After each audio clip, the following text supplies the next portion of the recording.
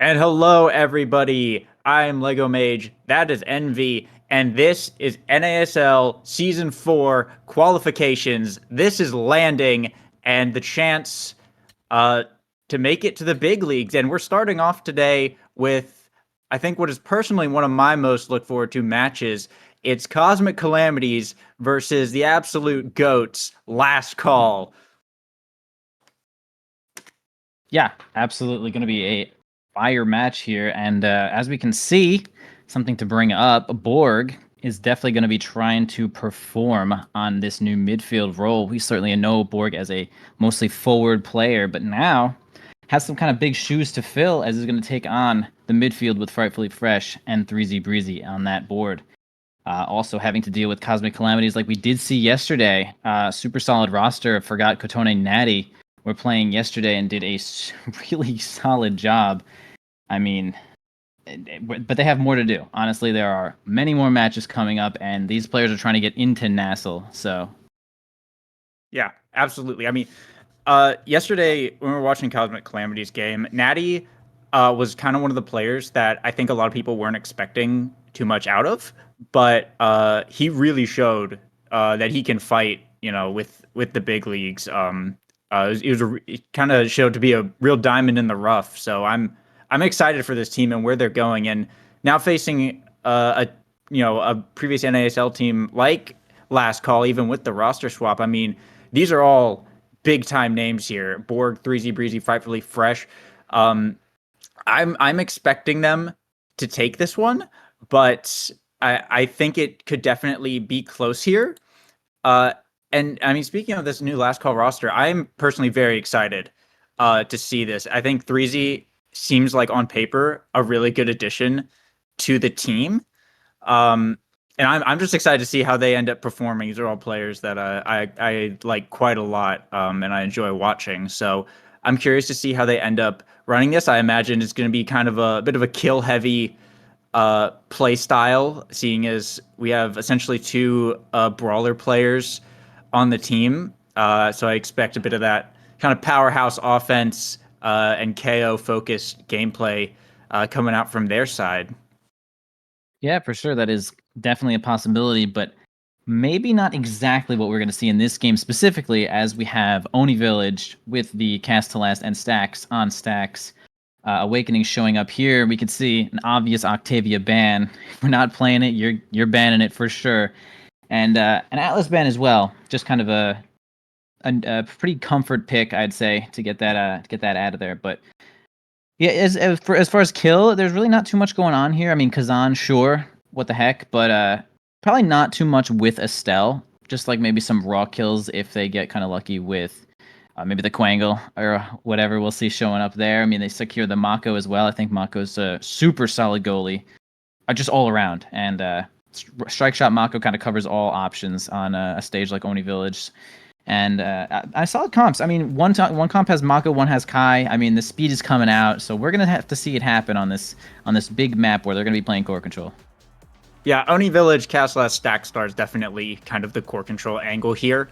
And Forgot picking up that Estelle here as well, I think is really good. As we've seen countless times, Estelle is incredibly strong on this map, especially with a stack start. So I really expect that that's going to be a bit of a tough challenge. But I think Last Call has a very strong, even with Borg on the roll swap, I think they could still have a very strong presence in the midfield. So we'll just have to see how that plays out. I mean, we have the Rasmus. I imagine that's 3Z Breezy, but I will see in a moment.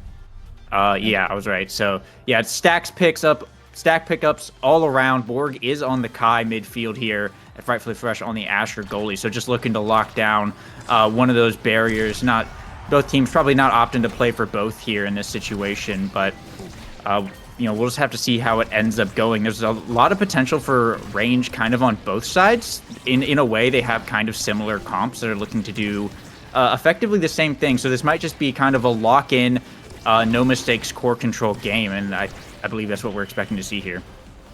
Yeah, I could definitely agree there. Both teams are kind of a really fast pace, as we're going to have the Kai like kind of flying on in there with a blazing speed, supporting the pendulum swinging Rasmus as much as they can, and of course Estelle really good at getting the goalie to spend cooldowns, as well as having Kazan on the side to just crooked leverage the ball basically wherever you're trying to get it to. So, Frightfully Fresh, I do like the fact that he is Asher in this specific comp, though. The primary is going to do well in beating multiple cooldowns at once. But that's really going to be the thing here, how well we see the barrier beam coming out. Yeah, what's kind of working out right now is he's the only one holding this barrier down. We get a split there from Forgot on the top side. Not too much coming out of it, though. 3Z, Breezy, and Borg both working on their flip here. Kotone has presence there, but as you can see, the barrier beam does a really great job of stuffing out things like the top spin, but we do see 3Z Breezy spinning a little incorrectly there. Own goaling Frightfully Fresh and kind of causing the first point to go to the opponents there. 3Z maybe kicking himself just a little bit there, but hey, it's first game of the day. First game of the day for them, so let's see what's going on next. Yeah, and you point out the Asher goalie. I don't feel like I've seen Asher goalie on Oni Village all that much, so I think it's kind of an interesting pick, especially with like taking boots as well for a little bit more speed. And since this is a stack start, normally I'd be like, oh, you know, you have the Kazan and the Estelle, you can kind of just get around the Asher, but Fresh with the boots and with the stacks himself, it's kind of able to mitigate a fair bit of Asher's weakness, which is that low mobility that you're normally seeing. So I agree. I think it's a pretty decent pick right here. And also, of course, it stops them from potentially getting the Asher forward. So we'll just have to see how it plays out. I mean, so far he's holding down that barrier very well. A great secondary there to stop Forgot from getting that angle on the top side. And with 3Z having a core flip now, burning it up in Natty's face, going to win the strike war and open up Cosmic Calamity's side of the goal. Core flip coming out from Katone isn't going to get too far. Frightfully Fresh able to shut that one down. But they still need to get it out of this corner here. Core flip coming out from Frightfully Fresh to try and get it back over to the midfield. And a big KO from 3Z Breezy. Going to start the power play now for last call. Borg trying to work his way up on this bottom side. It's 3Z Breezy in the top looking for this angle. But Katone falling back on the defense. Going to hold it down for now. 3 more seconds. But it looks like Natty may have disconnected and walked up to the top of the goal box. That's a bit unfortunate there, but that is going to be last call tying it up. Yeah, really unfortunate. I didn't see them snap back, though, at the end of that lag, so I'm not entirely sure what happened. But as it is, we will have 1 point on each side of the teams here. Only one barrier going down at the start here. Really good offensive push, but it's actually going to be instantly destroyed by the crooked leverage. Kotone in the right spot at the right time. Forgot trying to help out the pressure on the bottom side. Borg flying in there with the barrage. Going to be just enough to get past Mako. She really doesn't have much to stop that other than bass and drum, but you kind of want to use bass and drum, speed up your teammates, help them get those barriers, but you won't have that cooldown for something like the barrage as well.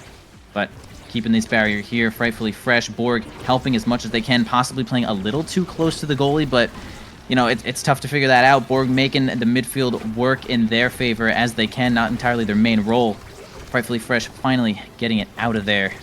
Natty has flipped, though, for this defensive situation. Going to spend it, get it directly to Kotone. Can they grab this barrier? Borg's going to break up the aggression, but not well enough, as Kotone does actually end up finding it here. 3Z Breezy's chance to score doesn't actually get much out of it, as the ball is going to go back to the side of 3Z Breezy here. Oh, a great strike war there from 3Z to get it around the Mako secondary. Yeah, it's a bit of a tough situation, I think, when you're a lone Rasmus facing off against Mako and Estelle over in that bottom corner like that, because at the end of the day, Mako just has enough hitboxes, whereas Rasmus only has, you know, kind of single hit abilities. So in that situation, like, it definitely involves Borg to, you know, use the speed boost and get back up there in time. But since we're on Oni Village, you have a bit more of that core speed. Natty is kind of able to get the core out of there before those situations are really able to arise. And it seems like Last Call's kind of game plan here is to just kind of bank on the slower Mako move speed and work around it rather than trying to force it through, which so far they've done pretty successfully on both their points. They just basically get the core to wherever Natty isn't standing. But that being said, getting these corner barriers is really what the challenge is, because obviously there's not a lot of room there. Yeah, absolutely. The whole game plan on Oni Village ends up being try your best to combine your cooldowns and checkmate the goalie in situations where they can't do anything with that last barrier up, but they do find it. It is a slightly larger barrier than it looks sometimes.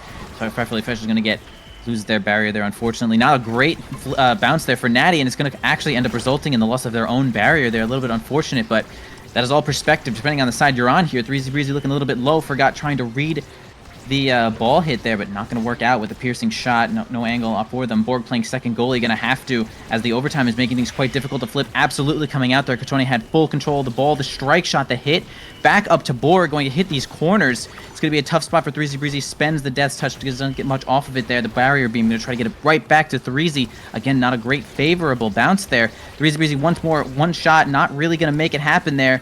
Forgot, piercing shot, not going to work out.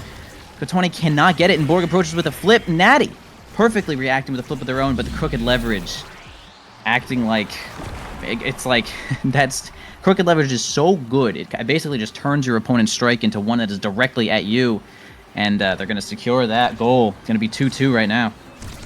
Great play from Cosmic Calamities there. That flip from Natty was perfectly timed, and I mean, this is what I was talking about a little bit earlier, right? With pretty much the perfect character to be doing that. And even now, everyone has max stacks right now. So at this point, that kind of has evened out. Everyone's fast.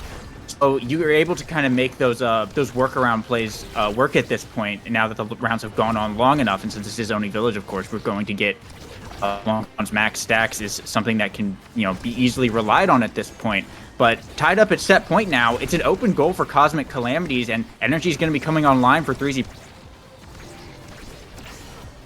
Bring down that second barrier, but Frightfully Fresh can't quite reach the top side, so it's actually Cosmic Calamities who are going to be taking set one. I think Katone going to be getting the MVP here as well, and that could be a bit dangerous, as they do have the Estelle, they have all the Dash Awakenings available potentially.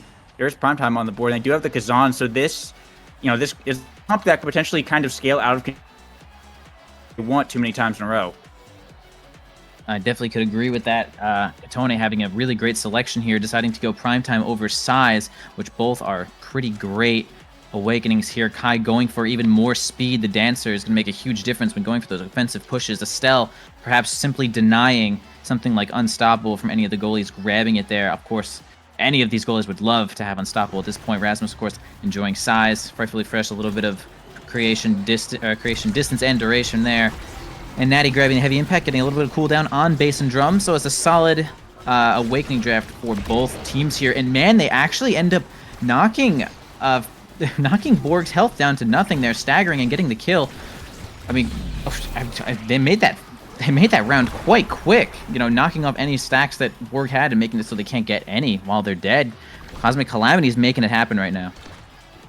Yeah, luckily for Last Call is still kind of the first round, so there isn't like too many stacks on the board. But I mean, Katone is at 66. Like, for the moment, he's got a pretty decent speed advantage over pretty much everyone on Last Call, and being on Kazan, he's gonna be able to utilize that effectively, imagine. But I mean, so far, Cosmic Calamities are playing a much higher level than I kind of expected going into this. They're really showing like why they deserve to be here. And with energy coming online here as well for pretty much the entire team, this could end up getting out of control for Last Call. Katone has a core flip, Forgot has a core flip, and as they're pushing this top barrier right now, not opting to use it here. All three members of Last Call can be forced onto the defense though.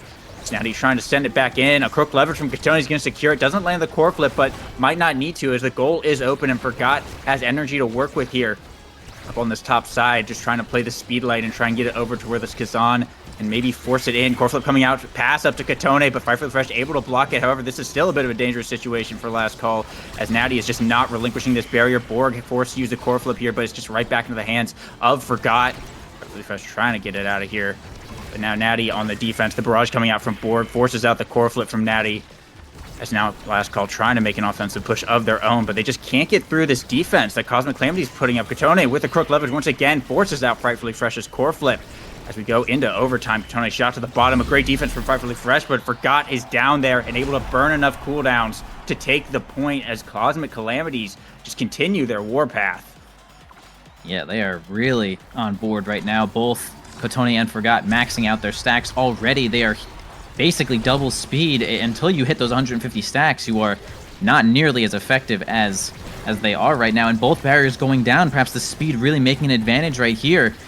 Only one barrier down for the side of Cosmic Calamities. Frightfully Fresh going to be under a little bit of pressure here. 3Z does have a flip. See if they can grab that barrier. Fresh having to use the secondary there to save the ball. Almost forgot the name there. Breakthrough. That's the one.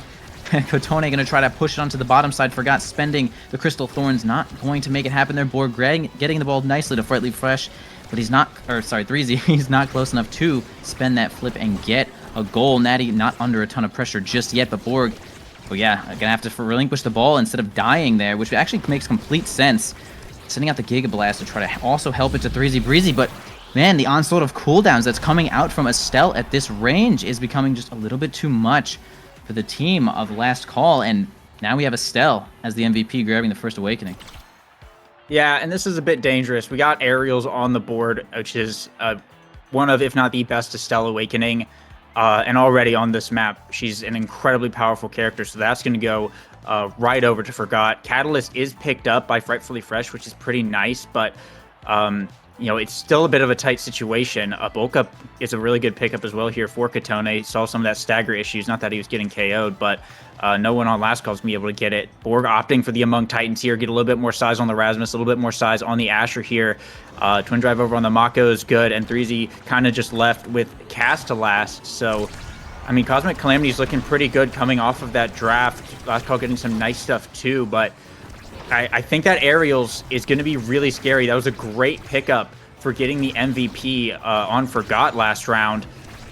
And, I mean, I think we're going to start seeing it a lot more because, I mean, just having all that range on Forgot, it's just, like we were saying, it's just going to get around the Asher at the end of the day. And Borg's going to have to play more on the defensive end to try and counteract that, which, of course, is going to leave a lot of space over on Calamity's side of the field where they're only having to deal with 3Z Breezy, and Forgot has enough kind of global presence that he can kind of go back and forth a little bit more freely.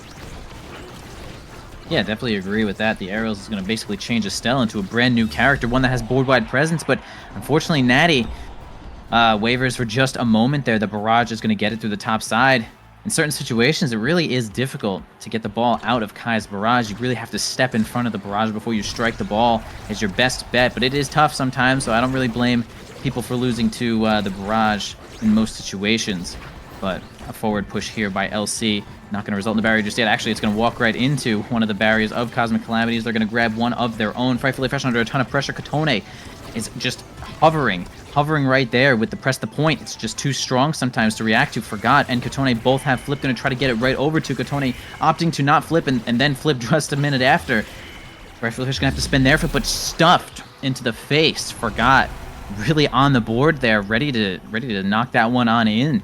Cosmic Calamity is looking like a true threat right now. Yeah, I'm a little bit surprised the way this game has been going so far. Cosmic Calamities are looking really, really good. And they still have a core flip up on Natty here as well. But I want to point out Borg's build. It's Among Titans, Stacks, Orb Dancer on Kai. So Borg has the potential to be moving really, really fast when those orbs hit, when he's able to pick up one of the midfield ones and just get that power spike. But so far, it looks like, at least in that last round, Cosmic Calamities didn't really give them that position, you know, to be there. Like right here, Borg was having to deal with Kotone over on that top side, and the orb ended up getting picked up by 3Z Breezy.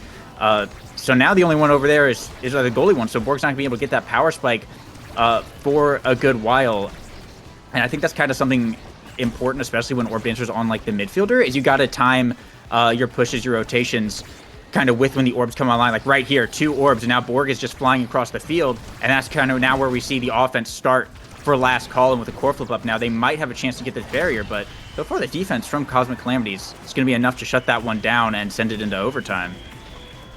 Yeah, here we go. Overtime showing up. The red balls making things super difficult. Yeah, Kazan, especially with a little bit of power there, getting from the bulk up, actually making it like 30 power or something, making it really difficult for Frightfully Fresh. The red core is just going to be a little too much in certain situations, and we can also see that the side of Last Call doesn't have a single stack, 150 stack of stacks yet. It's just Cosmic Calamities with all of the control, all of the strikes. They're hitting people with the ball. I mean, it's just they have all the speed and all the control right now. But one barrier down for each side at this moment. Kotone not going to be able to get a barrier from Forgot's Core flip right there, but yeah, a big old pendulum swing is going to actually just stun everybody, grab that final barrier, which is great. If you can really get the last barrier with just something like a pendulum swing, that is a big news. Keeps your energy for the open goal here. And this bottom push, difficult spot, but actually Frightfully Fresh, no problem defending that one away. But now the offensive push, and man, Natty and Forgot beautifully get it out of there. That was like a combination strike there, a triangle attack. Actually going to be a difficult spot. But not too much happening right now. Oh, look for kills on Borg for just a second there, but not going to find it. Man, only one barrier down. Looking at match point, though. Cosmic Calamities really want this one. Yeah, it's going into overtime, though, is exactly where they want it to be, which, like you said, that Kazan power is going to get that core speed, get it around the Asher, get it around the Rasmus here. But there's 2 core flips on the side of last call, and Borg firing it right now, but Natty with the primary is going to totally shut that down, get back up to Katone, force out Frightfully Fresh's core flip.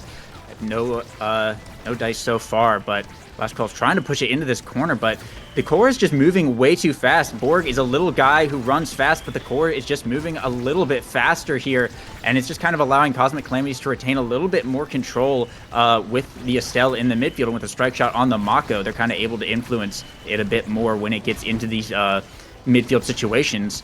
On this top side, Threezy went for the pendulum swing, which was just a little bit too far away. Borg trying to send it back in. Threezy shot to the bottom. Forgot is there, though.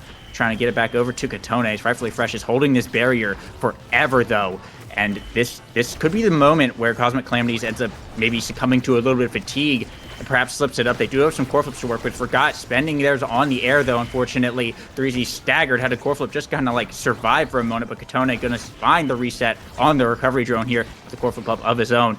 This could be a bit of a dangerous situation here. Playing the speed lane now. Cosmic Calamities are looking for this barrier, but last call, they are holding. They are holding quite well and just winning these interactions individually to keep the core out of Katone's hands as much as possible. Threezy on this top side trying to force it in. Borg walking in with the barrage is going to be enough finally to get through all the Mako hitboxes as last call bring it to a set point and a chance to take this game back.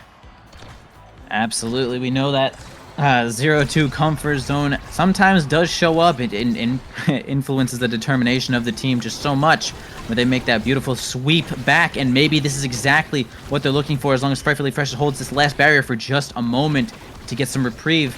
And actually Katone is going to go in with everything they got. Spending the core flip, Forgot cannot help enough to grab the final barrier. Fresh in the same situation as last time, one barrier up, a flip for as well. Borg looking at a flip for themselves is going to try to get it all the way out of there. Threezy Breezy spending the pendulum swing, not getting too much. The Death's Touch also getting the pull a little bit close to the goal, but not too much. Fresh moving up for just a moment, but they can't seem to make that offensive push happen just yet, but the barrier's still up. A really great buffer if you're the side of last call. Looking at match point right now, they can bring this back if they just find a little bit more time here, but Borg is certainly running out of time. Grabbing all the orbs, though. Orb Dancer really helping keep Borg in the game right now, as Katone switches all of their attention to try to destroy Borg's life. But it's not enough. Actually, just spending time. Overtime rolling past now, and we have Threezy Breezy and Borg going to try to sink this goal one more time. Forgot playing second goalie. Katone's chance, perhaps now with overtime, to get the red core in. Really nice by Natty not to send the ball past the goal there and lose to the barrage. Yeah, now a hook coming out from Threezy Breezy looking for the bottom side, but he doesn't quite go in yet. Natty and Forgot able to hold it, but it was a bit of a tight situation. They were able to get it out. Katone looking for this barrier, trying to use this prime time on the crook leverage, but Borg shutting it down both times. Getting over Threezy Breezy, fires a pendulum swing, has a core flip, burns it here, but it gets blocked. Core flip coming out from Forgot is going to clear it out of there. And now it's Forgot and Katone trying to keep it away from this Rasmus hook. Trying to find the barrier. Frightfully Fresh going to hold it down for now, though, but Borg in this bottom corner has to find a way to get it out of this tricky situation. He has a core flip to work with, but is looking for the point. Going to core flip in the midfield, but Forgot is able to block that one. Now with the pass up to Katone, the pass splitter has to come out from Frightfully Fresh to stop that from getting dicey there. Now Katone walking with the core, trying to find a good angle here. Hook coming out from Threezy Breezy, doesn't need it, just gets control of it anyway, and looking for this push, but every time Natty's able to shut that down with the Mako secondary. It just does enough push to keep it out of the whiplash for long enough to clear it out of there. Now a cage coming out from Natty, a secondary going out from Natty, saving it both times by an absolute hair there. Now he's got a core flip to work with on the defense. Natty is absolutely holding the iron wall right now as they're trying to seal this game and take game one. Frightfully Fresh all the defense, but Katone is there in the midfield with the Kazan strike to fire the red core and steal the game away. Cosmic Calamities take game one. Wow, that was insanely intense. Natty doing such a great job of defending the goal there. Not even spending the flip to like Natty had flip basically that whole time, but was confident enough to, redirect the ball in ways where they did not think they needed the flip, and just keeping a couple of extra resources is certainly helpful as long as you know exactly what you're doing there. And we can see a ton of saves coming out there from Natty. Actually, a couple more from Frightfully Fresh as they was holding the barrier a little bit longer in certain situations. But Cosmic Calamities do end up finding this game. Kazan making things so difficult for the side of Last Call. Overtime. I mean, it's Oni Village. Overtime shows up quite a bit, and Kazan is quite good at overtime. It's just more control than some of the other characters have, making the red core whenever you want. It's basically just a little flip every time, and I mean, they played well. Cosmic Calamities played well enough to win that game, and honestly, that was just good gameplay. Yeah, no, absolutely. Their defense was incredibly powerful. 3Z Breezy looked like he was having a lot of trouble getting it through Natty and Forgot, especially on the open goal, which when you're up against a Mako goalie, especially on like Oni Village, you kind of expect the open goal to be like the weak point of when you can make those pushes. But having that extra stack speed really helped them out a lot. And I think their comp in general, Kazan, Kazan, Estelle, Mako with the speed start on Oni Village was just a really, really solid team comp here.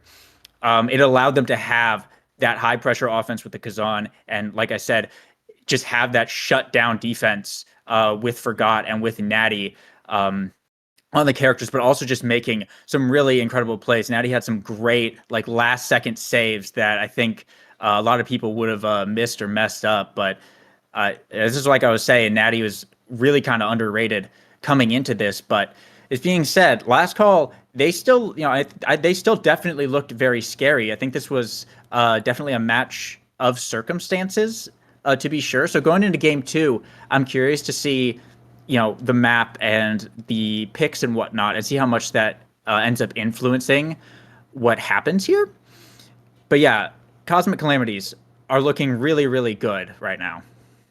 Oh yeah, for sure. I would not be too surprised if we see the side of Last Call going a little bit harder on the kill comps in the next game. Perhaps we'll see. Oh, we actually do already see at the map, I believe, Obscura, which is not a traditionally killy map entirely, but I've seen 3Z and Borg definitely playing kill characters for sure, like the Zentaro players. I mean, they love to play the killing role there, but having Stacks again show up, Orb Dancer, again, kind of representing a little bit more core control. And something I do like about Gates, it's now that the Gates is a little more static now. Of course, we're not going to see another change on that as it has already been changed. The play styles and how they adapt to the portals is very interesting to watch, because we're going to see probably two people blocking the portals, and then it's just going to be two people in the center stage. And the goalie's just going to have to make their decision on where they are supposed to send the ball here. And of course, I say Zentaro a bunch of times. Zentaro, boom, banned off the stage, and another Atlas ban also showing up. Yeah, I gotta refresh my. Okay, there we go. Now I can see the thing. But yeah, the thing about Gates, right? Interestingly enough, is both these teams apparently prefer this map, which is pretty interesting. It's one of those maps where you either love it or you absolutely hate it. But the interesting thing about Gates is like the way a lot of people end up having to position to get the barriers up in those corners. It does allow for a fair bit of killing, like more than you'd expect to actually happen. It was a lot more prevalent on the old map just because of the size and the shape of the barriers, but it's still definitely there, especially with characters that can just like knock you off the edge, even characters that stagger you, because it kind of forces you to not go into that scoring position that you initially want.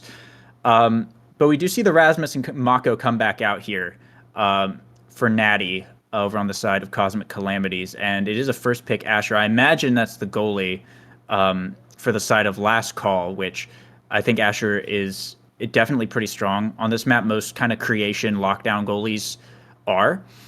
And we do have the speed start again here, so I'm curious to see. Oh, wow, actually, it's Dubu coming out, Dubu pick. If that's a Dubu forward, that would be absolutely amazing, but it might just be Dubu goalie here. I could agree And they with have that. taken, yeah, they have taken away. Dubu forward, I think, is viable on this map, but Oh, you have to be careful when you pick it. You don't want to just blow up every single time. I think with Stacks and Orb Dancer, it could be a thing, but that remains to be seen. They did pick up the Estelle in the midfield, though, probably for Borg, so a little bit more of that midfield presence, especially with the stack start like we saw last game, could definitely be a bit of a threat. Oh, to now pick up is actually really good here for the side of Cosmic Calamities. yeah, I really like. I feel like now has gotten a solid amount of nerfs in the last few patches, but still remains quite a good midfield. She's just got some solid moves, honestly, and really good at preventing certain kill comps from existing as well. And I kind of like her on this map. She's really good at squishing into the corner, especially with the drone help, the teleportation assistance as well. Actually, both. I mean, both drones. One definitely halting one of the lanes by itself sometimes, and Forgot is going to definitely make that one work as we see Kotone. Yeah, again on the Rasmus, very nice comfort pick for Kotone. And yeah, like you said, Borg is probably going to be on the Estelle here. Frightfully Fresh picking Dubu, perhaps. I mean, we believe this is Dubu goalie, right? I don't really see Frightfully Fresh play Dubu that often, I feel like. So maybe we're getting kind of... No, I'm seeing it here. He's Dubu. So Dubu. I'd like to see... So not much kills. Not much kills coming exactly to be, in my opinion. But I don't know. Maybe they make something happen. Maybe they make it happen. We could see something happen. I think the Dubu pick here is really good. I mean, like I said, creation lockdown goalies are really strong on this map. Dubu is kind of like, I think, chief among them. And with, the classic stacks or possibly Orb Dancer start, you have the move speed that Dubu wants, and you can literally just walk up on one side and trap the core in the enemy's corner where obviously your forwards are trying to push it. So Dubu has a lot of offensive pressure on this map, and with the speed start, I imagine we're going to be seeing that a fair bit. Whereas with the Mako over inside of Cosmic Calamities, they don't quite have that mobile presence as much. It's a little bit more range based, but I mean they have the now in the midfield, so that's making up for it a lot here. And it's actually going to be a strike shot, stacks on stacks start for Frightfully Fresh, and a Pauldron start for Natty. Everyone going stacks this game once again, just for that move speed. It's just such a strong awakening. So we'll see how this ends up going here. It is going to be a first barrier going over the side of Cosmic Calamities. Actually, both barriers going over the side of Cosmic Calamities, as they've opened up the goal fairly quickly here. Now in the hands of Kotone, could maybe look for a push here. Forgot also pushing up as well, forcing Borg to come back on the defense here. Kotone just waiting it out, looking for an angle here. Almost trying to find it. Borg, I forgot with the primary, just taking Frightfully Fresh off the map. Suddenly a power play starting for the side of Cosmic Calamities. They do lose a barrier, but Forgot has a core flip up, and this could just be a really dangerous situation. Luckily, Last Call able to stall it out by sending it through the portal there to get their goalie back online.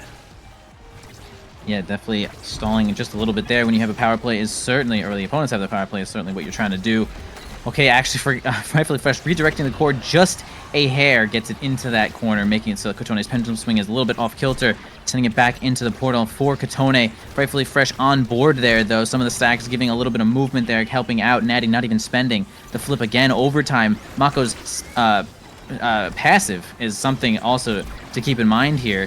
Rhythm Strike allowing the core to go red, but man, we see a kill from on 3Z Breezy there. Cosmic Calamities once again. This power play looking to get something done. Frightfully Fresh, kind of a wall, but it's going to be the proximity drone that actually gets it on in there. Man, that is tough to play around. Now is good in a lot of different situations. And again, the kill on 3Z Breeze is going to reset those stacks. Yeah, the kill there was really massive, especially considering, like, Forgot is already at max stacks. Borg is almost at max stacks, right? Natty's almost at max stacks.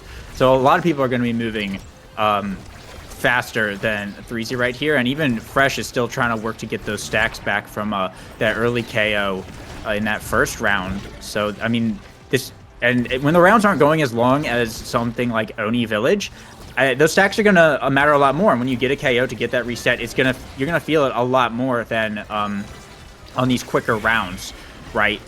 So, I mean, we'll have to see if they're able to kind of catch back up right now. They do have the offense going. Last Call does bring down a barrier here, and they're potentially looking for more if they can win the battle in the midfield. But there's 3 core flips up on the side of Cosmic Calamities right now, and they are just playing really methodically, just working this core up the field. There's 1 barrier going down. Didn't even have to spend anything for it. 2 core flips getting spent here. Forgot able to get it through Borg there. Katone does miss the core flip, but it's going to get the point regardless and bring it to set point, which is potentially huge. And if Forgot gets MVP, like we saw last time, and gets like Monumentalist, it could be really, really scary for Last Call. Absolutely. That is definitely one of the game breakers that is going to possibly show up in this draft. There really isn't too much other than like something like, oh, okay, big old flip coming here from Natty. A little bit of extra power on the Pauldrons may be the turning point here as they send 3Z Breezy off the map once more. Big old power play. Borg approaching with the flip, maybe stalling just a little bit here. The Fortress also helping out. Finally, 3Z Breezy returns.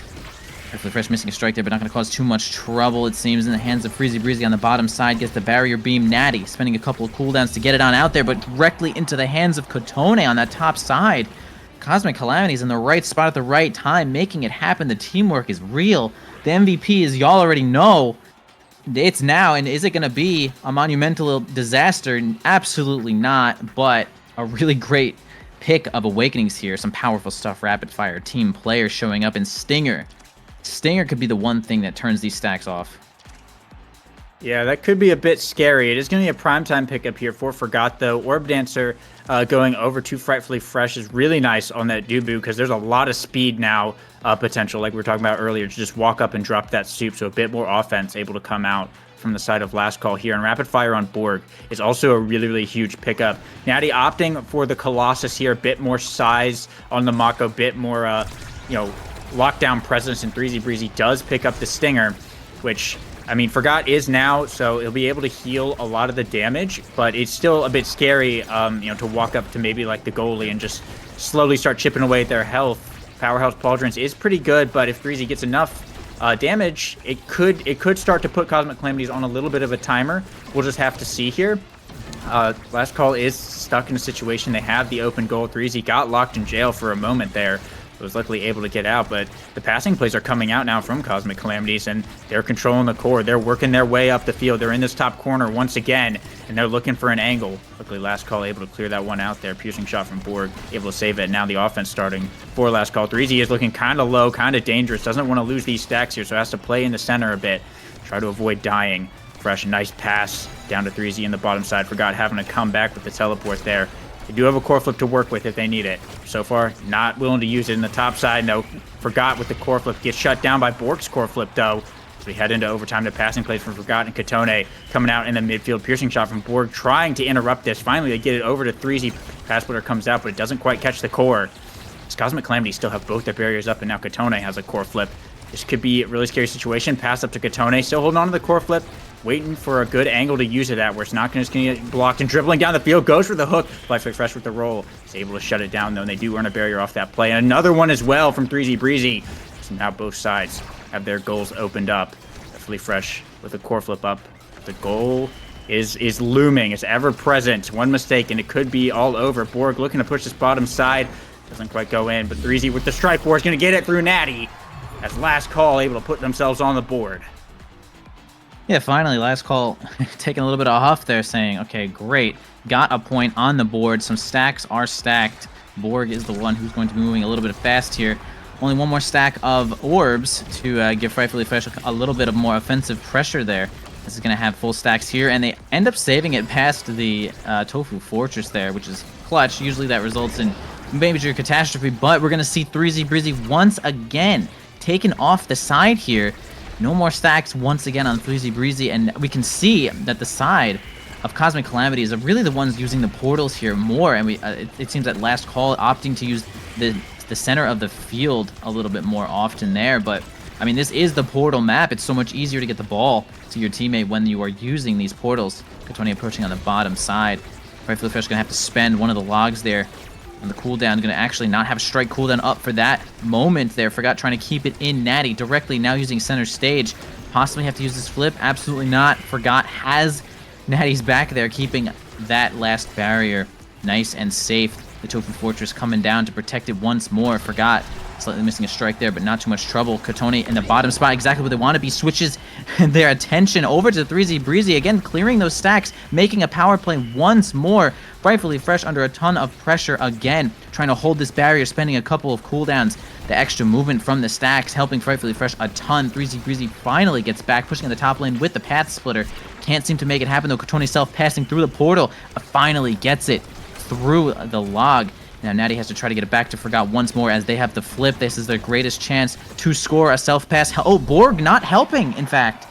Borg missing missing the side of the wall, missing the portal, missing a couple of key angles there, to be honest, but unfortunately results in the Cosmic Calamity score there. Yeah, that was a really unfortunate strike shot moment from Frightfully Fresh. He read it as going, it was going to be going down, but it ended up being a shot directly at him, and the strike shot whiffed, and it put his strike on cooldown, which you hate to see it, but that is the penalty for taking, potentially such a strong goalie gear, and right now, Cosmic Calamities have done a pretty good job of limiting Last Call's offense, like, as much as possible. Like, Frightfully Fresh right now is able to push up a little bit more, but has been kind of relegated to standing on the barrier for a lot of that last round. He hasn't really been able to utilize a lot of that speed as much as possible because either 3Z was dead or they were just getting pushed so hard. They do find a really great play in this bottom side right here. 3Z able to stuff it through Natty. Borg losing the stacks for it, though, could be a bit detrimental here to the game plan, but they are on set point. They have a chance to take this back and potentially get something in the next draft to help them out here, but yeah, like you said, the portal play from Cosmic Calamities, especially on the offense, has been very strong. Last Call have been a bit relegated to using them kind of defensively because they're just not quite able to get as much going as Cosmic Calamities, especially with the max stacks now in the midfield running around at Mach speed, just kind of shutting down everything that Last Call try and throw at it. Yeah, these couple of semi-random separated kills, basically one on each team player for Last Call is resetting their stacks basically to nothing. They just simply have way less speed all around. Borg left to defend this goal and actually does successfully keep that barrier. Frightfully Fresh finally returning, losing all their stacks though. We're losing both Awakening stacks. That's really kind of terrible for little Dubu there. Not too much speed left, but they're gonna see if they can defend this barrier one more time. The side of Last Call really just needs one more point, like we said a little bit earlier, to reset this set and get an Awakening for their own, but Cosmic Calamity is not making it easy for them. I'm really trying to say that they're using this map a little bit more effectively than Last Call is. Natty spending a couple of cooldowns, keeping the barrier again and again, spending the flip to finally... Man, it's been taking Last Call forever to get that flip off Natty, and they do eventually find it. Forgot almost getting it through the top side. 3Z Breezy again looking quite weak. They're trying to get one more kill on 3Z Breezy and make this goal just happen quite easier with the power play, but they can't seem to find the kill just yet. And of course, I say they can't seem to find the kill just yet, and they do. 3Z Breezy taken off the map, and this is the power play that Cosmic Calamities is looking for to bring this set back to even. Borg stalling for as long as he can, but a pass down to Kotone forces out Frightfully Fresh's core flip here. 3Z is back online, but no stacks on the Asher. Does feel really bad when everyone else has some. You're going to be moving quite slow. Borg has a core flip, though. Last Call might be able to make this work there on the offense. 3Z's in the top corner. Forgot a nice little primary that interrupted, but 3Z able to regain control, at least for a moment. As now Borg with the core flip in the bottom sends it right at Natty, but with the empowered strike is able to defend it. Now the portal plays begin, but it gets back in the hands of Last Call here. Luckily, Cosmic Calamity is able to get it out of hook from Kotone. Forces out Fresh's strike shot there. Great save from Last Call, but now Forgot is pushing up hard in this top side. Borg forced on the defense, blinks up to try and get it to 3Z, but through the portal once again, back to the forwards of Cosmic Calamities. A great pass from Frightfully Fresh, gets it over to 3Z Breezy, and with the dash is able to secure it. As Last Call able to take this set, but here's the scary thing.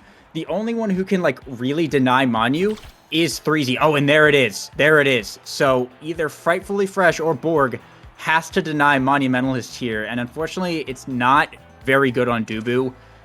It kind of messes up a lot of the abilities, so it does hurt that Frightfully Fresh has to take that instead of, like, Unstoppable here against Erasmus, but it is kind of a forced deny. So even though Last Call are getting kind of the picks they want, they're inhibited kind of a lot by forcing that deny. And there's not really a lot here for Borg other than that among Titans, which will be kind of nice. But overall, Cosmic Calamities, especially with that extra special on Mako, actually came off that draft really good. Yeah, super solid. I mean, yeah, you really don't have too much choice.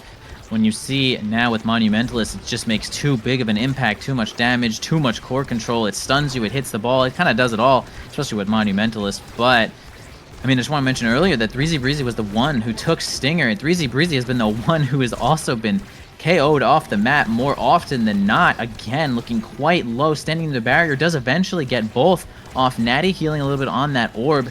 So it's looking like a solid situation, actually, for 3Z Breezy in just this exact moment. Kotone and Forgot trying to make an offensive push here, and yes, the Whiplash is actually going to find a really solid angle there, right in the bottom lane. Cosmic Calamity is taking an advantage in this game once again. Yeah, it's looking very tough here for last call. I think this is something that they can come back from, but it's going to be really, really hard. I mean, as we've been seeing, these rounds have been kind of a slog, and it's been really close the entire time. But now everyone pretty much has a core flip up this round. Core flip coming out from Natty, burns 3Z Breezy's core flip and is able to get it through the portal here, though. Back over to Forgot, who burns a core flip now of his own. Great save by Frightfully Fresh, but unfortunately couldn't get out of the corner in time. Core flip from Borg also burned, and now that leaves Kotone with the core flip, able to stall it out on the goal line and just sink it right in. Great use of energy there from Cosmic Calamities. They burned all their core flips, but they got the goal and took 2 of last calls in addition and put themselves on set point. So they put themselves in a really great position with that play, and now taking a first barrier like that is setting them up to potentially run away with this set. And if they do get another really great draft like they've been getting, they could just run away with this game and the whole series. Absolutely, the whole series is certainly at stake here. Some of these Awakenings making a bigger impact than some of the teams might want them to. Frightfully Fresh keeping their flip from last point there, actually respectfully, as using flip to simply answer another flip is not very easy, especially at point blank range. So we're gonna have a little bit of extra defense resource there on the side of last call. But again, they are down 2 points in this set, as we're saying, so they have a lot to work with. Again, they're losing their barriers. It's a really tough spot. 3Z Breezy kind of just standing in front of Natty, just waiting for the ball to show up at some point, but Forgot and Kotone with this offense is just doing too much. They're doing too much work, and even when the ball does get to 3Z Breezy, Natty does a super solid job of defending, locked out by the pass loader, but Forgot definitely got your back. Natty, no problem there. Again, flip on to Forgot, flip on to Natty, actually spending it, not trying to die to Breezy there, and yes, it's going to be a flip pass open goal for the side of Cosmic Calamities. Kotone easily redirecting that one to either side successfully. Getting Rasmus, Kotone, the first Awakening draft here. That was an incredible defensive stand from Cosmic Calamities there. I'll say it. That was really, really solid. And I mean, Quick Strikes and Catalyst are both on the board here. It is going to be a Quick Strike pickup for Kotone, a great reward for a round well played here. Catalyst does fall over to Frightfully Fresh, so they will be having a little bit more energy to work with over on the side of last call here. But Twin Drive on the now can be pretty scary. 1-2 punch on the Mako for a bit more core speed here. Adrenaline Rush is kind of forced over to Borg, just a little bit more cooldowns here, which it's not bad, but last call not getting too much from that draft. 3Z did get a second Stagger Awakening, which is really nice because he has been dying a lot, so that will help mitigate that, and especially Reptile Remedy, get a little bit more of that healing and scale a little bit with that power. So 3Z is definitely looking a lot better here. That Quick Strikes pickup is kind of scary to look at. Oh, of course, I say that. Kotone finds the Pendulum Swing and just knocks him off the map, so I guess the stagger didn't really matter there. But yeah, last call going to have to suffer through another power play here. They've done a very good job of stalling these out so far, and they will be able to do it again and actually earn a barrier on that one. But they're going to have to really fight for their lives here, as this is potentially the last set for Cosmic Calamities to just take this and run away with the whole series. Yeah, absolutely. I mean, these Awakenings could actually be a little bit more problematic than they want them to be. I mean, Kotone does have just nothing but speed and Quick Strikes. A great Awakening draft there. It's just a good set to just start dribbling for yourself, get a bunch more energy. I mean, you cannot stop this man from striking the core at you. 3Z Breezy getting knocked around a little bit, but it's going to be actually the side of Calamities with the open goal Forgot Borg actually approaching with so much aggression here. Kotone has the flip. 3Z Breezy not getting the exact angle they're looking for there, but Borg, with the great support of the piercing shot, is actually going to land that one right past Natty. I also I gotta say, I like the build that Natty's going for here. We got a little bit of size, some power, some core speed. I mean, core speed is not to be underestimated, especially something like team player. It just makes things so much harder to intercept in general. So the 1-2 punch going to act like a little team player there, making things just harder to intercept for the midfielders. Yeah, I mean, definitely. Power on goalies can definitely be, pretty strong. And I mean, even just for chipping away at 3Z Breathy's health, just having that extra power from the Pauldrons and the Colossus has kind of helped Cosmic Calamities a fair bit. I mean, right there, just 3Z just gets stuck in the cage and just loses almost his entire health bar. That primary right there, 3Z is now suddenly looking kind of dangerous. And with Last Call having an open goal, it's incredibly dangerous as Forgot just able to walk up, take Frightfully Fresh off the board, reset the orb stacks, reset the stacks on stacks, and just sink it right in. That's absolutely massive for Cosmic Calamities. They have max stacks going, and 3Z and Frightfully Fresh have been reset entirely. So there's a huge speed advantage right now for the side of Cosmic Calamities, and just with the Now and the Mako speed as well to boot, just buffing that up. It's going to be a really tough, I think, round and set for Last Call to come back from. They've had to endure so much this game, and they're just going to have to endure a little bit more here as Kotone on this bottom side opening up the goal once again, and Natty with a great portal pass down to Forgot, sends it right to Kotone with a little hook there, and that suddenly puts Cosmic Calamities on series point.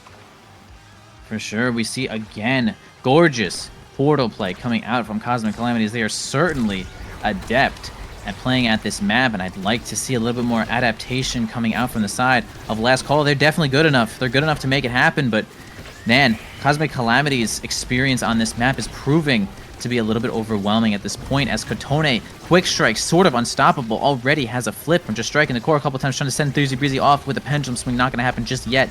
But man, we have a triple goalie situation. They are under so much pressure. Again, the last point, making things difficult. And man, the Death's Touch.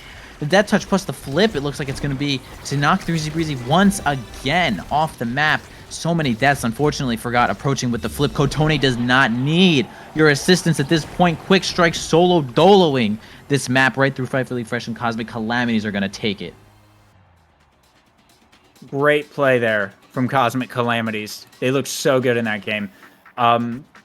Yeah, they found the KOs that they needed on 3Z Breezy that entire game. Resetting those stacks was so detrimental every single time that it happened, especially when you're on Asher, who's slow, and you're against a speed boosted Now and Rasmus, who are running at max stack speed and just getting more speed boost and able to just get the core around. Even Borg on the Estelle wasn't able to keep up with all of it. And I mean, I think we're seeing a little bit of that that kind of new roster role swap syndrome with Last Call. There was definitely a lot more, I think, team synergy and just synergy among players on the side of Cosmic Calamities that looked really, really good. Whereas Last Call was maybe struggling with that a little bit. There were one or two, misplays and whatnot that Cosmic Calamities saw and were able to capitalize on. And they just did a great job of really shutting down pretty much everything that Last Call wanted to do. Every time they tried to make a play, Calamities just took over and said, this is our play now, and you're going to have to go on this defensive onslaught just to stop us. But by the time you do that, you're out of cooldowns, and we just come right back and, restart the offense anyway. So it was a really great series there from Cosmic Calamities. I think definitely a bit of an upset, to be sure, and they're all looking really good. It's so excited to see, where they go from here. Absolutely. It just felt like Cosmic Calamities was one step ahead in each situation there. Portal play, Natty also doing such a great job of defending, using their cooldowns in just perfect ways. We can see, oh my goodness, the stats here.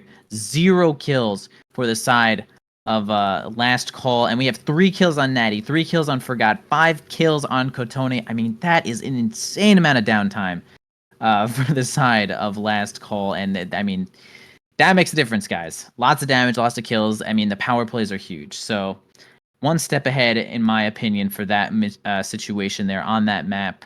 And that was great play, and even more is going to be showing up today. As you guys stay tuned, we're going to go to a little bit of break here. More matches are going to be coming up next.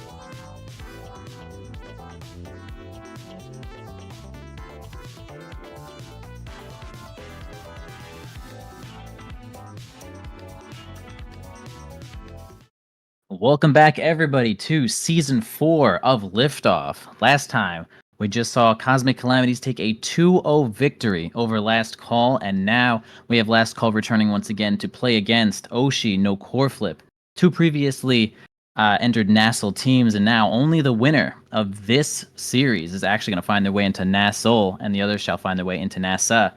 Lego Mage, please, why don't you go ahead and tell us about these teams, what we might be able to expect? Yeah, I mean, as you said, this series has huge implications. Both teams looking to make it to NASL, but I mean, only one of them is going to make it through this time.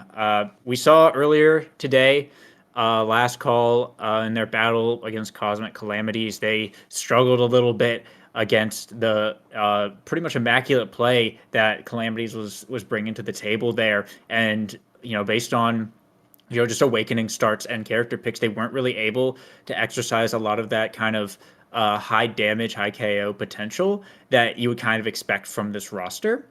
Meanwhile, Oshino Core Flip, they just came off a bit of a slog series in a 3-game win against Chikara Chatting. So they got to keep the mental up. They got to keep the fatigue from potentially getting to them, and of course the nerves. They were looking a little bit shaky in their last rounds. People were saying that the nerves could have been getting to them, and with all the stakes now piled onto this series, and against a big name like Last Call, that actually might be a big factor for them. I mean, you have Marimeg, you have Kashikoma, and you have Judgmental, who are all very solid players. We saw great play from Kashikoma and Mirameg on the other stream that we were watching while we were on break in the chatting game. But I I am I this is gonna probably be a close one. I think Last Call really are looking to redeem themselves and make it into NASL. They have a little bit of roster issues that they're working on. They're trying to overcome,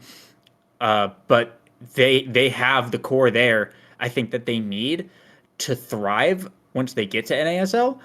But they need to find that opportunity. So I think what we're really hoping for here is, if your Last Call is that you get a map and starting awakenings that are favorable to what they're trying to do, right? So they can really execute their plan. I think if they're able to kind of run away with game one, it's gonna hurt kind of the mental of Oshino Core Flip a fair bit, right? Because I think that might be their greatest weakness right now. I think if they're able to take the sweep in game one, that gives them a huge boost for the rest of the series. But I think if Last Call ends up taking it, it could be a bit detrimental, and there could be a huge momentum shift either way. Just considering how much pressure is on both teams right now to take the one available spot. Yeah, absolutely. There is certainly a ton of pressure, of course. Every team wants to do their best, get into NASL. We see that their goals, both of these teams are certainly trying to make it into NASL. And man, it feels like just yesterday I was what was it? I was commentating maybe a weekly where the name of the team was Judgmental looking for teams season 4 of NASL, and now they find themselves actually in a pretty solid spot here with Kashikoma and Mirimeg. And that's a pretty great team, honestly, in general. Of course, they're going to be playing against Borg, Frightfully Fresh, 3Z. We've seen their names quite a bit as well. Actually, already getting into the drafting here, we see a little bit of missile propulsion and quick strikes. Those are kind of some powerful awakenings. Quick strikes being one of the still kind of like a terrorizer of the game. Still, it being buffed and nerfed multiple different times, and now they've kind of landed on a kind of a mid-level here with 20% speed and one energy per strike. Still super strong. We see a Kazan ban, a Vice ban. We're not trying to get not letting get too much damage show up with these bans, but we do see a Luna on the side of what is Oshino Core Flip, right? So that's I kind of think an interesting that's pick. I think Last Call's actually on blue side Oh, is here, it? looking at the lobby at least. Oh, lobby's wrong. I lied. I lied. Okay, gotcha. Yeah. Yeah, no, that But is or she Oshino Core Flip. Luna pick. Yeah, that's I mean interesting. Oh, It's on duh. the I'm dumb. It's judgmental. It's yeah. Luna. Yeah. I mean, yeah, you got the missile prop start, which is pretty nice. But you also have quick strikes, of course. So especially on Atlas Lab, you have that extra damage to work with in the center. Luna can definitely do a lot of work here. Um, I imagine we're going to be seeing, this looks like a pretty standard comp that we see from last call today. I think Fresh on the Atlas, Borg on the Estelle, and 3Z on the Rasmus once again. They got the quick strikes to work with here. They got the missile prop on the Estelle, so pretty solid start. I mean, quick strike's a relatively neutral start. I think both teams tend to like to pick that up, and even if you're someone like Estelle or in this case Luna that aren't super reliant on just forcing with strikes, you have the missile prop to deal, with your extra projectile range and whatnot. So it's a pretty decent start, pretty decent comps here for both teams, and we see Frightfully Fresh picking up the strike shot as well on the Atlas for even more additional range and opting for the quick strikes over the missile prop. And actually, I take that back. Everyone just went quick strikes here. No one going for the missile prop, just everyone wanting that extra energy, which makes sense. But we'll see how this plays out. A lot of range, a lot of global coverage over on the side of Oshino Corflip here with the Aimi midfield and the Luna goalie here.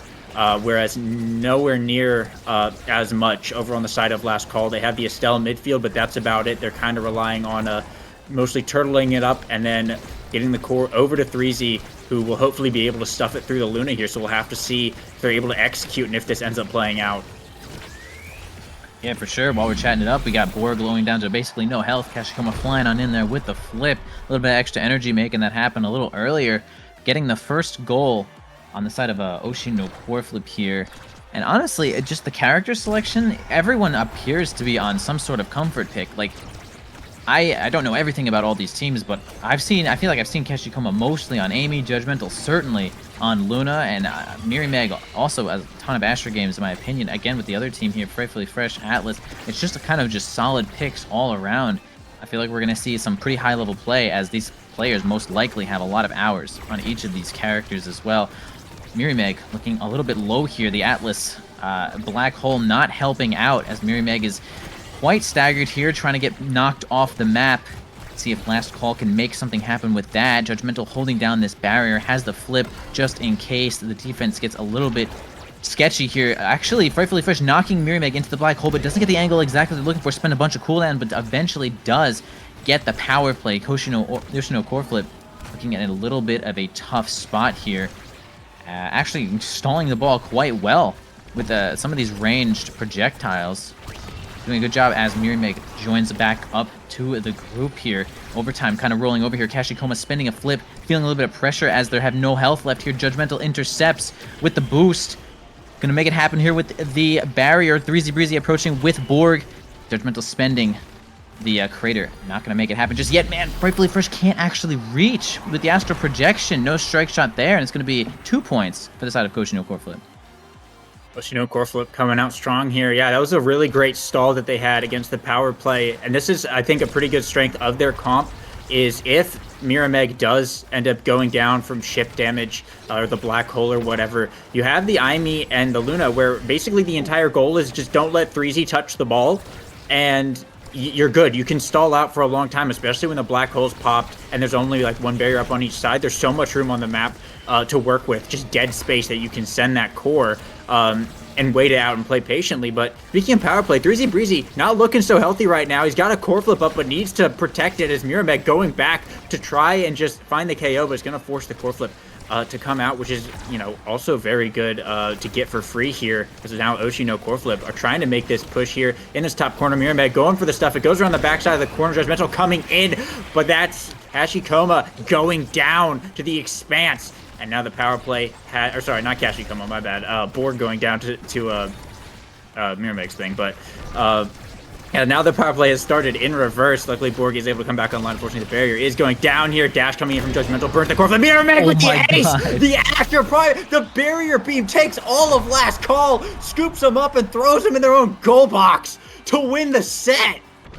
Wait, that was so fire. I've actually not once ever seen a triple kill for basically one cooldown there. That was like dummy good timing. Precision accuracy there from Mirameg, making it happen. Not a soul left to defend on that, and that is a well-deserved set win for them. Grabbing stacks on stacks, as long as they can survive stacking these up, it's going to make a big difference as the forward is just going to have a little bit more control over the map. Estelle really happy to find something like Hotshot, a couple of average awakenings, some health going out to Kashikoma and Judgmental there. Might of the Colossus showing up for Rasmus. A little bit more power there as the game goes on. See if they can grab a couple more size perks there. Nothing too powerful here. Borg's hot shot is definitely kind of a big deal, though, but we'll see how that much is into effect. They're not a great favorable bounce for the side of LC, but they do end up getting a barrier up themselves. Judgmental coming in for an interception. They do manage to make it happen. Stays long enough to grab both barriers there. Threezy Breezy using the Death Touch to Death Touch to grab the barrier. Judgmental just stunned. You're going to have to evade that at some point. It's tough, but yeah, making it happen there with the pendulum swing. First point there, this set to LC. Great play there from Threezy, and that's that Might of the Colossus coming in a little bit there as well to just provide more power. And as the game goes on, like we said, the draft wasn't like absolutely huge, but everyone is kind of locked into something that they can scale with here, right? You have the stacks on Mirrormeg, you have Stagger on Kashikoma and Judgmental, you have the size build potentially over on the side of Threezy as well, and you have Twin Drive on Fresh here, so everyone's kind of got something that they can build into to keep it neutral and potentially even play for this late game here. But so far it's really just gonna come down to the defenses of both teams, like we've seen here. And right here as well, Threezy was able to get that core around the Luna, and in those close quarter situations the Rasmus is going to end up winning, and that's kind of last call's goal here is get the core to Threezy and away from Kashikoma and too close to Judgmental for him to really do anything about it. Whereas obviously Oshino Core Flip are trying to do the opposite. They're trying to keep the ball away from Threezy and in kind of the open air where Judgmental and Kashikoma have so much free reign. And then when it does get up to Mirrormeg, it can just become kind of this headbutt simulator of Asher versus Atlas. And a great play there. Core Flip pass from Kashikoma to Mirrormeg to find the goal and tie it up for Oshino Core Flip. Yeah, that's another interesting thing about seeing eject button goalies, is that they usually have some really great forward pressure to help grab some barriers or help sink that goal. But right when they, now we see that the secondary and the primary used for Judgmental, they don't have much left, but they do end up finding a kill there, meaning that this power play might actually cause some damage onto the side of LC here. Borg doing a solid job of midfielding Fresh, throwing it into nowhere, doing a great stall. Threezy Breezy finds their way back, and we have Judgmental again boosting on in there, not getting too much off of it. No cooldowns left. Yeah, there you go. There's nothing left for Luna. I mean, that primary is not really going to do it. So it's just you really trade all the defense for all the offense, and if they do not make the offense happen, then you are nothing. You have one strike, and Borg is launching the thorns, and Threezy is pendulum swinging, and it's just a tough spot there, which really to focus on watching Judgmental's offensive play here. Yeah, I mean, absolutely. That's how you got to get around this team comp. And I think as the game goes on, Fresh already has Twin Drive, right? So if they can just get some more, defensive awakenings or cooldown. I know Reverb, I think, is still on the board as well. Frightfully Fresh can just kind of lock down one barrier and just be that defensive powerhouse and just continuously try to get the core over to Threezy to burn all of Judgmental's cooldowns to allow that kind of play to happen. But right here, last call in an open goal situation, Mirrormeg is a bit hurt here, so Oshino Core Flip are trying to maybe stall just a little bit so Mirrormeg can get some health back and be able to get into the play more. They have a little bit of energy to work with, but Frightfully Fresh is going to change all of that. Now it doesn't matter because Kashikoma is going to find a great Core Flip shot. Ricocheted off the top wall, sink it right into the top side there, as it's now all tied up on set point. Yeah, really great recognition from Kashikoma. They're noticing that Frightfully Fresh took his eyes off the ball for a second to slay Mirrormeg on the bottom side there. But yeah, it's going to be a little bit of an even set on this one here. Ocean, of course, having the advantage in the set, or more like the game count right now, or the set count in general. But we're going to see Threezy Breezy pushing on the top lane. Borg not in too much position to help exactly in that spot, getting that first barrier. Judgmental does have a flip, probably really wants to use this one offensively. Will possibly find a boost in here. Actually, LC making some headway there on the top lane. Judgmental deciding to eject on back there. Not too much offensive pressure coming in right now for Frightfully Fresh, getting kind of bullied a little bit here by Mirrormeg, but of course the Celestial Intervention is going to heal you right up, no problem there. Spends the strike, Mirrormeg almost wins that spot. Kashikoma flip on down to Mirrormeg, actually hits the black hole, not much off of that, into the Sentry.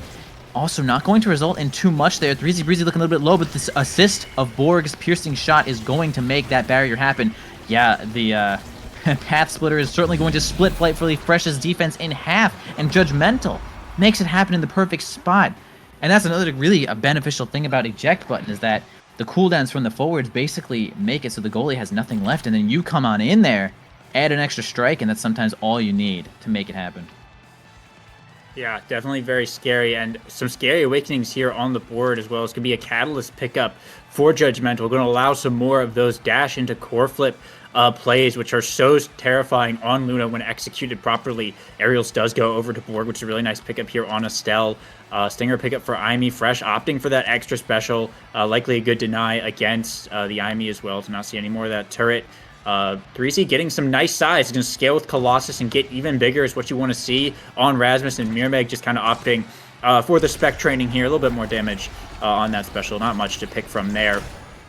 But yeah, curious to see how some of these awakenings end up influencing this game here, as I mean 3Z taking a lot of damage, but also has the capability of dealing a lot of damage. Kashikoma has that Stinger to like we saw a little bit right there to just kind of chip away at 3Z's health and keep him out of the play, which is kind of the ideal scenario. Like we said earlier, they just want to keep the ball away from 3Z as much as possible, and Judgmental actually boosting up right here, runs out of eject button, goes for the flip, but the ricochet is bad, but it goes around the back of the barrier anyway, so left unpunished, but it does get back into the hands of Last Call there, and Borg is able to bring down the barrier and open up that goal here. So now Last Call are looking to potentially take the first point. They do have energy coming up momentarily to work with. Borg and Frightfully Fresh have their flips here. Nice pass down to 3Z, back up to Borg in the corner. Borg goes for the core flip, and a shot straight down to the bottom. Gets it past the eject button. A great score here for Last Call to start off this set, but they're going to need a little bit more here, being down 2 sets, to bring this game back. Yeah, and I want to mention that I think that Borg and 3Z Breezy are kind of, I like what the Awakening builds that they have going on right now. Really solid, basic, like just good stuff. Of course, Borg has some of the great stuff that Estelle loves, aerials and hot shot. It's going to work out. 3Z Breezy going for size. I think those are the two to watch out for in these next couple of Awakening drafts to see the scaling go down.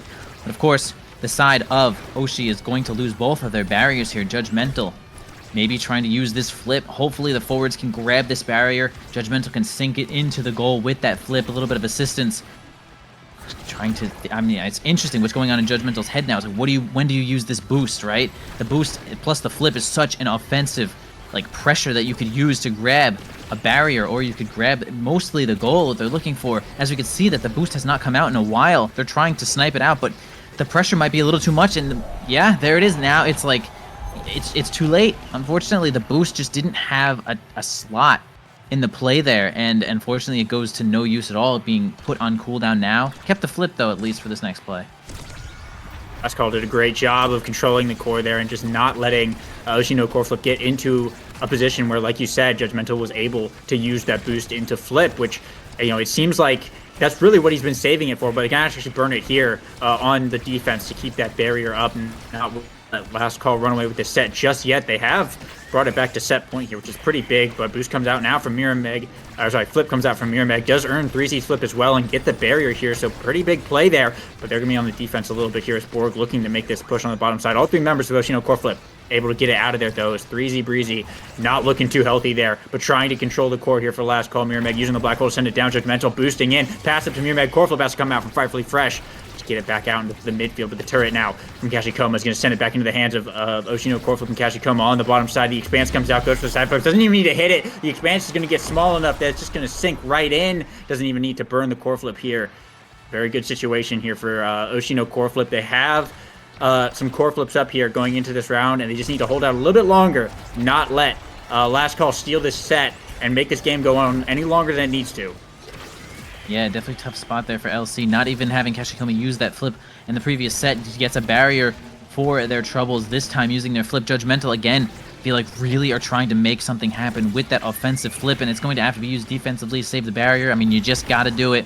It feels a little bad, but yeah, 3Z Breezy huge. Again, quick strikes on everyone, but it kind of a character like Rasmus, who has the speed to maneuver, gets a little bit more out of quick strikes than somebody like Luna Goalie. And we're actually seeing that happen in a couple of different situations, though. Mirmeg doing some really great core control here. The support of Kashikoma is keeping it in offensive position. Mirmeg makes it, makes enough energy to get a flip, spends it, gets it the barrier once more. Frightfully Fresh kind of left alone here in the goal with the flip. Can't provide too much extra support to the team. Strike shot, getting it out of range of Judgmental, actually putting it in the hands of Breezy. Breezy, as I say, he doesn't have a lot of pressure. He puts it on with that strike shot. And now we have a top side push here for the side of Last Call. Can they make it happen here with Frightfully Fresh, perhaps inserting that ball into the pocket of one of the forwards with this flip? And it's actually just going to be all Borg for that moment with the piercing shot, getting it past Judgmental, taking that set. And this could be the turnaround that they were looking for. Great reposition there from Borg. Kashikoma thought that he was going to be able to interact with the core there, but Borg used that aerials distance with the blink to just get right up in his face in that midfield and then just blow all the cooldowns to get it through Judgmental. And a primetime pickup is going to be the reward. This Estelle build is really starting to come online for Borg right now. Orb Ponderer on Judgmental, though, is very nice as well. It denies it from the Atlas, and of course is going to be very good on Luna for getting that boost, getting that nuke cooldown back. Breezy opting for the reverberation here, denies it the stagger from Kashikoma and gets a bit of cooldown, bit of survivability for himself, which we have been seeing. He does need it a bit. Frightfully Fresh, though, getting the team player is a really big pickup here as well. You know, you can clear it out a lot faster with plays online, and a Reptile just over on so overall, a really good draft, I think, for Last Call. The Unstoppables, nice on Kashikoma for surviving the Atlas primary, but getting the primetime, getting the team player, and getting some stagger on 3Z, has, I think, put Last Call in a very nice position going into this set.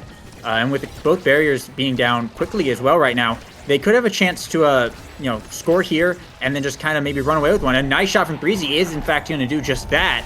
As now Last Call looking like they are way back in this game now. Yeah, no, I agree with all this. Like Mirimeg with the stacks and Kashikoma with the stinger are basically their most powerful awakenings, but I like basically every single awakening that Last Call has managed to pick up. All the synergy really coming out for them. They're all just have amazing builds right now, and that's something to definitely look out for, especially in overtime. We now have Frightfully Fresh with a team player making himself a huge threat, becoming Kazan in overtime. You have to get a whole awakening just to do that if you're a regular character, but enough trolling right now. We actually have an open goal for the side of LC, though, and man, we're going to have Kashikoma get a cyber swipe flip kill directly onto Borg. Actually going to make a nice power play here for the side of Oshi. Can they make something happen here? A little bit of teamwork action, plus the crater, the flip from Fresh is going to save it, but not in time, because Judgmental has their own to sink this one in past Rightfully Fresh. Great setup there from Judgmental. It was a really good defensive stand there from Fresh. That flip was solid. If Judgmental hadn't had the flip to counteract that, he probably would have been able to clear it out and Borg come back online. But, these sets are looking a lot closer than they were kind of in that first set when Oshi no core flip was just kind of running away with it now.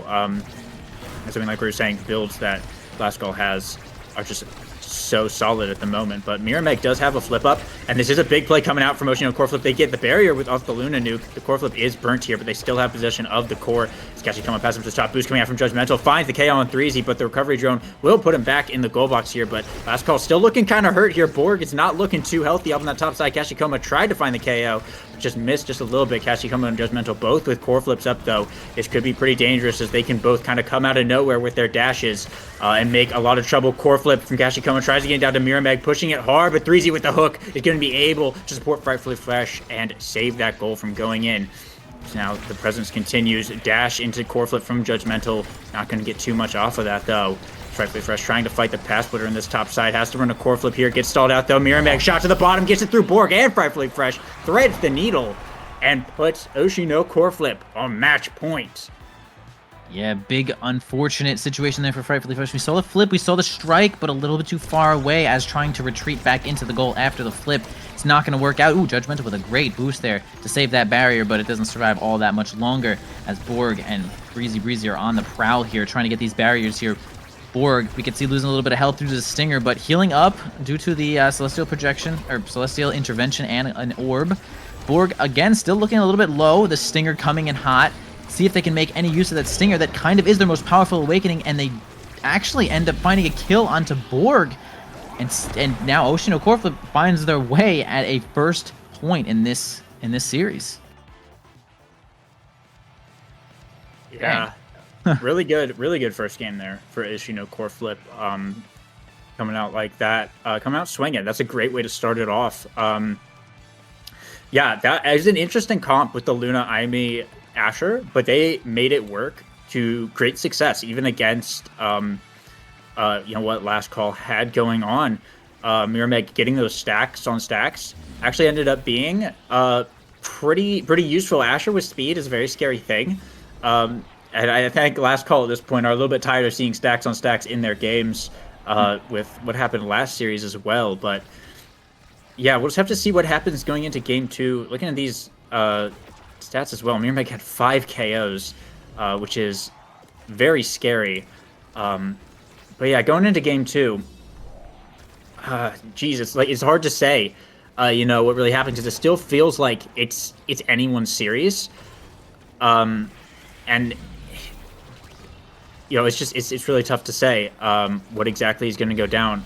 I liked a lot of what I was seeing from both teams here, but I think Last Call definitely was having trouble getting the core to 3Z, which like we were saying was Oshino Core Flip's plan.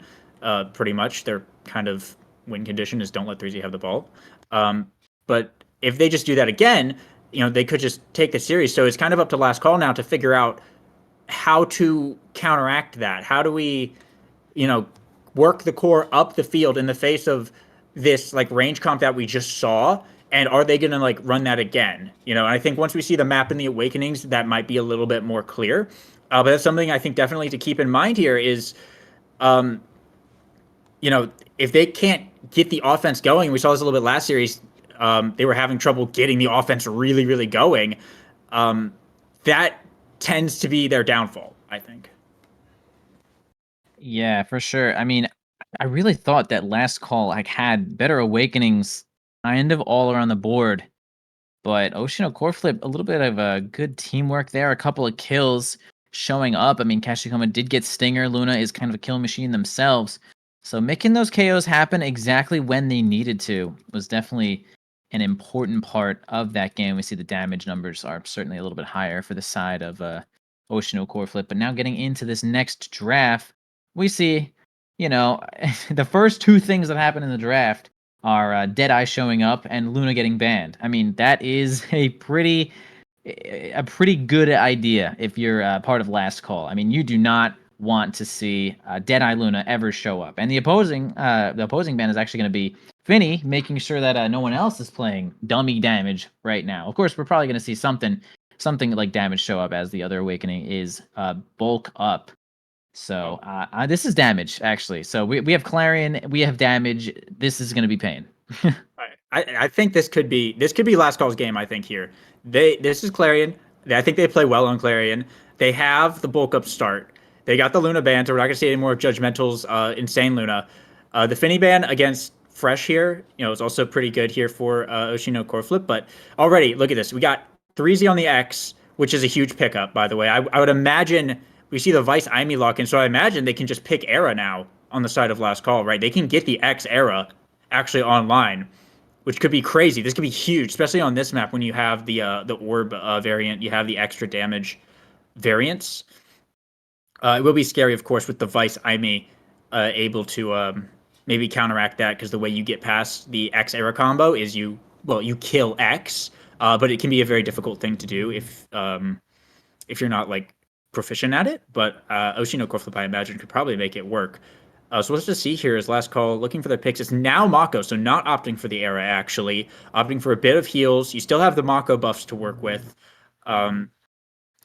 So pretty nice comp here. That now pickup's really nice for counteracting the damage that we're seeing here as we just wait on Oshino Core Flip's last pick. I like this comp from Last Call.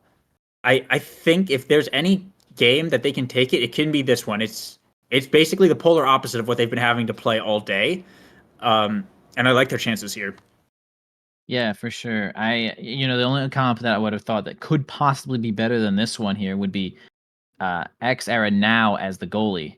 But yeah, this is definitely the next best thing. Now, super great midfielder, good at keeping X alive. That is your whole job. And of course, we already know that Mako is just sitting in the goal, making it happen. Adds a little bit of damage with the perfect pitch there. But no, I mean, the other team did get Vice. Vice, even though, X era, whatever, all great and dandy, but Vice still kind of the king of damage, the queen of damage. She's like if you see Vice, it's just, oh man, it's tough. I think that like the raw kill power certainly has gone to the side of Oshi here, and solid scaling, of course, showing up. X is for the side of Last Call, and that's kind of going to be the big thing here. We're going to have to see Oshi try to kill and try to press their advantage in these earlier sets, and if they do not, it could be Last Call's chance to take this away with this X here. I agree. The Last Call's comp scales incredibly hard. Now Mako and X all are very scale-heavy characters. Oshi's comp does scale, but not as insane.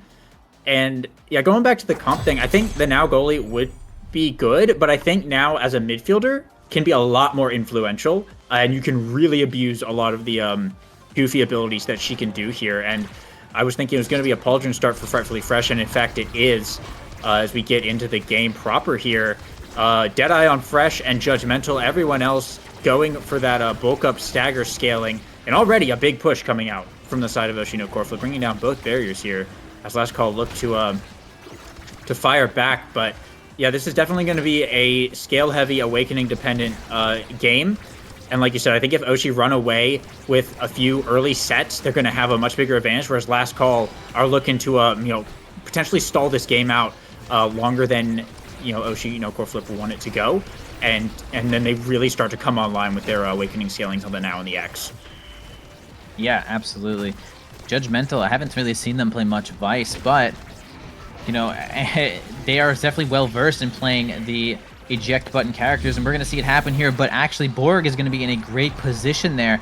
Actually, I think he might have helped set himself up by dropping a drone onto 3Z there, helping it knock it down to the bottom side of the goal and scoring that one there for Oshi, or sorry, for the side of Last Call there. And now, 1 point in, actually both barriers immediately falling on the side of Oshi. That's a little bit of pressure there showing up for Judgmental as 3Z Breezy is trying to scale as much as possible. If they could possibly even take the first set. A little bit of a minor misstep there from Judgmental, but actually kind of a major misstep. If X takes your first set, that's kind of bad. That's really bad. You're going to be scaling a little bit faster. That's not what they want. Yeah, Now as well. I mean, like we saw earlier, like literally Monumentalist showing up when Now is in the game is such a major factor to play around.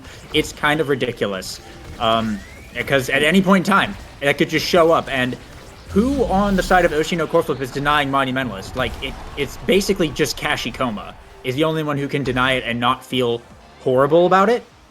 But a very quick first set going over to Last Call here. 3Z Breezy, the MVP, and Monumentalist on the board. It's literally up to Judgmental to take that, but they have to give up Stinger and Spec Training and Stagger Awakenings to be able to do that. And suddenly this draft looks really, really good for Last Call. There's the Monu deny from Judgmental. That feels bad on the Vice, to be sure, as Reptile Remedy and Stacks on Stacks fall. Huge pickups here for 3Z Breezy and Borg. 3Z has the stagger scaling online, has the more health, more survivability. Borg has the speed now. Rampage on Mirrormeg is good with the double barrier map, but Frightfully Fresh getting the reverb is even more survivability and cooldown for the Mako, which is exactly what you want. And I mean, with that Monumentalist deny being forced, Last Call are coming off of that draft looking so strong. I definitely can agree with everything that you have just mentioned there. That is certainly a little bit of a sad deny there, but the side of Oshi is actually going to be able to slay Borg there, get a nice little power play on the bottom side here. Missing a little bit of the power chord action. Kashikoma trying to get it back to Mirrormeg, but 3Z just kind of getting in the way. A little bit of extra speed helping out there from Frightfully Fresh. They don't end up getting a barrier on that power play. Judgmental coming on in there with the... Oh, God, I can't remember the name of her secondary. It's not Supernova. Either way... Oh, it's Thunderstruck. Got it. All right, perfect. One barrier going down. 3Z Breezy takes that one, handing it back into 3Z Breezy hand. Borg supporting from the bottom side here. And, man, 3Z is just already... He doesn't even have, like, a ton of damage or a ton of size, but getting in the way by knocking people around with the X Maximus is enough that Borg can slot that one in there on the bottom side. LC is looking so good right here. Yeah, LC, this is kind of what we were expecting to see from them all day. I think a lot of the starts that they were getting were a bit inhibiting this kind of game plan, but now like they're really online. and they're just taking everything at the moment. Look at Miramax going for the dribble there, trying to get around Frightfully Fresh. Core Flip has to come out to keep that one safe. Nice pass from Kashikoma, but Fresh does win the strike war a couple of times there to keep the defense on lock. And Borg having a Core Flip right now, which could be what Last Call need to turn this round around. Burns it here, but a teleport from Judgmental is going to block that and put it back once again in the favor of Oshino. Core Flip with Firewall Sentry coming out, trying to keep it in the hands of Miramax, but Frightfully Fresh is just acting like an iron wall at the moment and just not letting Miramax get through. However, with the Core Flip online now, this might be the moment. Doesn't even need it. Gets put in the cage with the pendulum swing and reach outside. Will put Oshino Core Flip on the board here for the first time in set 2 and tie it up a bit.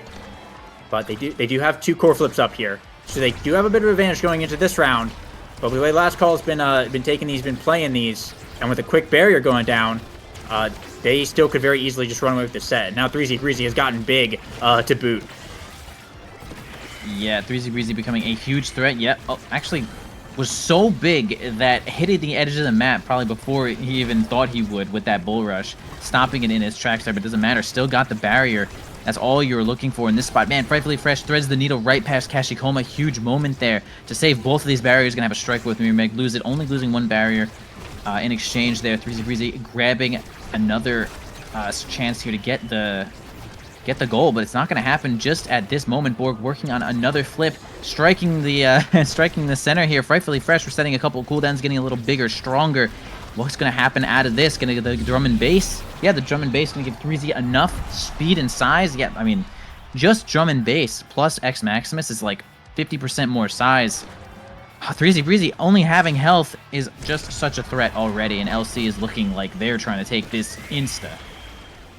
Yeah, and with 3Z's build that he's got going right now, it's near impossible to kill him between the 2 stagger and the reptile remedy. And with all the speed that Borg is able to dish out, and of course, like you mentioned, the drum and bass that Frightfully Fresh is giving, the midfield presence coming out from this now is kind of suffocating even onto an Aimee who has, you know, a lot of global presence here. Nice. Quick little barrier there from Borg. Nice shot into the bottom as Last Call retaining possession of this core, trying to get through. Miramax looking for a barrier, forces out Frightfully Fresh's core flip. Unfortunate drone there from Borg, does send it backwards a little bit, but they are going to recover from this, push into this bottom, looking to find it to 3Z. They will in fact do it. Pops the X Maximus for some security and right into the bottom. That'll take set 2 now for Last Call as they are making quick work of this game. Borg, the MVP, going to get first pick of a lot of nice things here. Team player, Catalyst, peak performance on the board even, and will be looking like a Catalyst first pick up here for Borg, which is really, really nice. Yeah, super good, especially with Vice in the game. She actually cannot not hit you with the AoE lightning bolts from the power cord, so it's just kind of and when in the right spot, going to give you that 4 energy no matter what. Of course, grabbing 1-2 punch, a little bit extra damage. Missile prop, really great on Mako, having board-wide presence just from the goal. We're going to see a little bit of a team player action from Kashikoma. Going to try to make a little bit of play here with the extra core speed. Maybe that is what they need. But of course, what they need is to keep it together. This supernova is not going to be what they need. What they need is to keep it together. I don't know. They lost their barriers instantly. That was like a 10-second point. This is Oshi kind of looks a little lost right now, and it could be because of this X. Yeah, that kickoff last round was kind of insane. Borg dropped the drone, and 3Z Breezy just moved at the speed of sound across that map, and then Fresh instantly popped the drum and bass and just kept that going. He was able to literally just hit it and get both barriers, which is a really nice shot, but then position into a spot where he was able to force the corner and just eat the goal up pretty easily. And right now they have both barriers down, but a little bit of a misplay by Fresh. Miramax able to capitalize, pushes him out of the way, and just yoinks the core, just takes it, just sinks it right in. So Oshi will put themselves back on the board, but like you said, they're definitely going to be struggling a bit here. That last draft was not particularly great in their favor. The one before that also not in their favor at all. And Last Call are just utilizing their tools so well right now. And working with what they got. Great X Maximus there from 3Z. Does see the second barrier go down. A nice little pass. We'll see them bring it to a quick match point as Last Call are looking to just run away with game 2. Absolutely. One minor note I want to mention here, actually, the Catalyst on Borg, granting a bunch of extra energy when getting hit by the Atlas, the circle on the map. You could actually probably just run into it and just get flip, like, almost infinitely. got a bunch of energy from that. That was really interesting to note, but we have Borg spending their core flip to actually annihilate Kashikoma there. Judgmental also at no health, done off the map as well. Breezy feeling so good about this insane speed Adrenaline Rush. I didn't even see Adrenaline Rush kind of going on to Threezy, but I mean, that's it. It was just too much. The comp, it might have just been a comp difference in this game here. Threezy Breezy really going kind of insane on the X with just great support from Borg and Frightfully Fresh. A couple of good Awakening drafts as well. And that was a quick one. LC came alive. Absolutely. That's kind of what we expect to see, I think, from this last call roster. And when they were given the tools to be able to do it, they executed perfectly. Yeah, their comp was really strong for this. They got all the Awakenings that they could want. They played the drafts very well here. I mean, of course, and when you have a comp like this, playing against that in the draft is very difficult for the members of Oshino Core Flip. Like, it's very hard to deny stuff, against X now Mako when you have, Vice and Aimi, and on a stagger start as well, because there's always that extra option that Threezy can just pick up stagger and still be looking really good. And it's like we've been seeing kind of a lot recently. Buffing X is just such a strong strategy. You just pick X and then you get Era and now Mako, whatever, and you just buff X. You funnel the core to X, and let your brawler kind of do all the work. And Last Call have just proved why that is such a kind of game-defining tactic, and why that we see a lot of character bans, character drafts having to play around X and Era so often now, is because if you're allowed to get that buffed X online, you get games like this where you just can get going, get some momentum, get your scaling, and sometimes you don't even need the scaling, and you just start steamrolling. Yeah, like it was literally a steamroll the entire game. Again, X, the Awakenings he got were just a couple of health and a little bit of power, but man, making the most out of those Awakenings, definitely. It's just side of Oshino Core Flip just could not get the kills they needed early. And it's been, honestly, it's been so long since I've even seen Now get Monumentalist. I know it's like insane, but maybe their out truly was get like a specialized training on the Vice and just kill so hard that there's nothing else that you could do against it. And I don't know. I mean, I'm not the one drafting against Now, so I would also, I'd probably say, hey, get that Monumentalist out of here. That's nuts. But we're gonna move on to the next draft here. We see Extra Special and Heavy Impact. Heavy Impact also being kind of a strong killing potential Awakening, of course, on something like Vice again or Zentaro showing up. It's gonna be kills again. I think it's gonna be kills again. Yeah, I mean, Night Market, Extra Special, Heavy Impact. Like, if there's ever a moment when it's going to be X era Mako, it's going to be now. Like, they both these teams have to play around the fact that that is like this basically the strongest thing to do on this map. And it looks like Last Call going to be banning out the Luna.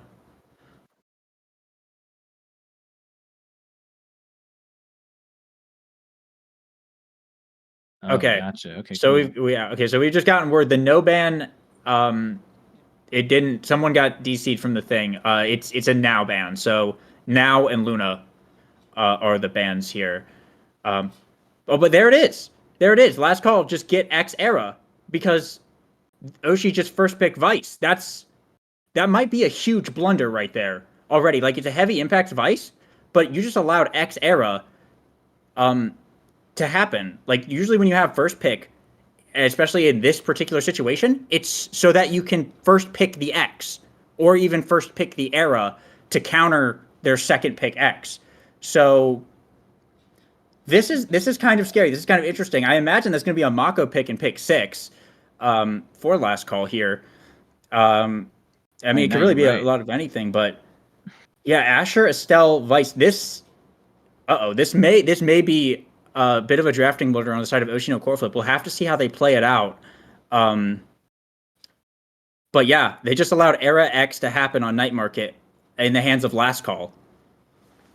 Yeah, I'm surprised that oh Mako showing up there. So yeah, they kind of did just get kind of annihilated, a little annihilated by X, being supported by Now and having Mako as the goalie. Mako was open here, no pick though.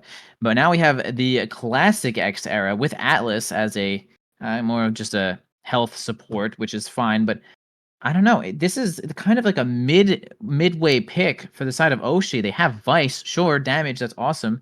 A little bit of board presence, but it's not like Asher is the king of damage right now and like securing kills. But is it going to be the same thing? Are we going to see Oshi try to kill before X era scale? Maybe. It did not even close to work last time. Yeah, I think that's going to be really tough here. You have the extra special start, so that's, I imagine they're just taking extra special. We could see heavy impacts on Era just for that cooldown. But Fresh has the Atlas. So a lot of, if we see that Supernova winding up on the side of Judgmental, or, a big Thunderstruck coming in, Fresh can just drop down the Atlas ult and just essentially mitigate that. So a huge amount of that KO pressure is a little bit relieved. I mean, they saw the heavy impact start and said, yeah, let's go Vice, because Vice heavy impacts is really good here. But, that's, you got to keep the X era in mind. And yeah, looking at this now, everyone goes heavy impact except for Mirmeg and Fresh opted for the extra special here. So we'll have to see how they play it out. So far in this first round, they're able to, kind of control 3Z a little bit, but this is only round 1. X hasn't particularly come online just yet.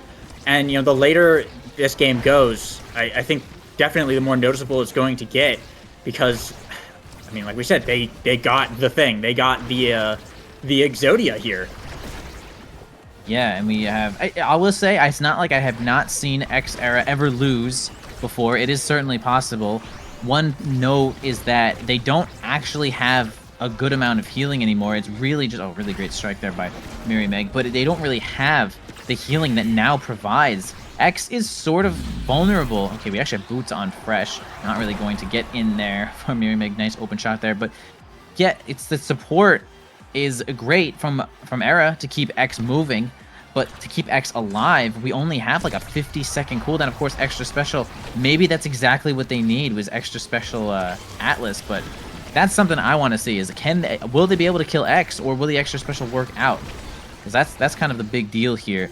Miri Meg looking actually at no health right now, staggered, trying to get anything happening. Yeah, he gets those orbs. Definitely a good idea there. Actually also knocking Frightfully Fresh around, getting him to use Flip. Good idea, Miri Meg. Getting that barrier beam to make it happen, though. Kashikoma looking at no health here. Judgmental cannot get into position. Kashikoma a little scared of dying, but 3Z pushes it right through the middle. It's going to be 1-1 here in this set. Yeah, Kashikoma took a lot of damage from that tornado there, and just kind of forced him out of the play a little bit. But everyone's ults are online right now, and 3Z Breezy has a core flip here. And I mean, so far, Oshi, holding up fairly well, but, with Last Call gets the set and gets the awakenings they want, it gets out of control very, very quickly. So they really have to work to take this so important first set. And 3Z Breezy now winning a strike war, taking down both barriers here. Still has the core flip up. This could be Last Call's chance to bring it to a set point. 3Z has taken a lot of damage. Mirmeg looking for the KO, but 3Z still alive here as Borg pushing up. All 3 members of Oshi have to be on the defense here, but 3Z pops the X Magnus into core flip, finds a KO on the goalie, and is able to just sink it right in before the Rose Thorns hit. A great play there from Last Call as they bring it to set point now. One more, and they can get, they can take it, and they can get their awakenings.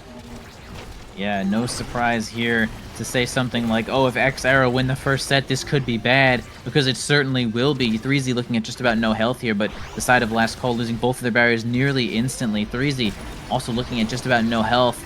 Rightfully Fresh probably doesn't have ult yet. Miri Meg sending the flip on down. Kashikoma can't make it happen with the Crystal Thorns. Judgmental knocking 3Z Breezy around, but also, I mean, the flip is coming on in there, and boy, it gets right on past, and it's happening right now. Era going to be the one to take the Awakening, cast the last Chrono Boost, which is going to be neither showing up exactly, but of course we have stacks on stacks showing up. Might of the Colossus 1-2, couple of things that X and Era would really like to have on this team. Yeah, this is potentially a big draft here. Not a lot of ways to deny. Stacks going over to Borg is really huge. Colossus on 3Z is also incredibly powerful when you're dealing with X, who already gets big, and Era just making him even bigger. The Twin Drive on Judgmental with heavy impacts is in a vacuum pretty nice, but when you're dealing with what Last Call is throwing at them right now, it's pretty scary. There was not a lot that Judgmental could have taken there to really stop Last Call from getting something good. Kashikoma does get a Dash Awakening, which is nice, and Mirameg gets a bit more damage with the 1-2 punch. But yeah, that Stacks and Monumentalist pickups from Last Call are pretty much exactly what they were looking for to really start bringing this online. Massive Supernova there, though, from Judgmental. Does see 3Z take a lot of damage, but gonna pop the X Maximus and bring it right back with both barriers going down here. Borg sending it into the top. 3Z doesn't even need to touch it. Judgmental eject buttoning a little bit too far away there. Wasn't able to reach it in time. As it's Last Call, who are first on the board and looking to take the series back. Yeah, they're looking super solid right now. Borg trying to stack up those stacks to just get even more powerful than ever before. Rightfully Fresh Extra Special keeping 3Z Breezy alive. Man, I thought 3Z was certainly dead that last set, but actually ended up finding the goal themselves. And now it's like, yeah, we have Borg on this off roll, but man, making it look like a main roll for sure. Feeling very comfortable on this era right now. Both barriers down. It's going to get punched. You're going to get punched in the face from X Maximus, the size, making things so difficult for Judgmental. Kashikoma level 2 right here. Mirameg level 3, and they're being kind of eclipsed here on the side of Last Call. Yeah, it's looking really tough here for Oshino core flip, and a massive NATO there from Borg. You see both barriers fall down once again. Kashikoma blinking up to the top, fires the Rose Thorns to open up a goal of their own. Core flip now coming from Mirameg is able to get it past Rightfully Fresh here, so Oshi will put themselves on the board, but it's still going to be a tough battle here. And already just looking at the level difference, level 3, level 3, and level 4 versus 2 level 5s and a level 4. Borg and 3Z are just touching this core. They are getting the barriers. They are making, work out of this set. And Oshi do have some core flips here to play with, but so does 3Z. And burning it right here, actually, with the X Maximus to just keep that offensive pressure going. Fresh having to drop the res there to make sure Borg doesn't die. But so far, maintaining the pressure, keeping it on Oshi core flip. It seems like every time Last Call is starting one of these pushes, Oshi have a very difficult time shutting it down, but they do have a power play going here, so they may be able to get something with Judgmental teleporting up, firing the Supernova. Does force out Fresh's core flip here, but Last Call able to hold on to one barrier until Borg respawns, and they're looking to restart their offense here and bring down some barriers of their own. Yeah, Fresh doing a great job of holding down these barriers, as he has done in this whole series, really.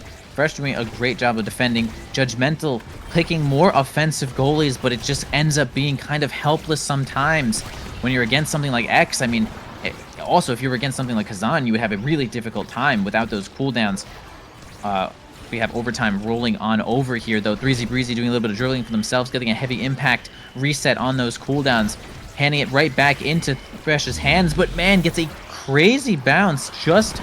The angle was just good enough to get on into that goal right around the Cosmic Expanse as well. Could this be Oshino Core Flip's chance to bring this back? They really need to get this next point if they want to make it happen. That was an incredible shot from Mirameg. Looking at it on the replay, it was pixels away from the Cosmic Expanse and just barely enough pixels to hit the corner just right to get in there. But with that KO coming out, it's just going to be way too much. Both barriers fell almost instantly, and Last Call just kind of able to pick up that set relatively quickly there. It was 2-3, but it felt like they were kind of in control pretty much the whole time there. And we see we're in Rapid Fire on the board. We're seeing Ad Rush show up as well, which we saw on 3Z Breezy last time could potentially be pretty huge here. Imagine Borg takes Rapid Fire. Yep, that is going to be the Rapid Fire heavy impact arrow, so that beam's going to be coming out quite a bit. And just buffing 3Z, shrinking Mirameg. It's going to be a bit of a rough time there. See, peak performance on 3Z, pretty nice for more speed. Rampage on Mirameg is good, but once again, in the face of what they're dealing with, hot shots on Frightfully Fresh as well, it's going to be really tough to start building those stacks. And even if he does start getting big, it doesn't increase his health pool. It's just going to be a bigger hitbox, really, for 3Z to start punching off the map. In a lot of ways, so we'll have to see how they're able to come back from this. They do have a bit more damage on Judgmental with the Deadeye, but it's going to be really tough here with how this X and this era have managed to scale so far. I think Last Call are just looking to really just close it out here and take their series. Yeah, I wanted to also mention, as you have already mentioned pretty much, that the health on 3Z Breezy may just be more important than something like the size of Rampage. 3Z has a plan, and he's going to be sticking to it, making sure that he cannot be killed. Oh, it's going to be that's actually a strike reset from Mirimeg, it looked like, from hitting the core with an ability. Fortunately, he's going to get it in there on Frightly Fresh. Yeah, so they got a point here in this set, but man, they kind of need 9 now. They need 9 in a row pretty much. Not exactly in a row, but of course they need 3 sets in order to win this game straight. And this is a pretty good start here as they grab both of these barriers away from Frightfully Fresh. Borg has a flip to work with, though. It's going to be a difficult spot when they approach with this double speed. Yes, indeed, both barriers are going to go down on the side of Oshi.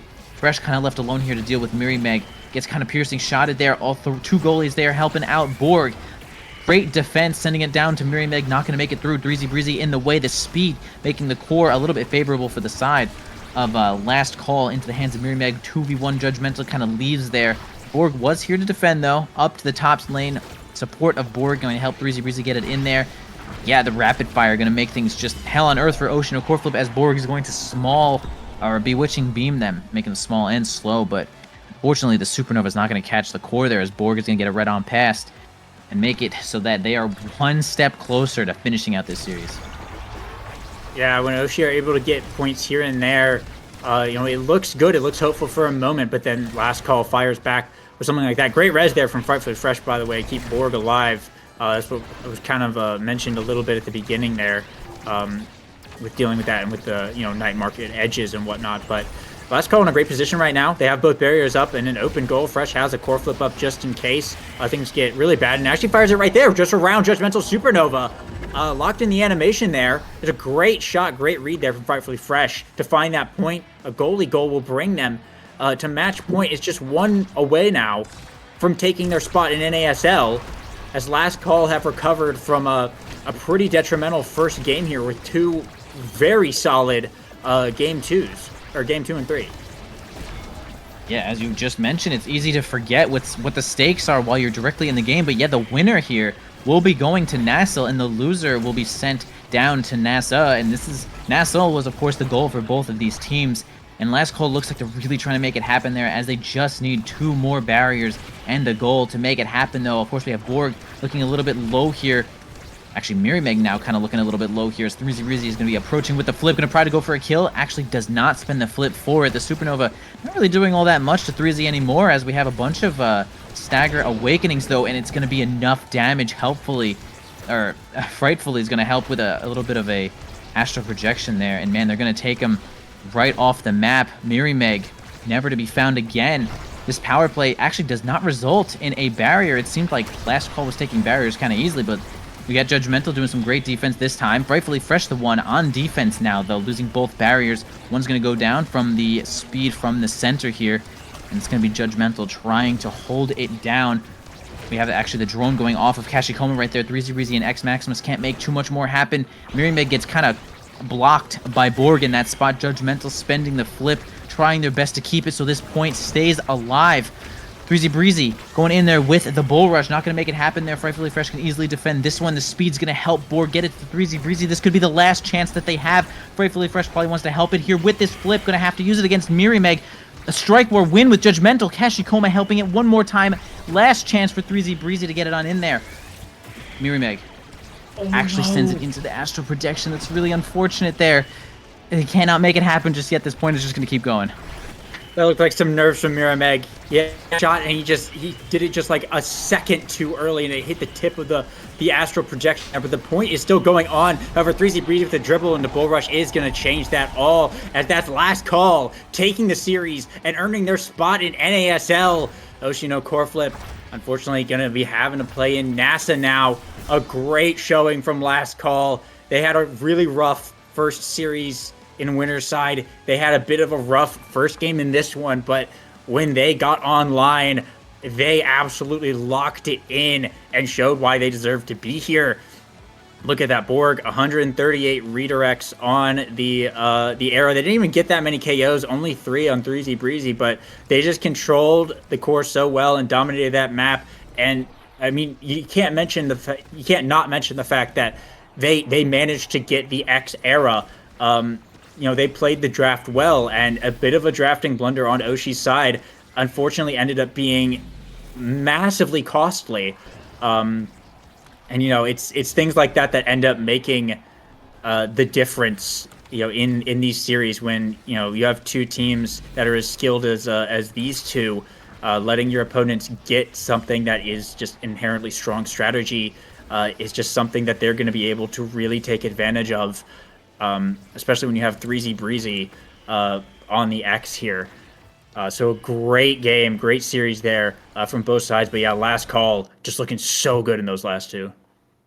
Yeah, absolutely. I mean, the X era was definitely the continued threat as it has been this whole time, just scaling into oblivion, even just barely, as Era is really the only support there. Funny enough, they banned Now, but we actually had extra special Atlas kind of being like a pseudo Now in that spot. Borg buffing 3Z Breezy on the board and Frightfully Flesh, making sure that they both stay alive. So honestly, this was definitely a draft win for the side of Last Call. And again, congratulations to Last Call being able to go to NASL now. And unfortunately, we have Ocean Core Flip not really meeting their goals, but still getting to play in NASA. It's still hard to get your way into NASA there. But that's just how it happens sometimes. One team has to win.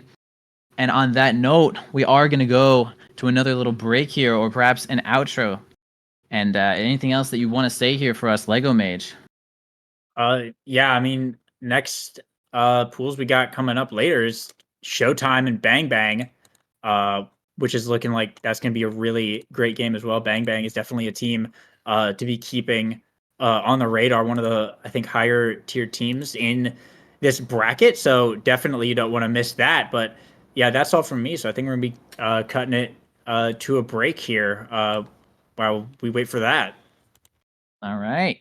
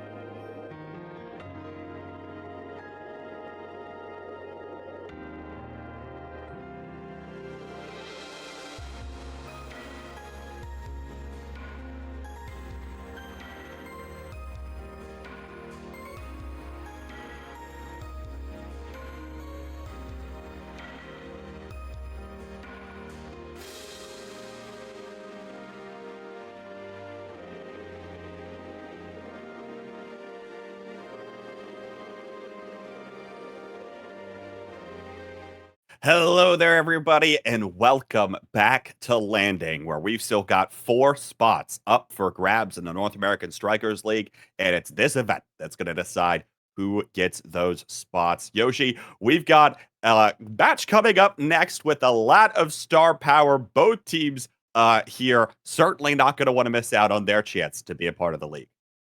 Absolutely. Star power is exactly how I would describe it. One of these teams will be going straight to NASL, other one onto the loser side and going 1-1, chance of getting eliminated, but it is Showtime versus Bang Bang. I think it's not unrealistic to say that these are the top 2 teams in all of Landing, and seeing them face off against each other, first of all, how did they get in this group? How did this happen? And how will they fare against each other? We've got Joker, Shianzu, and Megaverse versus Fudgy Waffles, Grimella, and Drew. This is an exciting matchup, one for the ages. Certainly going to be one for the record books. For the record, Yoshi, the determination was made that whoever it was didn't want, or LLC would rather play against Bang Bang than Party Rockers 2. And that's how this group was made. Party Rockers 2, of course, one of the other teams that we expect to be incredibly strong and potentially going to secure their spot in North American Strikers League in Group C. But now we are in Striker Select for Game 1 here on Taiko Temple. I'll double check what the map selection process went like, but Showtime is going to ban away the Vice here, and the Rune banned away from this Shianzu player, Yoshi. A lot of hype around this midfielder of Showtime. Yeah, absolutely. Hey, hot off a big NASA win with Chikara chatting, and no, he's definitely one of the upper echelon players. Hasn't really gotten out there in any of the leagues, but I think everyone would agree that he's a top contender, even with the best of the best. You know, in your midfield, like all-stars, you think of your Vaughns and your Kai Noobs, and a lot of people say that he's up there. And really, I'm inclined to agree. He's pretty good at the game. Always puts on a performance. Dare I say, puts on a show. And so, roll credits. Turns out map pick Bang Bang did end up picking Taiko Temple. Map 2 will be Oni Village, which is Showtime's pick, and then Clarion will be the decider map. Makes sense, especially when you've got a player like Joker on the other side, right? Probably going to be pretty limited in terms of playing one of these, Joker, by the way, back in the brawler slot, technically speaking, for Showtime. Still probably looking towards the Octavia for a lot of cases, and probably not going to be as strong here on Taiko Temple. Very easy to get bullied around, and you see that come through. It seems as though the Kazan will be picked up as the 5th pick, most likely here for Joker. And rest of this comes through. The X era comes through the draft again for Drew and Grimella.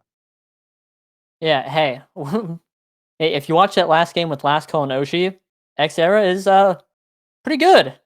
It's pretty strong, and you really get it done, especially with the now ban, which Bang Bang did not ban now. All right, whoa, Vice. Sorry, I'm looking at now. I've got the brain worms. Everything's crossing up. How it is. I'm just so excited. I'm so excited for this match. But having that X era into Showtime's team comp looks really good. The big damage threats. Drakkar can put out some damage. Kazan can put out some damage, but they really have to coordinate if they want to take out this X. Otherwise, he's free to have 30 more power than base and just blow through these barriers, which is what he's good at. Interestingly enough, of course, not seeing all of the creation characters come out here in this draft overall, right? Although the now did get picked up as the first pick here for Shianzu. And of course, we're going to go ahead and remake this, apparently. So that's lovely. You get to see our beautiful faces again for whatever reason. But interesting to see, how this is going to play out. We know, of course, the creation is going to be strong in this map. I know it. Everyone says it, but it's worth saying again, and it's worth repeating again because it's true, right? That's the way this is going to end up playing out. So things like that Monumentalist, Timeless Creator, Siege Machine, all going to be incredibly important as we get further along into these drafts. Yeah, definitely. Especially on characters like Now, like Era, like Juno even, who can pick it or deny it. All really good here. I'm very excited to see Joker on the Kazan. I don't think I've ever seen him play it, and I want to see what he can do with it, especially on this specialized training Rampage start. Specialized training being phenomenal for Kazan, but Rampage going to both Fudgy Waffles and Grimella could be pretty big. Could scale up and just like get huge. They don't really make great use of specialized training. Anyways, surprised neither of the brawlers took it though, because even though it is kind of a niche awakening, you have to get these barriers for. Getting getting size on either of these characters is exceptional and can make or break a game. So that'll be something, of course, to look forward towards later in the draft without taking that first size awakening. There might be higher priority in some of the later drafts, especially on a character like this Kazan. One of the things here, of course, scaling with every ability, but Joker, very comfortable playing the Strike War game. Now he's going to have like 1,000 different abilities too, right, to actually hit the core with. Compared to normally his, one that he's used to playing on the Octavia or something of the sort. So you have to imagine he's going to be feeling himself here and already starting to put a little bit of damage into Grimella, but Drew comes up with a double barrier here. There's the energy burst, and we'll be able to send the core back, equalizing our score in set 1. Yeah, and these two teams just traded two incredible, steamrolling points. Well, one for each of them. Exceptional play. We do see here that the Drakkar on the side of Showtime is name off. Unlucky, but that is Megaverse. All-star Megaverse, who has been playing this game for so long. And, hey, pulling up on the Drakkar, which is a really niche goalie pick, but a lot of people have been saying Drakkar is weak and that it's best in the box, so love to see it. Now the barrier's down for Bang Bang. Things are looking a little tense. And by the way, when you hear anyone say a thing is weak, whether it's referring to something in the game of Omega Strikers, they're probably implying that it's actually incredibly strong. And they just want to either A, troll you, or B, want to be sarcastic because they don't have fun playing the game. So they'd rather make fun of the state of the game and be sarcastic about it instead. Drew going to be able to walk up there. Top of the box, easy one to the corner. And one of the things here, you mentioned Megaverse. One of the things about this player especially, and talking about not only, of course, the weekend that we've had so far in terms of qualifiers, but also we're qualifying for the league after all. The mental game is an incredibly important aspect, and on occasion, Megaverse has been known to be down on himself. We'll see whether or not he's going to be able to hold the line here against some of this onslaught early, but already Grimella almost looking to put it away. It'll get saved away for the moment, and now Xianzhu actually going to get taken away. The core will slip past, and Fudgy will get credit for the goal. That's 3 goals to 1 here. All of them were incredibly quick, Yoshi. Yeah, just blitzing them down. You see, that's kind of what I think we'll expect from this game coming out of the Juno goalie pick, who either loses their barriers instantaneously and gets scored on, or triple forwards and smites the enemy team's barriers. It's a super interesting pick, but Juno is just really strong on this map, and in the box just gets a ton of control along with a midfielder. Anyway, though, looking at this draft, we see Catalyst falling to Drew, and Catalyst is just one of the best awakenings in the game, especially if you're on a character like a brawler who's putting out a ton of hits all the time. That is insane. We see the recovery drone fall to Joker, which that's size on Kazan, which a lot of people value size on characters like X, Erasmus, Julie, but I think it is just as, if not more valuable on Kazan. I think it's a little slept on. This guy, his close strike is way bigger, his hook is bigger, all of his moves are bigger. It cannot be understated. And kind of to seal the deal here.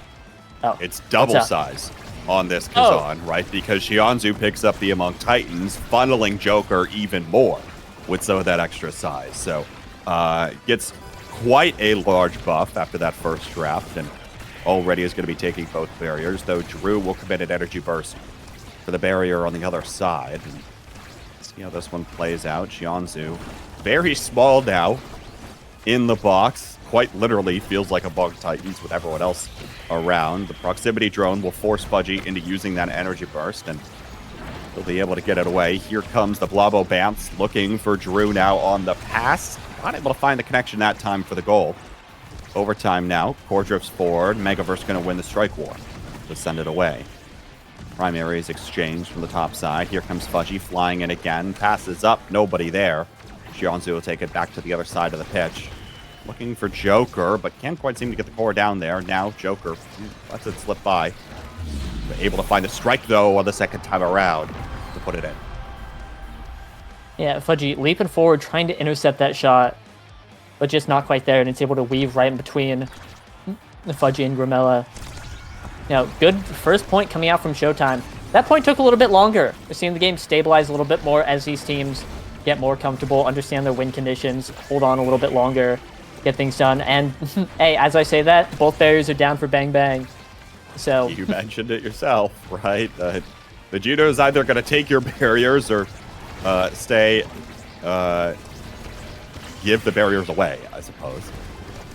And that's, exactly what Fudgy's doing. Fudgy Waffles giveth and Fudgy Waffles taketh away. Joker finds the demon angle on that shot. And it's now set point for Showtime here, looking to equalize the set score rather quickly, even still, right? Well, the first goal was a little longer. Getting a 3-goal set here could feel pretty good for them. Right, evening up that set count would be really nice. Getting them priority in draft, just scale away. And I think really, like, this size on Joker here, I think is the difference maker and why they're doing so well. He's just able to get these barriers so easily and then convert off interactions. And if he continues to do so, then, like, that's it. That's the game. But, hey, Juno giveth and Juno taketh away. And Bang jumping in there, going to be taking 1 goal for the side of Bang Bang. And getting their feet planted back in the set. Might be able to see a little bit of a comeback going on, especially with Fudgy sitting on the score flip. I was going to say, Fudgy has energy burst. Drew was about to have energy burst, now just uses it, looking for the goal. Grimella off the center bass drum will be able to keep it forward, and Drew will find the angle to the bottom side. So now all of a sudden we're on 0.5 pretty quickly here, and Fudgy still hasn't burned his own energy burst. We'll see where that comes into play, but worth noting here as well, of course, the classic X-era scaling is something to consider with so many options potentially for both Drew and Grimella, but also scaling potential right out of things like Joker's Kazan. There's still another Size Awakening you could grab, right? Another Size Awakening or two. Xianzu could also be looking for a lot more Creation Awakenings to have a little more presence on the map, as it doesn't have all that much, just a tiny little now, attempting to run around. Xianzu down to Joker, looking in the corner again. Can't quite seem to come away with the barrier. Now the bell ringer from Drew will connect to send Joker away, but Megaverse forward finds both barriers with a lock and load. Xianzu has to step back to pick it up now, just back in time with the energy burst. Keeps the barrier alive, so a risky play, but rewarded for now. Xianzu now off the center base drum barrier, looking for Joker. Joker slips forward, able to find it. Xianzu actually credited with that goal on the drone. And Showtime will take set 2. Yeah, hey, again, putting on a show. I am going to be relying on that phrase a little bit because they are just doing exceptionally. This team, it's a team of all-stars. It is so insane to see, and they were able to lock it out that set. Xianzu being able to pick up stacks on stacks, and that's a ton of speed on that guy coming out. It's going to be really nice to see him move around, cover a lot of space. That being said, though, Hotshot falling to Fudgy Waffles, and Hotshot Juno is one of those fabled, like, Ultra Biz must deny type things. So seeing that get through is really interesting, and that could change the course of the game. It's going to be really hard to pin down these slimes if they are sending the core at Mach 12, getting things done. And I want to hear what you have to say. I was going to say, especially when he comes flying out of the Blubbo Bounce, right? Throws out a slime, you can't really react to it, and next thing you know, it's going to go back, right? Into your net. So Be looking out for that. Drew, nice little strike down to the bottom side, coming out of the bull rush. And Drew's a player we haven't talked about a lot here, of course. Did play for the entirety of North American Strikers Academy last season, and the Fudgy Waffles Drew combination seemed to be something that Fudgy really wanted to play with. Talk to me a little bit here about what Drew's shown so far in his play, in his career. Well, a lot of people, when referring to this roster of Bang Bang, say that they are 3 NASL caliber players. I'm like, hey, Grimella has played in NASL, Fudgy has played in NASL. Hey, a little bit of an NASL difference right there, putting it in from downtown. Dare I say, everyone cover your ears, Fudgy angle. No. But Drew is working to make it to NASL right now, but has the accolades of being a level of player that belongs in that league. And I absolutely agree. He is exceptional. He converts so often, which is all you need your brawler to do. That is their one job, is to just get barriers, get goals, make it happen. And he is one to do it. I think there's a conversation that Joker falls in for like a top 3, top 1 brawler, you know, just one of the All-Stars, Hall of Famer. And I think Drew is working to make his way into that conversation with how well he plays every single game. And I mean, on this X, he has Might of Colossus, his Catalyst. He has such a great build, and he's putting it to work so well. In spite of all that, though, Joker still got it.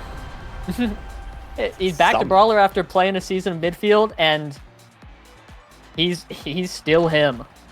I don't know how Joker stayed alive in the box there, I'll be honest. There are also 2 energy bursts for a moment for Bang Bang, but Drew burned his and couldn't find the KO against Joker, who just had the extended size on the top spin to put the core into the back of the net. And another thing to be looking out for. My goodness, Drew threads the needle between the barriers. Finally, it goes back between the barriers, and they'll both fall. That was an interesting series of events, and now we're going to take the dribble himself, but Jianzu is back and will be able to clear it away. Now Joker keeps possession with the crooked leverage. Jianzu tries to sneak it through, but it's going to go up to Joker, who will find the opposite corner. Another 0.5 here, Yoshi. Yeah, taking us all the way, both these teams, again, just trading points back and forth. You know, one team goes up 2-0, the other team responds with 2 points of their own. It all comes down to which team can secure it in this final point. Last time it was Showtime. We got to see right now Energy kind of favoring Bang Bang a little bit. Energies are mostly equal, but Drew has that catalyst, getting a ton of hits on Xianzu, bringing him down low. Could get a KO, could bring a power play into this game that could change the course of the entire point. Both teams just holding onto these barriers so well. Fudgy and Grimella in the corner, just keeping it out. Fudgy with the flip, trying to get it forward. Both these teams are fighting for their lives to get this set, to try and get priority in the draft and secure it 3-1. They both want it, but... Oh! A KO is going to come out, and that's going to be both barriers down for Bang Bang. Maddening Descent will find its mark. Barrier falls on the other side of the pitch here as well. Drew, Energy Burst, stalls for a little bit of time here, but Xianzu's got his as well. Looking for when that's going to be used right here, but it gets interrupted by the Maelstrom from Grimella. Well timed. Now, Joker has a little bit of room to cook here. Looking for the corner. Can't quite seem to sneak it past, but now miscommunication, it feels like, there between Grimella and Fudgy will let that core go by. Joker threw everything in the kitchen sink, and finally, the core goes back. He gets MVP of the set here and rewarded with potentially Stinger here. Yeah, he's hovering 1-2 punch, and I'm a big 1-2 punch Kazan fan. I think that's his #1 awakening. Actually, dare I say, Stinger on Kazan sounds really good, but with one of his forms being entirely light hits, it's really hard to apply that. Now, on the other hand, is great for applying Stinger, because her 2 moves with hitboxes are on incredibly short cooldowns and have 2 normal hits.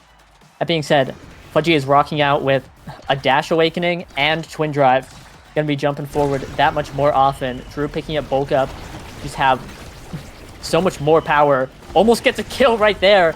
Chunks Xianzu so low, has to burn that ult. despite both these teams getting really good awakenings, I think this X with bulk up is just what you want to see if you're a Bang Bang fan. That's going to be a lot of damage coming out, and it can really make a lot happen here. Could also be looking for Fudgy to get involved almost twice as often. Grimella, nice strike war.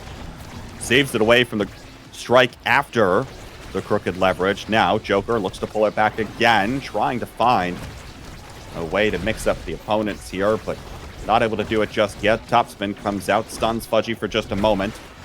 The two have an energy burst of each their own.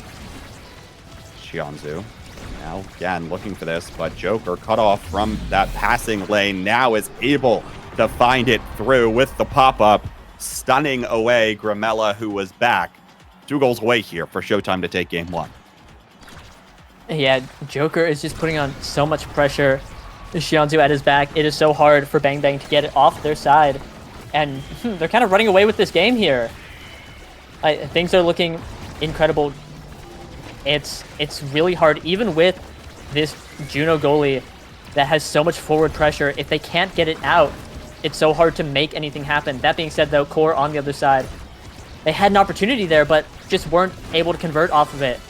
It's so hard. Megaverse holding so well, but an unfortunate cross clear means Joker's going to poke it in and bring us to match point. Showtime just rocking out this game, showing why they're one of the best teams to do it. Despite being new, they're just, again, 3 all-stars ready to play. Yeah, I mean, you say new, but, like, come on, right? We're talking about Joker, we're talking about Megaverse, and then, of course, Xianzhu, who played quite well in the North American Strikers Academy as well, and is looking for the NASL berth. I mean, Joker doesn't trust very many people to be his midfielder. I'll just leave it at that. Of course, has decided to go with Xianzhu here. Drew, though, comes in on the bull rush in the X Maximus and is going to get a point on the board here for Bang Bang, but still got to come up with some more here. Try to find a way to get more magic happening. Otherwise, this one could be over pretty quick. Right. Picking up a point there, I think, is really good for Bang Bang. People talk about the O2 comfort zone a lot, and I think the foundation of that entirely is the idea of momentum, where one team gets 2 points and is running away with the set, but the moment they drop it, they lose all that momentum, and it swings in the favor of the other team. And trying to get their footing back is super difficult. And like the mental difference of being down 2-0 versus being up 2-0 is insane. And then being able to get a point back when you're down 2-0, like, the mentals flip immediately for both teams. And here we have both barriers, all barriers down. This could be it. Grimella respawning soon, but Fudgy on a breakaway. And one of these teams has to score soon, or else overtime is going to come into play, and this hotshot Juno will start going a little crazy. Molten Bolt connects. Fudgy has the energy burst, stops it on the goal line. Here's the proximity drone, almost finds its mark. The primary from the now. Xianzhu once again looking forward. There's the sentry drone, couldn't quite find it. Energy burst, even just to stay alive from Drew. But it's not enough to score the goal just yet. Now Grimella off the center base drum. Drew starting to close in, and he'll find it there. Still game point, I should say, for Showtime here, but Bang Bang has sent us to the third 0.5 of this set. Yeah, third one in a row, and I'm telling you, it's a momentum difference. They won 1 point and they're back, and I think that they can bring us to a set 5 here. Win this point, bring us to our last draft. But with both barriers down, it's going to be a little hard. The onslaught coming from Showtime is vicious, and they just have to weather the storm and be able to get it through. Oh, Fudgy able to save that on the Blubbo bounce just barely with the strike cooldown coming back online. So close to that one going in. Now dives forward on the Blubbo bounce that time, and the Joker will not miss that shot. Finds the smallest of openings between Grimella and Fudgy, and will be able to put it through. Showtime will take game 1 here on the Bang Bang map pick. Yeah, and if you're Bang Bang, that is not what you want to see. because I think, are very confident in the Tycho pick, especially this Juno goalie. You know, clocking in most redirects in the game. Xianzhu getting close and really putting in that work, especially impressive on with the Among Titans, the being smaller there. I don't know, that once Showtime got Big Kazan in the building, it felt like they just had the game entirely in their hands, and Bang Bang couldn't get it out. It was super hard. The pressure that Showtime was putting on was immaculate, and that's the crux of this team. It's Xianzhu and Joker. They are two like top level players. They are going to be putting on infinite pressure. So I'm curious to see what's going to happen game 2, but if it's more of the same, it could just be a Showtime sweep. Might just be, but the one little break that Bang Bang might have at their disposal here is that Showtime, we believe, will lose their next ban due to Megaverse playing with his name off. So won't have that in the drafting phase, which could change the tides of things here. Of course, worth saying that Bang Bang will have the blue side as well. So not only, I mean, they just get a free first pick of whatever character they want, no ban whatsoever to counteract that. So there you go. You get to play whatever character you want. I can't imagine. I mean, hopefully I know Fudgy likes the Juno, but they're probably going to pick something other than the Juno first. They did it in the last game, I suppose. So that should be true here as well. And so we'll see what ends up coming through. The one thing they have to be careful of, though, is especially depending on the Awakening start here, or even independent of the Awakening start, you figure Oni Village probably coming out, and Joker is thinking about playing the Octavia. Yeah, we could see an Octavia pick. Would be very good. It's a Monumentalist extra special start. Neither of those Awakenings really favor Octavia, but hey, sometimes you just lock it in. I wouldn't be surprised. But like you were saying, Bang Bang has free reign over this entire draft. With no ban to slow them down, they can do whatever they want. And despite this being Showtime's pick, I think I give the edge to Bang Bang here. And it's a little something I like to call the Gramella Kai. And just the Gramella difference. This is his map, and no one can take it from him. I think like it's a 10% buff to all stats when you see him on this map. He just plays exceptionally, and I think both Fudgy and Drew also are really comfortable on this map. I don't think we'll be seeing Fudgy on Juno. I think some bad things are going to happen if that comes through. Yeah. But could be bad. But that Probably being said, not Juno's strongest map. Probably not. No, I've seen better Juno maps, dare I say. Right. Yeah, the Showtime is still Xianzhu and Joker. And this map is really obviously like the goalie factors in so much with holding down these barriers, but I think it's really at the highest level a forward difference where if they're able to control the ball better, coordinate around the enemy team, you know, get barriers in really smart ways, they can make that difference even if they're playing with like, I don't know, little Timmy in the box who's rocking out in plat. And so I'm looking forward to this match. Actually, I'm not in the. I'm in the opposing box, or I'm supposed to be anyway. Yeah. Oh well. Should be a good one here. We're finally in Striker Select. Here looks like Showtime decided not to listen and so opted to ban away the Asher. I don't know if that'll actually play a large role in the draft or not. I don't actually know what Fudgy's champion pool looks like. Striker pool looks like right now for this. But taking a look at this, of course, no surprise that the now gets picked up here. I think even if you're Gramella and even if you're looking towards the Kai Monumentalist start, you probably have to deny that away from Xianzhu. Yeah, very, very interesting, actually. They banned Estelle, who is heralded as one of the greatest midfielders on this map. Obviously, she has a lot of control, is able to be or cover a lot of space, intercept a lot of passes that people will be going for. So that's off the board. And then picking up now on Monumentalist start. Like, hey, good character. Very good character.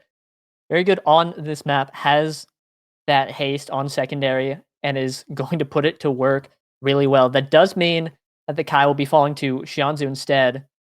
But hey, I gassed up the Grimella Kai. I'm going to gas up the Grimella now. This is like, people call him a now one trick sometimes. He's got, it's something special. I think Oni Village is not, now is still like in contention for top midfielder on this map. Not over characters like Estelle or Kai, but I think she can keep up with Kai really well. And I think that's all you need. So I think this will be a really interesting match. I'm really looking at the midfielders here and that midfield matchup. I think that is where the big difference in Oni Village comes in.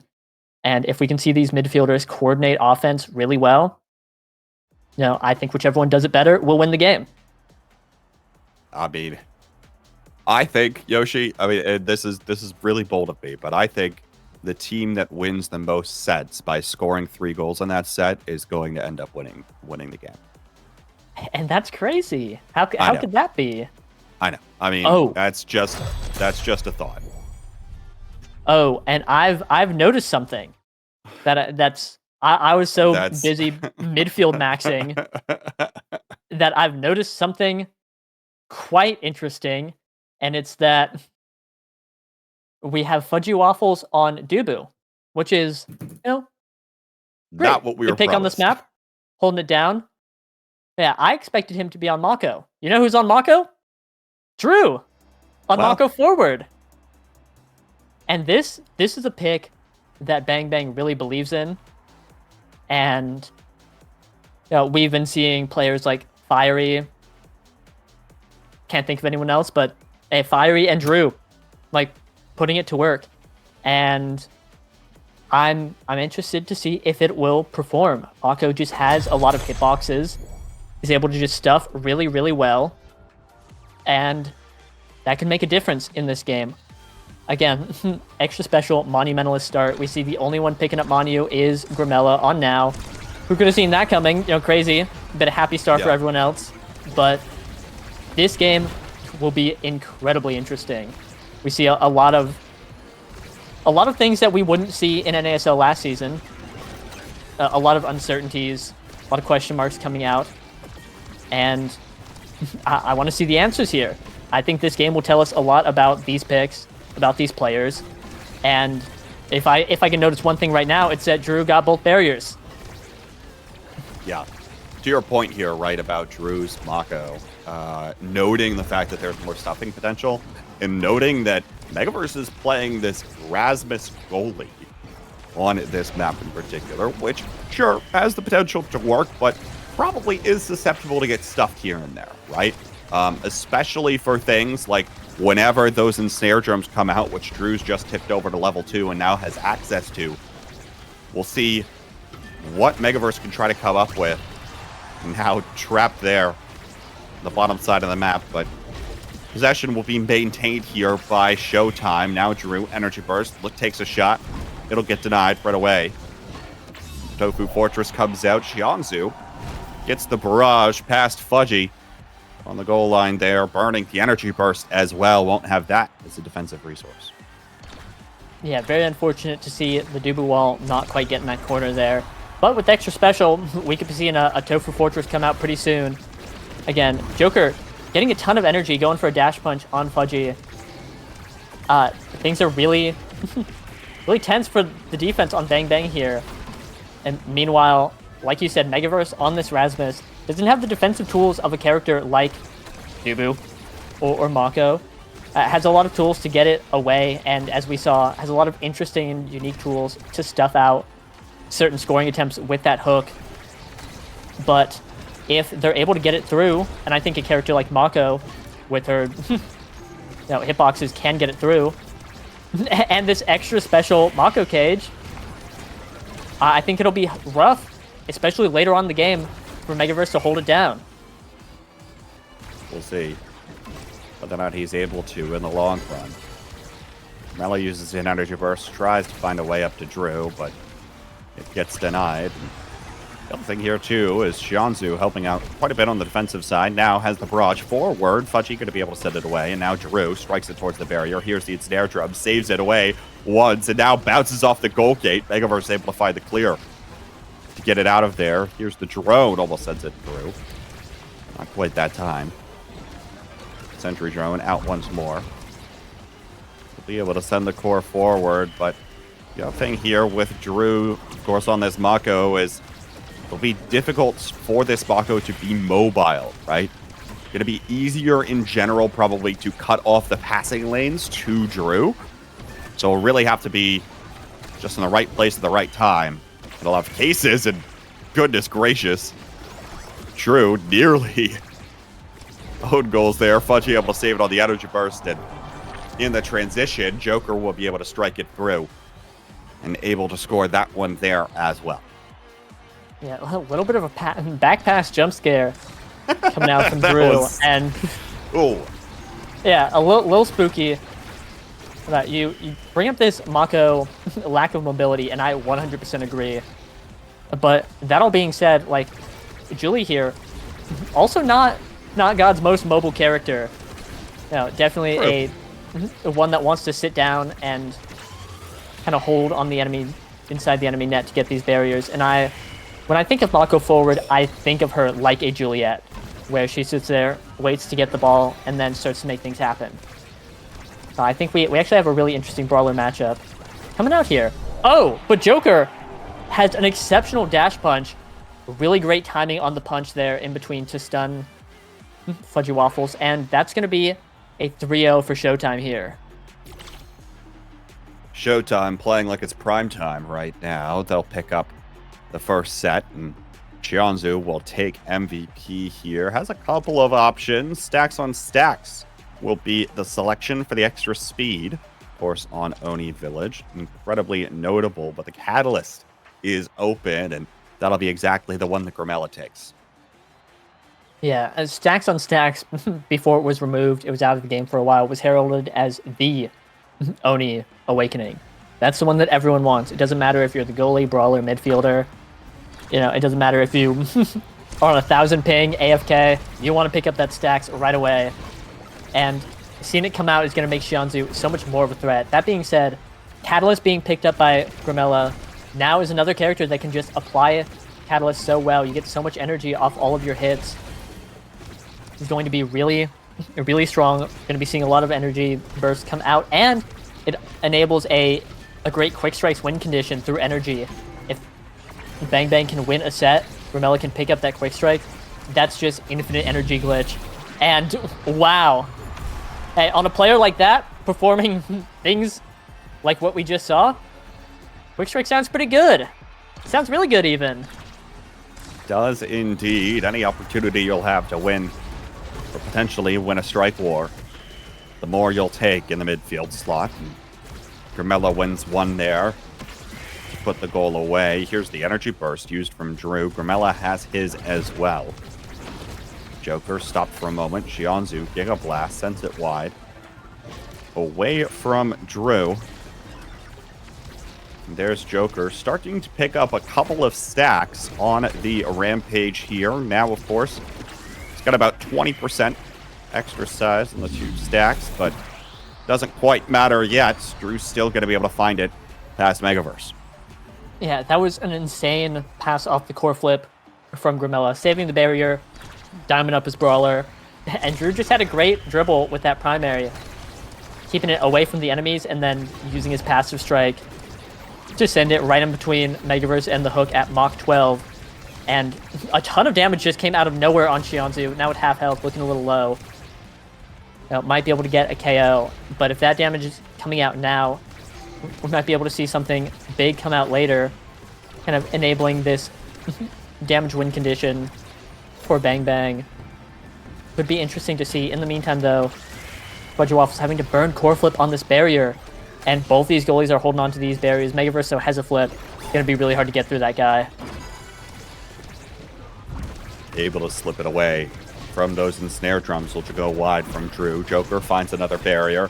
Looking now for the goal. Just doesn't quite come up with it that time. Somersault's going to be able to stop it. Megaverse starts to come a little bit further forward. Gets Drew out of the way with the death touch. And now Xianzhu looking to the corner. Can't find the connection to Joker that time. Pendulum swing down. Megaverse still trying his best to keep this one forward. Now Joker on about one stagger somehow is going to be able to stay alive and survive the perfect pitch. There's Drew. Finally finds the energy burst to send Joker away. Power play opportunity here now for Bang Bang.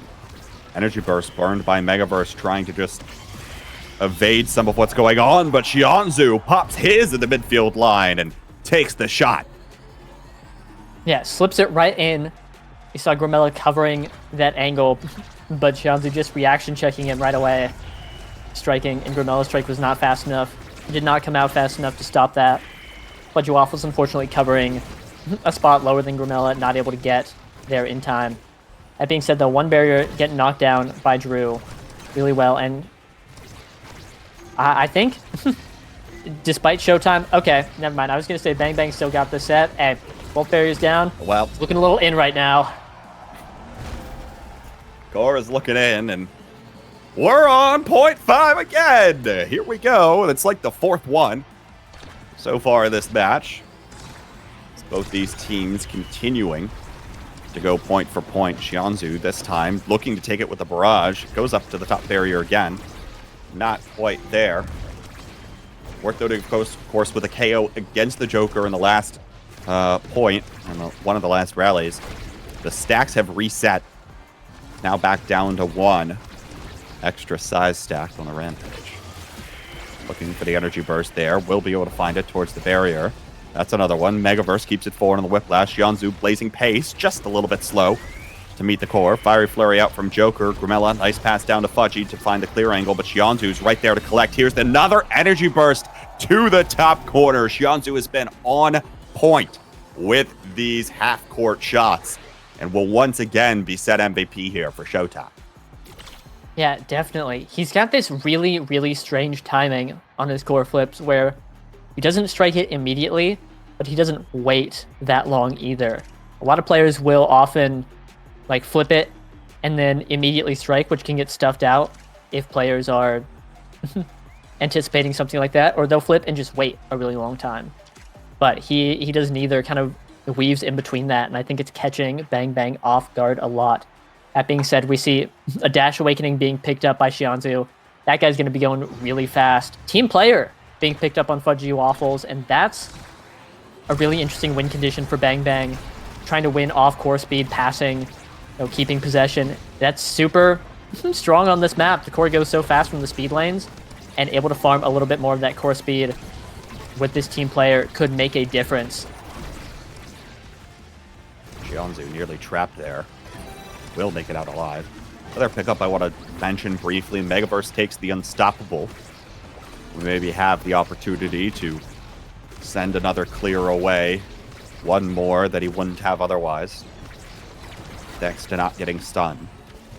We'll see whether or not that plays a role later on. Pendulum swing. Barrage almost finds the barrier, but Fudgy will find the stop with a Summer Assault once more. Energy burst now.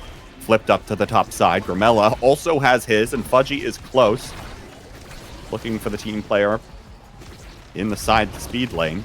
Here's the Tofu Fortress out to block the top side. Fudgy now up to Grimella. Still has energy burst. Xianzhu looking to put in some work with the barrage, but no, not this time. Back up to the top corner, and finally it finds Drew, who will slip it through. Yeah, just great strike right there. Able to catch the core. And again, that was overtime. That's the core speed that I think we're going to be expecting coming out here. We see Drew has his bulk up. Gonna get a little bit of extra core speed there too. But Joker has 1-2 punch. Which, hey, that's a core speed awakening. It hits core really fast. Doesn't matter though if Xianzhu's just gonna slip it in with the strike right past Fudgy Waffles. Oh, Joker actually using a heart emoji. Would not have expected that from that guy. Gassing up his midfielder a little bit. Love to see that. Love to see Pendulum that. swing out. Tofu Fortress. Beautifully done from Fudgy, applying that offensive pressure. Drew will put in the rest of the work to get the goal gates open. But now Giga Blast, Joker has Energy Burst here as well. Not going to use it quite yet.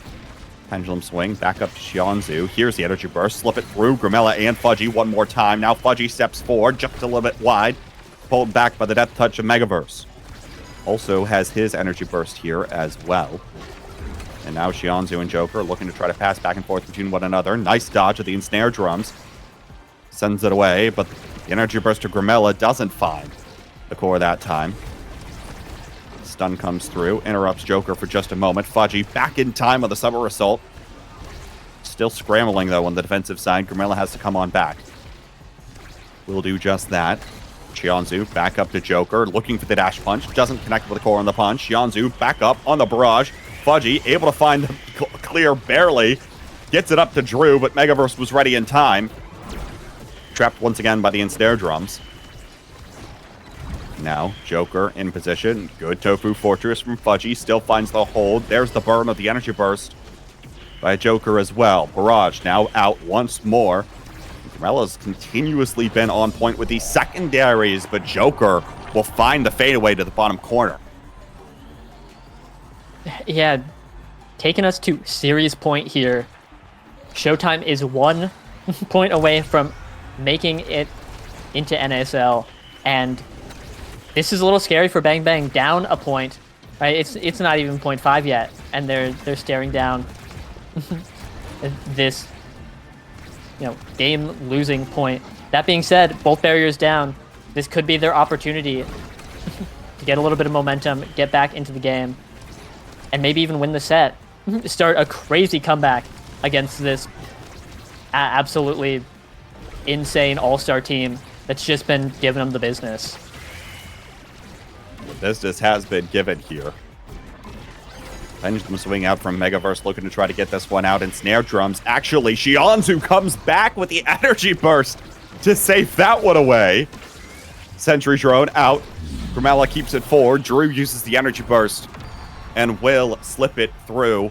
Still match point here for Showtime, and should I say qualification point into the North American Strikers League.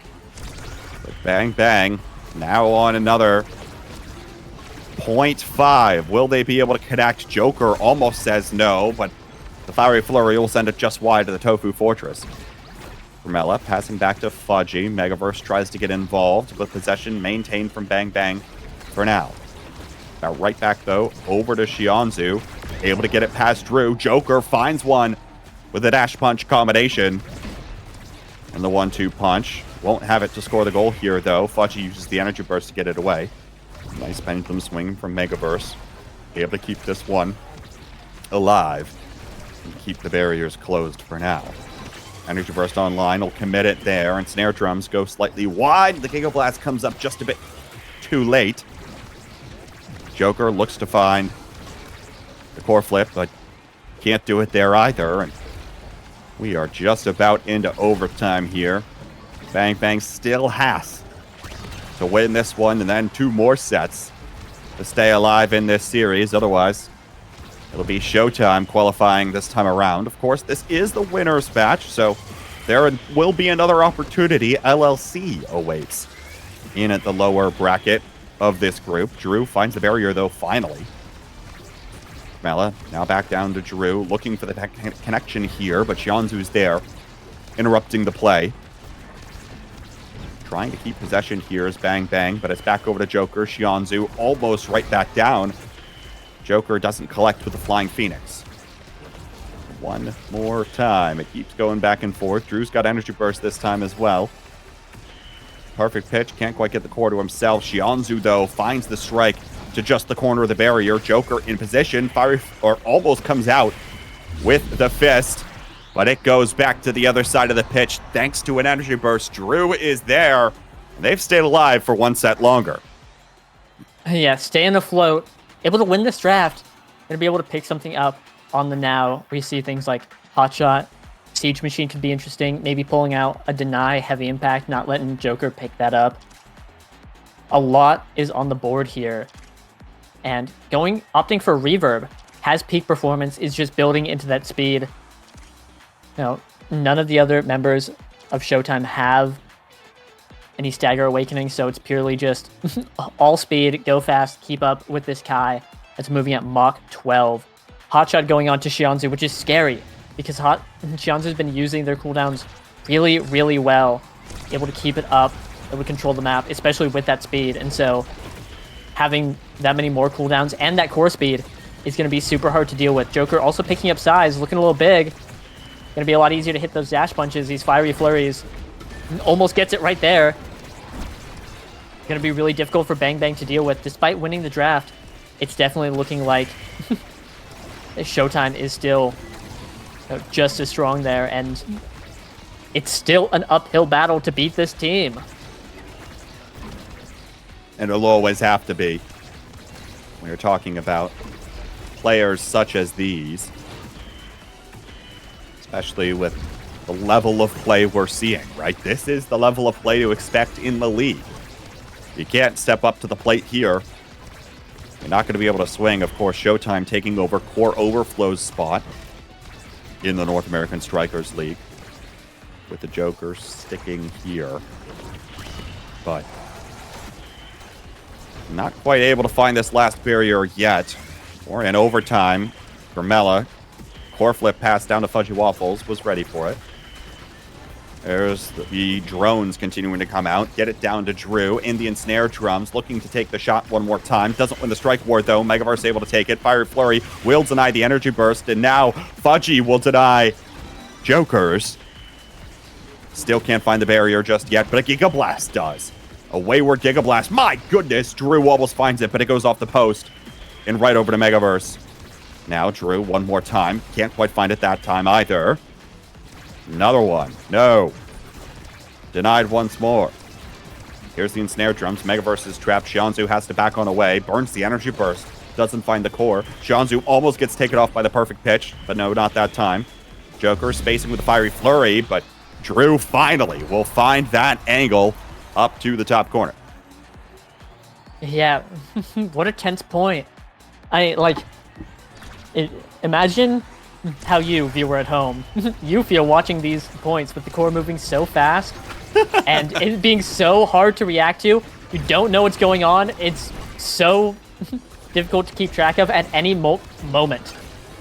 You just watch the core go in, and then imagine how it feels to play that. Imagine how these players feel right now, trying to bob and weave through everything that each of these teams are throwing out, trying to defend against their onslaughts. This is really tense. This is really hard to deal with. And every exceptional save, every exceptional pass opportunity, etc., is so perfectly calculated, so intentional from these players. Like that strike war there with the patience, it's so impressive to see. And there's only more like it. As bang, Drew puts that one in. Finds the perfect pitch and is able to swipe that one through. Liked as well, Fudgy's positioning there. Walked up incredibly far.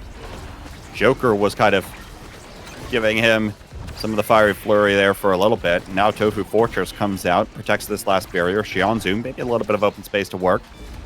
Down to this bottom side. Core will bounce slightly wide though. Possession looks like it's maintained by Showtime for now. Joker tries to take it. Doesn't end up working that time. Nice one here by Grimella. KO comes through as well. Steam picking up now for Bang Bang, feeling like it's almost getting closer to high noon. Grimella almost has energy burst, as does Drew. Joker take it all away with his own. Needs to be careful. Going to use it right there. Tofu Fortress comes out immediately to deny the core flip. Joker, of course, does have the recovery drone, but doesn't want to give away positioning here. If positioning matters with the cores going this fast.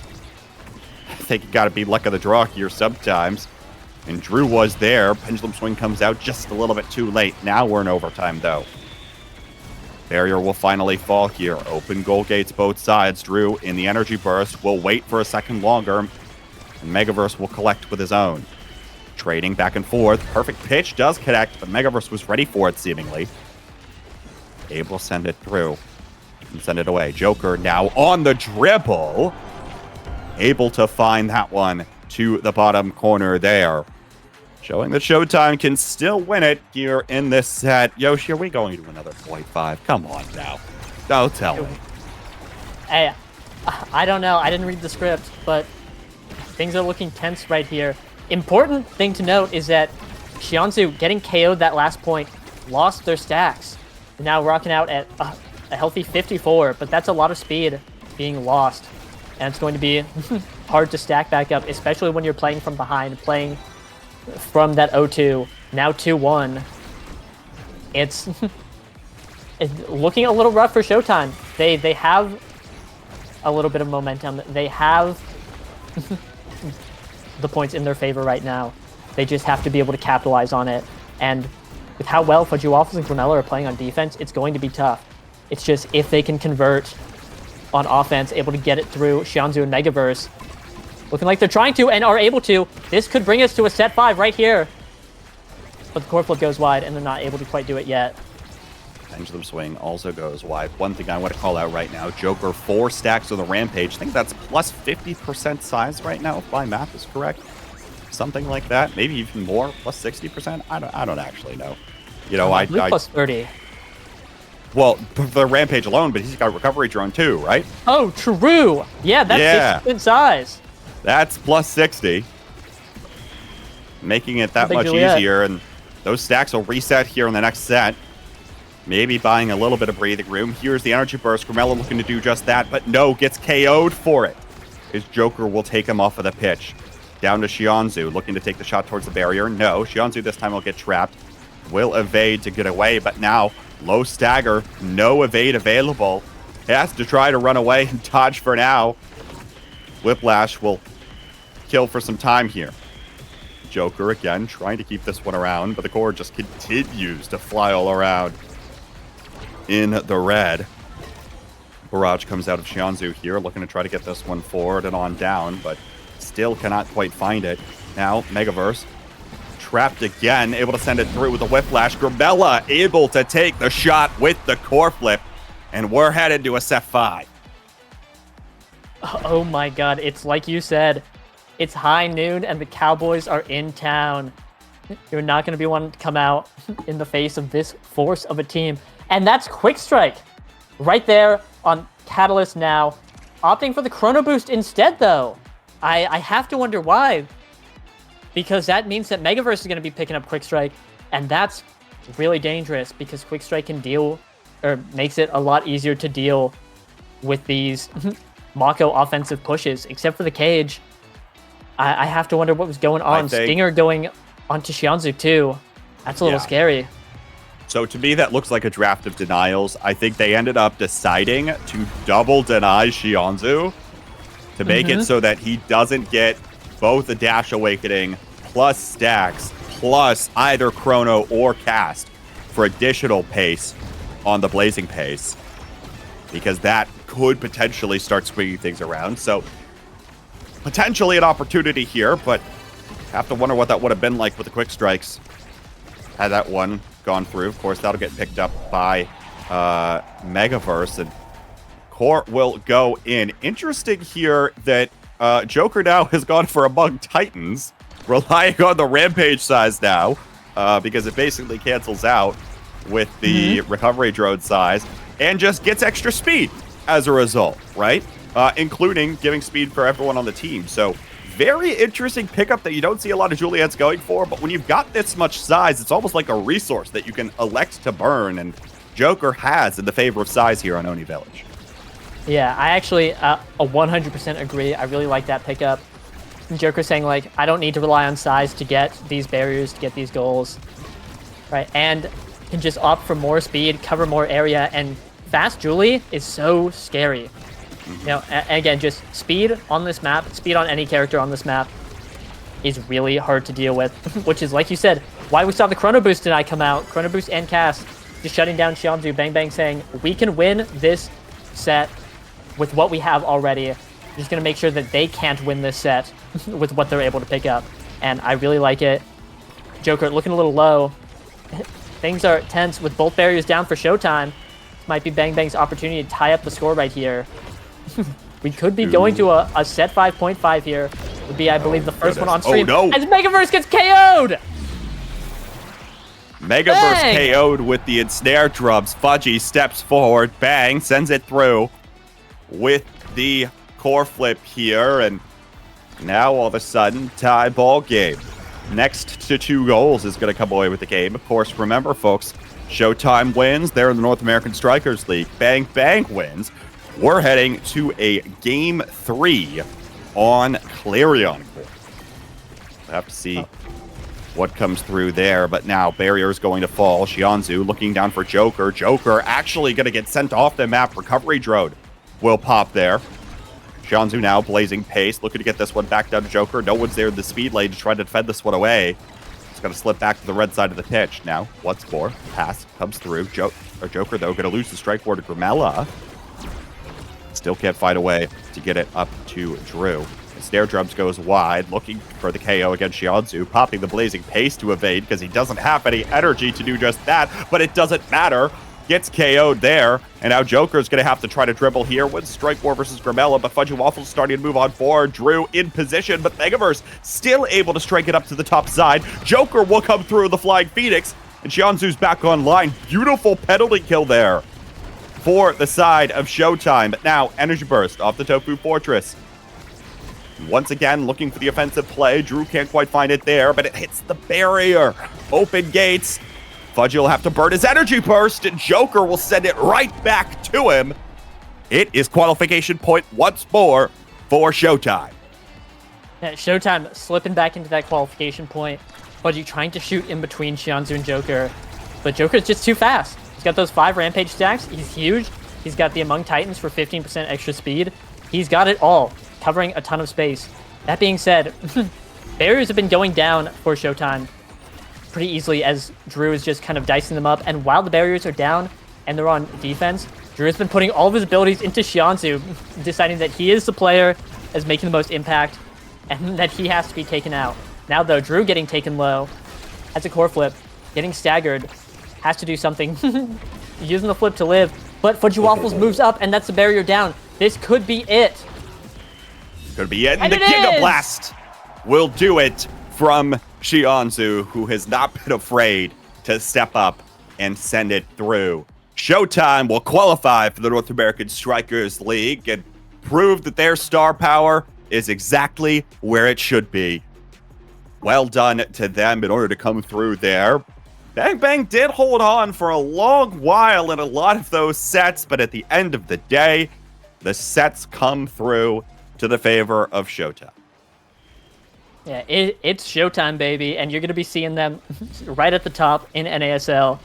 And, you know, I don't think very many people are surprised about this.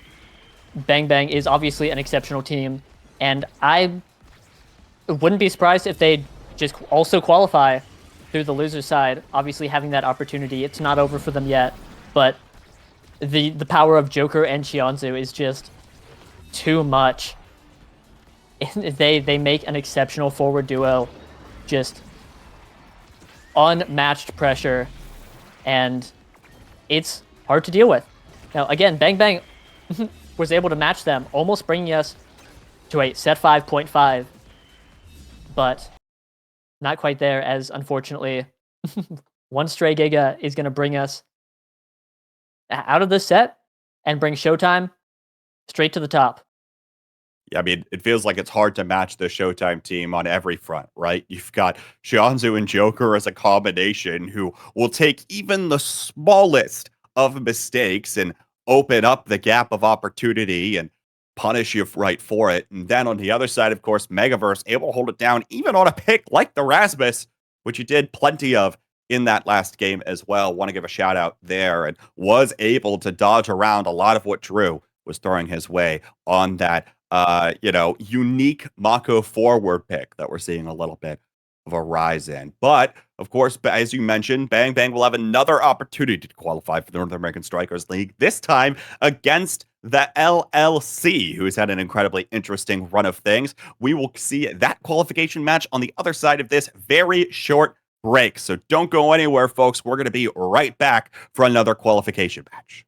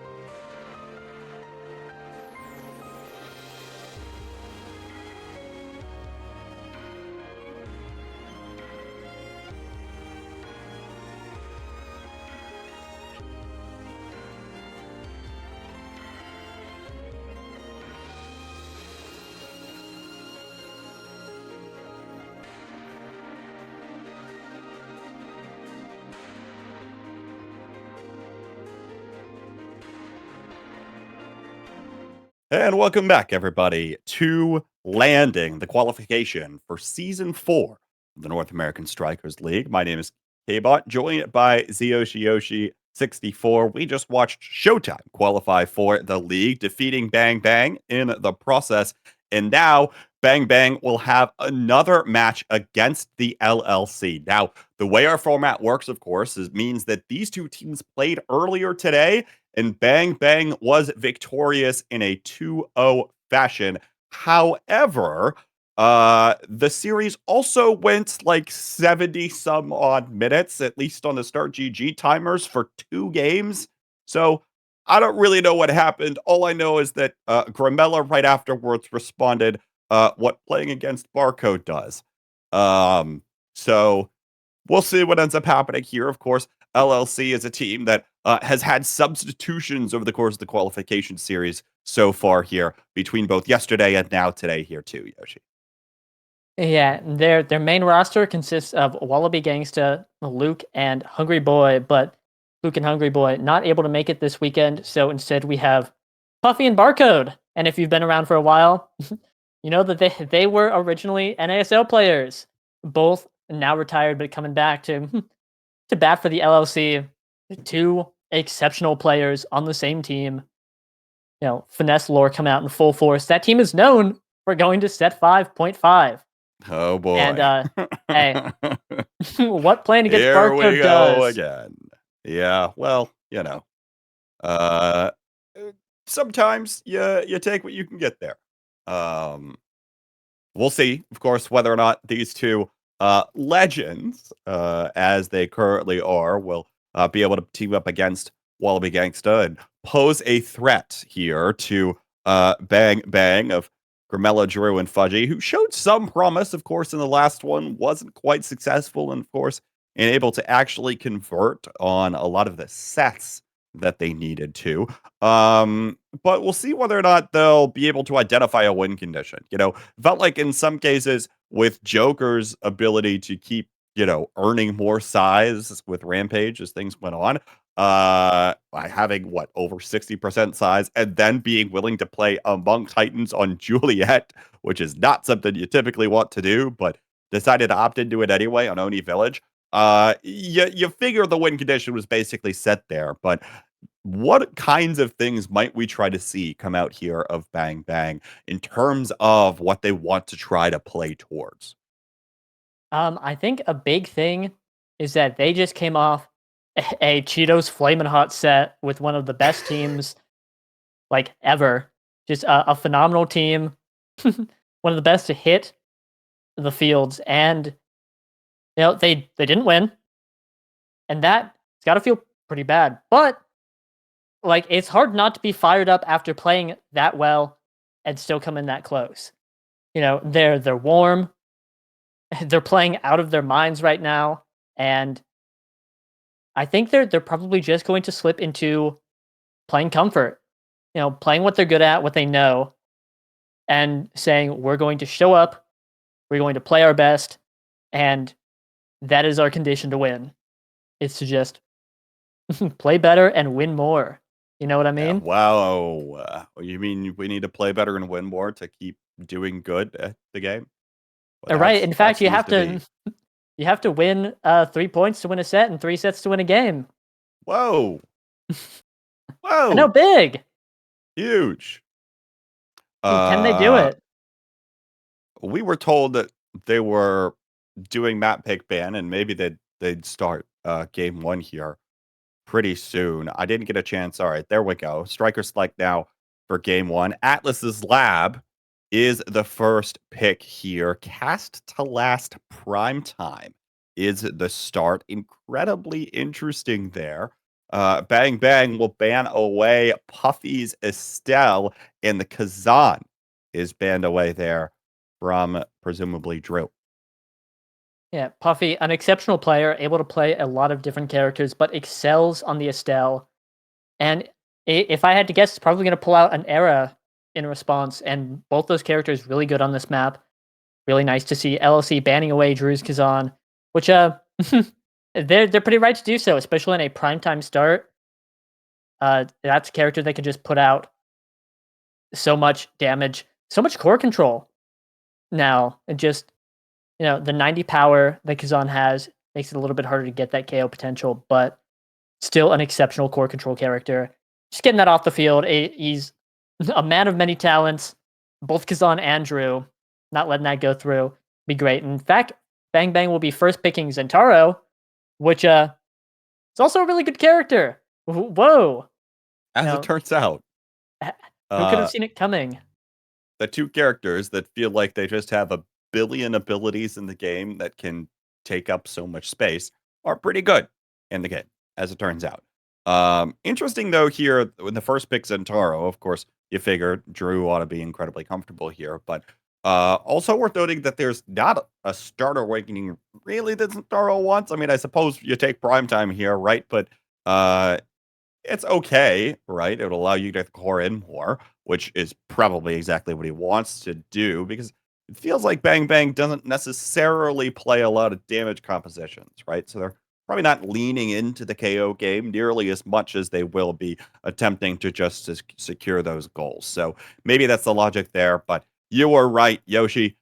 Puffy very likely going to be on the Era picked up in the second pick here. Yeah, I'm honestly shocked to see that be an Era Rasmus instead of an Era X. X is on the table. I've seen Wildby play it before. Electing to go for the Rasmus instead, though, very interesting. I suppose I don't disagree with it, but Era X, it's a really good comp on AtLab especially. Really good to see. And we see Kai and Amy being picked up by Bang Bang as the last two picks, and that is definitely Amy goalie, Kai going on to Grimella, and that's a really, really scary comp. You've got Grimella playing mostly for the core. He's going to be playing Primetime Kai, really strong. And then that's Zentaro and Amy, one of the best goalie forward duos in the game, able to pump out so much damage. Primetime might make your primary a little weaker, but when you have two of them, kind of hard to shrug that off. Kind of nice to just be pressing abilities on people. And of course, last pick on LLC, going to be that Atlas, the barcode Atlas. Oh, yeah. He's very fond of the character, and this might be a 30-minute game. It's a 30-minute game by sheer force of will on Barcode's part, right? That's what this guy does, and that's what he does best, is the iron wall.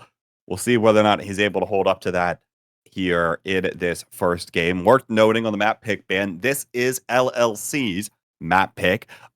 Game 2 will be played on Taiko Temple, once again picked by Bang Bang, and Game 3 will be the decider on Night Market should we need it. So once again, Bang Bang electing to go for Taiko Temple here. Right, definitely a map that they really believe in. And I think I agree with that. I think their showing against Showtime wasn't that they weren't good at the map, but it just hard to deal with what Shianzu and Joker were putting out. So definitely really easy to understand, but I don't know. I'm still looking at this barcode Atlas. He got it. It went through 6th pick. He's gonna be pulling up on it, and like you said, if anyone deserves the title of Iron Wall in this game, it is him. And he will be putting the Atlas to work. But on the other hand, famous little inside joke known throughout the community. It's called the barcode strat, where you decide this guy's too hard to get through. Let's kill him. And then you kill him. And with the Zentaro Amy, it might just be possible. Burn that Atlas res, get a little bit of damage on there, and get that guy out of there so you don't have to score on him. You know what I mean? Yeah. We'll see, of course, whether or not we have that. And finally, we'll be getting into game 1 here on Atlas's lab. Again, picked by LLC, and they'll go through the quick character selection process. We will be getting into game. Bang Bang's second opportunity here to qualify for the North American Strikers League. You have to imagine that it would be a disappointment to both of these teams to not make it, but that is on the line. If they don't qualify here, we'll see what ends up happening now as Finesse, it feels like, is back here. Puffy and Barcode teaming up with Wallaby Gangsta. Will Bang Bang be able to do it? Well, they're getting underway right now. All right, the ghost of Finesse has risen up from beyond the grave and is here to pose as Bang Bang's final challenge to qualification.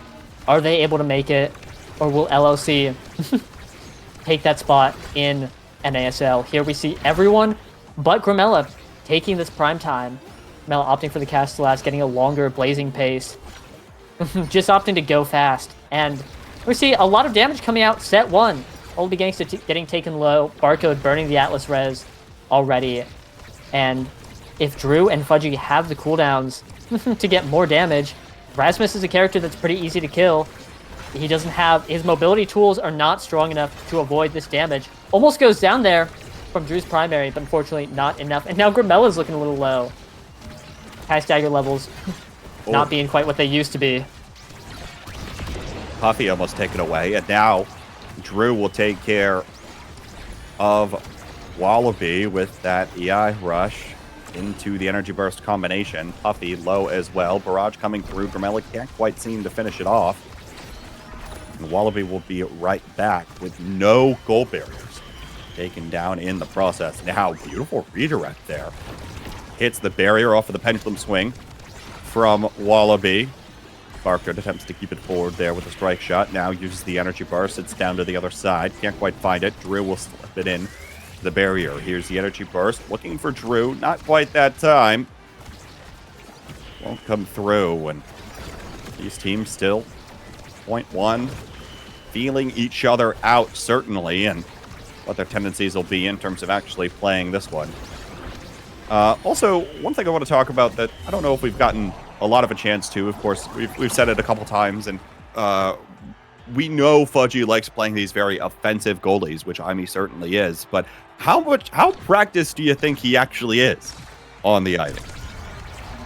That's a very good question. I have seen him play it quite a bit. I've watched some of their scrims, a little bit of insider knowledge, and he's been practicing this pick quite a bit, and was able to play it before even the conception of Bang Bang, but has put a lot of time into it as one of the goalies that is risen to prominence, known for being an exceptional character before, but now heralded as a top 2 goalie, almost a pick ban character. Has decided to put a lot of time into it, and I think he has what it takes to make it work, but the character fundamentally has a lot of downsides when it comes to defense. He's hoping to just not opt out of that entirely by just winning faster, but unfortunately, a stray Era Beam is going to be bewitching Fudgy and putting it in, bringing us 2-0 in LLC's favor in this set. Puffy is so consistent with the primaries on any character he plays, which right now, of course, is effectively just Estelle and Era from what we've seen so far today. But even still, you'd think you'd want, of course, the Estelle, but was banned away, and no slouch on the Era either, especially in terms of actually being able to convert on some of those plays. Looking now on the bottom side, this bottom corner, can't do it. Of course, the other thing, I mentioned the primary. Prime time picked up by 5 of the members here. Castellast only going to Grimella for the blazing pace rather than the barrage. Drew, though, attempting to collect in this corner, and Barcode doesn't have an energy burst, actually low on defensive resources, and now 4 will fall. Grimella tries to walk it in with the barrage, doesn't find it. The Firewall Sentry won't connect either from Fudgy. Glitch pop off the gravity well. Grimella drops back for the orb. Offensive pressure dissipates for a moment. Tries to get it up to Drew, but not that time. Now we'll save the barrier. Drew finds a KO in the interim.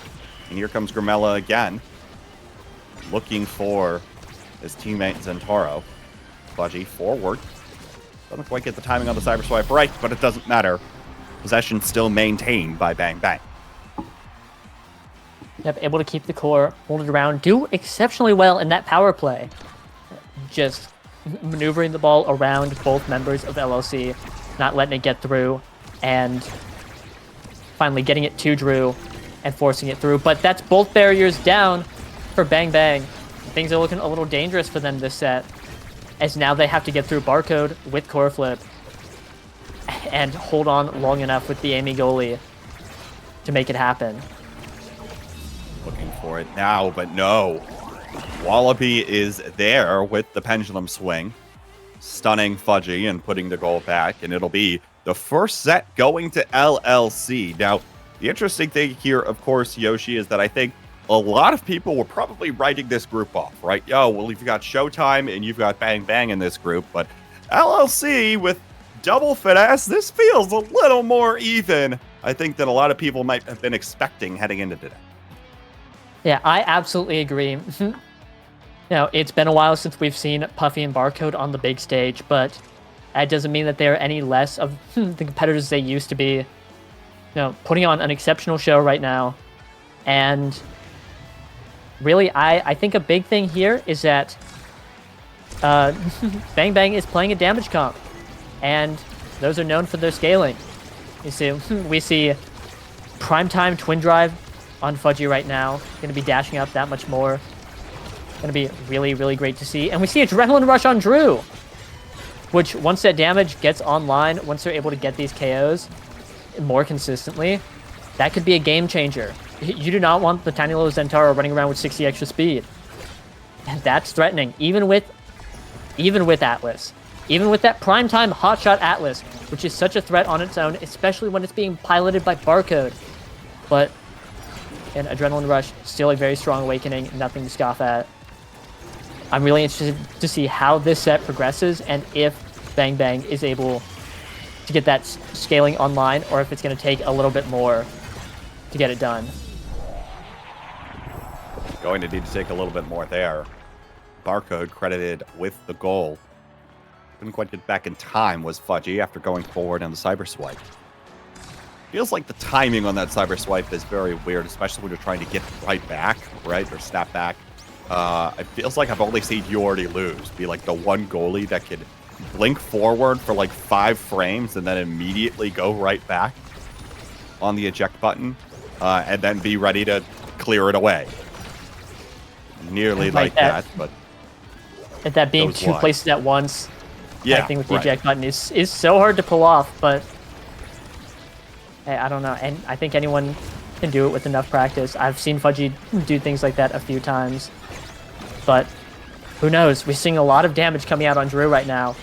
Definitely very scary. A flip on Grimella might be able to get something, but they just can't get these barriers through Barcode. Not able to do it, and Puffy dropped back as well on the defensive side. One of the things of, these midfielders is how well are you able to help the defense presence as well. And Puffy, no stranger to helping his teammate, though not able to get the core out there, and both barriers will fall for the LLC. Now Wallaby looking in position, but still also low on stagger, and it's bought enough time for Grimella to step on forward and put the core back.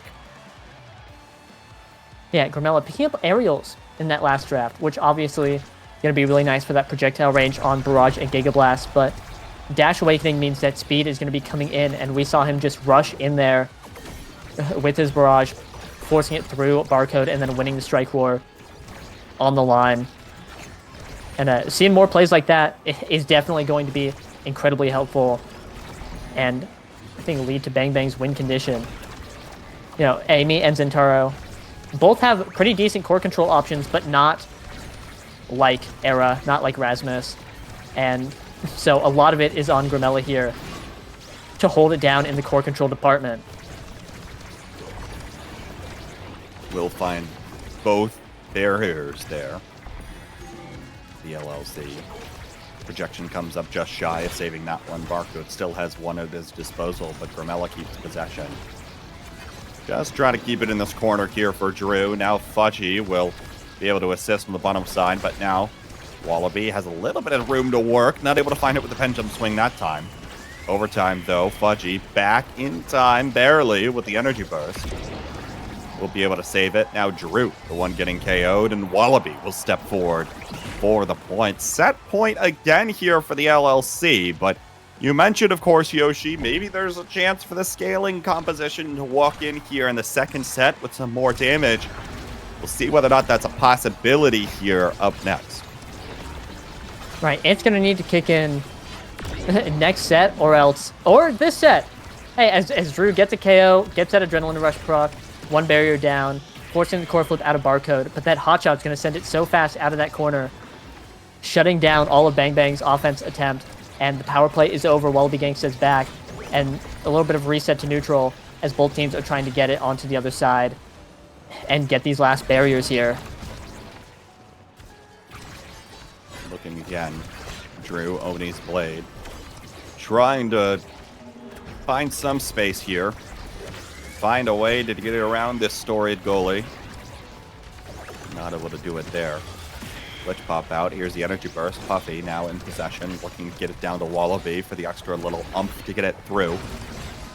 Not able to do it there. Fudgy now with some room to work. Has to blink back.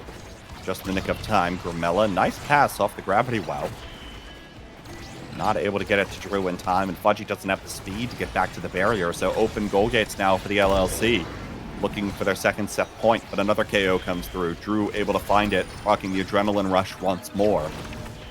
I'm starting to try to come on in here. Nice Giga Blast will be the thing that actually takes the barrier, and now looking for the shot. Almost threads the needle, but Barco's got the energy burst. Back online is Wallaby. Looking for the shot. Puffy as well. Sweeps through with the Maelstrom once. Grimella there. Fudgy has energy burst again to save it. Strike shot. Now paired with the Expanse. Barely sticking around to keep the core out here of the LLC net. Takes a weird bounce out of that corner down to the bottom side. Wallaby now one-on-one with Fudgy. Grimella actually will step on up. Take that one away. Here's the eye rush. Comes up just shy. Fudgy looking forward, but is able to get back in time once more. Here's the glitch pop.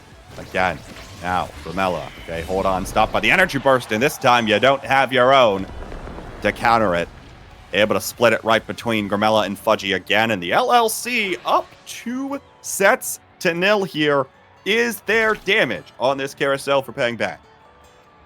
There sure is. There's a lot we're looking at here. We got 1-2 punch, catalyst, bulk up, all I think big options that we're gonna want to see Bang Bang pick up if they want to win.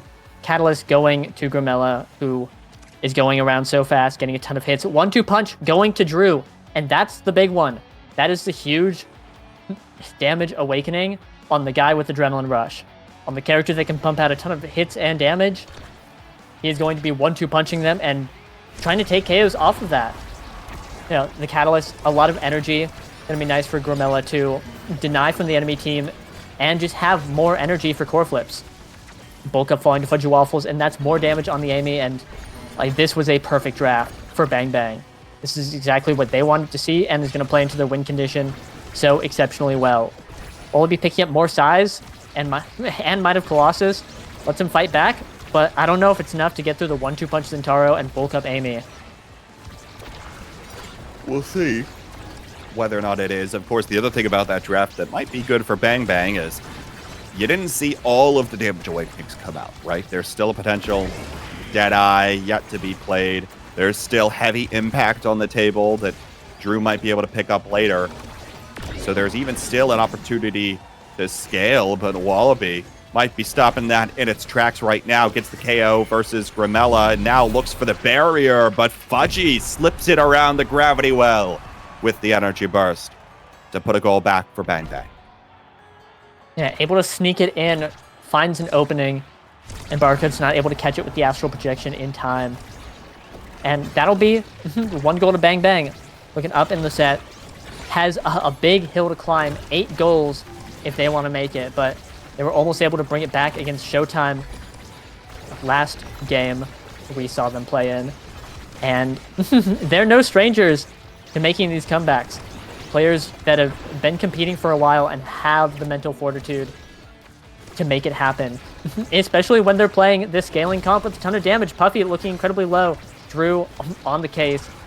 Looking to get him down low. Trying to push the core up now. We could see this damage come out an Adrenaline Rush proc, and that could be another point for Bang Bang right there. LLC has to hold on right here. Puffy, low, taken away. Wallaby on the penalty kill, looking to just clear it up to the top side. Here's the Expanse, looking to buy some space, but it doesn't buy enough time. Now Drew finds the KO. Actually, no, sorry, that was Grimella coming away with the KO, and now Drew will get sent away by Puffy in the box. Doesn't matter, though. Fudgy's got the glitch pop. Starting to see a few more KOs rack up here for Bang Bang. They're starting to fire more shots. Yeah, they're fully loaded, ready to go. And, you know, KO coming in on Drew at the end there. Doesn't matter. KO on Grimella, though, is going to be hard as now it's Fudgy and Drew up to defend this last barrier. Puffy looking a little low, though. Drew, like a shark in the water around, but that's Barcode with the Celestial Intervention, able to cut in and prevent all that damage from sticking. Puffy still looking low, though. But Drew getting knocked out, and that's going to be rough. Grimella alone on the offense, and it's up to him and Fudgy to defend here against Puffy and Wallaby Gangsta. Maelstrom well timed, but it wasn't quite enough. Drew back online. Grimella does have the energy burst. Fudgy elects to send it up. Now looking for the Cyber Swipe clear, can't find it. Drifts down to the bottom corner. Drew finds a KO. Power play opportunity, though, this time for Bang Bang. Grimella finds the angle around the gravity well. Drew is there, sliced and diced towards that barrier. Now Fudgy jumping forward, looking to rack up a little bit of extra damage here against Puffy. There's a Firewall Sentry as well, stuffing this one in the corner. The energy burst will be what does it.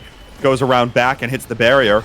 Now Drew, extra speed even still as the power play continues. Loops all the way back around, and Drew comes away with yet another KO. Can't quite find the goal just yet. Grimella now almost has a shot at it. Looking forward. Not this time. Trying to kill for some time. Just keep possession to the core here. Drew now takes the shot. No, denied by Puffy.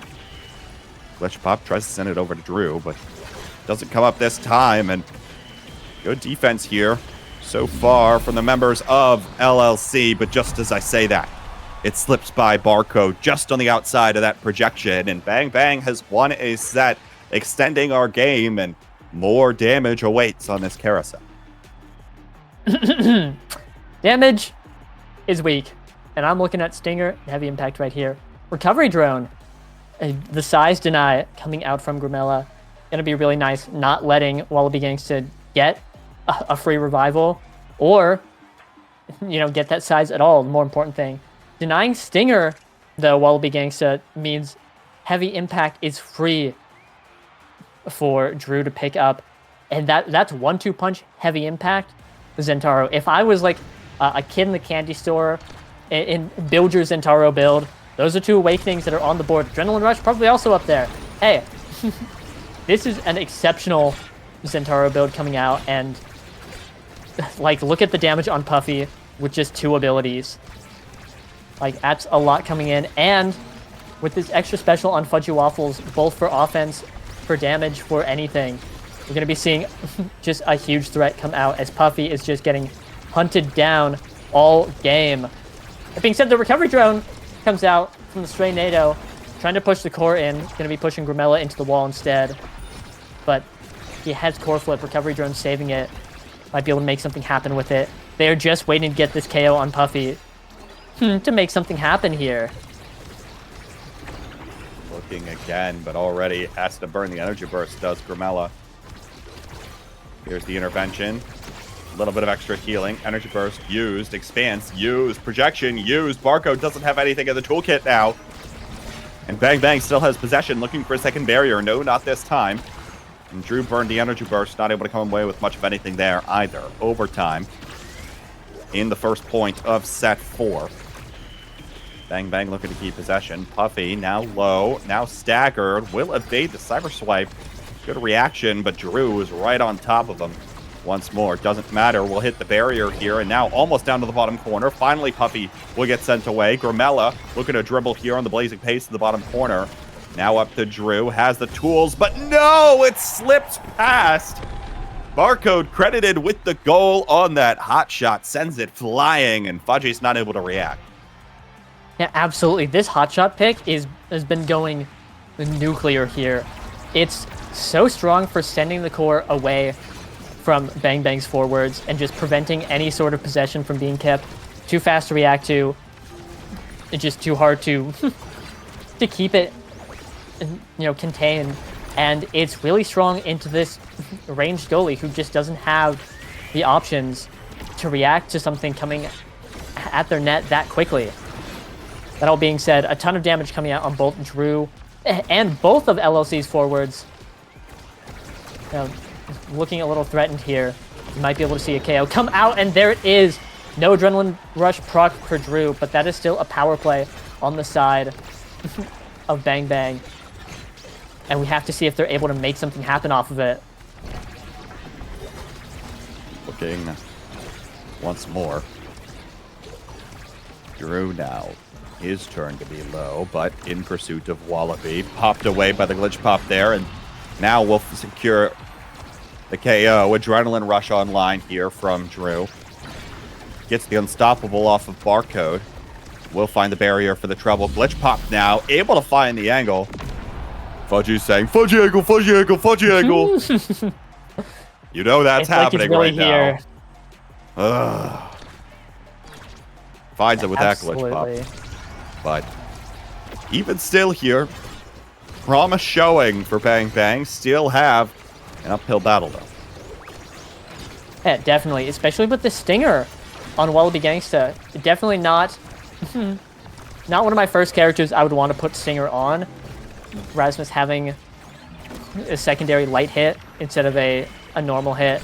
And really just not having that many cooldowns to be proccing the stinger. It's still such a threat, especially when he decides to start fighting back against Drew. But the barrage will be sending Puffy into his own goal box, getting that Adrenaline Rush proc, and Drew just pumping all of his abilities into Barcode immediately. Getting the damage on. Barcode is low. Ladies and gentlemen, the Barcode strat. And we're able to get the berries off the power play. Barcode's looking low. Fudgy Waffles has this core flip.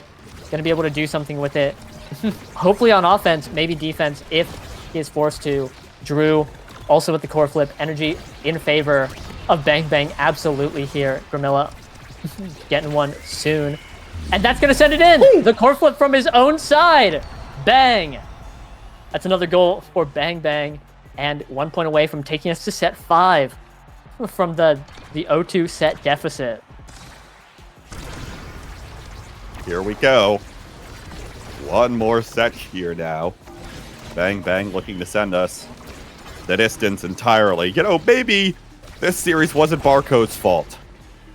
Maybe it was Bang Bang's fault for extending it all the way to set 5 and the 70 minutes of 2 games of Omega Strikers that took place earlier today. Now Energy Burst from Fudgy is used. Up to Drew here. Fudgy sticks around, and Drew will be able to find it on the slice and dice here. We are in set 5. One more Awakenings Carousel awaits, and you said it here, Yoshi. The damage scaling has come online. Reptile Remedy is here as a defensive option, and luckily not too much more damage can happen, but is it too much as is? I'm not one to say that it's not one to call games before they're over, but I think this damage is a little bit too much. We're seeing Drew get explosive entrance, one of Zentaro's best awakenings, and right away you look at this build and you say, wow, how did this happen? Especially on 5th pick, we see Grimella with Catalyst Quick Strikes. And he's going so fast with the the cast and the aerials. He is hitting the ball a ton, quickly striking, dare I say, getting infinite energy glitch. And, I don't know. If I'm LLC, I say, we just got outscaled. Sorry, guys. We go next. These builds are looking way too powerful to overcome. Hey, that being said, though, Barcode has 5 Orb Dancer stacks. Puffy has Rapid Fire Prime Time. Might be something to combat all this damage, but I don't know. It's going to be a close set 5. As I think we came to expect with how dominant the first 2 sets were, but how strong the scaling from Bang Bang has come in. Barrier taken, though. Now Puffy finally gets taken away. Drew does have another energy burst, as does Fudgy. It's getting sent away and defended here from Barcode and Wallaby, though. Oh my goodness, Wallaby just got his stagger bar chopped in half, and now is going to be completely staggered. Will find a barrier for the trouble. Has to try to stay alive. Carmella looking to try to go for it. No, denied by Barcode. Patiently waiting for the opportunity to strike. Slice and Dice comes through. Projection already used from Barcode. Doesn't have either available right in this instant, but likely coming back online in just a moment. Fudgy now takes the Cyber Swipe. Here's the Energy Burst. Drew almost finds the connection. Pendulum Swing actually gets it right back over to Drew. Carmella, nice Giga Blast on that angle. Able to send it in. Ladies and gentlemen, bang. As is obligatory. And just a Giga Go gets it done. Such an unexpected angle. No one saw coming. And that's going to be one goal. That's going to be Puffy in this next point with no health. Getting it back with the Orb and the Atlas. Celestial intervention, but Drew intervened on Puffy's life and then got sniped out by the Cosmic Expanse. Saves Zentaro. And we're looking a little bit of reverse power play coming out from LLC. Not able to get much off of it, though, as all members are back, and we once again return to a neutral state. Oh my goodness, Gravella throttled around there by the Maelstrom. Here's the Energy Burst. Expanse also used, but the barrier still falls. Now Gravella, not fearing for his life, tries to put it in with the barrage. Gets denied. Fudgy now does have the Energy Burst. Will elect to use it here, but it's right to the hands of Wallaby. Top corner, Puffy. No, denied. Not this time. Extra size boosted up here from Wallaby, who also has the Energy Burst. Overtime now. Slips through the Firewall Sentry. Fudgy still able to find the clear. Here's the Energy Burst again denied on the barrier. Fudgy still able to find the strikes. Now Drew forward on the rush. Not quite there in time.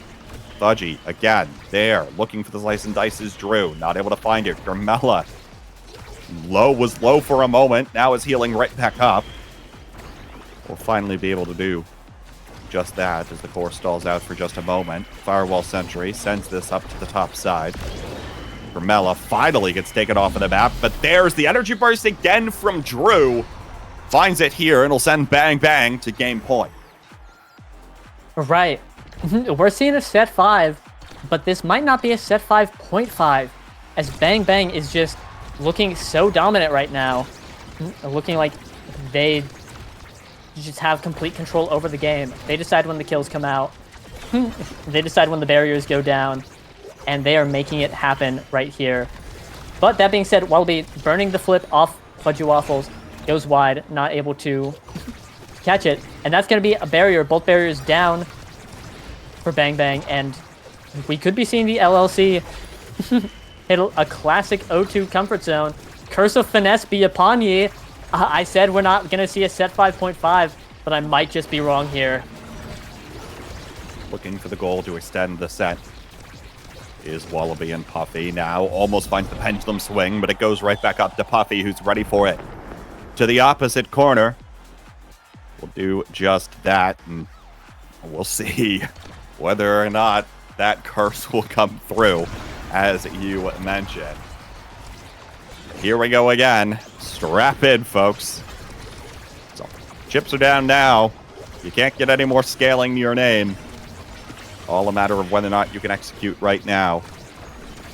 And if you're Bang Bang, execute against one of the most essentially storied duos here in Omega Strikers of Puffy and Barcode. Looking again forward is Fudgy. Couldn't find it. There is the opposite barrier from Drew. Couldn't find the near barrier as it got sent away. Now it's off the gravity well. Cyber Swipe through. Fudgy now has Energy Burst. Doesn't use it. Does elect to go back. Maybe he had the chance to stick around. Now it's Gramella's turn. The Blazing Pace. Drew low on Sager here as well. Odie's Blade comes out. Gets a dodge away from Wallaby. Energy Burst used by Fudgy defensively to send it away. Maelstrom almost takes Drew away. Relatively healthy here, though. Overtime now. Barcode was threatening punching the gravity well and sending Drew off the pitch, but Drew was careful of that. Energy Burst to kill for time for just a moment. Wallaby finds the Whiplash and the barrier. There's the Bewitching Beam, and there's the Pendulum Swing. It's a set 5.5.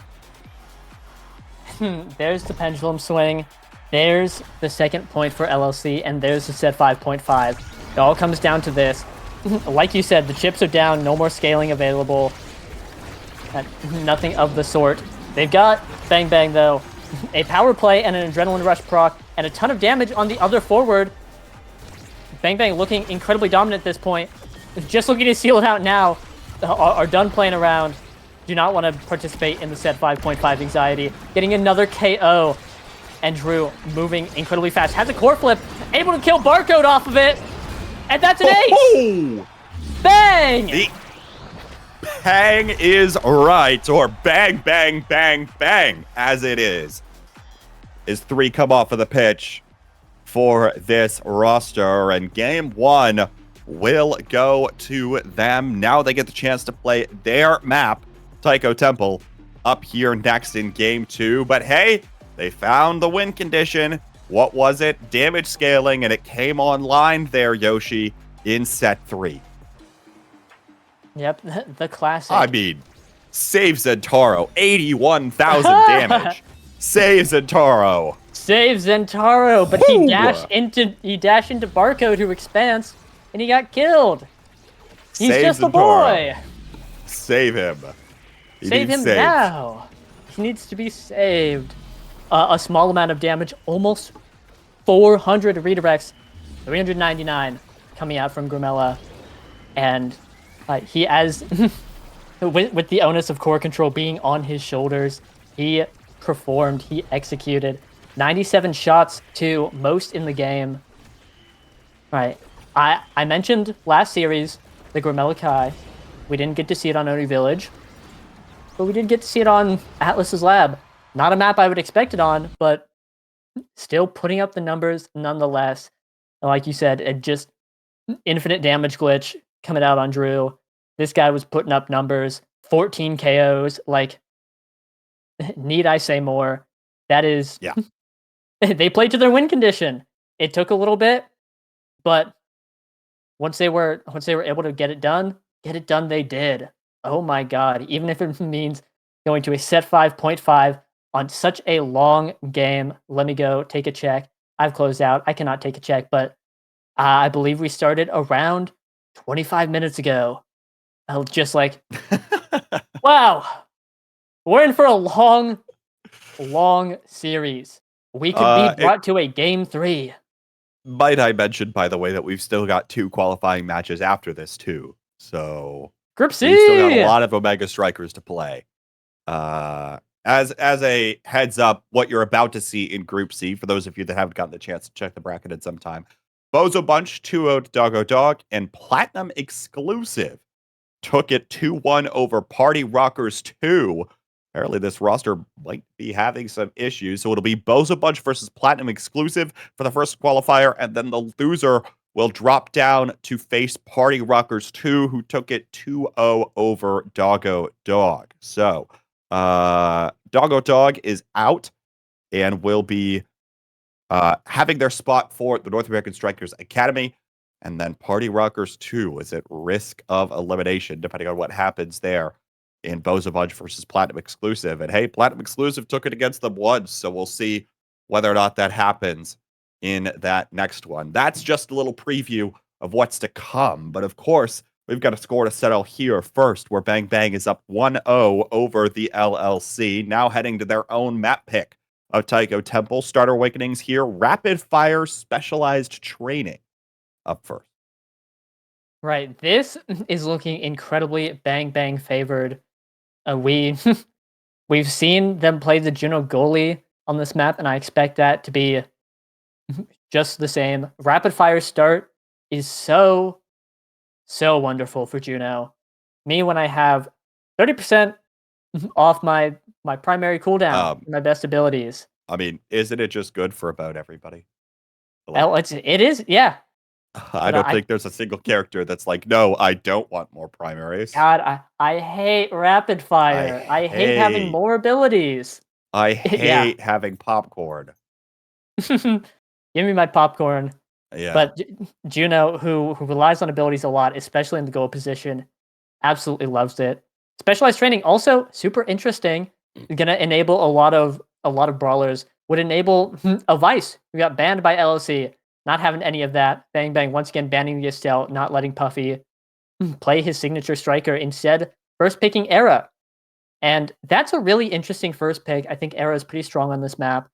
Able to just consistently output pressure all the time. And it also shuts down a lot of brawlers that like specialized training.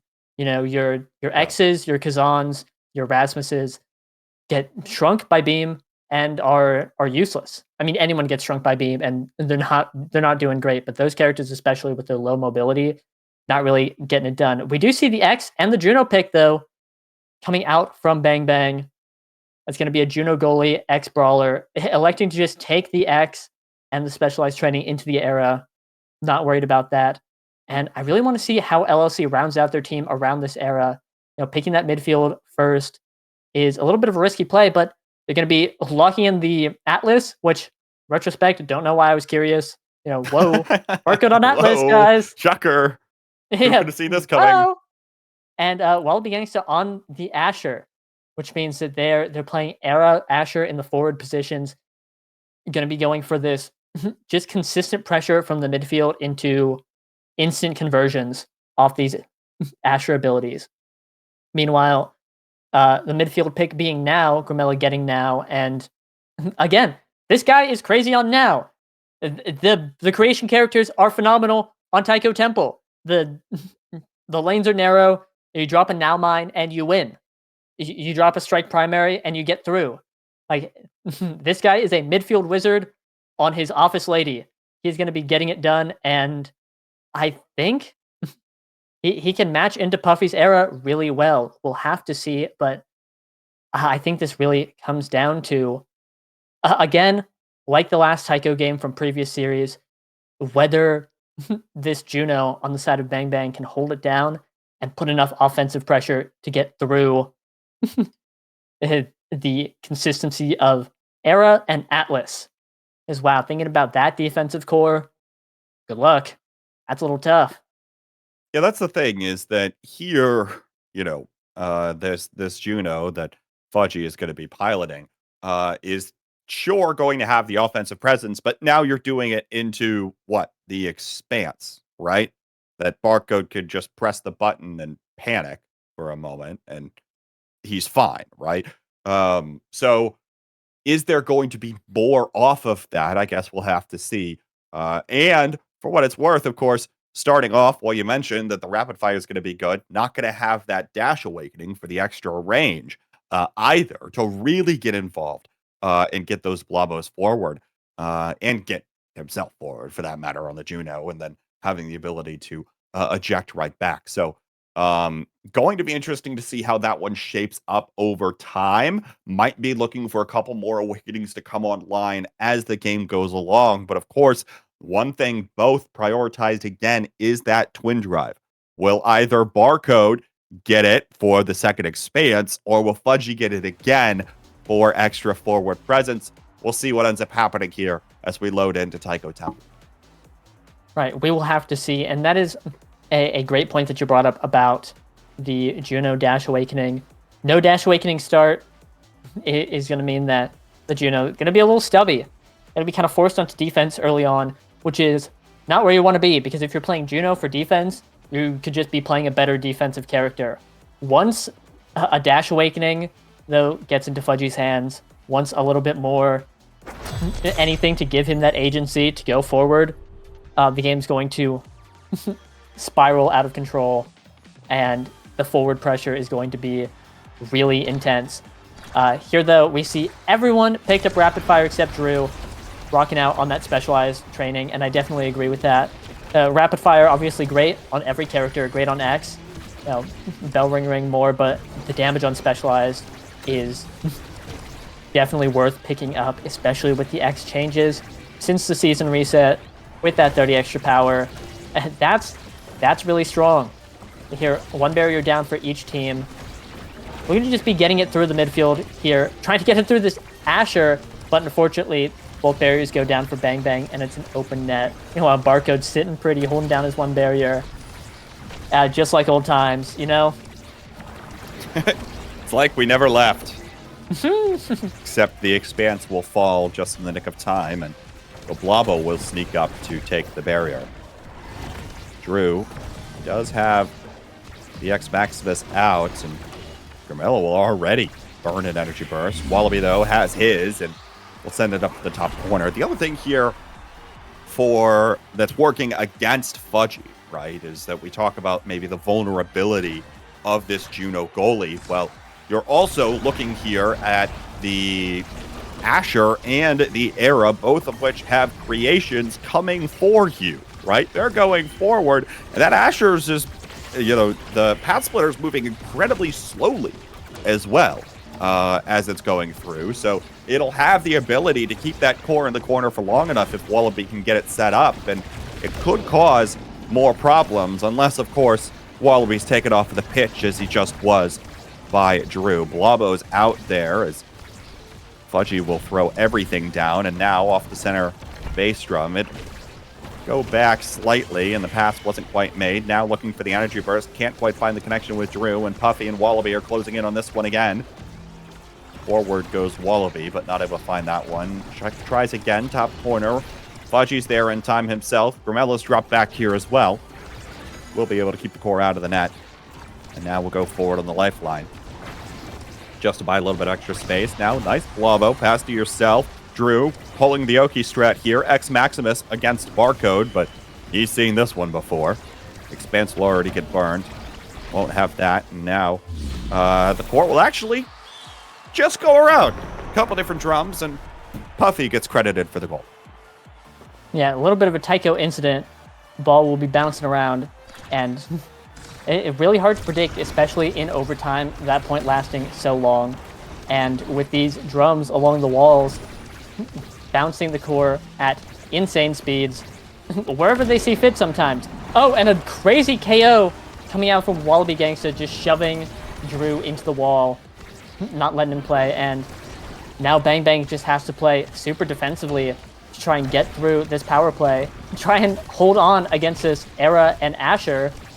It's super hard to do, especially as if you're just now in Juno. Being said, Grimilla blinking in, going forward, trying to get into that corner.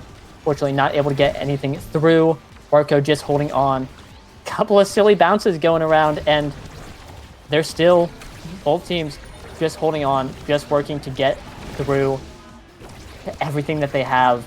And, we're one barrier to one, but this point doesn't seem anywhere close to ending. Energy bursts exchanged in front. The Bang Bang goal will get cleared away.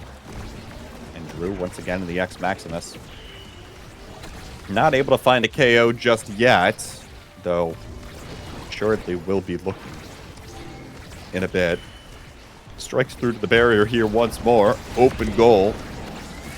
And now a KO comes through, finally, but it doesn't matter because a nice workaround there of everything from Barcode. Perfect connection to Wallaby Gangsta. It's a 3-0 set for the LLC. Yeah, just really well played. They are piloting an exceptional core control comp, and I think I would be pretty surprised if it didn't win early on. They have the tools to get through Bang Bang's team exceptionally well. They have a ton of consistency and are able to just weather the storm. These long-lasting points just mean that LLC is more favored as they go on. They have more to just put out and are able to do it regularly. Being said, no Dash Awakenings that draft. Team player being picked up by Fudgy, though. Going to be a nice way to impact the game from the goal box. Able to get a lot of core speed, which is a really nice win condition on this map. Though, when your forward is getting knocked out by the big Might of Colossus Asher, it might be a little hard to get things done. No brawler to pass to means team player going to be a little bit harder to proc. Certainly the case there, and even still, right, you'll take what you can get in terms of that team player, but Not a dash awakening, especially, right? That you can't fly in on the Blubbo bounce. Not the twin drive that you were looking for, maybe hoping to deny Barcode, who admittedly had first pick in that draft anyway. And also, not really any creation awakenings up in that last draft either, right? So, not a lot of what you wanted to see, and might just be more of the same here for the LLC, as they'll be able to send another one back. 4 straight for them. Yeah, just really smoking this game on Bang Bang's pick. And, you know, we saw that happen last game too, and then Bang Bang made an exceptional comeback. The scaling set in, but their team comp doesn't have as much scaling as Amy and Zentaro. Right, the X has a lot of potential, but with Might of Colossus being picked up by Wallaby Gangsta instead, that is one avenue of scaling that they just don't have. That all being said, sometimes you get both barriers and then have an exceptional shot between both the goalie and midfielder, and you get a point. And Bang Bang getting on the board. Not ready to roll over just yet. Still looking to win sets. Saying we don't need to rely on this scaling. We're going to win now. Get it done. Oh. And a crazy bounce coming out off that core flip. And a crazy KO. Wallaby Gangsta give it, then Wallaby Gangsta take it away. And he's giving his team a great opportunity right now to get these barriers. But Fudgy Waffles and Grimella are just holding on so well. Taken away again is Drew on this X. We'll come back online now as the X Maximus, but Barcode's seen this one before again. We'll send the projection right back away. And Wallaby, once again, looking for another KO with that primary. Doesn't find it there. Fudgy looking forward to the Blubbo bounce, but that projection lingers around for just a little bit longer. Will be enough to collect it once, but even still, the barrier will fall. A few more signs of life here for Bang Bang. Drew takes the shot, not able to find it there. Puffy forward on the Bewitching Beam, looking for Wallaby again, but it actually slips right by him. Now, open shot. Drew guesses wrong. The expanse was there. And now it's off the drum. Fudgy will have to burn his energy burst to keep it alive. Almost finds a pass to Drew off of a side drum or a corner drum, but not able to do it there. Grimella now looking for Drew again. But even still, good coverage here. And I say that, and Drew's had enough. Dash punches one away. Fudgy goes forward. Power play opportunity here. Leaps back, but Drew's able to find the core on the bottom side. It's set point now for Bang Bang. Yeah, I've got to say, Drew, that entire point was just always in the right spot and winning a ton of really important strike wars that would keep the ball up. If he lost any of those, the ball would just go straight to Bang Bang's side of the map and just put them in really, really uncomfortable positions. But he was able to win them, keep the ball up, and eventually win a strike war to get the goal. Now another double barrier, which is exactly what Bang Bang wants to see. And if they can convert really quickly now, they win the set, even up the game, and have first pick in draft. Nice weave from Barcode. Sends it between that drone that was out from Grimella and the teammates of Bang Bang. Now, energy burst sent away. Grimella's drone isn't there in time. Looking now for the barrier, but the offensive pressure just isn't quite there. The player's able to come back on through. Puffy once again in the corner. Here's the Maelstrom and the Path Splitter, both out at the same time. Wallaby does have the energy burst, now has the opportunity, and will send it back.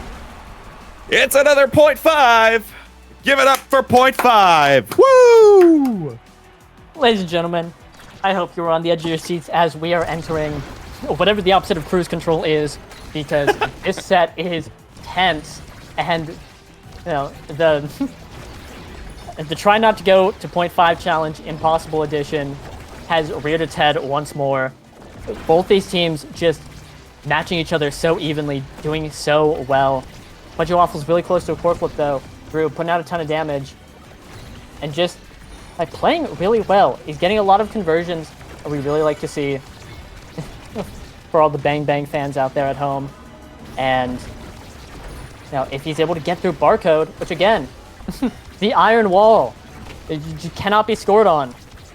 Curse of Raw, stone wall in your way. It's really just a battle between Drew and Barcode here, it feels. Energy Burst out. Expanse denies it. Wallaby finds another KO against Grimella. Lavo in position, causes a little bit of chaos, but the core still finds its way away. Energy Burst now used by Fudgy. Barcode's there in time. Send it back. Wallaby now almost closes in on the core, but it flies past and now flies just a little bit behind Fudgy. Leaps forward on the Blobo bounce. There's the Blobs out. There's the Expanse used by Barcode. Won't have that now as Drew's closing in, but it doesn't matter. Lifeline gets Grimella back. Helps on the defensive side, and the Bat Splitter doesn't play much of a role in getting the core forward. Barcode now keeps this one forward. Puffy is still there, wasn't KO'd, and will be able to put the core back. 2-0 up now are the LLC. Right, wow. Puffy living so long. It just holding on for dear life, and right before he's able to get KO'd, puts it in, wins a crucial strike war, and takes him up 2-0, and that's a hot shot on Barcode. Fudgy Waffle's able to pick up the Dash Awakening that he's been searching for so long, but we saw hot shot and how effective it was last game, how great just core speed is in general, and I think it's going to make a big difference. The extra cooldowns with hot shot, prime time, and rapid fire is going to be really, really hard to get through. This Atlas just has abilities. Infinite cooldown glitch. There are so many of them, and the Drew only picking up a second Stagger Awakening. Going to be really nice for that reverb and getting cooldowns of his own, but still just so difficult to get through this Atlas. It's just absolutely Iron Wall lore. Iron Wall lore, and by the way, Barcode hasn't really had a lot of competition time on Taiko Temple. So, say what you will about that, still holding strong. Core goes through the Energy Burst of Wallaby Gangsta. Not able to find it there, and we'll be looking again, but here comes the X-Maximus. Drew looking to rack up a little bit of extra damage. There's the Bell Ringer, but the Orb is back in time, and now the Celestial Intervention is down from Barcode. Here's Fudgy on the Blobo bounce, still denied by the projection, and now here comes the Path Splitter, buys enough space, but the core doesn't get to Wallaby. Instead, Drew's in the way. There's another projection, and it sends the core flying. Fudgy not able to react. 2 goals away here from the LLC to send us to a Game 3. Yeah, really, LLC is full speed ahead, no breaks, looking to get this Game 3 opportunity right away. And things are looking so dire for Bang Bang. It's rough to get through everything that they have. They just have so much consistency. Even when they get these KOs, they still have to get through the Barcode Atlas. And you know, it's just so hard. They have to stuff it through these corners or get a cheeky little double barrier right in the middle. But if Barcode is in the right spot and has the abilities up, which he will, with Prime Time, Rapid Fire Hotshot, he will have some abilities up. It's so difficult to just get anything. I don't think Barcode has dropped a single barrier this entire set. Will be looking to keep those barriers up for as long as he can. And both goalies have on this particular rally. Energy Burst used by Grimella, tries to send it up to the corner, but Drew's not there in time, and it gets out once more. Fudgy now. Cross map. Looking again, but can't find it. Now hits one barrier. Wallaby looks to keep it in the corner. No, gets it down to Puffy. Fudgy can't intercept. Still tries to keep it in the corner. Here's the Maelstrom. Clips the core and sends it into the barrier. Open goal gates now. Expanse burned from Barcode. Doesn't connect to linger around.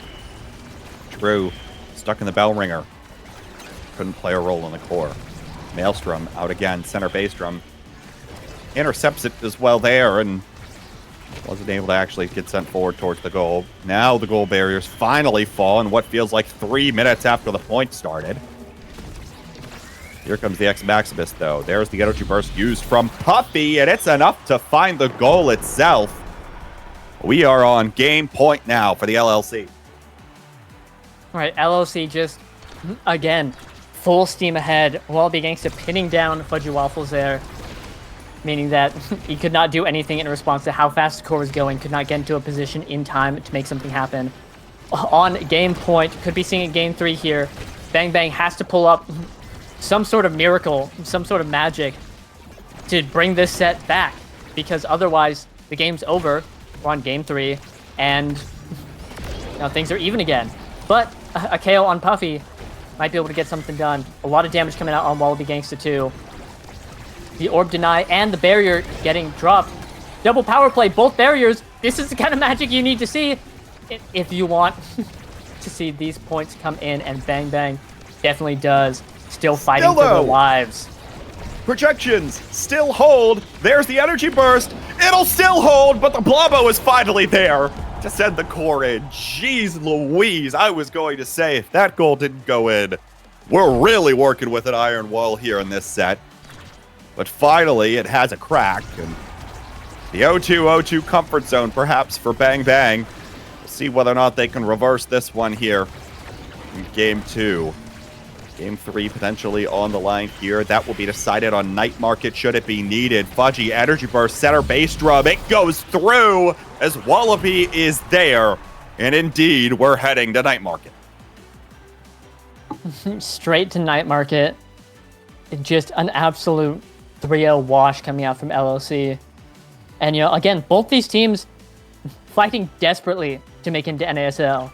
Team that doesn't make it will be going straight to NASA, and it's hard to imagine one of these teams not being in NASL. Both definitely of the caliber, and the fact that one of them is unable to make it is incredibly tragic. But both teams still fighting hard for that spot. LLC proving that they're still in it, not ready to give up just yet, and Bang Bang has to find some way to overcome all of this offensive pressure that they're putting on, and the defensive pressure. Find a way to get through barcode. Just any sort of means to do so. And on Night Market especially, a map that's very midfield dependent. Trying to get through the battle between Puffy and Grimella is going to be incredibly tense, and battle between these brawlers and the goalies similarly so. This is it for both these teams. It all comes down to this, and I'm really looking forward to it. The next game for these two teams will decide the course of the next several months for them. Whether or not they'll be playing, or one of these teams I should say, will certainly be playing with the top 10 teams in the game. The other one will be playing with the second top 10 teams in the game. We'll see which ends up being which, all decided by this Night Market game, which I'm sure we'll get into Striker Select in just a moment as these teams prepare. But now, Yoshi, we've got to talk about some adjustments here. What's Bang Bang gonna do? The Atlas held it down there pretty strong. Do you look towards potentially banning away that Atlas, especially if Fudgy doesn't really have that character in his pool that he's comfortable just picking up and playing? Or what kinds of other adaptations might you see come out here? Is it worth going towards trying to pick against Puffy there, who they were, attempting to kind of ban away that Estelle and hope for the best later? Okay, never mind. I don't even need to ask you the question because they've answered it for us. Bang Bang has indeed decided to ban away the Atlas, leaving Puffy's Estelle open here on this Reverberation Among Titans start. Yeah, and Bang Bang, like you said, just not wanting to opt into any sort of Atlas business, saying like, we'll take the Estelle, it'll be okay, we've got this, and forcing Barcode onto a difficult pick. And after that game, that's what I'm doing too. Like, I do not want to play into this guy, and just holding disturbingly well, and it's like I've got no words for it. Like Barcode is an enigma, an anomaly, the king of the Iron Wall, curse of never letting it through. But here we see Bang Bang first pick now, which I think has a really strong matchup into Estelle, is able to just deal with Estelle's burst potential with consistency, to able to keep it through. And that's Dubu and Estelle being picked by LLC. And that's going to be Barcode on the Dubu, Puffy on the Estelle. You know, Dubu is Barcode's second pick. You know, a melee goalie player. You got your Atlas, you got your Dubu, you're good to go. Everything, all your ducks in a line. Puffy got the Estelle. I think they let it through largely because it's not as strong on this map as other maps. It definitely, this map favors consistency in the midfield a lot, but we'll have to see how it goes. Again, Puffy on Estelle is a different beast, and last pick's coming through. See Bang Bang taking Kazan and Mako, which are both picks. I don't think we've seen Drew Mako. Whoa, we have seen Drew Mako today. No, let's be clear. We have. I've seen that one. You think this is Drew Mako or is this Fudgy Mako? Because there's a Kazan there, right? Like that's this Fudgy. Is Drew Kazan. Yeah, that is Fudgy Mako. We haven't seen either of these. We haven't seen Fudgy Mako, and I think a lot of people haven't seen it. I think it looks really good, and I'm looking to see a performance. I feel the same way about Drew's Kazan, one of the first players to really emerge as a threat on Kazan, taking a lot of bans when he played in NASA on PLX, not letting that Kazan go through. And I think Bang Bang has a really nice comp looking here. And Erasmus being picked up by LLC as their last pick. Not my favorite brawler on this map, gotta be honest, but Wallaby's been playing a lot of Erasmus. Yeah. Looks pretty comfortable on it. And I think he can get it done. It's not a bad pick. And so, and that's also Estelle Erasmus forward duo, which both characters put on a lot of pressure. I think both teams have really nice team comps, and just kind of comes down to how they execute them. I think this Kazan is a big difference maker because he can just scale to the moon immediately. Alter courses of games in one draft. And I think we'll just have to see how it goes.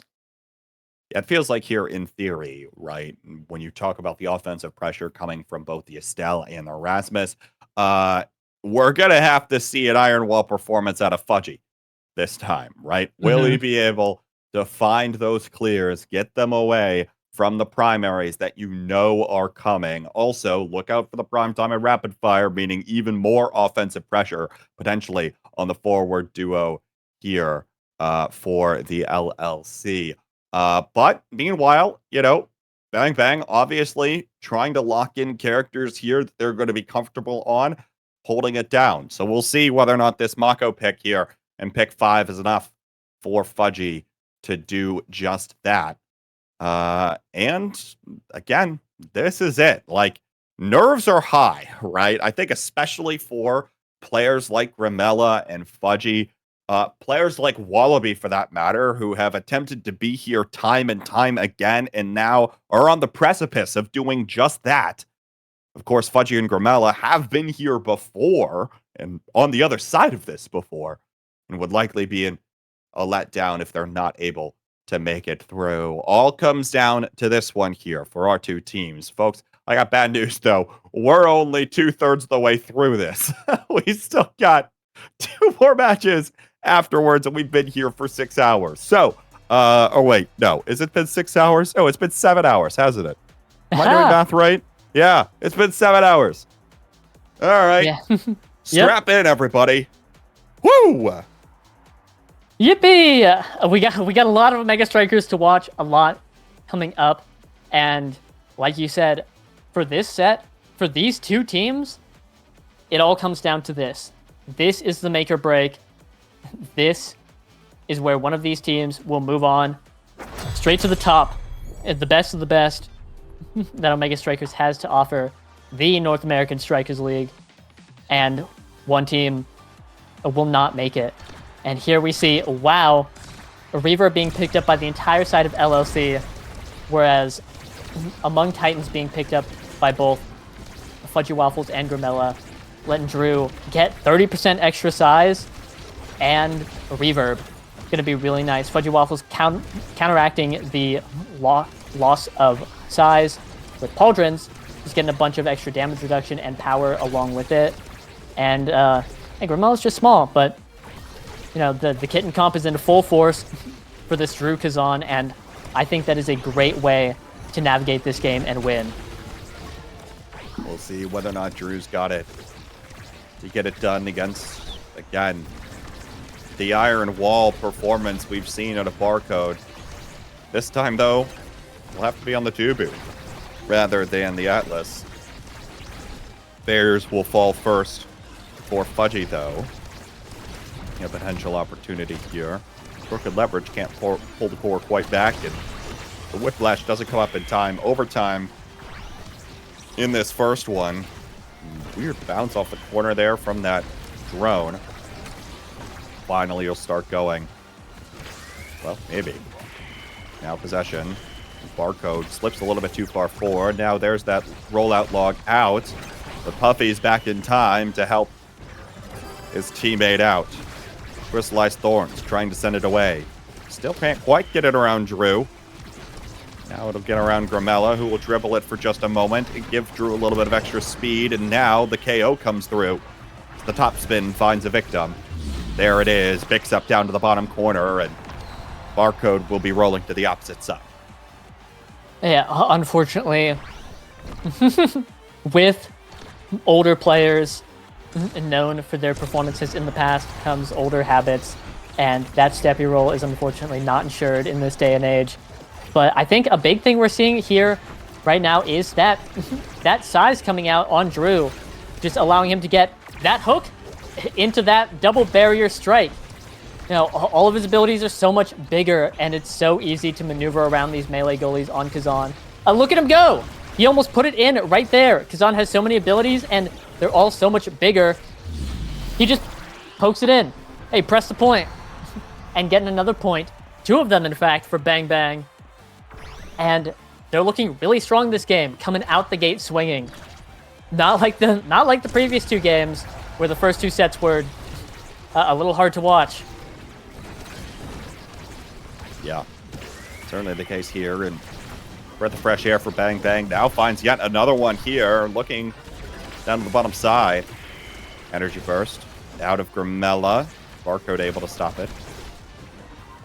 Worth noting, of course, that we're talking about maybe competitive experience here and, you know, Barcode's ability to keep holding it down, but has he been tested like this in a while? Especially has been tested like this against characters he's not as familiar playing in a competitive setting either, right? With both the Now and the Kazan as a combination, for that matter, Mako included, but of course, not quite going to be on the front lines there. Fudgy can't pull any eject button shenanigans with this one. Drew will be able to find the KO against Puffy and another power play opportunity. Crooked Leverage has the energy burst and will be able to find the poke. Well done there, and 3 quick ones for Bang Bang. They'll be moving on to set 2. Yeah. Wow, I think the double Among Titans pick is really just going crazy for Drew right now. Funneling their entire team's resources into him, and he's performing. He's doing it, and now he has Rapid Fire. All of these massive primaries are going to be on such a lower cooldown. That's so big. Size being denied on the Now. Grimella taking recovery drone, not letting it fall to Puffy or Wallaby Gangsta. And Fudgy Waffles picking up orbs, a little bit of a melee goalie special. Barcode, though, does have quick strike, and that's a little scary to see. You know, when the Iron Wall picks up a 20% reduction on the strike cooldown, these offensive pushes are going to become so much harder when he can just strike more often than you can. We'll have to see, though. Kazan is a character that loves to just win 1 or 2 small interactions, you know, punish really tiny things just like that. But Barcode able to dash in denying this crooked leverage into strike. And both barriers now down for Bang Bang. LLC also proving that they're not done yet.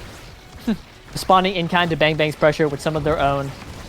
And now they have to defend while trying to get through Barcode, which seems to be a running theme in this entire series. But the thing here, too, of course, that picking up in the last draft, Wallaby picked up the Rampage again. Has been a fan of this Awakening quite a bit. And, of course, a double Awakening map will have, or double barrier map, I should say, will have more opportunities to pick up some of those stacks. But even still, right, that could be a potential win condition, but you got to stay alive in the process and make sure you're not caught on the wrong side of the umbrella of Drew's Kazan. Barcode able to send that one away, though. No fancy shenanigans with the top spin that time, or the crooked leverage for that matter, but Puffy now almost getting dribbled around here by Drew with the extended strike range of that closed form. Drew will win the strike war to take the barrier. Now Grimella looking to keep this one forward. Almost able to get it back up to Drew. Not once more. There's the crooked leverage. Manning Descent comes out. Barcode will finally find what looks like to be a good Tofu Fortress, but Grimella still found an angle around it, right over to Drew, who was able to send it down there to the bottom corner. And the other thing you mentioned about the quick strikes, right, is while the quick strikes in theory are good, Barcode hasn't been losing strike wars all the time. He's been losing on things going to the other side because Drew's been mixing him up enough with all of the different abilities that the Kazan has at his disposal. Yeah, exactly. Which makes the quick strikes on paper it's still just really strong, obviously. A nice strike cooldown, but it's not going to be winning these interactions against the Kazan that he needs to. Meanwhile, these points have been going on so long. Fudgy Waffles already has 5 stacks of Orb Ponderer, which means this guy's going to be bringing the cooldowns, bringing that size buff on the drum and bass, and that size and speed coming in on the Kazan is going to be a difference maker. The more we see it, the better Drew has an opportunity to get it through Barcode here and win the point. Open goal gates both sides, though, now. Drew almost has an opportunity, but the strike shot's there from Barcode. Able to send it away. Here's the crooked leverage. Barcode was ready that time to the bottom corner with Puffy dropping back. Drew can't dribble to himself, and the Tofu Fortress is up again, but it almost goes away. Barcode was ready and reacted in time. Grimella still has possession, though, for Bang Bang. Looking to keep it over to Drew. Tries to strike it forward there. Not that time. The drone will keep it forward. Crooked leverage won't pull it back to Drew himself. And the strike shot there. Good prediction. And now beautiful pass from Puffy. Able to get it there. Over to Wallaby. And core will go in. The LLC not completely down and out yet. Right, putting themselves on the board, getting in there this set, tying it up and looking to win, and just like such a long point. But there goes Puffy. I can't really put my finger on what took him out, but that is a great opportunity for Bang Bang here. Get it through. And that Mako Cage with Fudgy walking up is going to be taking the first barrier. Drew looking a little low though. So is Wallaby Gangsta. Going to be hard for these two forwards to get something done if they are looking low. But an exceptional crooked leverage coming out from Drew. Gets that second barrier, and now the iron wall has a hole. The opening is there. They just need to take the shot, get it through.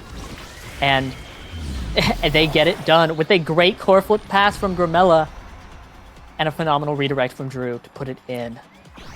Tell you what, Grimella has not been afraid to use these core flips as passes on numerous occasions. Not only forward, also has seen a couple backwards over to Fudgy, just to try to get that core out of there as soon as possible. Was successful in doing that there, just to get it in front of that Tofu Fortress right before it came out. And now Bang Bang. 1 goal and 1 set beyond that away. And qualifying for the North American Strikers League. Again, mentioned. Really want to do that as players. Be incredibly disappointed if they were unable to do just that. Puffy and Barcode acting solely as basically as the gatekeepers here, seemingly, of the league. And worth noting, of course, that they are playing as substitutes on this LLC roster. So it'd be interesting to watch the depth of the potential roster that they could offer should they qualify. Wallaby's been so close so many times. We'll see whether or not this can be another one as he opens up the goal gates. Drew, crooked leverage, can't pull it back in time. Banning Descent is out, gets to open space, but Doku Fortress is there once again. Pokes it past. Grimella down to Drew once more. Now covers the space. Cleared up to the top side, but Grimella is there too. Excellent coverage from both Drew and Grimella. Leaves very few clearing angles available for Barcode, and the core finds the back of the net. Bang, bang. One set away. Yeah, coverage is the exact word I was looking for there. Drew just stopping any opportunity for the bottom clear, and Grimella taking the top. Here we see a lot of Great Awakenings, extra special being taken by Grimella, denying it from Barcode. No more walls being... Not as many walls coming up in the lanes, not letting that go through, and getting more teleports. Bulk up falling to Drew here. Gonna mean a lot more damage coming out. Might have Colossus coming out on Puffy, and I have to wonder if that was a pick for Self or a deny from Fudgy, or deny to Fudgy, who could take it and get a ton of extra power off of it. But I have to wonder if it would be better trying to get to Wallaby Gangsta. I guess it wouldn't get that far and get denied, but is that really Puffy's best awakening? Who's to say? Either way, Barcode picking up team player, though, also really, really strong, and Fudgy Waffle's getting the other orb awakening, meaning those orbs are fully stacked and ready to go. Definitely does not want to get KO'd, or that's going to spell disaster for Fudgy's entire build here. That all being said, Puffy gets a great piercing shot, puts it in the top corner, and LLC, again, is not done yet. We've seen crazier comebacks today. We have indeed. And this one could be incredibly close. Grimella gets stuck. We'll use the recovery drone to get sent back to his side of the pitch at the beginning of this point. Puffy, nice piercing shot, able to line up both defensive players, and now the offensive pressure is still there for the LLC. Drew will find one with the top spin, but oh no, the core slips past. Fudgy and Grimella each with an energy burst. 2-0 up now in this set, or the LLC. Hey, good work, Barcode. You put it in. Hey, that's what we like to see. Tear it up out there. A very unfortunate goal for Bang Bang. Not expecting the core to go as fast as it did or where it did. Not expending those energy bursts, hoping to save them. But unfortunately, it's not enough. Drew, though, has been getting these open primary KOs on the walls, punishing the LLC for walking a little bit too close. And now with these energy bursts on Grimella and Drew, both being used. Barrier still standing. Barcode looking low, though. And Drew's on the case. Manding Descent, there's the pop-up as well, and the topspin finally does it. Iron Wall down, Crooked Leverage doesn't pull it back. Wallaby and Puffy both in position, still winning Strike Wars. Drew not able to find it yet. 3 seconds available still on this power play. And Barcode back online, not able to find this barrier. Bang Bang looks like getting close, 2 sets up. Almost feels like they're starting to play a bit nervous, and chipping away are the LLC. Here's an energy burst opportunity for Puffy. We'll use it here. Sends it down to the opposite corner. Puffy angle does it to Fudgy. And that will be the set for the LLC. They win their first of this game, but in 3-0 fashion. And suddenly it feels like the tides here have drastically swung. Absolutely. That was a complete wash from the LLC, and now Barcode here has Quick Strike, and I would expect Catalyst to fall to him, but instead, Puffy picks it up. It's still just an awakening that should go first or second every time, but for it to not land on Barcode, who got KO'd that last set, and, can't be the Iron Wall if he's not on the field. Have to wonder if they absolutely wanted to deny it from Fudgy, or just take it there. Barcode picking up Primetime instead. That's more abilities. That's really scary for Bang Bang. And Oh. here we just see LLC is just picking apart Bang Bang. This is looking like an inverse of game 1, where the scaling has come in for LLC, and they are just tearing through Bang Bang here. And Bang Bang unable to really do much to stop it.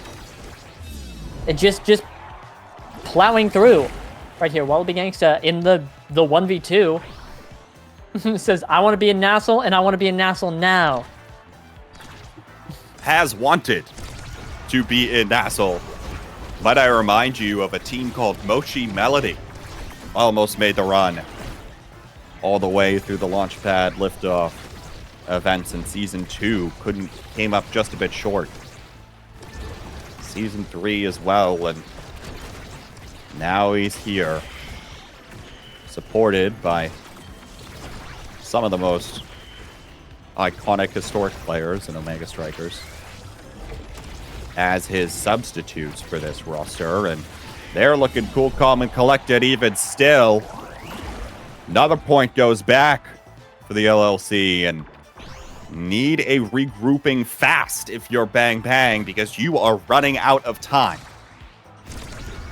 Yeah, this set turned from, or this entire game went from a Bang Bang sweep to immediately just like fear and nerves in the hearts and minds of these poor Cowboys. But 1 8-second point could get them back in the mindset of taking this game. They did expend 2 flips and are now completely energy deficient. But sometimes you got to do what you got to do to get back in the game. And getting a cheeky little barrier there off a weird Dubu wall.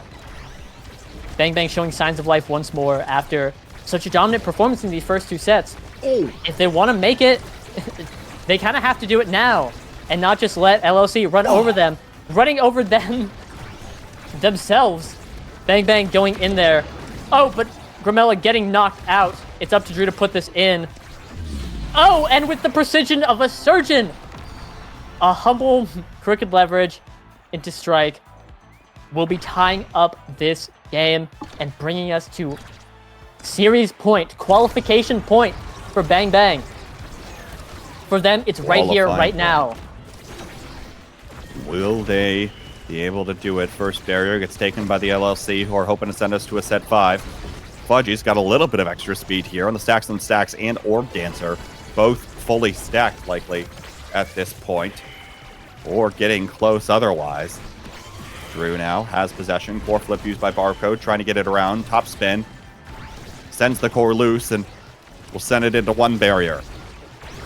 Drew, pop up. Oh, Fudgy nearly gets KO'd there. Will live just a while longer. Core flip from Puffy. Tries to get it forward to Wallaby. Grimella wins that strike war. All a battle of possession now. Drew uses the speed lane. Gets it. And now slips over the barrier. Looking now for the shot. Doesn't come up with a strike to the top corner. Death touch, though, from Wallaby. Looking to try to take this one himself. Whiplash doesn't connect. Fudgy gets it out of there. Drew, now in open space. Crooked leverage. Barcode is ready. The angle wasn't quite there that time. Looking to poke it through. Bang looking for one more shot to send themselves to North American Strikers League. Barcode now will collect. Wallaby finds the KO versus Grimella. Drew up in the air on the Manning descent. Death touch almost sends it awry. Puffy protects. Now looking for the shot towards that barrier. Beautiful crooked leverage and a beautiful pop-up from Drew. Bang! Bang will be sent to the North American Strikers League just like that. Oh my god, it's high noon, and Bang Bang has made it in one of the tensest last points I've seen in so long. But their strategy of funneling all their resources into Drew came to fruition as he, 1v9 that last point, pulling the ball up all by himself after Grimella getting knocked out, and gets it through, puts it in. I'm absolutely astounded at this entire series. It was so close for so long. I can feel the tension in the air. Every player just holding their breaths, trying so hard to make it. But Bang Bang will be moving on, cementing themselves in the North American Strikers League.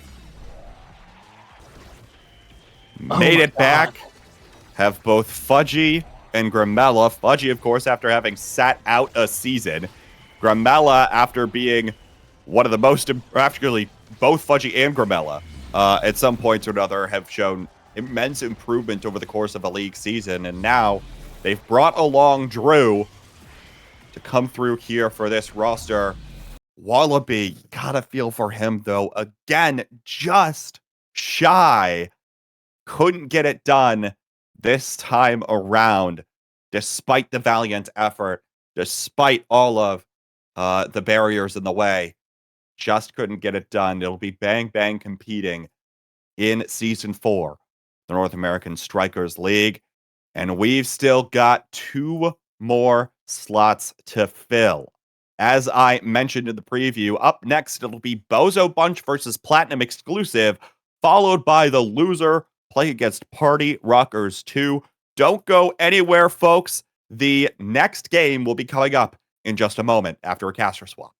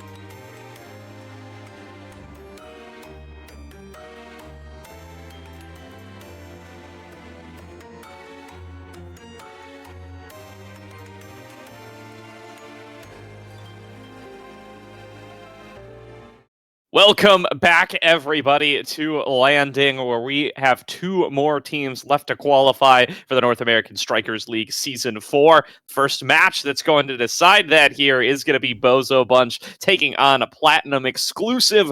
My name's Gordo. I'm joined by Saya to take you guys through this last group today. And Saya, we're taking this into the late hours, all right? This one's going a little bit later into the evening than some of us may have anticipated, but we got at least 4 more matches to go, maybe up to 6. We'll see how late the night can take us. Yeah, and we have a great matchup up first. It's Platinum Exclusive versus the Bozo Bunch, and the Bozo Bunch spent some time in NASA. They were in NASL last season.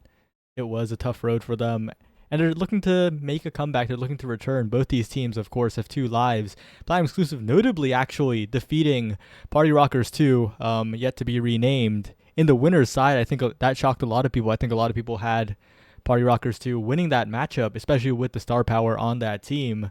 So I'm very interested to see what Platinum Exclusive has to show us against this Bozo Bunch roster, which, again, with Forgot gone, they have Obscure Breads, one of the pieces of the Sundubu Strikers puzzle. Yeah, absolutely here. So, I mean, Obscure Breads joining up means the Bozo Bunch still a team to be respected, still a team to be feared coming up into this promotion match. And that kind of leaves us with 3 teams that really you have a lot of reasons to believe could make it to NASL in this group. And that very well could give us some very competitive series here. As one of Bozo and Platinum Exclusive is going to make it right here. It's going to be the winner of this series, but then going to have to go play against Party Rockers 2, like you said, who a lot of folks had pegged as a team that could make it. It could be the rematch with Platinum Exclusive, and that was a 3-game series in and of itself. Or it could be a matchup up against the Bozo Bunch if Platinum Exclusive can surprise once again and get themselves qualified right here, right now through the winner's bracket. Yeah, and I think a lot of question marks are around the Bozo Bunch. Dropletto and Muncher are not players that tend to practice very often, scrim very often, I believe. They barely had any scrims throughout NASL. But they always show up, they always perform.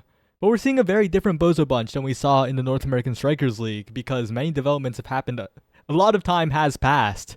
And look at their draft. It looks like Platinum Exclusive has a very Bozo Bunch-esque team comp here with the X and the Arrow, while Dropletto and Muncher have picked up characters like Asher and now over the past months, and of course with Obscure Breads, that Rasmus goalie pick, or maybe it's the Asher goalie. Not quite sure. It could go either way here. Maybe it's the Now goalie. I mean, we got to see a little bit of Now goalies, so definitely no. I expect it to be the Rasmus or the Asher, but there's definitely there's some flexibility here. Meanwhile, Era X has reared its head once again. We are getting to see a little bit more of that classic buff brawler action coming on through here from the side of Platinum Exclusive. And if it's not broken, don't fix it. And it's definitely one that has been, maybe a little bit broken for a while, but in the good way.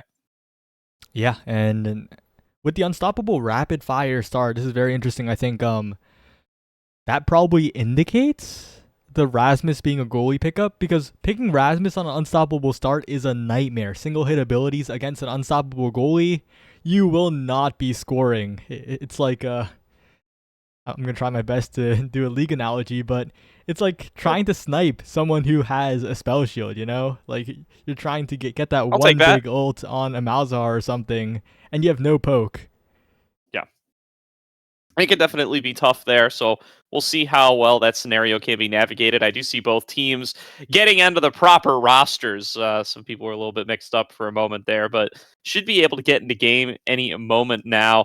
But yeah, as you were saying, it's been a little while since we've gotten to see the Bozo Bunch, right? Not quite making it into the playoffs. So, and even that feels like it was forever ago now, even though it could be measured in just months. So we'll find out how exactly they want to try to navigate this one. Given that there's been a couple little patches ever since then, and haven't gotten to see a whole bunch of them on stream. Know that they were playing their previous match off stream, at least off mainstream. I personally didn't get to catch it if it was streamed anywhere. So been a while since I got to see these folks. And with Rapid Fire and Unstoppable as the starts, how they want to allocate that among both these compositions. Yep.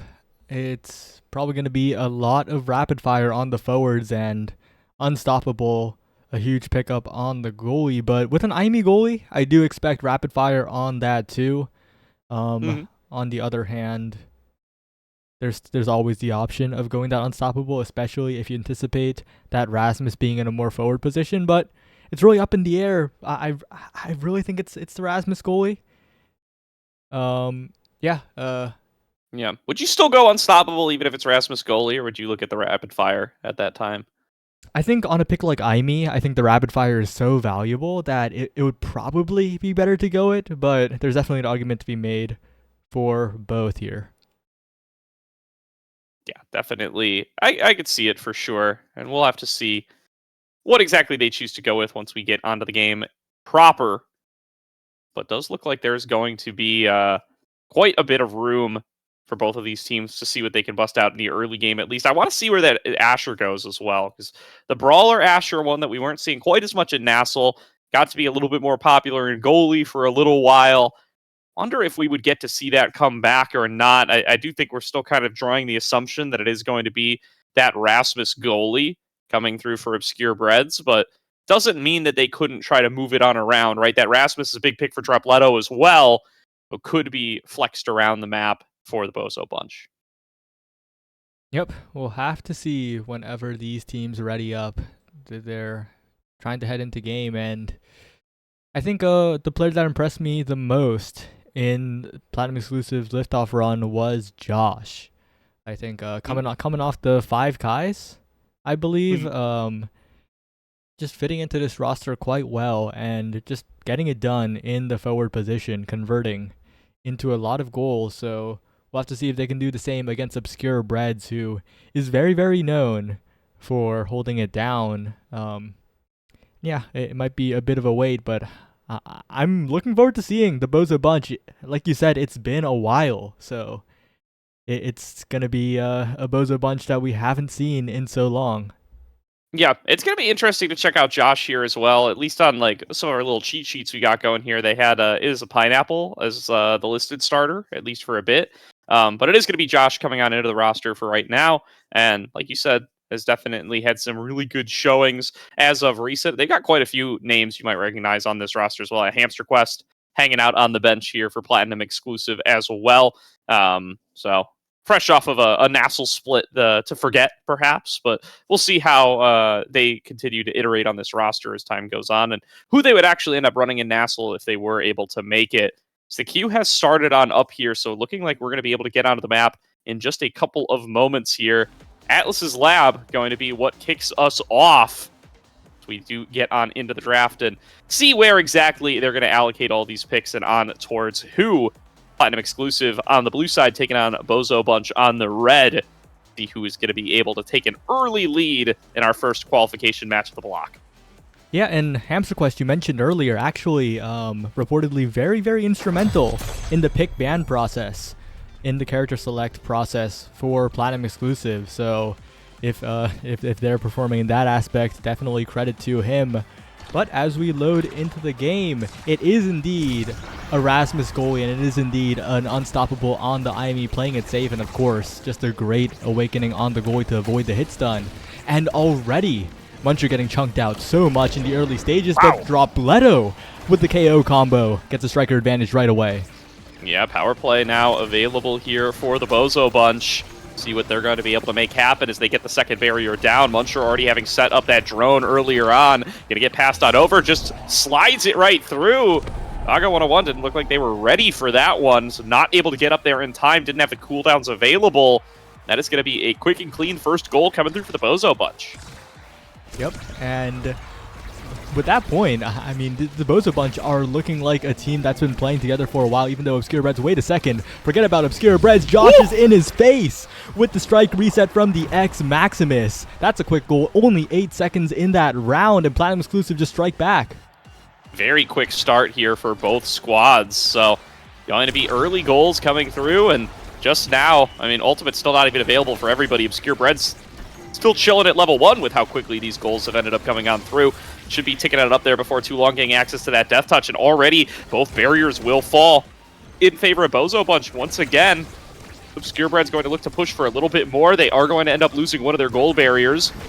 Knocks it back on down. Josh in the middle of everybody gets a big bell ringer, but will get staggered for it. Now going to get KO'd, a power play available for the Bozo Bunch as they move on up towards Muncher. Won't be able to secure it. Dropletto waiting on the bottom, gets shrunk down, doesn't quite land that path splitter, but Muncher juggles it back and forth in the 1 versus 2 and pushes it through. Yeah, and this now pickup has been instrumental for the forward duo of the Bozo Bunch previously, especially during the NASL season. They were extremely killable, but now is such a strong character that not just the healing, but just the power of the Now's kit in terms of core control, in terms of scoring, is really being displayed here, and Muncher looks very experienced on it now, and that's a huge boon for this roster. Josh is going to have to do a lot of work to convert before Dropletto and I just find the barrier so quickly. Yeah, getting knocked aside there by Josh. Josh looking to get the job done. Goes in for the bull rush, gets KO'd for it, and Dropletto turns it into 2. A double KO and 3 versus 1 power play for the Bozo Bunch. But wow, both barriers secured by Vaga there. A great cyber swipe knocks it aside. But now a chance to go aggressive, and the Bozo Bunch will take it. Right as the respawns come on across, they close out the set. The Bozo Bunch, They I guess, first made their name really heard as one of the top teams during that Africa Invitational placement where they got 3rd, traded games with the Demons Raw, I believe, or got very close. And look at that, it's Monumentalist appearing in the first draft, and with how dominantly the Bozo Bunch have been performing, maybe the rest of this game is a formality. As bulk up as well, that awakening is so powerful. But a lot of staggers appearing, all the staggers I believe appearing here, so no further scaling in that aspect, but just the raw power on Dropletto, who's been just taking Josh out over and over. I think the Bozo Bunch are in a great spot here.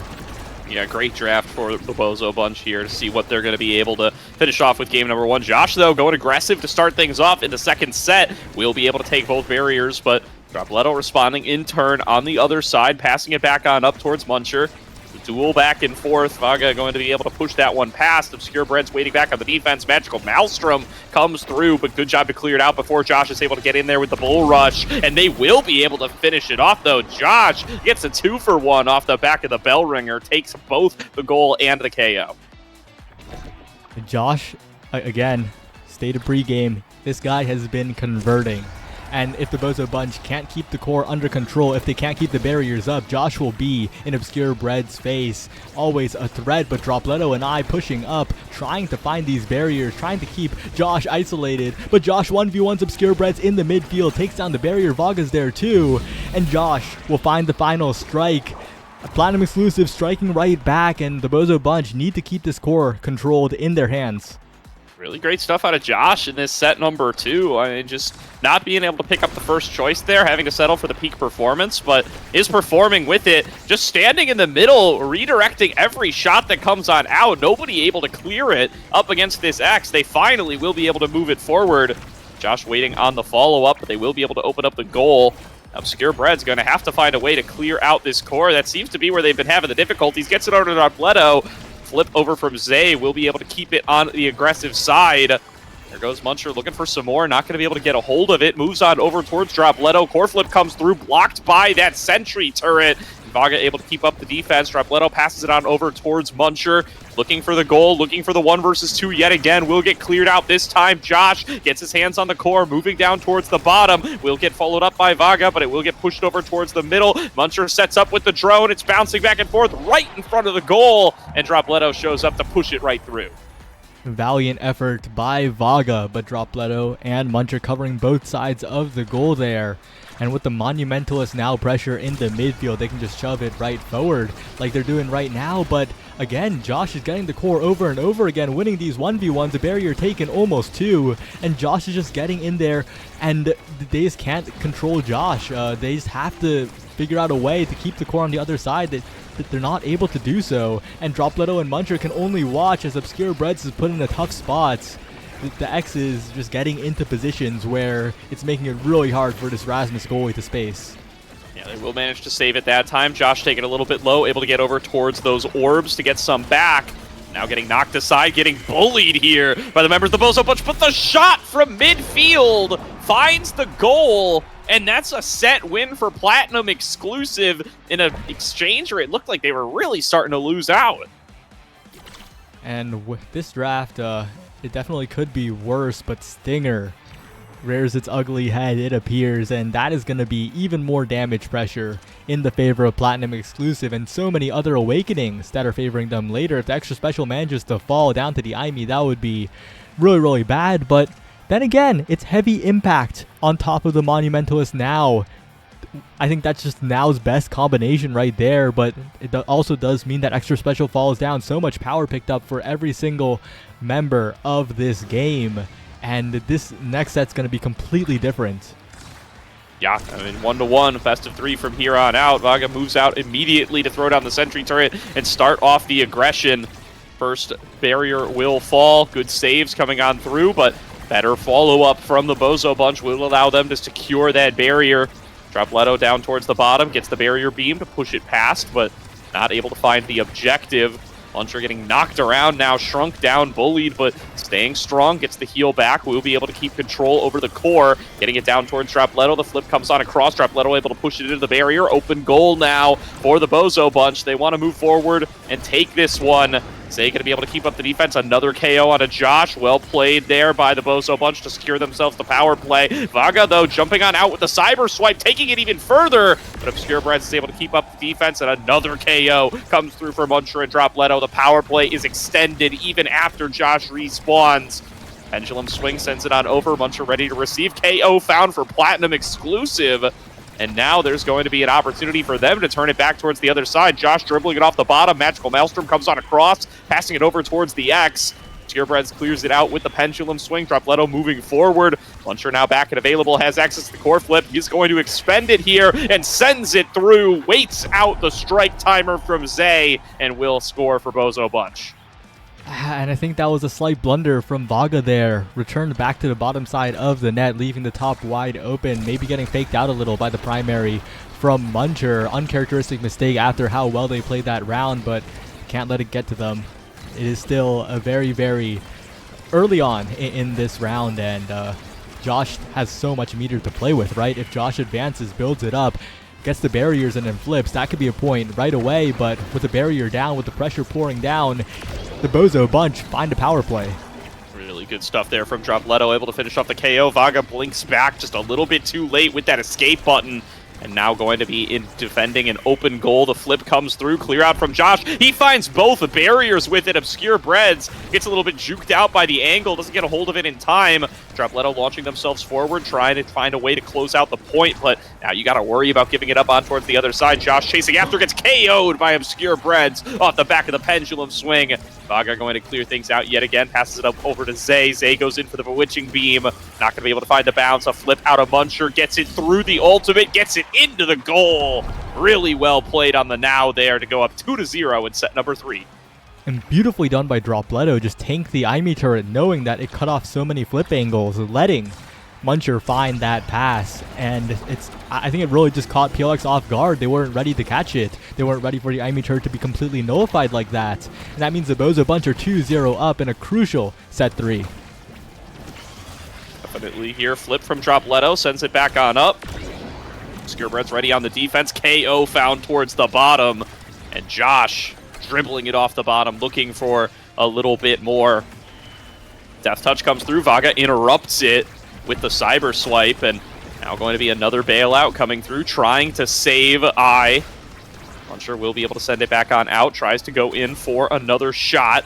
Dropletto down towards the bottom, passes it up, looking for that barrier, but not quite able to find the angle for it. Vaga keeping up a good defense, has access to the flip as well. Muncher sends it on over. There's Dropletto on the aggression, forces out the flip. Now that the resource is down, will they be able to push for more? A huge chunk goes through for Muncher, but will be able to stay standing. And meanwhile, KO was found on towards Josh. This power play will open up the goal. Dropletto waiting for the receipt, wants to be able to push in for a little bit more. Obscure Breads comes up to midfield, setting up for the follow-up on towards the goal. Dropletto looking to push forward, not quite going to be able to find it. The drone comes on across as well. It's still not enough, and Dropletto still cannot find it. Josh now back and available to try to take it aggressive towards the other side. Dropletto now pushing down onto the bottom side, but Josh is in position. Zay is in the corner offense coming through for Platinum Exclusive, and Obscure Breads clears it around the barrier, gets it out of there, and Muncher has flip available to Dropletto. No, just to the top side, blocked away by Platinum Exclusive. But for how much longer is the question to Path Splitter. Such an obstacle. A pass back to Muncher, right forward, but Vaga wins the strike war, and Josh is so incredibly low, but still staying alive here. Josh on the brink of death, but still putting on pressure. Finally taken out, and the Bozo Bunch find another power play. Yeah, KO found there on towards Josh. They will be able to clear him out yet again. We are deep into overtime now. Neither team able to push it through. A great save from Vaga will keep it going as Josh has rejoined the fray. Zay incredibly low now, though. He's going to be the next one to bite the dust. That's a 4 KO streak for Dropletto. Muncher sends it down, jukes out Vaga, and finds the 3-0 sweep in set number 3. Bozo Bunch one set away from going up 1-0 in the series. And once again, the Now appearing early on in this draft, ready to scale even further. But Quick Strikes and Catalyst both up. This is an awkward choice, but I think it will be the Quick Strikes. But it's still very difficult. This draft, annoying to navigate, but the Quick Strikes taken. It'll probably be... No, it's a Might of the Colossus deny. That means Obscure Breads will pick up the Catalyst most likely here. Oh, just lets it drop? I'm letting it through, waiting here. Catalyst will come on across. Twin Drive. Oh. And there's the specialized training. I guess trying to deny X as much as possible, but it's still the explosive entrance. I feel like giving over Catalyst there is potentially a misplay, but I think the Bozo Bunch are ahead enough at the moment where even Zay Forever getting more energy won't necessarily be that much of a problem. We'll see. Also been getting a lot of KOs, mostly onto Josh, but occasionally on towards Zay. Can always reset the energy economy that way, but quite a bold opportunity to try to push for. They do manage to open up the goal once again. Zay incredibly low, does have access to that flip, but better use it soon or going to end up getting not a chance to use it at all. There's going to be the flip, but it's right into a KO. Dropletto doesn't lose control over the core for a second. Will get moved back on over. Obscure Breads takes it off the center, passing it back up towards Muncher, and Dropletto waiting to receive. It's a 2 versus 1. They don't get a hit off of the flip. It doesn't matter. They will keep on pushing, and the drone will intercept it in midair, and another goal comes through for the Bozo Bunch. I think looking into the later stages of this game, potentially the final 2 points and maybe the next game as well, the Platinum Exclusive needs to reflect on their energy usage. Both Josh and Zay have died with their entire flips up, and that is a lot of energy just being completely wasted. The Bozo Bunch finding so many advantages due to the lack of flips. And once again, Josh is getting in there, this time using it for plenty of value, but with both barriers taken, they got to be careful on the other side. Dropletto has a flip. Yeah, the bounce back there ended up opening up the goal with both sides. Now Josh going in for this one-on-one. Obscure Breads doing a good job of keeping it away from him. Vaga not able to get up in here for the backup, and will be Muncher arriving there to be able to assist on the defense. Josh still looking for it. Glitch Pop not quite going to find its mark. Muncher just trying to keep Josh staggered, keep him from getting a hold of the core, and Dropletto moves in for the aggression on the other side, pushes it through alongside Muncher. Hit a 2-0 lead in the set for Bozo Bunch, 1 goal away from taking game number 1. If there's one thing that the Bozo Bunch specialize at, it is pushing it through with both the forward and the midfielder. Dropletto and Muncher are the 2 players that push it through together, and well, you just saw it right there, but Josh does it alone here. Zay just there to back up with the flip, but it's blocked away. Bozo Bunch still staying in this point, and Muncher does have the flip available, looking for the barrier, and a great primary to completely checkmate Vaga. The goal is open. This could be the first game going to the Bozo Bunch. Great setup from Dropletto there, just ready to be in position, but the push through from Josh keeps game number 1 alive, launching themselves through with the bull rush to be able to find that goal. And once again, another kickoff. Josh with a lot of energy and not too much on the Bozo Bunch, but it is quickly built up, especially with the quick strikes on Muncher, threatening both barriers here. And one going down for Platinum Exclusive, taking one on the other side as well. Dropletto trying to push forward for the barrier. But Josh and Zay almost have flip available. This round could be really, really good for Platinum Exclusive. They can convert quickly with a flip. Now Dropletto coming in towards the bottom, pushing forward with the path splitter. Vaga has the backup of Zay. The flip gets baited out. Dropletto sends his through Zay just a little bit too late on the trigger pull. And that little difference might make a world of a difference on towards this play. pushing forward. Dropletto incredibly low, has to be worried about Josh right up in his face. The drone's going to continue to keep him chunked out. He goes elusive for a little while, finds some alone time with Zay, who is going to have to fall back for the assist. Muncher comes through with the bailout, will be able to keep the health bars high, goes in for the flip, passes it back up, over to himself, not quite going to be able to find it. It is going to be Obscure Breads looking for a little bit more. Obscure Bread sent it down towards the bottom, and Muncher, I don't know what they're going to be able to do here as they keep on jumping back and forth, but the KO found by Dropletto and just launches it through. That is a game number 1 win for the Bozo Bunch. The sheer core speed overwhelming Vaga at the very end. The Bozo Bunch 1-0 up in this NASL qualifier game. You know they're feeling good, and if you're Platinum exclusive, back to the drawing board. It's awkward though. You had a very solid composition, but it kind of feels bad that the Bozo Bunch took that so dominantly. Yeah, I mean, the number of KOs is something to look at immediately, right? It's 15 KOs total for this side of the Bozo Bunch, and that's just unacceptable numbers if you want to come out with a win, especially for something that only took 4 sets.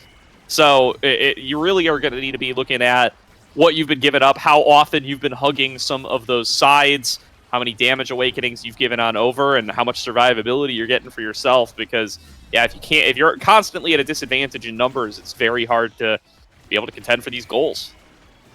Yep, and game 2. Let me just check what map it will be. It's on Clarion Test Chamber, so a very, very different type of map, quite unique in Omega Strikers. And it's interesting because this is Platinum Exclusive's pick. Clarion Test Chamber is Platinum Exclusive's pick, so if there's a map for them to perform on, it's that one. But it kind of feels like when it comes to maps like Clarion, I think Bozo Bunch will perform just as well. They're very used to it, I feel like. Yeah, I mean they've played on quite a few maps in their time. Had to be up against a wide variety of some of the best teams available in Omega Strikers during their time in the North American Strikers League, and that gives you a little bit of an inherited advantage coming on in here, right? You've gotten a lot of experience playing up against the best. Hopefully that has helped to improve you. At least that's the goal. It does seem like that's been working out here for them at the very least. And this is where you got to start thinking about stamina a little bit as well, right? It's already a late night. It's already going a little bit later than you might have anticipated. You got to stay fresh that whole time. And then if you end up dropping this series as either team, but particularly as Platinum exclusive, you then have to go back and play another series right afterwards. And so it just got to be keeping in mind, both physically and mentally, that you're in for a long night, or at least very possibly in for a long night. You know, if you end up winning, if you end up reverse sweeping, all's well and good. You don't have to worry about it. But very likely going to be here for a long time, and you're going to have to be able to come up with the wins, going to have to be able to clutch up when it matters. So just can't let these early series get to you too hard. Yeah, and I think both teams taking a breather after that one. It's tough if you're Platinum exclusive, right? Spending so much of the game getting KO'd. You have to go and look at this next map, Clarion Test Chamber, and try to figure out a game plan. But one thing stayed the same between these two maps, and it's one of the starting awakenings. It is once again Unstoppable showing up. Yeah, does look like they're going to be looking at another Unstoppable start. What is going to be the navigation around that? The 1-2 punch comes on across as well, and let's get into these picks and bans. It's going to be Bozo Bunch on blue this time. How exactly do they look to navigate the Vice ban comes out across?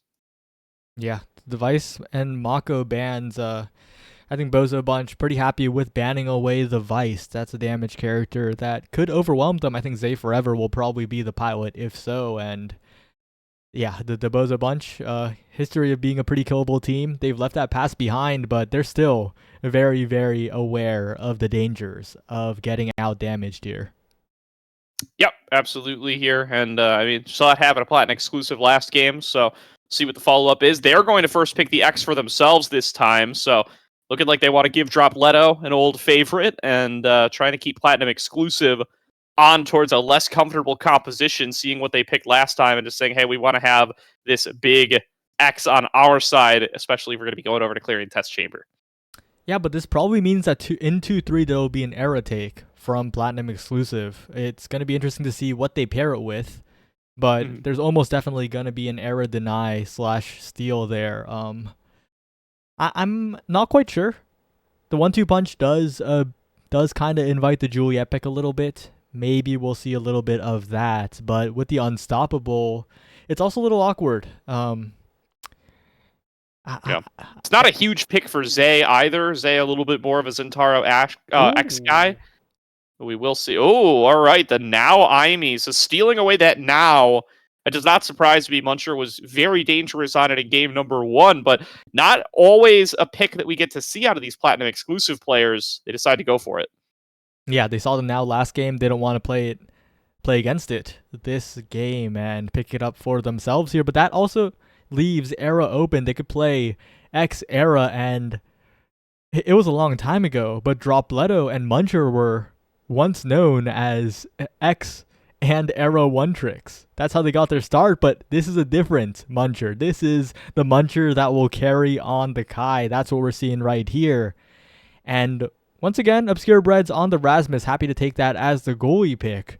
So pick 6 is the Brawler for Platinum exclusive. Possibly the Juliet, but maybe the Kazan. It's a tough spot. It is for sure. Yeah, the Rasmus not going to be available. The X not going to be available. We'll see what they want to go for with this 1-2 punch start. Like you said, it does push you a little bit towards a Juliet.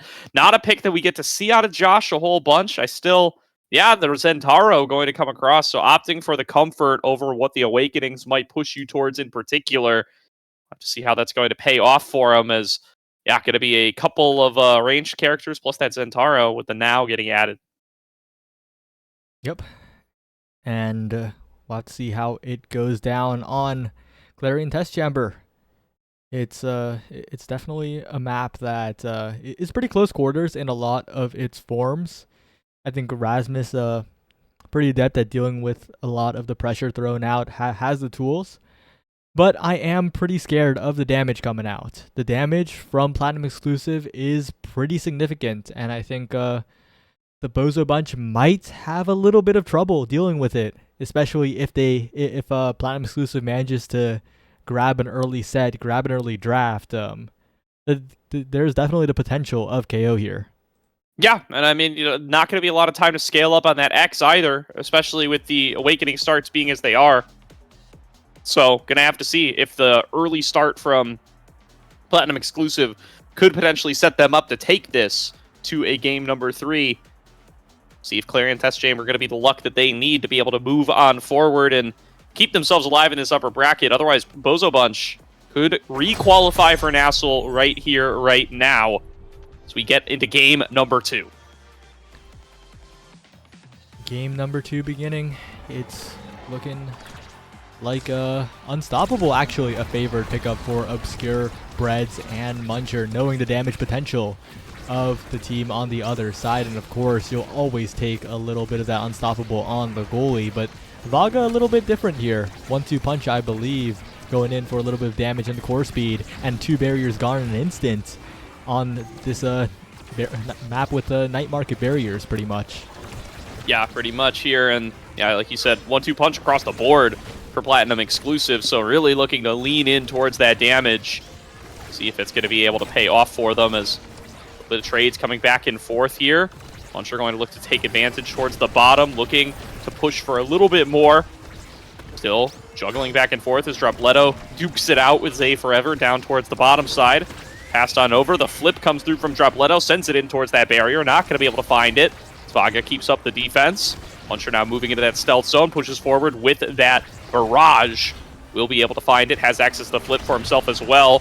Vaga pushing in towards the bottom. The drone going to be ready to pass over, and it's not even a pass, it's a shot from Muncher. Finds its way into the corner, and the first point will go towards the Bozo Bunch.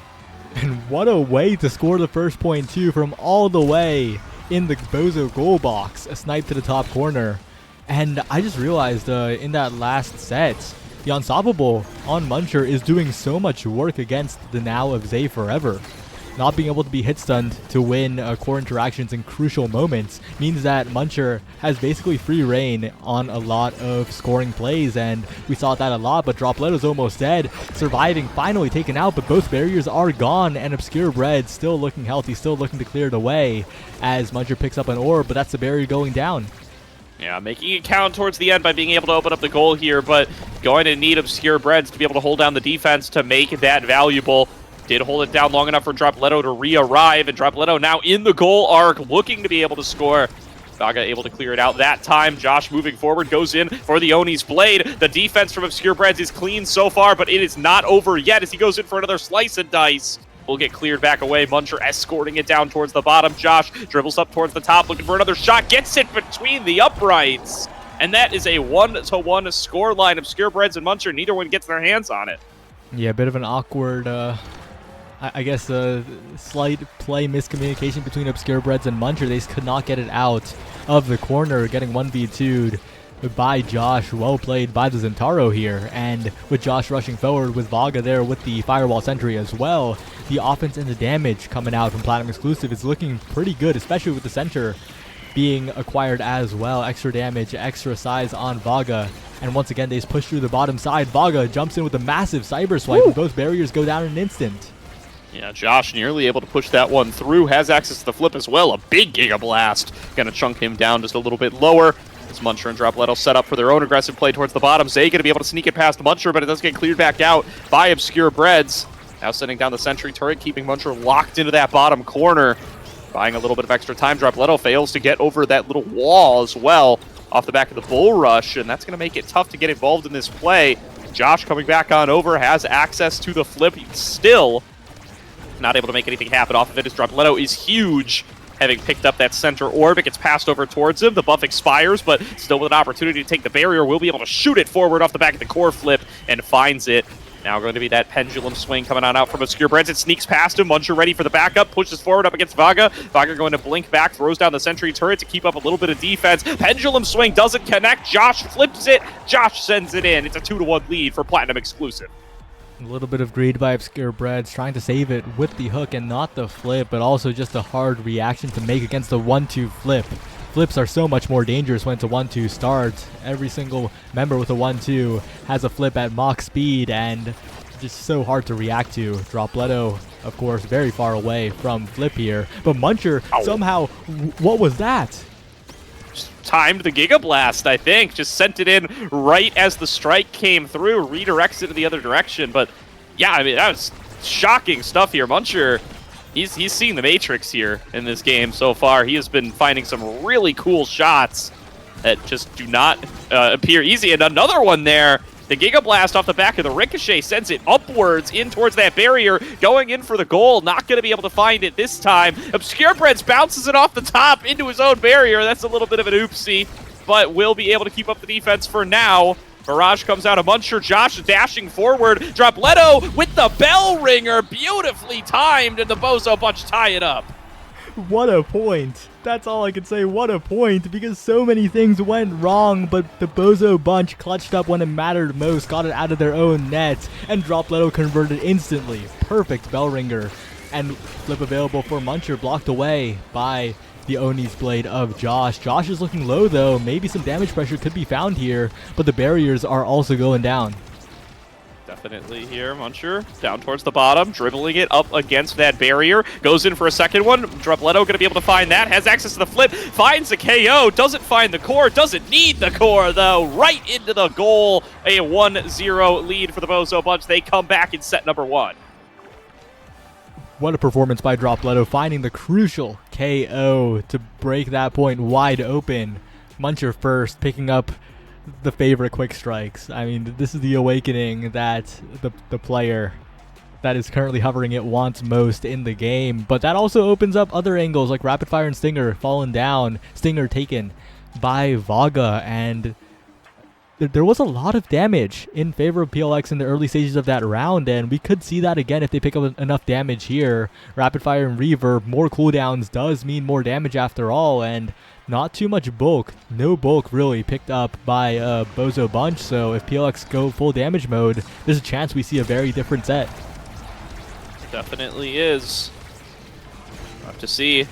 Opting for some of those more utility-based options, like that quick strikes. We'll see how that works for Muncher, who's been so critical in some of these strike wars already. Coming in for another one there is Josh going to go into the Oni's Blade, sends it upwards. Will be able to keep up the defense, though. On the side of the Bozo bunch, Dropletto gets interrupted off the back of that. And Muncher still trying to mix things up, going for these ricochet shots. Not quite going to be able to find them.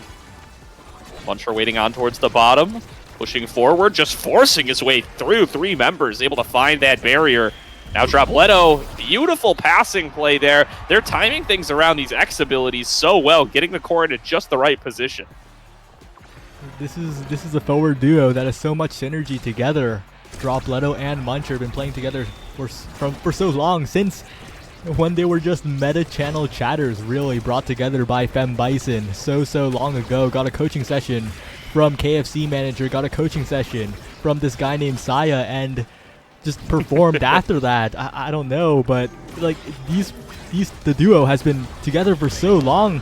Muncher is down though, and with a flip on Josh, it's going to be a hard point for Obscure Breads. Yeah, this is going to be very difficult to defend, but they're doing it so far. Nice bell ringer, nice KO off Dropletto. And that's going to equalize the power play, now turn it into an advantage for them as Muncher comes back up, uses the barrage to advance it forward. They find one barrier, Obscure Bread's waiting on the other side with the pendulum swing to try to make it 2. He's got the flip available, and they have withstood the offense, at least for now. Zay sending it forward, not quite willing to let this point go yet. Oni's Blade dribbles it off the top, off the center, defended by Dropletto, and sent back over by the Bull Rush. Bozo Bunch managed to defend and keep it going. Yeah, and remember what I mentioned last game, the flip greed from Josh and Zay, and we're seeing it in full force with Josh here. Died with flip up. That could have been Josh surviving, putting on the pressure, but instead it is Obscure Bread still defending. Wait a second, the core just stopped, and Josh will convert. Really well done there. Josh able to find the score, keeping Platinum Exclusives' hopes alive here for an upper bracket qualification. Their first point in a while. That one was getting real close, but the map will shift again, and another point coming on up, and another KO found by Dropletto. Really well positioned there. Gets the punish off, and again, it's just hanging out a little too close to these edges sometimes up against this Axe, really starting to punish this Platinum exclusive team. But that could have been a barrier. Vaga heads back home, and the barrier still stands for Obscure Breads and the Bozo Bunch. Dropletto in there, taking the barrier for himself. Josh with a flip, but needs to be very careful with this one. Needs to use it before he himself goes down. Muncher as well with the flip, trying to find a way to get back into the play, but being almost KO'd. Finally uses it to stay alive, and Josh is putting on the pressure. But most importantly, Muncher's still standing. Yeah, there's that Giga Blast, sending it backwards. Josh still has the flip available. Barrage doesn't connect on towards the core. Tries to use it for a KO, does not connect.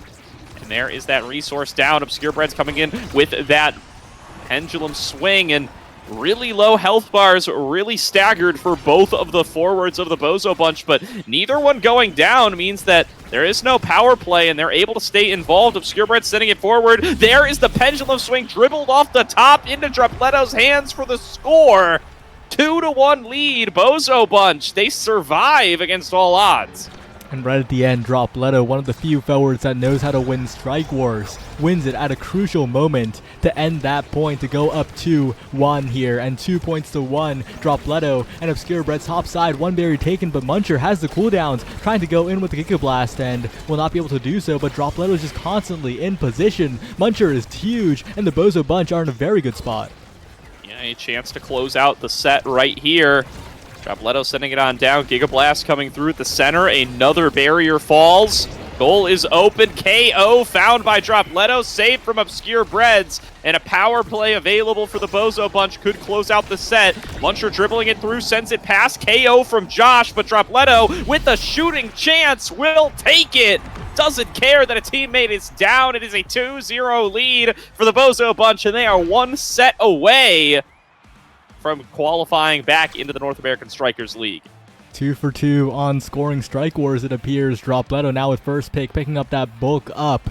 Will be surviving longer, will be dishing out more of the damage, will be getting more of the KOs, but you gotta watch out for some other awakenings in this draft. Might the Colossus Adrenaline Rush, Might the Colossus allowed to fall to Erasmus, but picks up the prime time instead, wants to deny from the other side. And of course, a great awakening Adrenaline Rush being picked up by Muncher. No, swaps to Castellast. Well, I was kind of questioning the Adrenaline Rush pick. Maybe it was an attempted deny against a late pick. Maybe thinking that a Platinum exclusive might go it. But again, the Bozo Bunch coming out very favorable in that draft and just looking good again. Yeah, really well set up here. That Castellast just going to keep Muncher fast for so long and has really awakenized, itemized, whatever you want to call it, for that speed, for that utility this entire way through, and it has paid off in dividends for all the strike wars he's been able to win and all of the scoring opportunities he's been able to produce for Dropletto here. Just going to try to keep that game plan going, keeping up the defense inside the goal arc.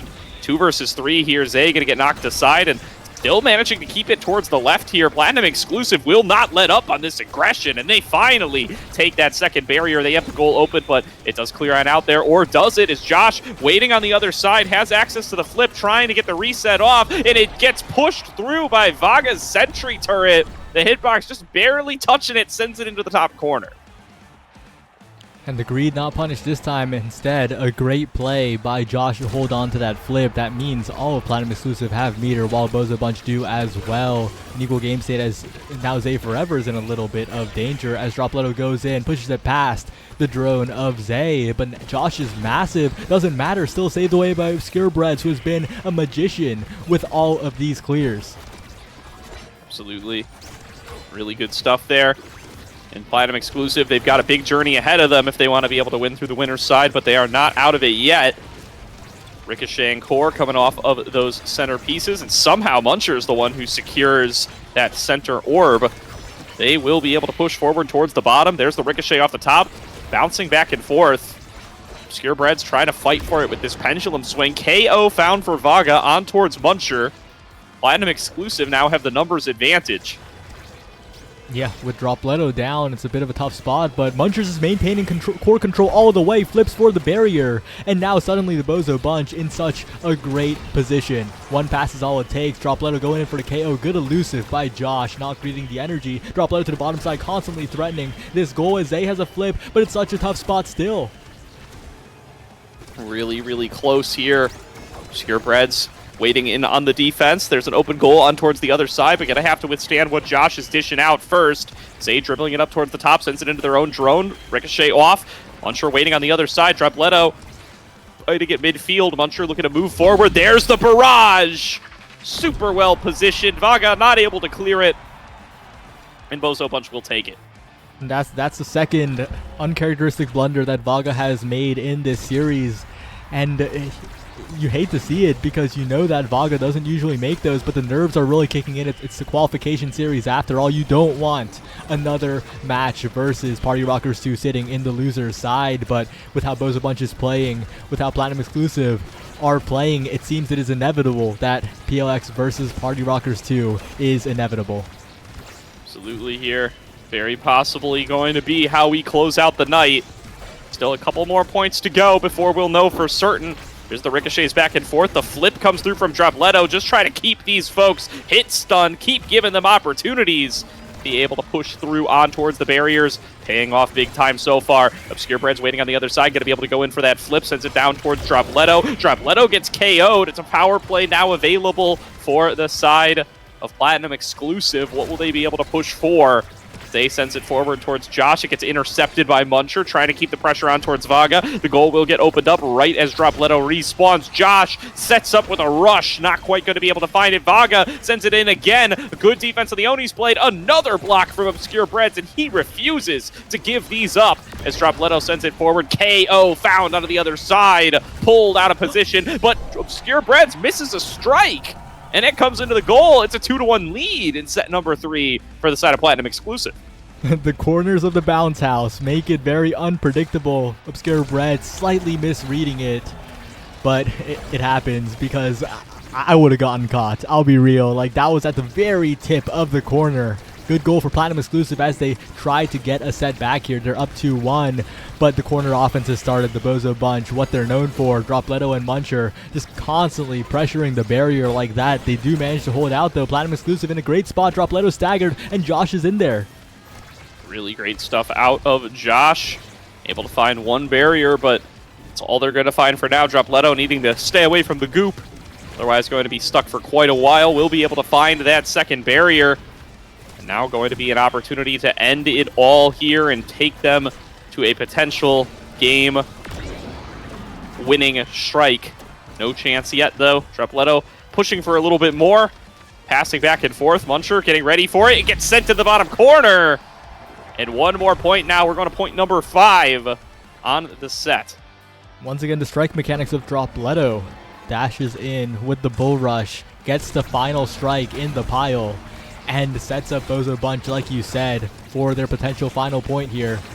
One berry taken immediately. Muncher has so much meter to play with, and Dropletto's in position with the X Maximus. Beautiful stuff. They find both barriers. Zay is going to get KO'd, and this might be how the upper bracket ends. Dropletto sends it through, and the Bozo Bunch will re-qualify for the North American Strikers League Season 4. We will see them compete yet again. Dominant fashion, too. A clean 2-0 over Platinum exclusive. In a very unexpected way, too, because this is not the group that people thought would be decisive. Group A, everyone was saying Group A was the group of life. Group B and C were groups of death, but the Bozo Bunch, they looked dominant. They did not break a sweat, and just a great performance on their way back to the North American Strikers League. Great stuff coming on through there from the Bozo Bunch, showing that they were deserving of returning to the North American Strikers League. They sweep their way through landing, taking a 2-0 over Doggo Dog, taking a 2-0 over Platinum exclusive. No games lost as they find their way back into NASL for Season 4. Yeah, and while the replays tick down, it looks like we're going to have a bit of a short break between this and our final NASL spot. There's only one spot left in the North American Strikers League, and that will go to either Platinum exclusive or Party Rockers 2. But it really could go either way. It was a 2-1 series in winner's side, so I'm definitely looking forward to it. I am as well. Like you said, though, Si, we're going to take a quick break while we get everybody ready for the next series. One more to go, one more slot up for grabs. Don't want to miss it. We will see you guys in just a few more moments.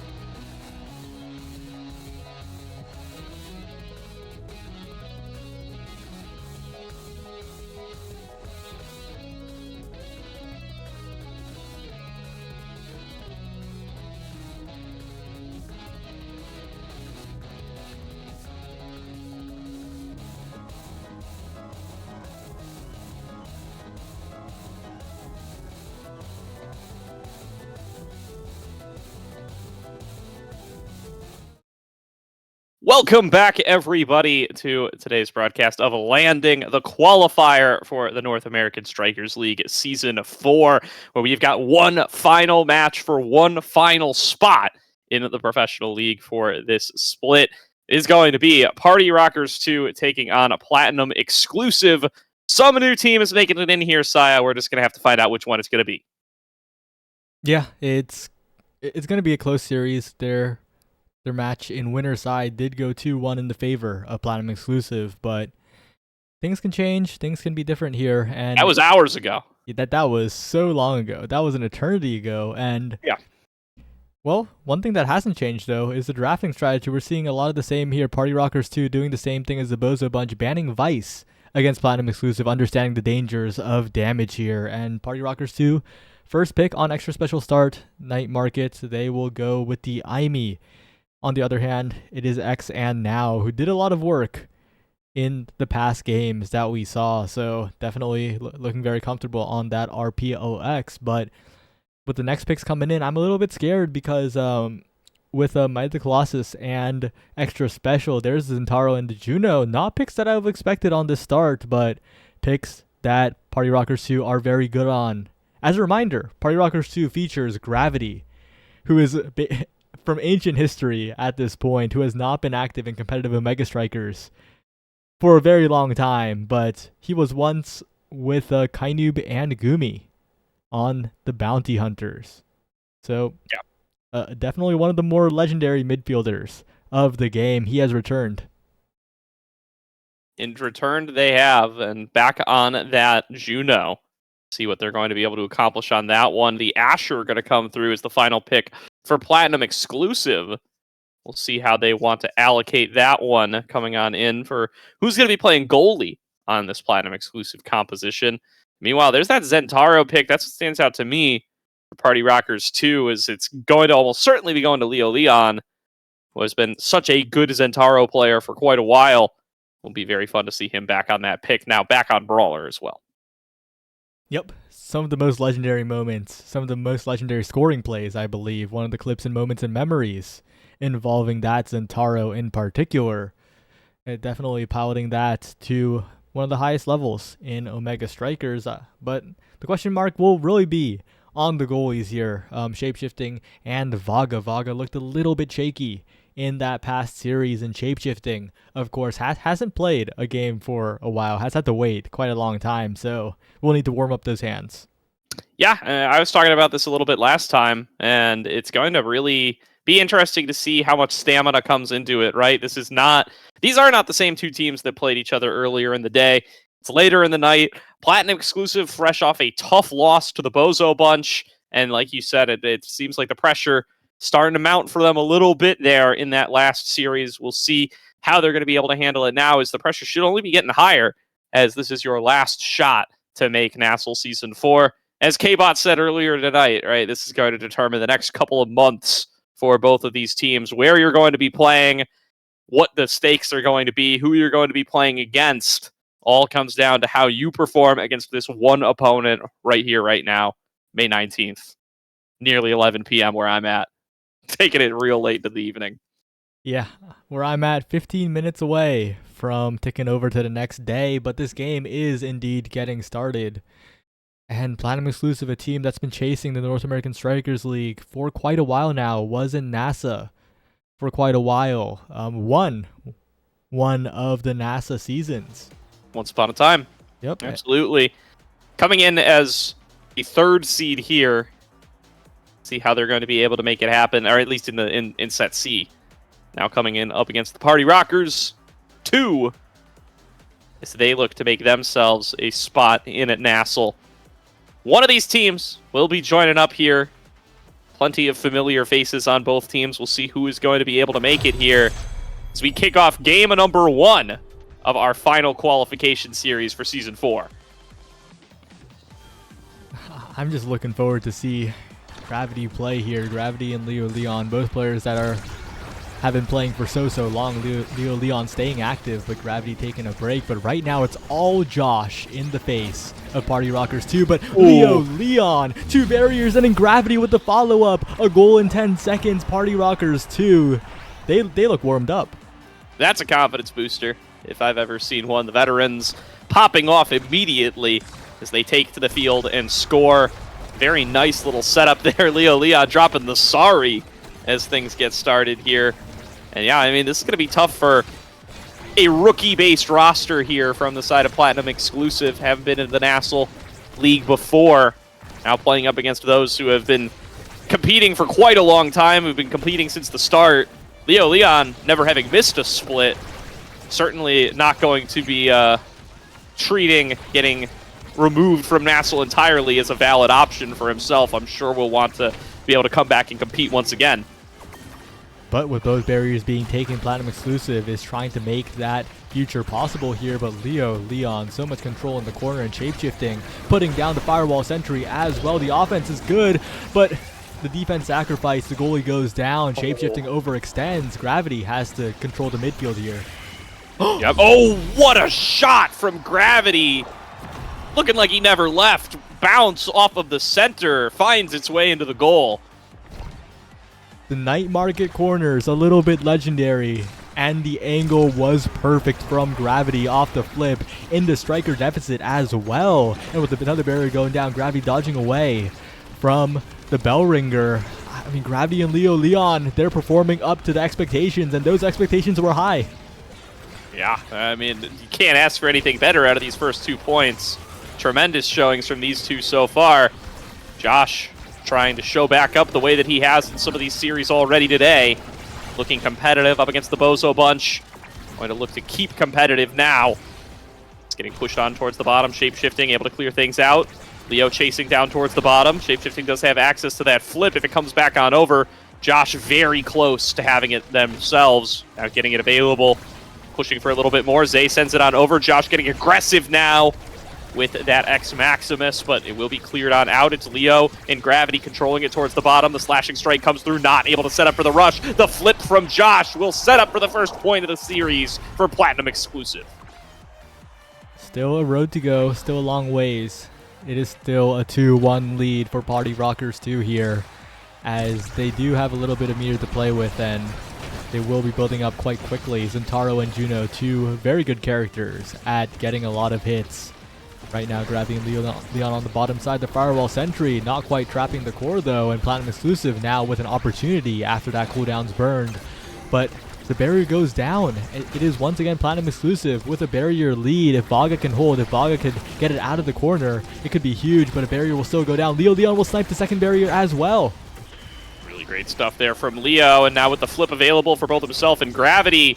Such a favorable position here for Party Rockers, although Josh going to take one of those flips off the table. Zay flips themselves, sends it in towards the barrier, opens up the goal. Shapeshifting going to layer down that sentry turret. Another flip comes out of Gravity, doesn't find its way on towards anything meaningful, and Josh pushes it in for the goal. The resources wiped away for Party Rockers, and Platinum Exclusive finding 2 points in a row. Platinum Exclusive right back with a flip on the goalie as well with the resources necessary. Josh with a lot of meter. So many factors in their favor, but Leo Leon goes in, doesn't care, tries to get the strikes, but they manage to defend. They hold Leo Leon off, and that means Zay Forever and Josh are in a good position here, but a passing play from Gravity to Leo Leon is just constantly coming through. So much pressure on Vaga to perform, and so far Vaga's been performing. Absolutely here. Josh looking for a little bit more, going aggressive in towards the bottom.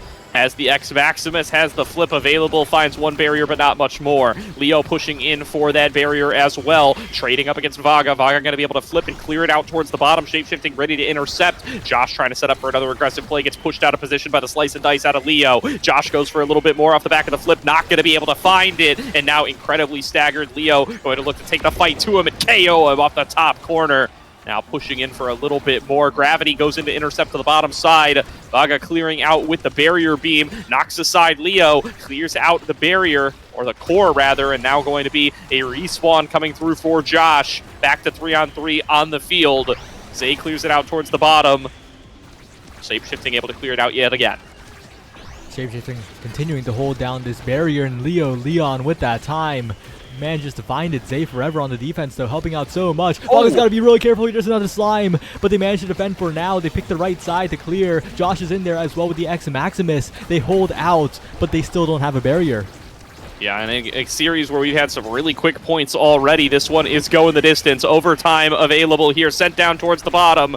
Core moving faster and faster. The flip now from Zay. Another flip available from Leo. Leo finds the double KO and builds a 3-versus-1 power play. Vaga, against insurmountable odds, going to have to try to save this point and save set number 1, but there's no chance. Leo puts it through, and Party Rockers will draw first blood in the series.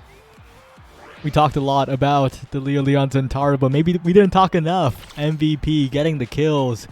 And this is a tough question, explosive entrance or Catalyst here. Going for the explosive entrance at the moment, but Catalyst, such a powerful awakening. Dropping down to Zay Forever most likely here. It's a tough spot, but Catalyst actually falls down to shapeshifting.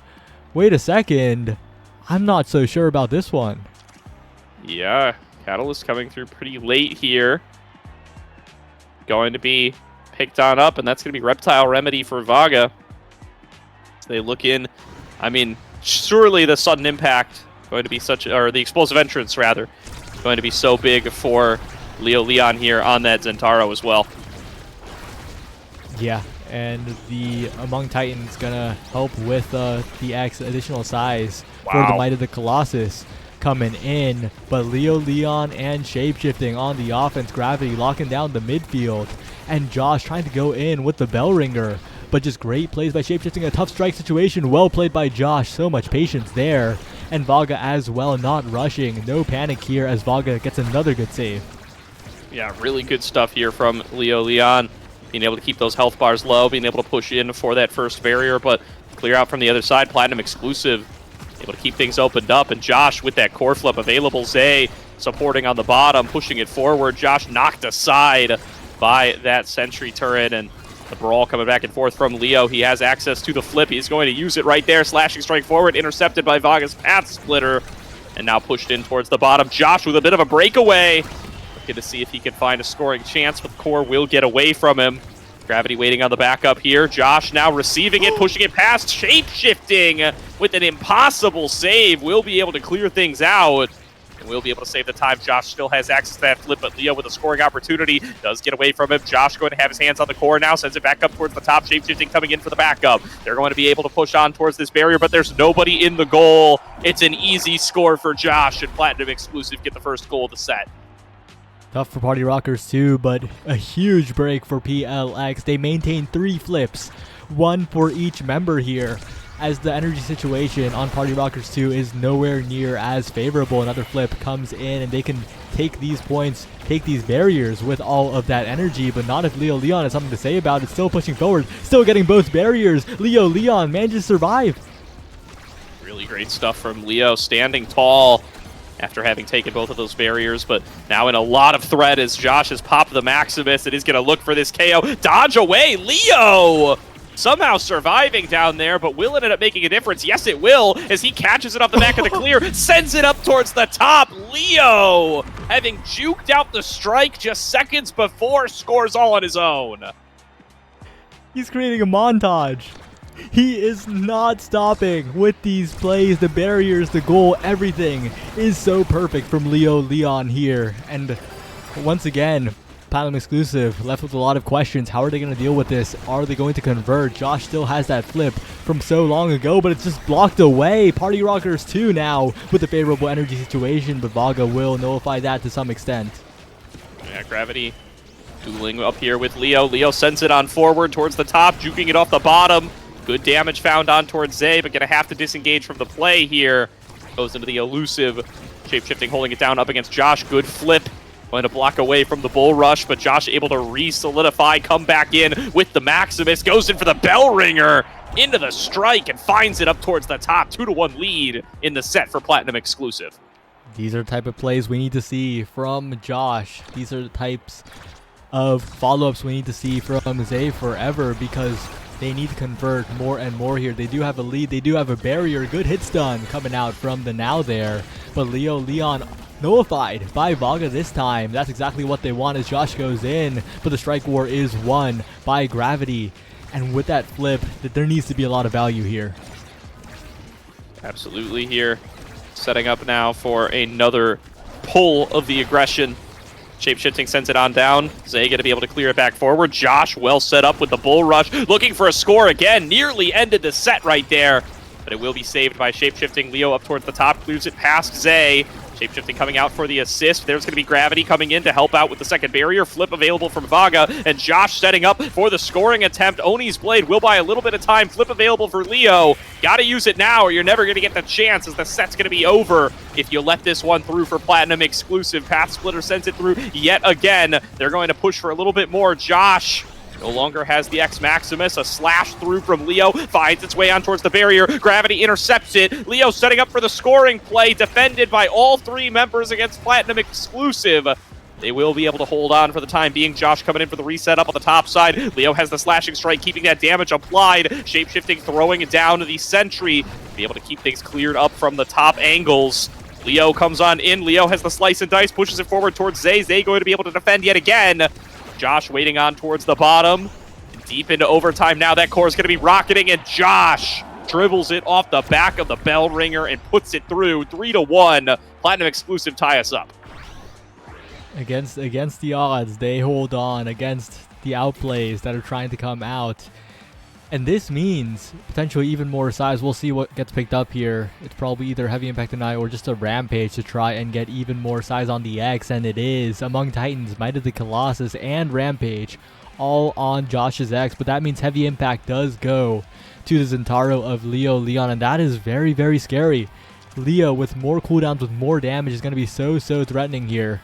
And Gravity last pick doesn't even... like, it still gets a Great Awakening, Reverberation, more cooldowns across the board for the Juno. This is not a completely winning draft for Platinum exclusive, it feels like, but you'll always take that size on Vaga. Yeah, I mean, cooldown reduction picked up across the board for Party Rockers. They get it on every member. Just going to be able to keep themselves active more frequently. We'll see if that's going to be enough. Josh already finding the first barrier of set number 3. Gravity coming in towards the top side. Sent down through the middle, and Vaga passes it back over. Leo with a little bit of a breakaway here, though. Going to try to push for the first barrier. Has the backup of that sentry turret. Gets the hit stun on a multiple with the rush. Shapeshifting comes out. Get that cyber swipe through, and we'll be able to find one barrier for it. Josh now looking to reset. Needs Zay forever to be able to put this core into his hands, but so far has been tough up against Gravity and Leo. All that mobility that Leo has in particular, but Leo pushed into the bottom. Blast Zone will be taken out. And now a shot at a power play here for Platinum exclusive as they look to take themselves the lead in game number 1.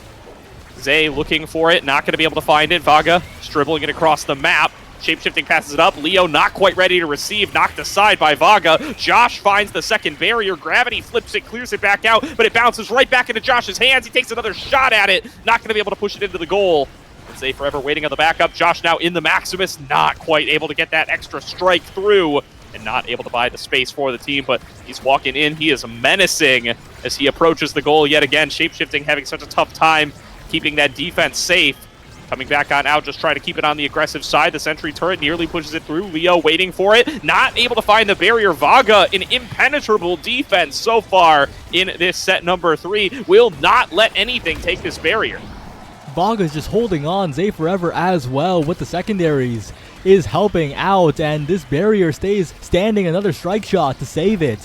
Platinum exclusive are just keeping the barrier up despite all of the cooldowns being thrown out. And there as well, finally, a missed strike will be the barrier going down. And maybe this is Leo Leon and Gravity. Chance of a stray slime will do it. Will end that point that seemed to stretch like an eternity. But the scoreboard says 1-0, and that's it.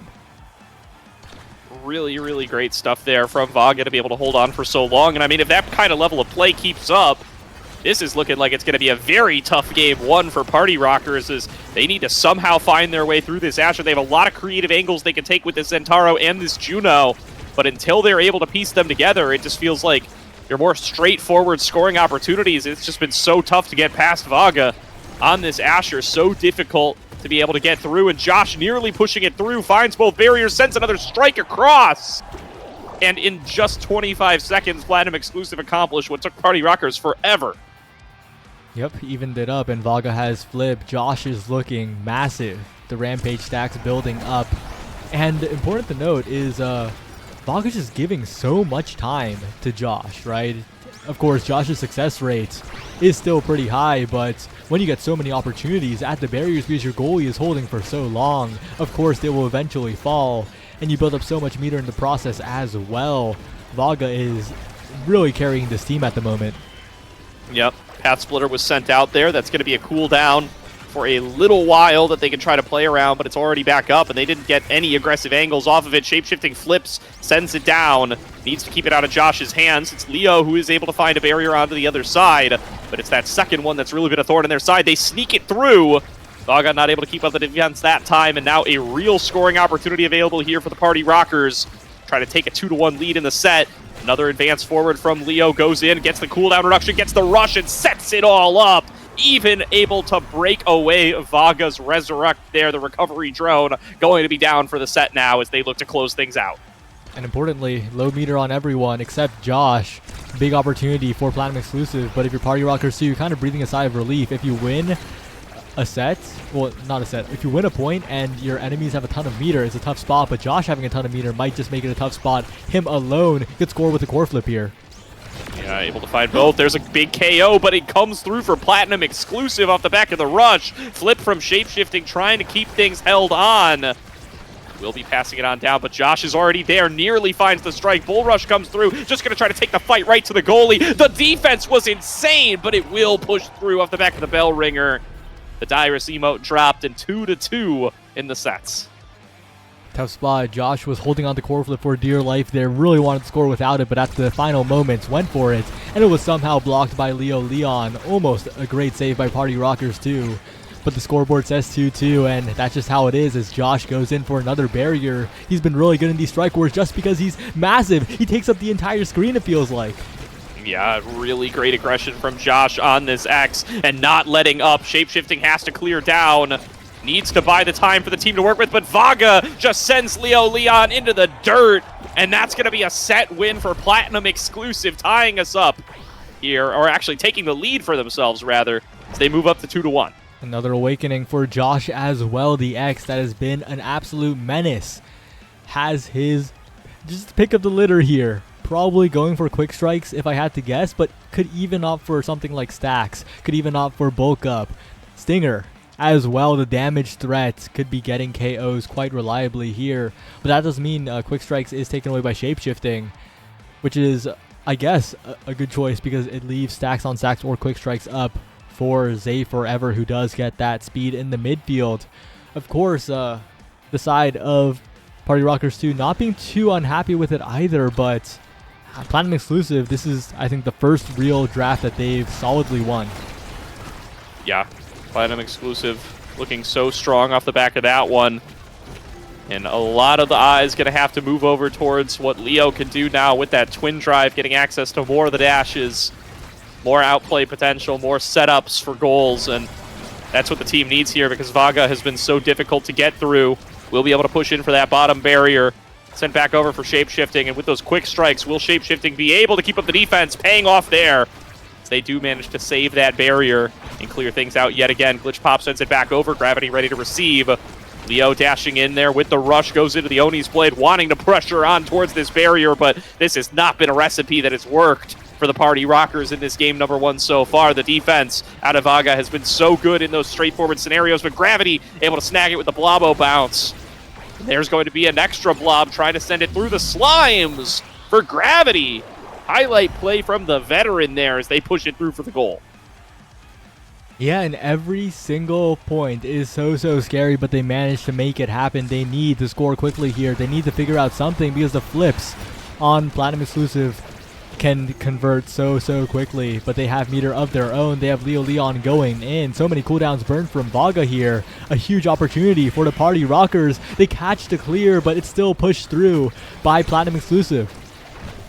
Great stuff there. Gravity just barely able to save it with Shapeshifting's help. The flip comes through, passes it down to Shapeshifting. Leo waiting on towards the other side, sends it in, nearly gets it on towards that barrier, but the defense from Vaga, again, still holding strong. Gravity sends it over the rush out of Leo, gets real disrupted as Josh smells blood in the water, sees an opportunity to get a power play and wants to seize it. Won't happen this time, though, as he's going to lose a big chunk of HP on towards the other side. Both brawlers so low, both brawlers looking to finish off the other. Josh gets taken incredibly low. Gravity sends it down to Shapeshifting. It's like the game's not even about the core anymore, as both of these people are just chasing each other all around the map, and the barrier will stay strong for Vaga. Shapeshifting keeping both defended on their side as well. Now it's Leo who's low on HP. After that, now Lifeline comes through, and Josh immediately able to convert it over towards a barrier. Leo now staggered on the other side, sends it down towards the bottom, opens up the goal.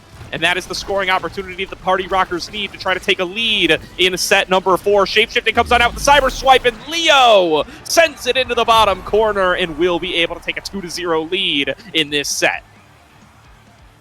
What a scoring attempt. It takes so much to get past Vaga, who is performing so incredibly well this game. But the Party Rockers are managing to make it happen. Leon pushing forward. But once again, the Slimes are doing a lot of the heavy lifting. Gravity placing them in such good spots to take a barrier, to look for the goal here. Leon trying to get it past Vaga, but now there's a flip available for both goalies. One of them is used. And Gravity and Leo building up so much meter. These flips could come in huge, especially since Gravity survived, almost taken out there by Josh. Juggling it off the bottom. Gravity trying to set up for a play, pushed back away. Josh coming in from the bottom, not able to push for more. Elusive comes through from Leo. Sentry turret going to try to push it in. Flip comes on across, is blocked away by Vaga. Another opportunity for Josh here to try to push aggressively. Gravity able to win out on the strike war, but not for long. Zay comes in on the backup. There's going to be Leon in the Oni's blade. Resetting it, sends it back through with the slashing strike, managing to get it past Zay for the time being. Gravity going to be the first one to receive on towards the bottom. They push in for the barrier. Open goal now for Party Rockers, looking for a 3-0 set number 4. The rush to try to get into position, but it doesn't end up coming down that direction. Josh now with a shot, but down towards Leo. Leo in a 1-versus-1. Zay shows up, though, and gets the drone for the KO. It's a power play for Platinum exclusive as they try to fight their way back in the set. Yeah, but good strike war wins by Shapeshift and keep the barrier alive, making the power play much more manageable. It's finally taken, but a flip expended. Josh rushes in, but not quite getting it there. Slime to jump scare Vaga with a bit of core speed, but Vaga will still stand strong. And once again, the Slimes are coming out, but Vaga still holding it down, has the cooldown necessary. Josh drops back as well, and now Shapeshifting's in a little bit of trouble. Jay to Josh, interrupted by Gravity. Good defense by the Party Rockers as Leon looks for the goal. Very close run here. It's both looking to try to score, and it will sneak past Shapeshifting out of position. Not able to save it, and it will be Platinum exclusive, breaking that streak that the Party Rockers had going for them. Still in a 2-1 advantage state, but Platinum exclusive hold on even with both barriers down.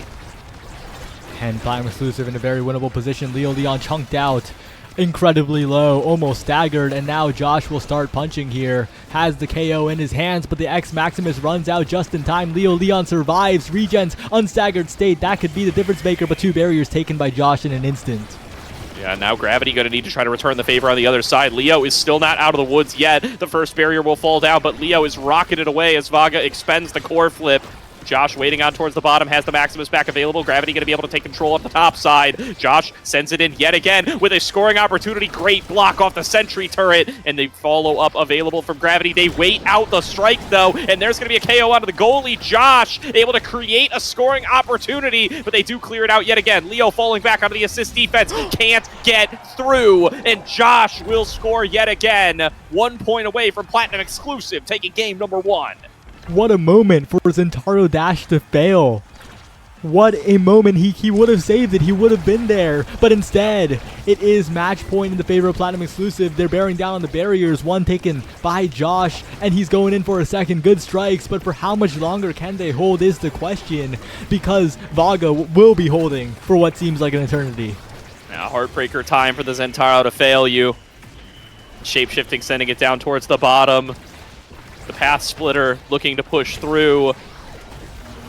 we'll see what they can do on the side of the Party Rockers to try to hold on here. Looking for another score, looking to take it to set 5. But Leo, so low, so staggered. Josh, with the flip available, shape-shifting, gets baited into using theirs. Not going to be able to push for any more.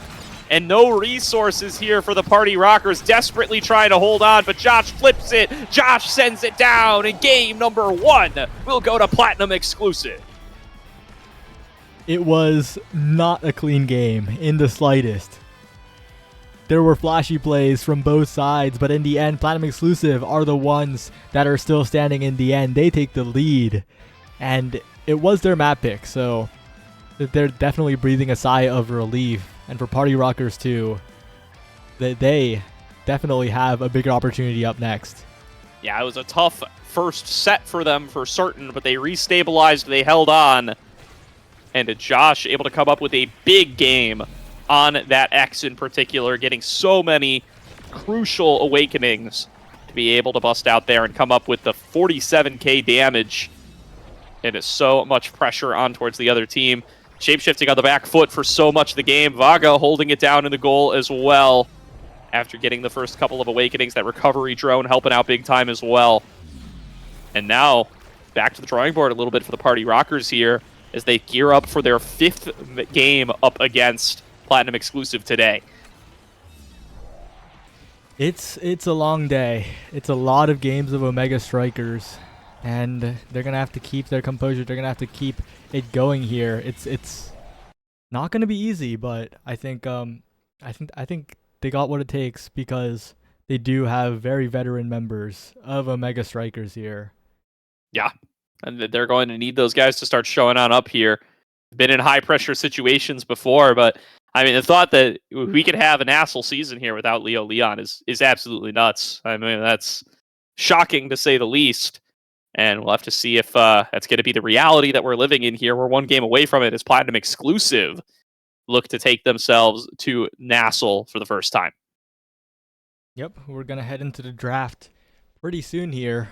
It's an Atlas Lab game, and it's a bit of a scuffed Atlas Lab game, I gotta say, because one of the starters is looking pretty scary here. One of the starters is Catalyst. The energy will be high, and there will be a lot of flips. It will be a very, very different game. Yeah, it definitely will be here with that Catalyst available. I expect to see a lot of selections for it. I expect to see a lot of priority towards that X, again, with how valuable it's been in the matches we've been watching so far. So let's see if that is going to be the selection here coming through for either of these teams, or if we do end up seeing a ban. Yeah, it's a weird awakening to see here. Of course, Platinum Exclusive on first pick here, blue side. So I think I'm interested to see what the Zentaro priority will be here. I think Josh knows how to play Zentaro, right? Leo Leon does as well. Will they choose to spend a ban on it? Will they pick it away? I'm just interested to see what will happen here because there's a lot of different ways this draft can go. I think Gravity will probably try to be on the Juno again unless it's banned away, but definitely a lot of ways it could go, really. Yeah, and will the bans change, right? It's been Vice Mako for at least a while now. Will they keep those bans? Will they look to pivot towards something different now that their backs are up against the wall? We'll have to see. Party Rockers going to be the second ones to ban, so Platinum Exclusive will lead us off. So they are on the red side for game number 2. Yep. We're just waiting for them to take a bit of a breather, for them to compose themselves, because this is a huge game. This is whether there will be another game or a team will qualify for the North American Strikers League. And Platinum Exclusive want to do it in 2. They do not want to go to game 3. Yeah, absolutely here. I mean, the focus has got to be on trying to close things out right here for Platinum Exclusive, especially, looking at they just came off the back of another series. Really great bounce back from them to be able to come in with a win in the lower bracket right after getting knocked down. Now we're going to have to keep that momentum going and not let these veterans try to intimidate them with all that they've got going for them. The experience here going to be something that we're looking at, being able to keep composure in high pressure situations. It doesn't get any higher pressure than this. will determine where you're going to be playing Omega Strikers for the foreseeable future. And looking towards, Season 5 landing, not what anybody wants to be doing right now. Right now is the time for getting into Season 4 and pushing yourself to the absolute brink. Platinum exclusive, going to lead things off with the Mako ban.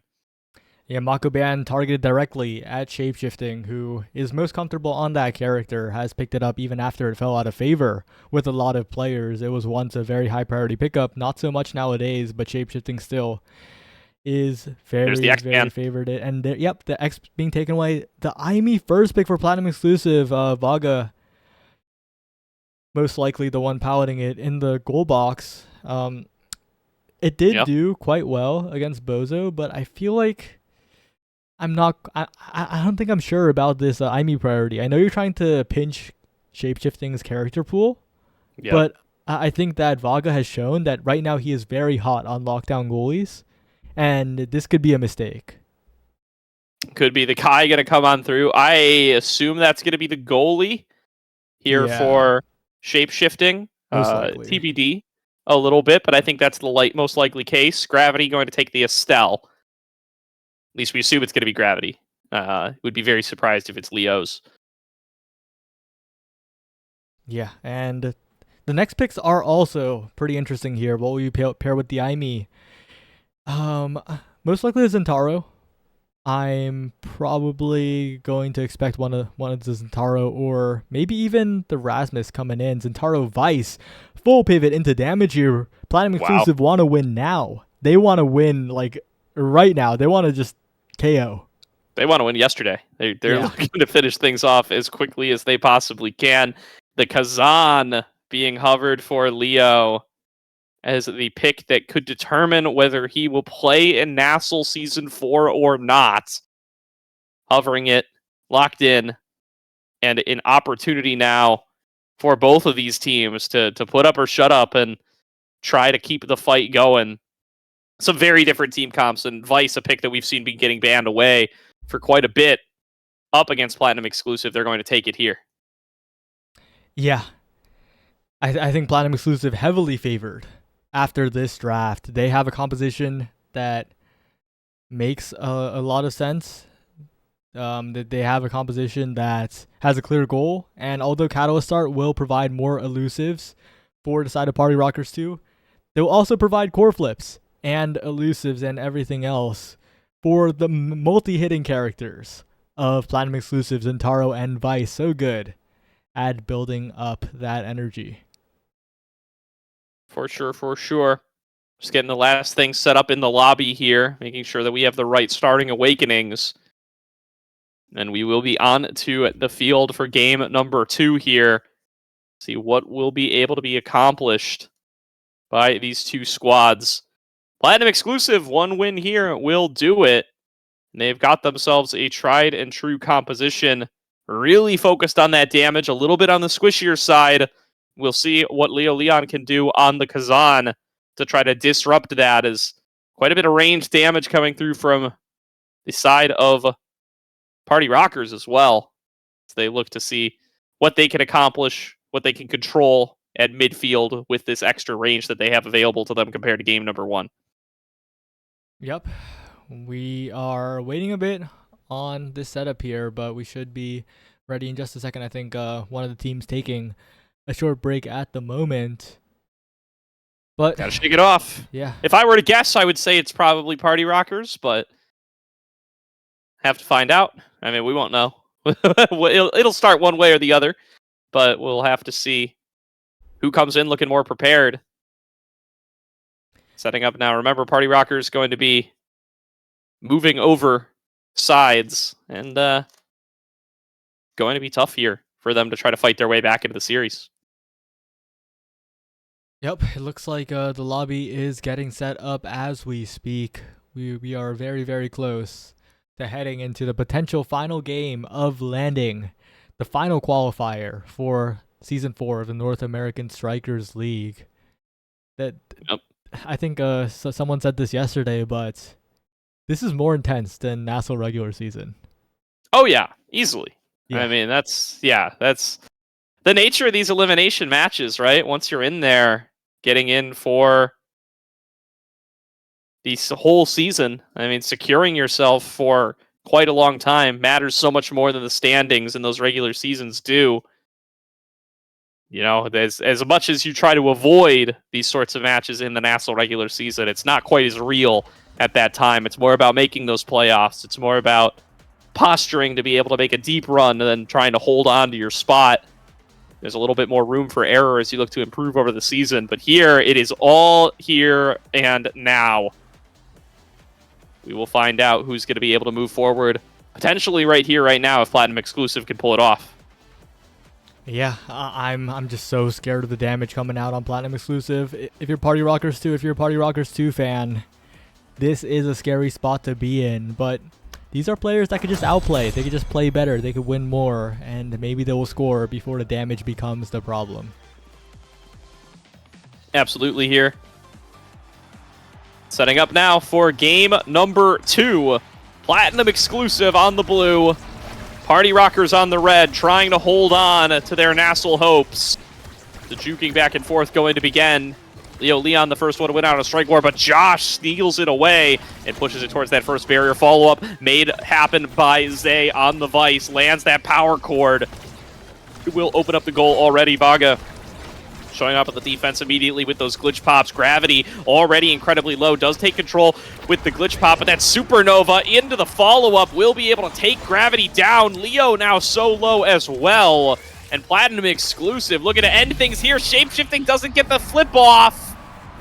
And it's first point to Platinum Exclusive. I expected a damage composition, but I didn't expect the damage to be overwhelming in the very first point. And that is not a good sign because Josh, Vaga, and Zay are looking very practiced, looking very good, coordinating to take these barriers. Josh has the flip available in front of the net, wastes it, but still, that's 2 barriers down so quickly. And Party Rockers 2 in such a bad spot. Really tough for them here to start things off. Going to need to start fighting their way back real soon. You do not want to have to make a comeback in this sort of position. But Leo's already staggered. Gravity's already staggered. Shapeshifting is so low.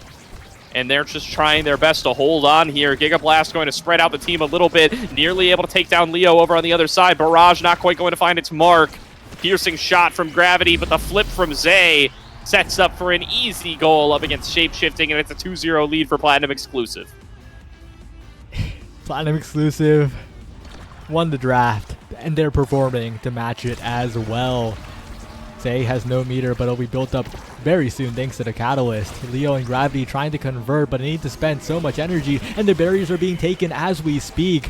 Josh with the flip available as well. The threat of the goal always on the table here. Leo Leon trying to get the barrier, but defended away by Vaga, who takes the barrier on the other side. And the pressure starting to mount here. Shapeshifting, whiffing so many strikes. Trying to keep up the defense, but these constant angles being found by Josh are so tough to stand up against. And the second barrier does fall. An open goal available. Gravity and Leo trying to remount their defense, but Vaga already in position to clear things back out. Goes for the flip, interrupted by the Crystal Thorns out of Gravity.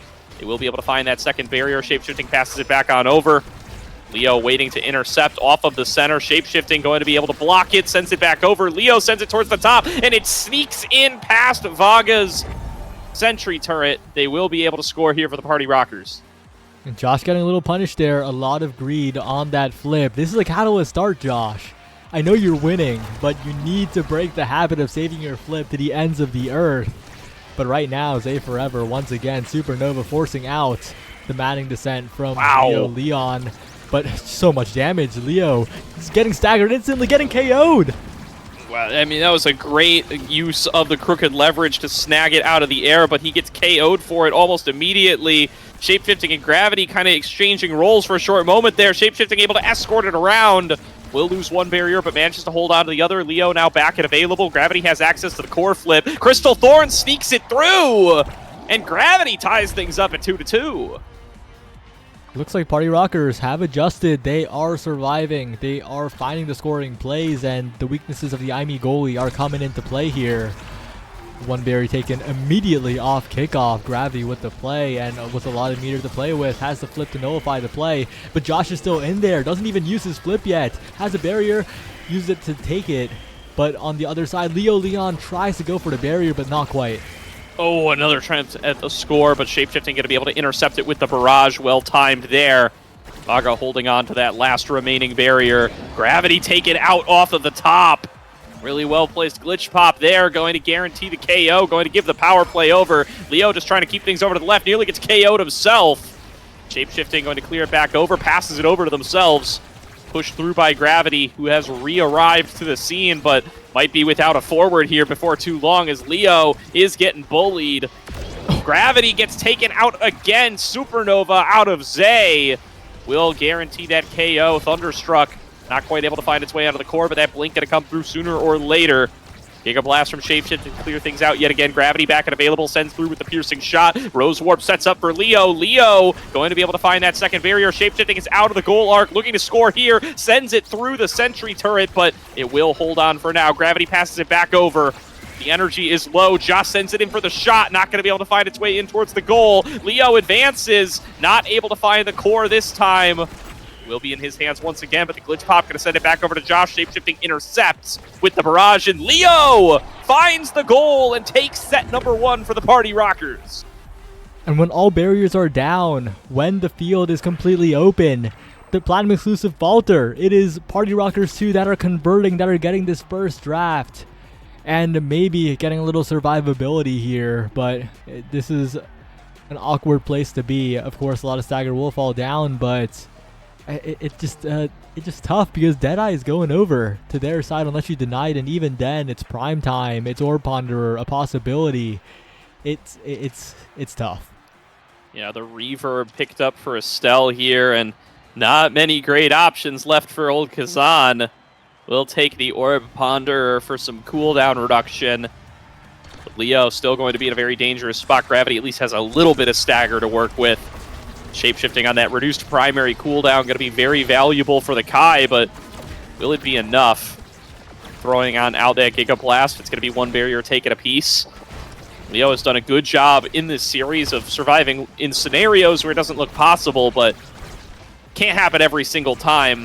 We're going to have to see if they'll be able to find any opportunities to do so. Would have loved that Reptile Remedy, but couldn't get a hold of it.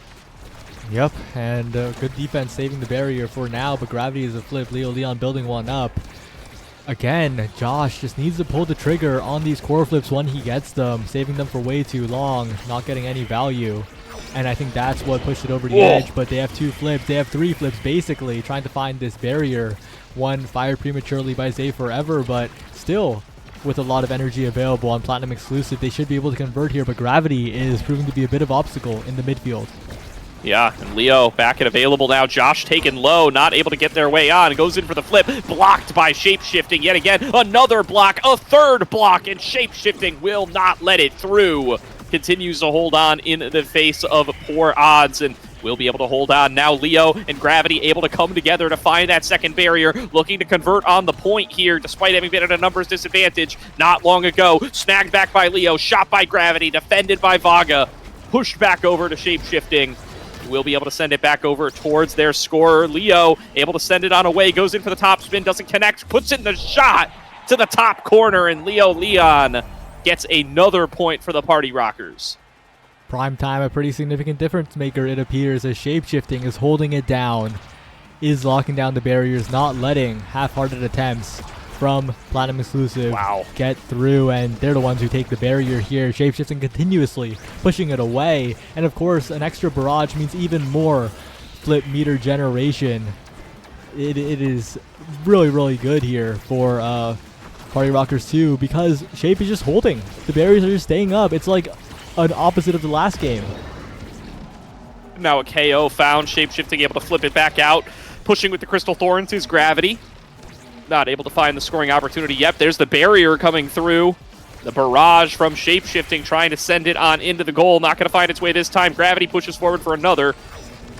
Leo falling back, going to be able to pick up an orb. Be able to regen just a little bit more. And the KOs, they've stopped coming through entirely after that first draft. And looks like Party Rockers are locked in continuing to find these scoring opportunities. Gravity sends it up with a Rose Warp. Leo trying to poke it in. Bounces off the center. Shapeshifting waiting at midfield, trying to keep this aggression going. Goes in towards the bottom, saves it off the Giga Blast. Josh pushes for a barrier, but that's only the first one, and it took all of that effort. Going into overtime, Gravity passes up. Leo not able to put it in the goal. Gets another opportunity. Crystal Thorns makes it a third, but still defended by Vaga, who comes on out with that cyber swipe. Josh now setting up for another opportunity. Pushed back away by the barrage of Shapeshifting. Piercing shot from Gravity will clear things out, sent back towards the center. Shapeshifting falls back towards the bottom, passes it over to Leo. Leo goes in for the spin. Not able to push it through. Topspin trying to force it, and they will get it through. Leo Leon with a second score.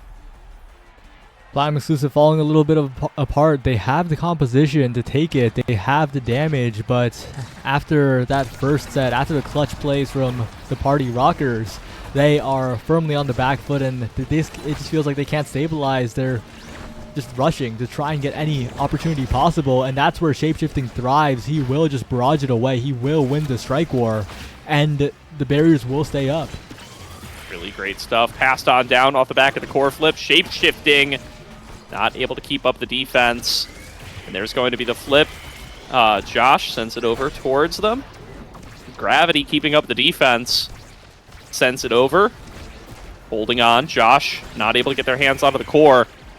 Shapeshifting sending it back over. They are going to be able to find that second barrier. A scoring opportunity for Platinum Exclusive. Their first open goal in quite a while of the entire set, I'm pretty sure. And Josh pushing for more, nearly taking out Shapeshifting, who will just camp that orb. KO found on towards Gravity, buying them the space they need. Look at that Giga Blast. Will be able to find the barrier, but now it's Leo in a 1 versus 3 trying to hold on. 2 more seconds. Topspin blocks it, but the follow-up from Zay is enough. And Platinum Exclusive will end the streak and get themselves a point. Valiant effort from Leo Leon, and valiant effort as well from Shapeshifting, trying to find a way back. But it doesn't matter. They're still trying to find this point here. And they're still in a 2-1 lead. They could erase that point, basically, effectively. But a good flip from Josh, no longer holding it on to the ends of the earth. That's barriers down the second time in a row. But a flip from Leo Leon might just end it here. No, it hits the goal gates. Really great defense there by the goal gates. Holding it down up against Leo Leon. And there's going to be the Supernova coming on across. A scoring opportunity here for Gravity and Leo. They poke it one more time. Gravity sets up again. And the Crystal Thorns will send it through. Party Rockers 2-0 in game number 2. Looking to turn around this entire game, and with another draft under their belt in their favor, this could be everything here. The quick strikes combination with Catalyst available, so much energy, so much core control, but maybe a denial away. 1-2 puncher Stinger, probably the quick strike still. No, the Stinger denied away. They do not want to die here, but there's still a lot of damage available. The 1-2 punch picked up on the Zentaro, and the Vice will be the one getting quick strikes. I feel like this is a pretty good draft, all things considered, for Platinum Exclusive here. So it's actually a little bit scary after this. Yeah, I mean, especially that Siege Machine even coming in last pick there for the IME. Vaga going to be very thankful for that one. They get started here for set number 3. Party Rockers with a solid lead. The reverse sweep still available. Leo takes a ton of damage, has to go elusive to avoid going down, and is going to lose access to that orb as well. Gravity trying to juke him on the other side, trying to fight for some barriers, but well defended by Vaga. Will hold on for the time being. Both barriers go down, though, and with plenty of meter available, Josh and Zay with flips in the midfield, but Shapeshifting will hold on, but that stagger bar is ticking down as we speak, but a misclear means 2 barriers going down. Josh in the midfield with the flip, used in a hurry to get it out of there, but that means Shapeshifting is pushing up. Another flip burned by Vaga to Josh, bottom side. It doesn't quite reach the corner of the goal, and once again, it is Party Rockers 2 that are the ones scoring. Wow, what a comeback from Party Rockers 2 there. And Josh, seen it a couple of times this series, taking the shot, especially towards that bottom corner. Not quite landing it where they wanted, deflected off the barrier, and not going to be able to find themselves the score that it looked like they were well set up for. Leo pushing for some more here, goes in for the flip, sends it back up, top spin, not going to connect. Gravity coming back over, now has a flip available for themselves. Pass up from Leo, down from Gravity, intercepted by Vaga, sent back over. Leo gets it, Leo puts it through, and 1 goal away from sending us to game number 3. Party Rockers came to play in game number 2. they're just playing better. I don't know what it is. Platinum Exclusive are just making so many misplays. And Party Rockers 2 are converting instantly. Gravity with the barrier instantly. So much meter available as well. Leo Leon taking the barrier as well. Open net. And another piercing shot nearly ends it. Gravity has been so clutch on this Estelle, making so many plays on the kickoffs. Finding another barrier right at the start there. Yet again, open goals for both teams. Crystal Thorns clears it to the left from Gravity. Leo waiting on the bottom, dodges out on the Supernova, and the push through from Gravity. It's clean and easy. Party Rockers take us to game number 3. They are not done fighting their way through landing. That's such... That game is so concerning if you're a fan of Platinum Exclusive, because they did not play like a team that would qualify. They just completely fell apart. That last clear as well, the nerves coming in, bounce off of the lip of the goal, right into Gravity's hands. Everything is falling apart at the moment. Maybe it's just the comp, maybe the overforce damage, but this is not the Platinum Exclusive that we expected. No, not at all, and pressure starting to mount yet again here. I really want to highlight Gravity for that game. I mean, especially off of kickoffs. Constantly just finding that first barrier, well-placed Rose Warps, well-placed Crystal Thorns, whatever it may be. Constantly able to win out on those first exchanges and able to take early barriers for it. And then once they're in that position, doing such a good job of synergizing with Leo Leon to find score after score after score and put them into the position to take us now to game number 3. We will be going the distance here. The winner of this next game will make it to NASL. And these two teams will play their 6th game up against each other on the day. What a day for both of these teams. But it all comes down to one final map, and I believe it is Imi's app, a map that I don't think we've seen at all today, actually, on stream. I haven't. Yeah, it's been a while. We'll have to see how they're going to be able to perform here, what the draft is going to be. And it has been a hell of a run for both of these squads. Will be a heartbreaker to drop here for whoever ends up doing it. This is the time to re-solidify Platinum Exclusive. Whatever you had in game number 1, you clearly lost it in game number 2. Going to have to take a couple of minutes to find it again. Yep, and the character draft should be getting started pretty soon. It is definitely a tough one now because Platinum Exclusive opted into full damage. It didn't work. And on the other side, it was Party Rockers 2 that just made the individual outplays. It's tough. It's a tough spot, and this Imi's app game will decide it all. Such a volatile map. A little bit less coin flippy now that Knife's Edge is out of the rotation, but still extremely volatile. Yeah, and I mean we'll have to see. I mean, the Rasmus priority, right? How does that change now coming into this next one? Not the biggest Rasmus teams in the world. Josh has a Rasmus, I know. Beyond that, not a ton of huge players of the character on either side, but tough to resist on a map like Imi's app. So I have to see if that one ends up coming through, if that arrives in the pick and bans, and if so, where. Well, we're getting a little bit of info about it now. It is a Reptile Remedy and Monumentalist start on Imi's app, and Monumentalist does threaten a little bit of the now. So actually, Platinum Exclusive in a really bad spot here, because with how unique picks work, you kind of really want to ban away the Rasmus, right? But if you ban away the Rasmus, then Party Rockers 2 gets the now. Yep. And well, you can say, okay, we'll just pick Juliet. That's fine, but is it fine?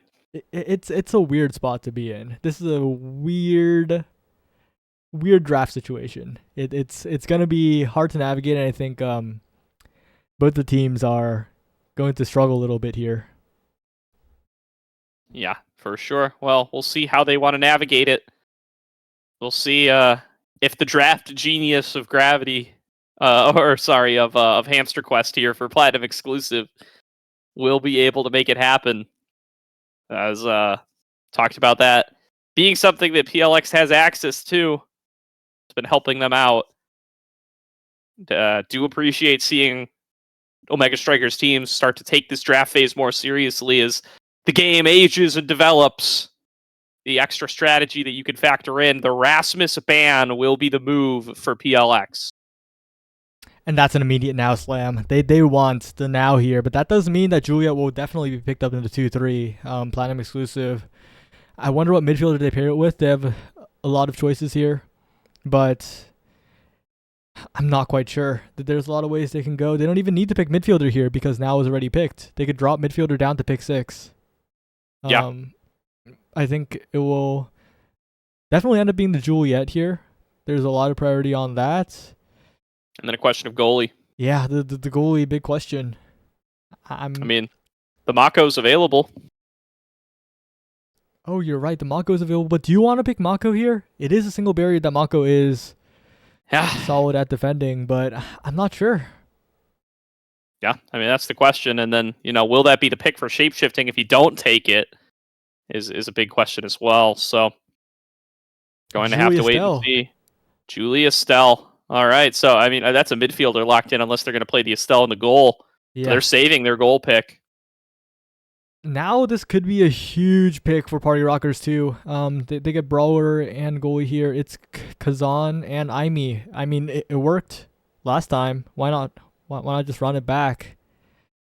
But yeah, there's also a small possibility of now maybe being the goalie, but I doubt it because Monumentalist now gets way more value in the midfield position, especially on a map like Aimee's app.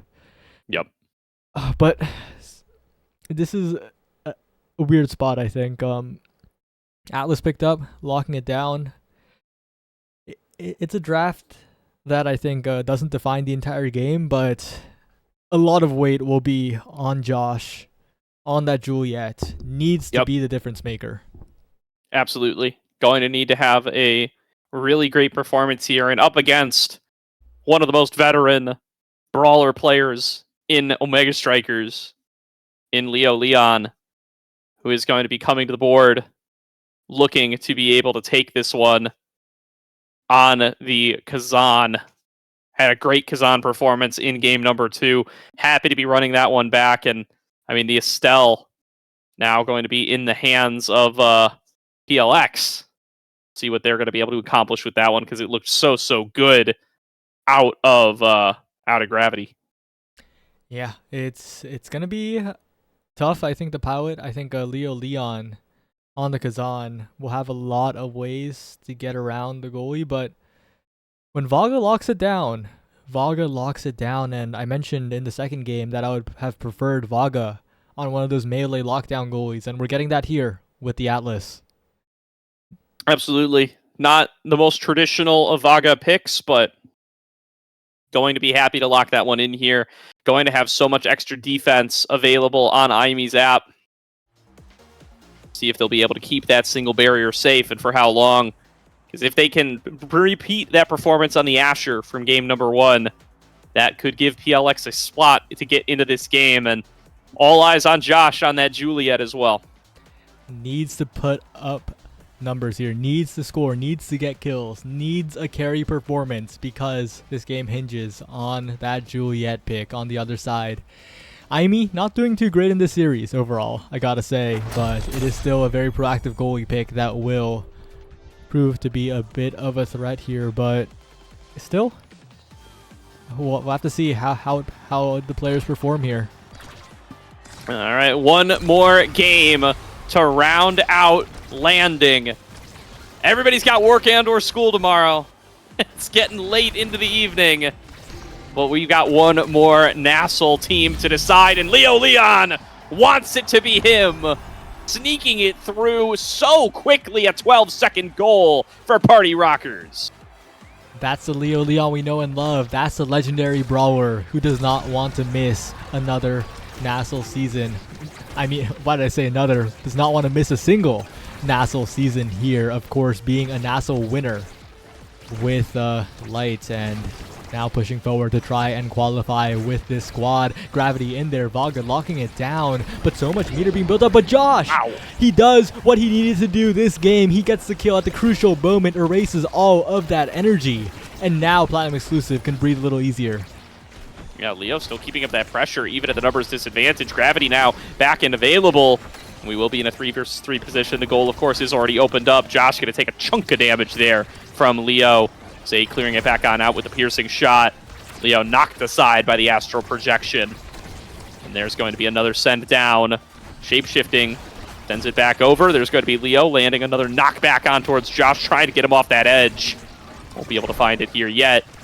Gravity throwing down these drones, trying to keep everybody safe and healthy. The flip from Leo sends it through, finds the barrier, even with Zay helping out on the defense. And there's the crooked leverage, sending it through for another shot, continuing to poke it through. Gets into Josh's hands, looking for the dash punch. There's the flip out of shape-shifting to clear things back out, flipping back away over towards Leo. Leo sends it through. Gravity passes back up. Now getting into Leo's hands yet again. Vaga bouncing it back and forth, has to clear it back out. Will be able to do it. Another drone sends it towards Vaga yet again, but he's too strong on the defense, and Josh gets a shot at the dash punch.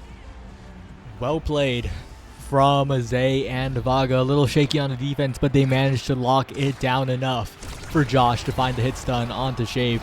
And Shapeshifting, though, immediately returns the favor. A barrier gone, a firewall sentry. So much damage onto Zay as well, as Leon is pushing forward for the offensive pressure. Josh has meter, but it's still going to be a tough spot, but maybe not. But the hit stun from Shapeshifting is on point over and over again. Yeah, Leo and Gravity looking a little out of sorts there as they go for the passing play back and forth, but end up missing on one of them. Dash forward from Leo. The KO found by Josh yet again. Setting up with the Flame Flurry. Finds the barrier. Has the flip available to go for the score. Flips it up. Blocked by Leo.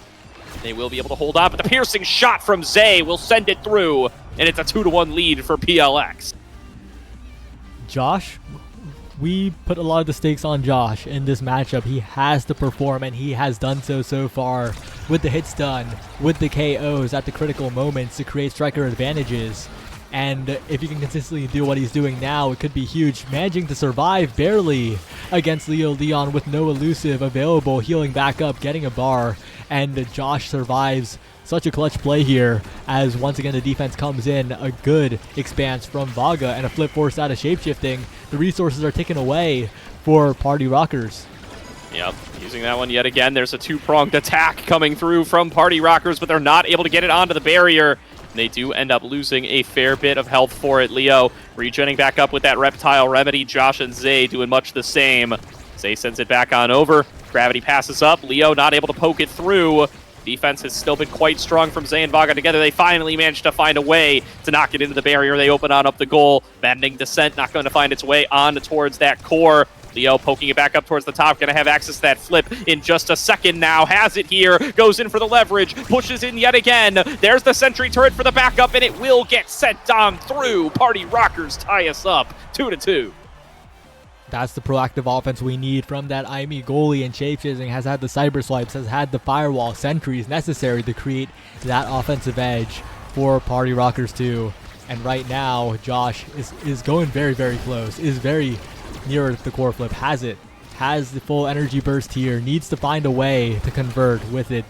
The barrier must go down first though, does not want to use it on the barrier here, but Leon and Gravity are constantly threatening offense on the other side, keeping the core controlled, and with Gravity having flip as well, it's going to be a bit difficult to take this barrier.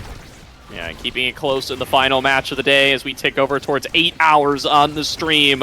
Going to point number 5 of the first set, could not have asked for a closer match so far. And Leo getting both stunned away with that top spin, not going to be enough. Push it in onto the barrier. Meanwhile, barrier was opened up on the other side by Josh. Flip comes on through. Will be able to open up. Shapeshifting nearly wasn't able to intercept the core, but did manage to get to it in time. Pass it back over to Gravity. Gravity to Leo, but Josh intercepts with a dash punch and pushes it through. First set goes to PLX. What a snipe by Zay forever. When the team needed it most, just interrupting on the top side. Perfect dribble pass to Josh, who recognized the situation. First pick on the board here. And that's exactly what Platinum Exclusive needed. Those kinds of explosive plays. Quick Strike picked up on the midfield. But Shapeshifting will be happy with the Orb Ponderer on that goalie. Getting those cooldowns back, being able to create so much more offense. And everyone's just taking incredibly good awakenings. At the last pick, Leon opting into peak performance, knows that the Stinger won't be enough damage for the team to pivot into KO. So instead, going for that stagger scaling with the Reptile Remedy, because no other staggers appeared in that draft. A very, very good strategy from Leo, especially if he can get good draft position later. Yep, going to need to be able to go long enough to find those opportunities, though. I do agree, though, the Stinger, and what does it even do when you're up against two folks running Reptile Remedy already? It's going to be difficult. They do manage to push in for the barrier, setting up for the top spin. Beautifully played there from Gravity and Leo. They set up and they get the first goal rapidly, yet again, second set in a row.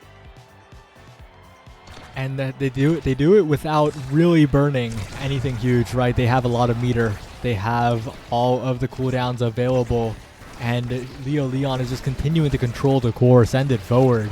It's so difficult for Josh to even find a single opportunity when Zay sets him up. He will convert, but right now it's all Leo Leon who creates his own opportunities.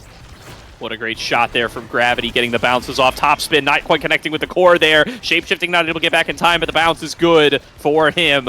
Will be able to keep that barrier alive. Sends it back over with the glitch pop, trying to get into Gravity's hands. The strike war will be won by Josh. There's the flip out of Shapeshifting, not finding its way on towards the core.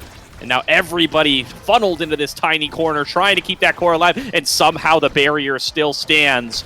Gravity down to the bottom, piercing shot from Zay, only going to buy a little bit of time. Josh gets it back in their hands, goes in for the dash punch, doesn't connect with the core. Leo sending it in, going to be blocked away by Vaga with the Cosmic Expanse. Will be pushed on forward, nearly getting through. Vaga defends yet again. Leo has access to the flip, though, pushing in for even more in a 2-0 lead for Party Rockers in set number 2. Really like how Leo Leon played that. Waited until it was checkmate with the support from Shapeshifting. Until the play was certain, did not want to waste flip and have to defend against the counter push from Platinum Exclusive there. And now Shapeshifting and Gravity on the defense. Josh's flip, and this flip's gonna need to have a lot of impact if they have a chance to get back into this particular set. Of course, they do have the lead, they do have sets to play with, but you do not want the composition on the other side scaling further. Yeah, Josh going to be able to take a shot here, and easy peasy for him. Doesn't even need to use the flip. 2-1. Platinum Exclusive not done with this set yet. Good chance to be able to fight back. Not done, but still a long ways to go. 2 more points, while the other side only needs 1. Party Rockers 2. Also building up meter, but Josh clutch with a dash punch and the strike afterwards with the flip. Opening up the goal, creating a huge opportunity. Zay forever in a tough spot, but still gets it out of there versus 2. Josh with the dribble, bottom side. Shapeshifting reads it that time. And they managed to defend for now. But such a great play by Josh to break the game open. Really good stuff here, looking to take this the full 5 points yet again. Leo able to find the barrier, though. Dashes forward, not with control over the core. Another drone comes out, going to stagger Josh back away. Gravity still has access to that lifeline. There's the follow-up. Shapeshifting throws down that big sentry turret. Won't be able to find it, though. Maddening descent out of Leo. Doesn't send the core into the right direction. Zay dueling with him now. Will be able to push it past. Going to be Leo setting up for another play up towards Gravity. Gravity pushes forward with the drone. Shapeshifting there for the backup. Has to blink back. Doesn't want to risk giving up that point. Crooked Leverage takes it back into Leo's control. He has access to the core flip. Going to pop it. Sends it through. Doesn't take the shot. Just holding it in place. Shapeshifting has to defend with the glitch pop. It still has access to the flip of their own. Pushing forward with the sentry turret. Top spin from Leo Leon. Will send it through and tie us up at 1 set apiece. Just a clutch play at the perfect moment. The flips were coming online for Platinum Exclusive. If that went any longer, it could have gone to a 0.5, but instead, we arrive at another piece of the stagger puzzle. But instead, Twin Drive going to be denied away from Vaga by Leo Leon. Of course, a great awakening on the Kazan, but more importantly, not letting the Atlas get that Twin Drive. Those expanses are a problem, but Rapid Fire still goes to the Atlas and Reverberation additional stagger, so all things considered, Platinum Exclusive not too sad about this draft. Happy even, I would say. Yeah, just got a great roll of the Awakenings there. So Leo, I mean, he's going to like having Twin Drive at least. Going to give you more maddening descents, more opportunities for mobility, but yeah, definitely not going to be able to keep building up the stagger build the way you would like. Still knocking aside Josh at whatever opportunity they've got. Crooked Leverage not going to connect, just continuing to spin across the map, continuing to be everywhere and anywhere. Setting it down towards Gravity, pushing for a little bit more, getting involved, but Leo knocked aside. Top spin nearly takes out Zay. Not going to be enough. Goes in for the push again. Won't be able to find that barrier. Still nudging it with the umbrella, trying to get it past. Won't be able to find it, though, as Zay and Josh continuing to duke it out. Josh pushing for the barrier, doesn't find it. The flip off the center will be able to find that barrier. And now Leo finds the KO on towards Josh. Power play available, set up from Gravity and Leo. Will they be able to push it through? Sending for another, looking for the top spin. Not quite connecting. Leo misses the strike with that different hitbox. Has access to a flip of his own. Will block away the alternative flip. Sends it down towards Gravity. Gravity not ready for it. Gets cleared back out by Josh. We will continue to go on towards this point, Saya. Yeah, and now Zay in a little bit of trouble. Little stagger available. Leon Top again. spin! The top spin. Leo's gotten so many of those. That's not that easy of an ability to hit, especially against an Atlas like that. But Leo just does it. He's in the right positions at the right times. And you thought there was going to be an NASL season without Leo Leon in it. Leo Leon has otherwise to say. Pushing in for another attempt at a score and another North American Strikers League season. Gravity waiting here at the bottom of midfield.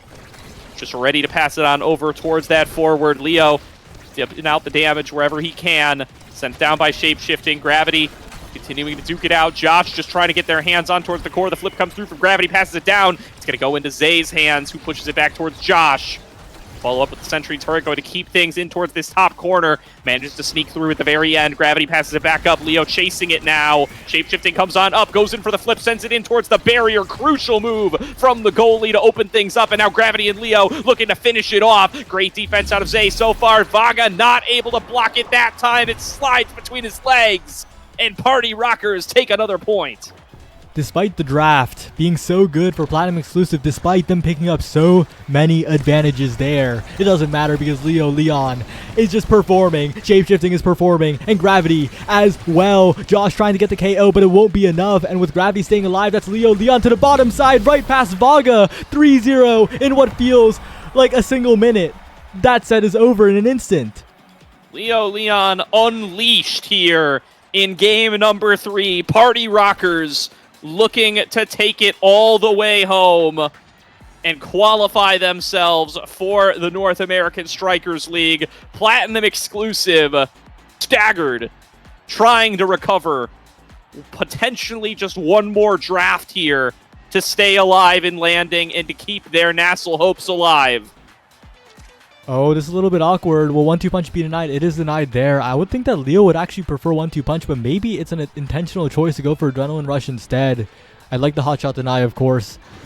Atlas may have gotten Rapid Fire Prime Time. Rapid Fire Hot Shot Prime Time, though, that would have been a little too much to deal with. Vaga would be holding it down infinitely, but right now, Leo Leon is in there, reducing the cooldowns with the Adrenaline Rush as well. 1 second off of each, but it's all Josh right now. Finds a crucial KO, the barrier goes down. Josh is in there, but a strike or win from Shapeshifting keeps them alive. Look at Josh looking for a breakaway here on the bottom with the numbers advantage in his favor, trying to take us to a set number 5. Zay puts it in the top, and Platinum exclusive are not done yet. They aren't done. They still could win this. They still could figure it out. And if Josh finds another KO like that, if Josh gets in position, it could be it. But the consistency is a problem. Can they make it happen? When they set up Josh, it works out, but it's just not as frequently as Leo Leon just getting in there with all the Kazan resources, figuring out a goal by himself, and a flip across the map, shapeshifting. Beautiful stuff there from Shapeshifting, able to set up for another play for the team. Zay forever, though, with the breakaway. Zay taking matters into his own hands, going to be able to send it through and find that barrier for the team. Josh is there on the backup. The save from Vaga with the flip will buy them a little bit of additional time. And now it is all on Zay and Josh to try to take the aggression back into their own hands. Piercing shot sets Josh into an aggressive position. Goes in for the Flame Flurry. Not going to be able to knock aside Shape-Shifting. Gravity staying on the defense. Going to go in for the flip. Not going to be able to get it past Zay, though. Zay takes it once again. Vaga pushing up towards the top. The piercing shot pushes through. Josh with a dash punch angle. Can't quite get in range. Zay dueling up against Leo, though. And Leo will not let this one through. Gravity there for the backup. Leo goes in for another poke. Not going to be able to find it past. Piercing shot from Zay. Clears it over towards the left. But Gravity stays on the defense. It's going to be Leo coming in for the bottom, looking for a chance to score in towards the goal, and it's just Gravity with a launched shot ricocheting off the top wall in towards the goal. The overtime now mine is enough with Monumentalist to cover so much space at the top corner. So few places to clear for Vaga. And that is Party Rockers 2. Just marching on towards the qualification. They could see it. 2 points away. And Platinum Exclusive need to find something quickly because right now they're looking for the KOs, but they're not happening. The cooldowns are being burned from Josh. But it's just so hard to convert when Leo Leon seemingly has infinite cooldowns, is always in the mix of things. He really is, and he's finding a barrier yet again there. Able to poke it forward. The flip. Leo redirects, nearly jukes out Vaga, but Zay is there for the backup. Zay starting to clutch up here in the back end of the series, and will need to keep it going. Josh goes in with dash punch. Doesn't find its way on towards the barrier. The flip from Josh will be enough. Another flip from Zay. Blocked away by the sentry turret as Vaga falls back onto the defense. Has to get it back into Josh's hands with the flip out of shape-shifting. The goalie comes out of nowhere and puts it in the goal. 1 point more for Party Rockers. That's exactly what they needed. They expend so much energy, gravity, and shape very low, but it doesn't matter because all they need is 1 more point. Like you said, Josh needs to create a miracle here, needs to figure out something in this corner, but shapeshifting will not lose those strike wars. They get it away from Zay. Josh is getting chipped away, and Leo Leon is working on a flip. It's a tough situation. Needs it on the backup here. Needs Zay to be able to push it forward. Vaga coming in. Sends out the strike shot. Doesn't push it in towards the barrier. Astral projection yet again. Leo maintaining control though. Has that low cooldown, crooked leverage. Gravity pushing towards the bottom. Vaga gonna go in for the flip. Clears it back out with the astral projection. Leo pushing for a little bit more. Cleared back out by Astral. And there's gonna be Josh able to find that first barrier. Open gold now available for Platinum Exclusive as they look for some more. Zay with a clutch flip. Josh juking it off the bottom. Sending it in towards the goal. Gravity able to keep up the defense. It's gonna be Vaga falling back on the defense. Looking to be able to keep on this goal. Will not be able to save it this time. Zay sets up for the piercing shot. Not quite going to be able to find it here. It's going to be Josh going in for the dash punch. Not going to be able to find its way through. Gravity dueling with him back and forth with the strike war. And it's Leo in position to send it into the goal and to send Party Rockers to the North American Strikers League. Leo Leon will not miss a single season of the North American Strikers League. He will qualify. He will do it with his own hands. And Party Rockers 2, soon to be renamed, they make it. They make it through yet again. Leo Leon will not be denied his 4th NASL season. He returns triumphantly to the North American Strikers League. Gravity and shape-shifting. Well, Gravity back, shape-shifting in for the first time, I do believe. And what a run from them here to be able to push their way through, to be able to come back, win the series up against the team that knocked them down to losers earlier today, and qualify for NASL. What a game, what a performance. Leo Leon, of course, exceptional, but shape-shifting as well, right? Just clutch at all the right moments. Got in there with the cyber swipe, with the flip, the second to last goal, exactly when they needed it, exactly when Platinum Exclusive were trying to find their momentum. Just really well played by all 3 members, and of course Gravity, Monumentalist now, but this guy doesn't play the game. This guy doesn't have that much experience on now. I think he was practicing right before this just to get those now hours, and it came in clutch. Absolutely did here. And now going to be this squad, I mean, going to be renamed, like you said. We'll find out to what. But they will be in the North American Strikers League one way or the other. Platinum Exclusive back to NASA. Best of luck next time. But will not be moving forward. A great run, a close run. 2-3 game series up against the Party Rockers. A 3-3 game scoreline against them on the day. A heartbreaking series to lose out.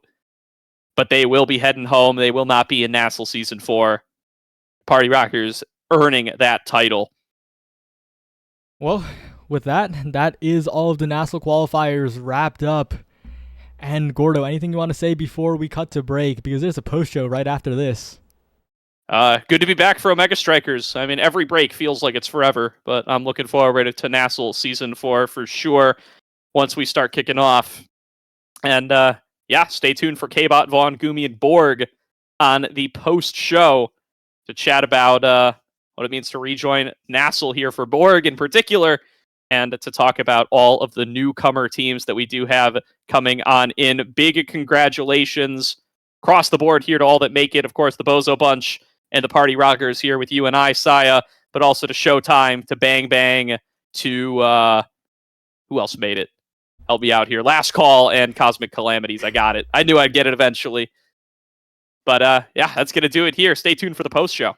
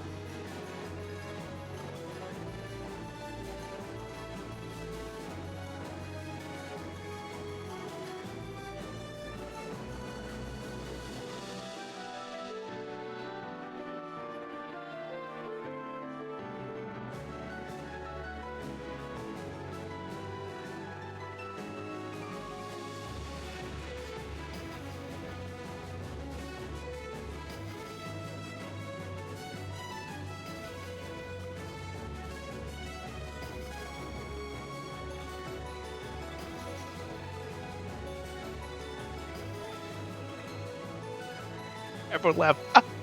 Welcome to the post show. Hi, everybody. Oh goodness, we don't know what we're doing here. I mean, it's what 1 o'clock Eastern time. We're feeling ourselves, but it's yapping time, as is tradition now.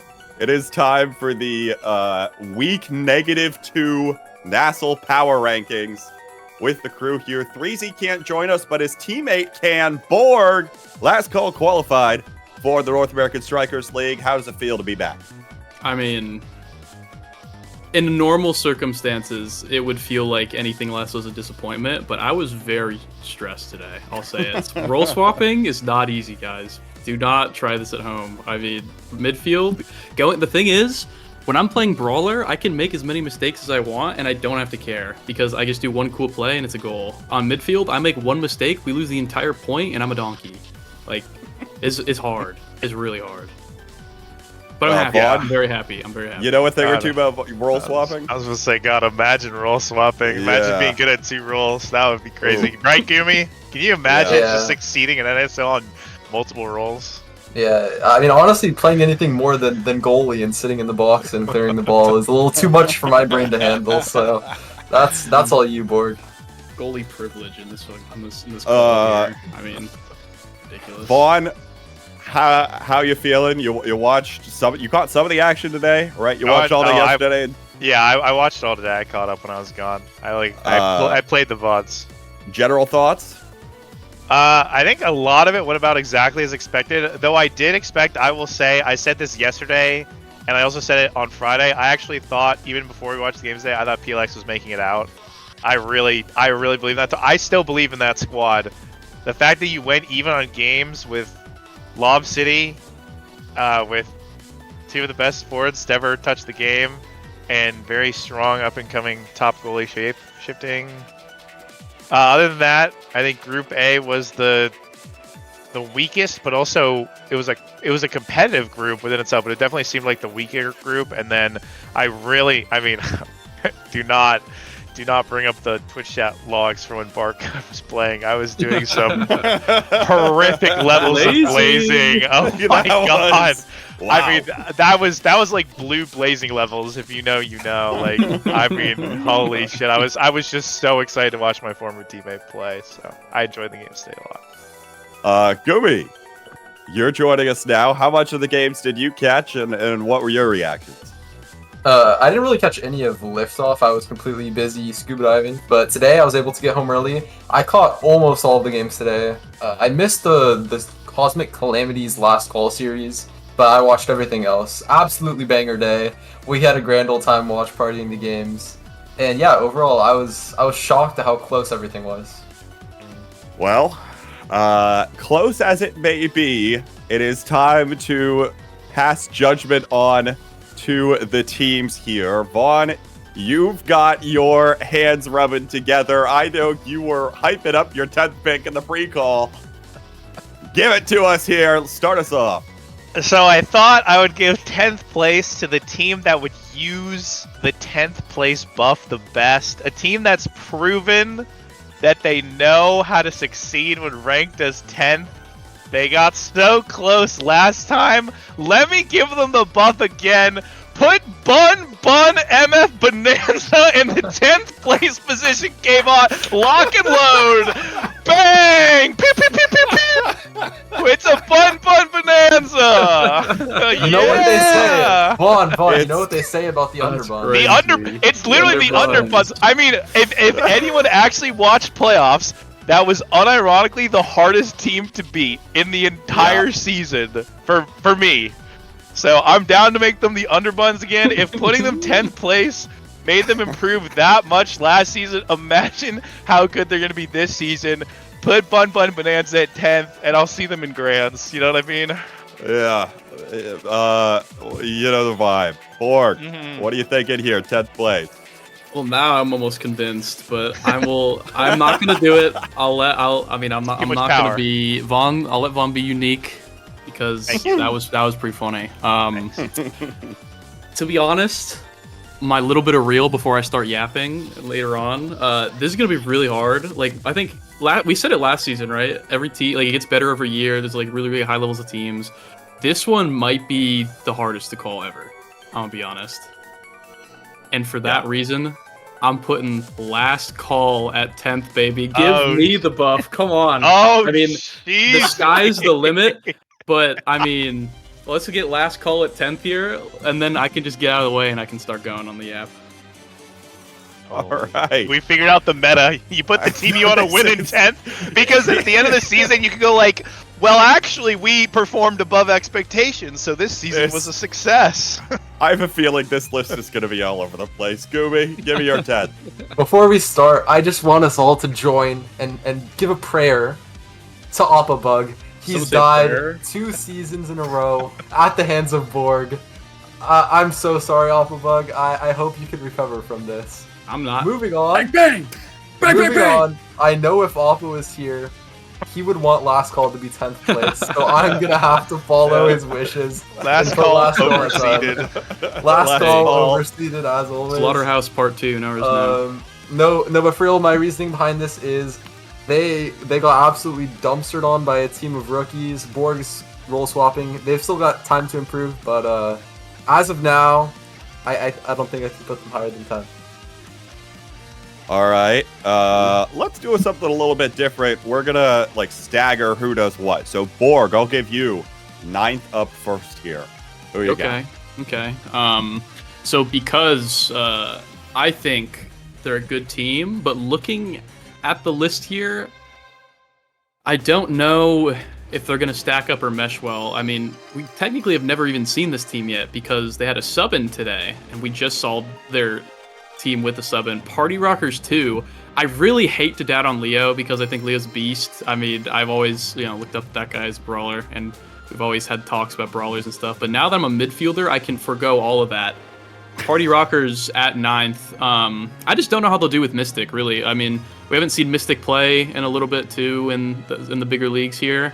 Kind of had like a fake NASA run. Obviously, it didn't really count.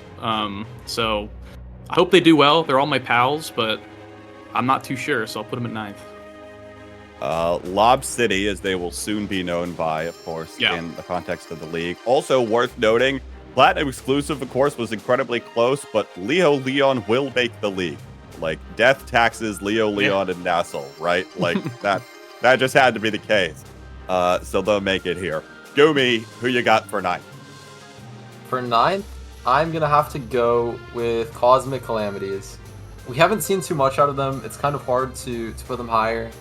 They only had to be last call, which is that's like not some NASL West activities, all I'm gonna say. But I still think they have room to improve. There's a bit of a trend here. The teams I'm putting lower are definitely teams that have a lot of time to improve over the course of the season. But with Froggy making the role swap and Killmonk, NASA, Natty, I don't know, spawned out of nowhere like a couple of weeks ago.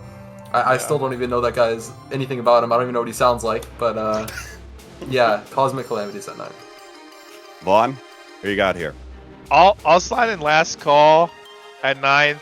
I'm down to see my good friend Borg cooking the midfield role, but I'm sensing a trend where all the role swap midfielder teams are a little lower, because I think it didn't used to be this way, but the midfield role is stacked now. It's really, really deep. Like, I don't know. You got pretty much every midfielder from playoffs last year minus Hook, and now you have players like Shianzu in the mix that have come up as well. You have returning midfielders like Gramella. Like, how do you rank that role? So it's all eyes on Mr. Jordan here for how fast he can do. It's a race, and we can see how well he and Fresh come together to solve that. So I'm gonna put them at 9. Will be a race, even though you have some time in the league. Picking up early wins, the better, right? Get yourself in a better situation as you head towards some of those matches towards the end of the season where things will start stacking up and becoming that much more pressure. Gumi, head to you for 8 here. Start us off.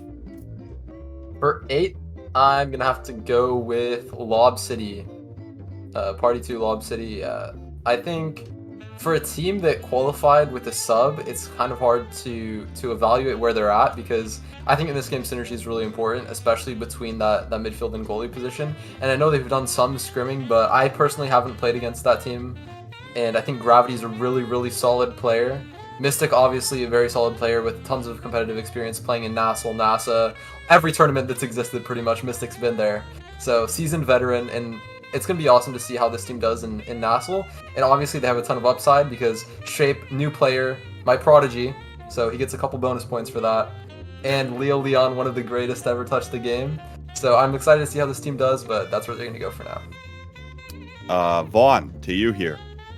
I'm also going to jump in on Lob City. I thought they would be way stronger, actually, than they looked today. And I know that they had a sub, but even if he's rusty, Gravity, I do think also Gravity is one of the best midfielders to play the game. Got third OSPL, won Disneyland Season 1. This guy's got, got third CCC. No, he didn't. He wasn't there. I lied, lol. But he consistently gets good results, and he's played on the Demons brand, which carries a lot of weight. Bounty Hunters brand, I guess. And he plays really well whenever he has to sub. Like, he subbed in Dubu Cup and went crazy. So I don't see Mystic as like a definitive upgrade. I could see him as like a side grade. Maybe as the season goes on, he'll improve more. But it's not like I think like, oh, Mystics in this team is just so much better now. I think it's comparable. So I think a lot of times what's easy to forget is to get to NASL, you have to beat the teams that are almost good enough to be in NASL. Now you're in NASL, okay? Now you're in the league. Now you got to beat the teams that are in the league and winning the league. So I'm going to put them there. But I also think that this team is probably one of the teams that, like, at the end of the season, they're getting rated super low, but they could have like a bun season from last season where it's like all of a sudden they're championship contenders because they put in the work. That would not surprise me at all. So I'm going to stick them at number 8. Gravity in Twitch chat. Let's be clear. Mystic is a straight upgrade. Okay, It's we still can't make. clear. Hey, it's okay. He's dyslexic. He gets the pass. he's allowed to make a mistake or two in the spelling. I don't know. Maybe I love my boy Ahad. But he'll need to prove himself in NASL as a midfielder because this is a tough competition. All right, Borg, who are you at here? So I know I just lost to them, but I put myself at 10th, so this doesn't count. In terms of, I can say this. I think Cosmic Calamities are going to be at 8 here.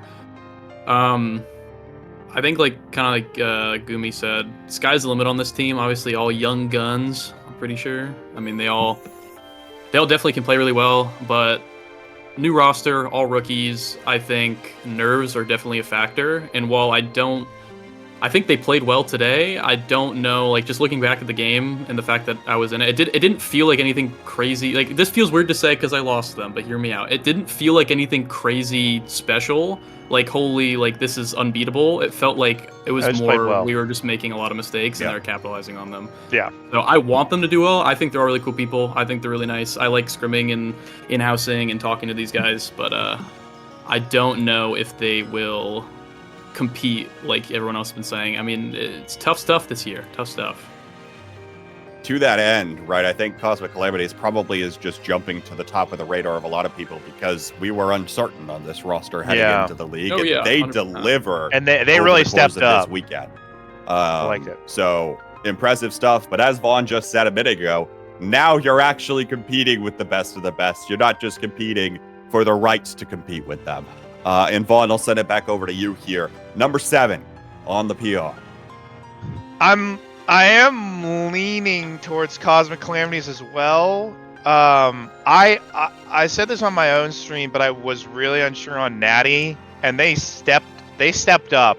Natty stepped up to make it, and now I have to see if he can step up versus the snakes, the bells, the Husbets. I need to see this guy perform versus the best brawlers to ever touch the keyboard and mouse, and that's a tough task. I do think I've always thought Kotone Killmonk was a solid player. That's why he was on the Sad Boys bench. just in case Ali could never make it. I was down for him to sub for Ali, so I believe in him. And and then Forgot has been putting in a lot of work on the midfield, a lot of work, and that's his original role. But I think it's actually easier to go from goalie to midfield than midfield to goalie, because you can just kind of play similarly to goalie, and it'll work out. So he's young and he's working hard. I like this team's upside. I'm gonna put him at 7th for now, but I can't put him any lower because hey, Killmonk and I we're champions in a different league, baby. Maybe the most competitive league ever, the Westie Draft League. Shout out to the Jellyfish Pirates. Oh yeah. Oh yeah. So that's where I got him. All right, Borg. What are you thinking here? It's a toughie. A little tough. Is it time to introduce? It's probably time to introduce a new team. I'm glad that's you. Seriously. I was about to say, I'm glad you're next and not me, by the way. This is, hey, go Borg! Yay, go Borg! I'm going to say something, all right? Oh, easy. Do I want to do this? I feel mean now doing this after doing you this. have to. You want to do the it. entire collegiate Give me, oh yeah, give me, oh yeah, it's time. All right. Second place team at 7th, could it be? Look, okay, so This is crazy. EKC at 7th. Hear me Oh out my here. god. Hear me out here. Okay, I'm hearing you out. Soren has been controller abusing recently. And Oh, now we gotta also, move I it could away. tell has been a little bit mental boomed after everything, right? Not caring what. I think if this team keeps playing well, then and like actually starts playing the game again. By the way, except NXCD, I think I've only seen like NXCD and Soren like twice in the last 2 months, 3 months. So like maybe vacation, but I don't know. I mean, there might be some antics that EKC pulls, and they might barely miss playoffs after having a rough early time in the season. Maybe they try out some new things, they troll a little bit, and then who knows? The real reason I'm tired of yapping. I don't know how well this team's gonna do with the new picker ban.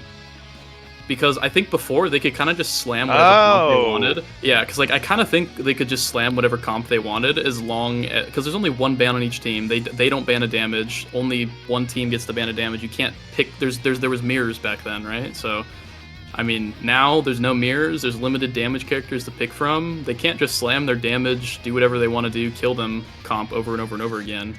I think there's more variance to it. I'm excited to see what they do. I hope they do well because it'd be cool. I really like Katsuna and NXT. I think Soren's really creative goalie as well, very different from every other goalie. So we'll see what they do, but I feel like they might struggle early on in with pick ban and being new with all that stuff.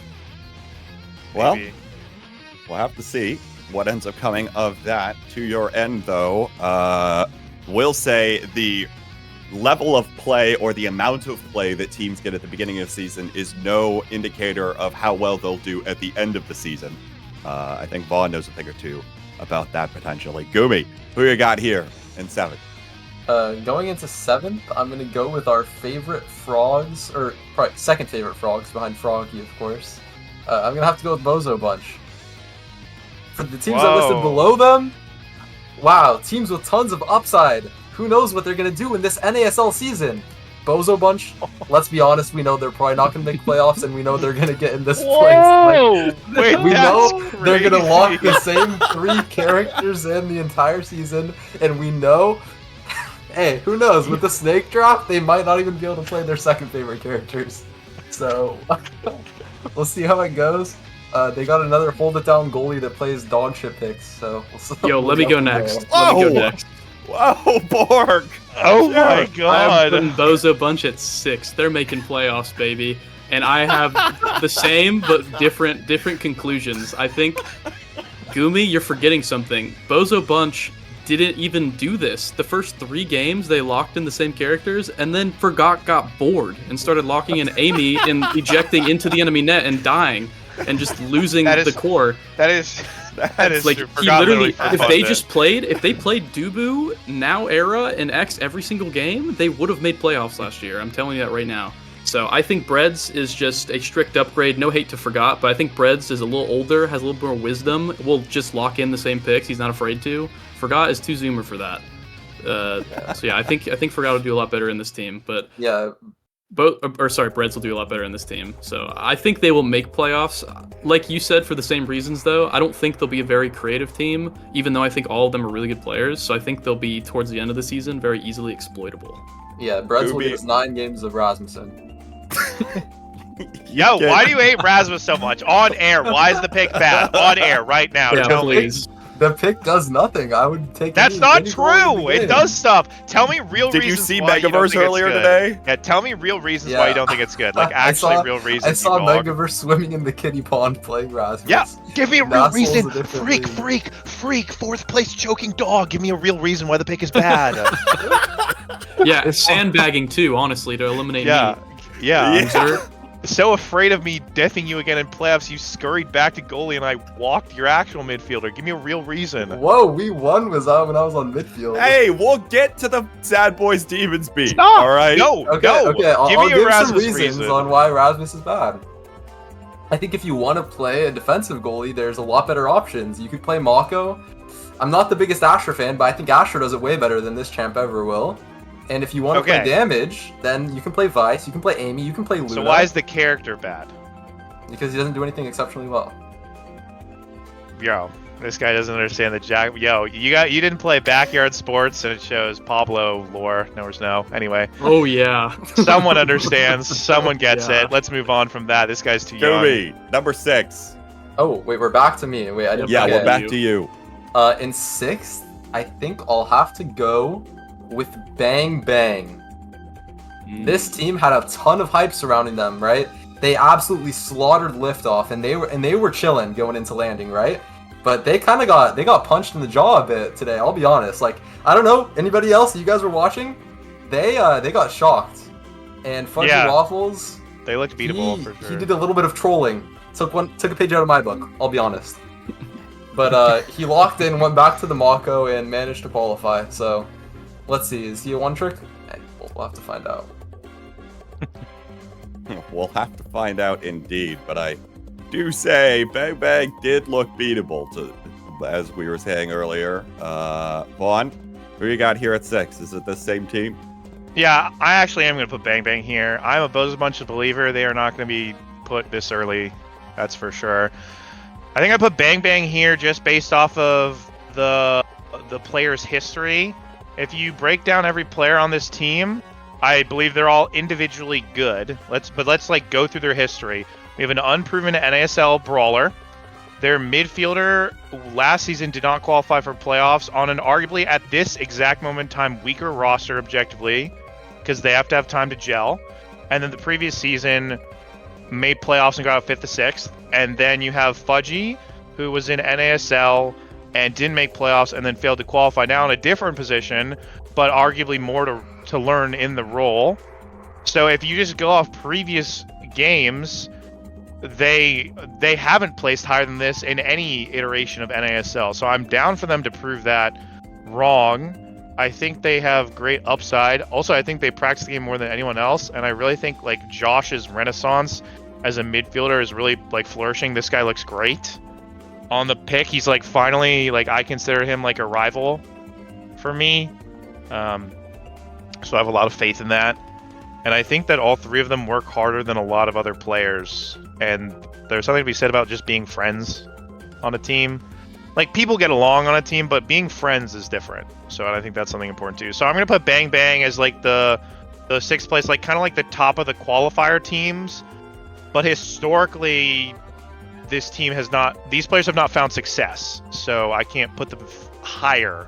Especially after watching, and credit to him, but watching Barcode literally resurrect himself from the grave, play the game, and just absolutely stun Drew. Just held him and rocked him in his arms like a newborn babe. And then game 3, Drew popped off. So I'll give him credit there. So that's my take. Well, in game 3, Barcode didn't know how to play against Kazan. Yeah, that's what I said. They should just ban Kazan. It's not fair. He doesn't know what to do against it. He's literally today he played. Here's some fun lore. He played solo queue to warm up today. Xan played OS in weeks, and his Kazan practice was against 2004 Lexus GX470 in gold on the other team. So he had a bit of a culture shock when he went from his Inky's gold solo queue game to fucking Drew on the Kazan. So I got him some slack on that one. Gooey, I'll send it to you here for number 5, top half.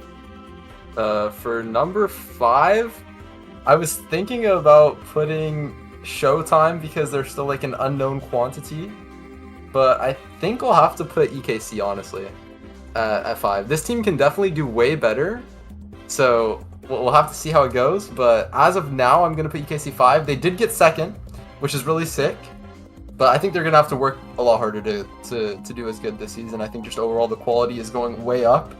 So we'll have to see how they perform with the new snake draft system, as Vaughn mentioned earlier. So we'll see how it goes. All right, fair enough. Vaughn, to you now. I'm also gonna put EKC at 5. Actually, I'm just a bread stimp, so I'm still holding off on. So I'll be honest. So I'm going to put EKC at 5, and I am biased. I will say it. I think this team will probably be at the top of the standings. But for me, these are my rankings. I view this team as a good matchup for my team. We're something like 12-1 games lifetime versus them ever since like Africa. Like one time I sat, because when I did prep for playoffs, I went through all the times we played the 2 remaining teams. I went through every game we played, every map, and I looked at what we did. And we always beat them. Like, it feels, our games are close sometimes, but I've never felt like this is a team that gives my team problems, so that's going to make a difference for me in terms of my own rankings. So I'm going to put EKC at 5th, even though they just got 2nd place. And I don't know. Hey, all I'm saying is you can be 5th and 6th seed and still win. Let's be clear about that. So I'm gonna slot them in at 5th here. I think what I really want to see is Katsuna round out more of his picks.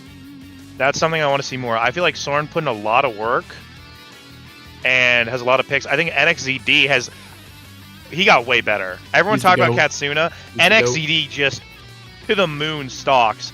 But I feel like Katsuna in a draft format has some holes in his striker pool, and I really want to see that not be as a prevalent issue for them. So I want to see him on more things other than just like, oh, ban Luna, take his comfort pick. Now it's a little dicey. So EKC. I will say, to that end, I think NXZD probably got a little less credit than he deserved last season, thanks to Scyther 12 also in the scorer role, right? Didn't even get the credit of being in the rookie All-Pro team. Instead, had to be runner-up there as well.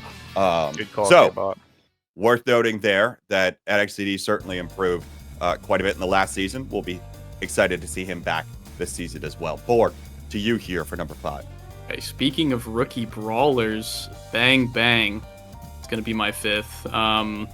I think they'll do pretty well. I definitely think they'll make playoffs. I think, obviously, we saw they got to work out some kinks today, but a lot of that might just be nerves. A lot of that might just be, that's Drew's first time pretty much at that level of like, oh shoot, I need to perform. And we saw like the first 2 games didn't not performing to what I think a lot of people would expect them to. Game 3 obviously came together, got some comfort on, the patented Kazan pick, but I think Drew's got a lot to prove. I think Fudgy, a reason I think they'll do a little bit better than 6, I think I would put him at 5th, is I think Fudgy has got a chip on his shoulder from the GOATS incident of last season and wants to have, a pretty good performance making playoffs and going in and doing well here. I mean, I don't really got to say much about Grimella. I think these 2 fine gentlemen above and below me said enough. I mean, a beast, absolute, probably top 3, top 4 midfielder in the league. I mean, really, really good. It's been helping me out in midfield too. Been calling me the baby Grimch. Maybe I can fulfill that prophecy. We'll see. But I think they'll be a solid 5th. If they, I'm not surprised if they do better, and also honestly, I wouldn't be too surprised if they do a little bit worse. I think they're pretty middling. And I don't want to say middling; it sounds bad, but you know what I mean. Like I think they'll make playoffs pretty handily, but a lot of surprises for this team, good or bad, probably to come. Also, one more thing. Hey Drew, can you start flicking on the Zen? It's OP. I'm telling you, it's OP.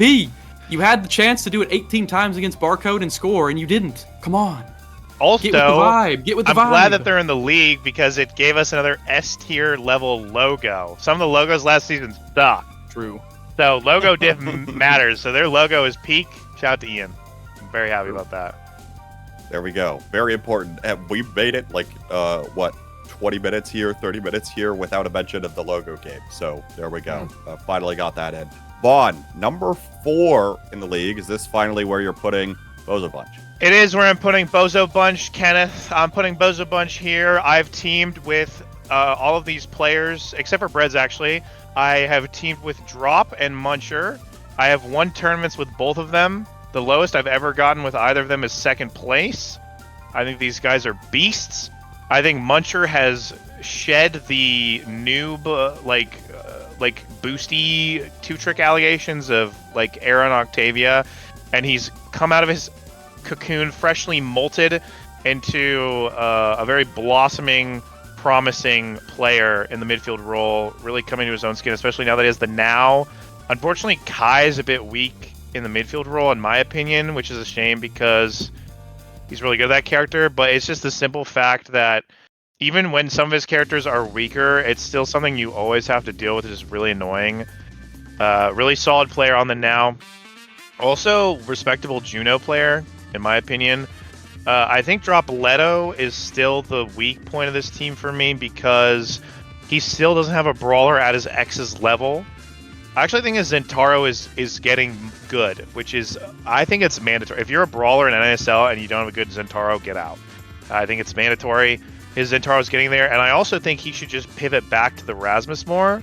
We've been seeing that character picked up a lot recently, and I think that he is fine in the brawler position. I think he's solid. He can be put in any comp, and it's fine. He works well with the kitten comps. He works well with damage comps. I'd really like to see him go back to his roots a little bit more because I always thought he was a beast at that character, and I really think that when he's putting a lot of time on the Julie, but it's serviceable at best. I'd like that more as a niche pick, a takeaway, combined with maybe a brawler ban and X ban. They can do some interesting things in the draft. They can flex the Rasmus first pick to Breads, and I think Breads is a beast.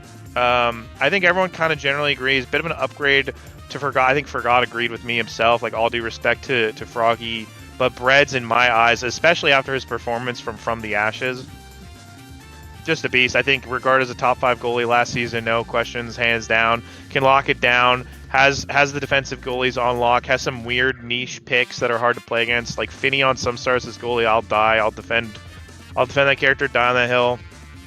So I like Bozo Bunches a lot. I think they are a lock for playoffs. I would bet money right now that they make playoffs, and I would stand by that. I think this team's really good, and I think that with the now addition to their champ pools, it opens up draft a lot. It's on Drop Leto, though, to keep expanding his brawler pool. Fair enough. We'll see whether or not the Bozos will be able to make as deep of a run as you might be predicting. So maybe a slot below where they actually are because you put Bun, but it's a 10th. But hey, we'll get there when we get there.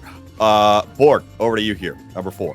Speaking of Bun Bonanza, I mean, oh, it's I think I'm gonna slot him at 4th. I think 4th, like they got 3rd in the last one. I think 4th is pretty fair. Obviously, incredibly good team. Okay, let's just keep this in mind. From 1 to 4, I mean, really 1 to 5, like 1 to 4, 1 to 5, like all these teams, like in my eyes, just if they played, not right now, but soon-ish, I think they all have a pretty decent chance. I think Bun is really good. Obviously, don't need to speak much on Scyther. I mean, an absolute demon, scripter, ridiculous, crazy player. It's just, I don't even know. I mean, makes me look silly on the brawler role, and I have 2,000 hours plus in this game, so I mean, I'll take that as you will. Liari and Lilybun, a storied duo, I think, of last season. Obviously, the E-Dater buff, both extremely good. I'll put them at 4th. That's all I can put them. I would have put them higher if Liari didn't say chatting was going to be LC. I probably would have put him at 3rd. But Liari, you dug your own grave there. You're at 4th. So there you go. Gobi, who you got? Coming in at 4th, I'm going to have to go with the final new team. I'm going to have to go with Showtime. Their first mention on this list. Maybe I'm more of a doubter than everyone else. But Shionzu, up-and-comer. Probably one of the best new players we've ever seen. Absolute demon. But he's still got to expand that champ pool, right? At the end of the day, getting new characters comes with time. So we're going to have to see if he can pick up characters like Juno, like Era. I don't think I've seen him play Era before. And every midfielder kind of has to have an Era. That's kind of the pick. So we'll have to see how his champ pool goes.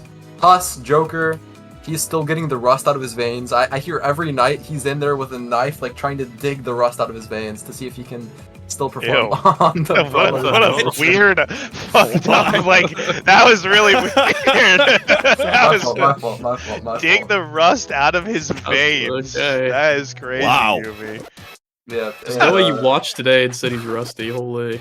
Yeah, that was crazy. Also, I will say he does have an era, but I don't think it's NASL like for me maybe Gumi, this is what you're trying to say. Like when you need to win the championship, you need more than 2 characters at your top level. Yeah, I think he has an era, just not there.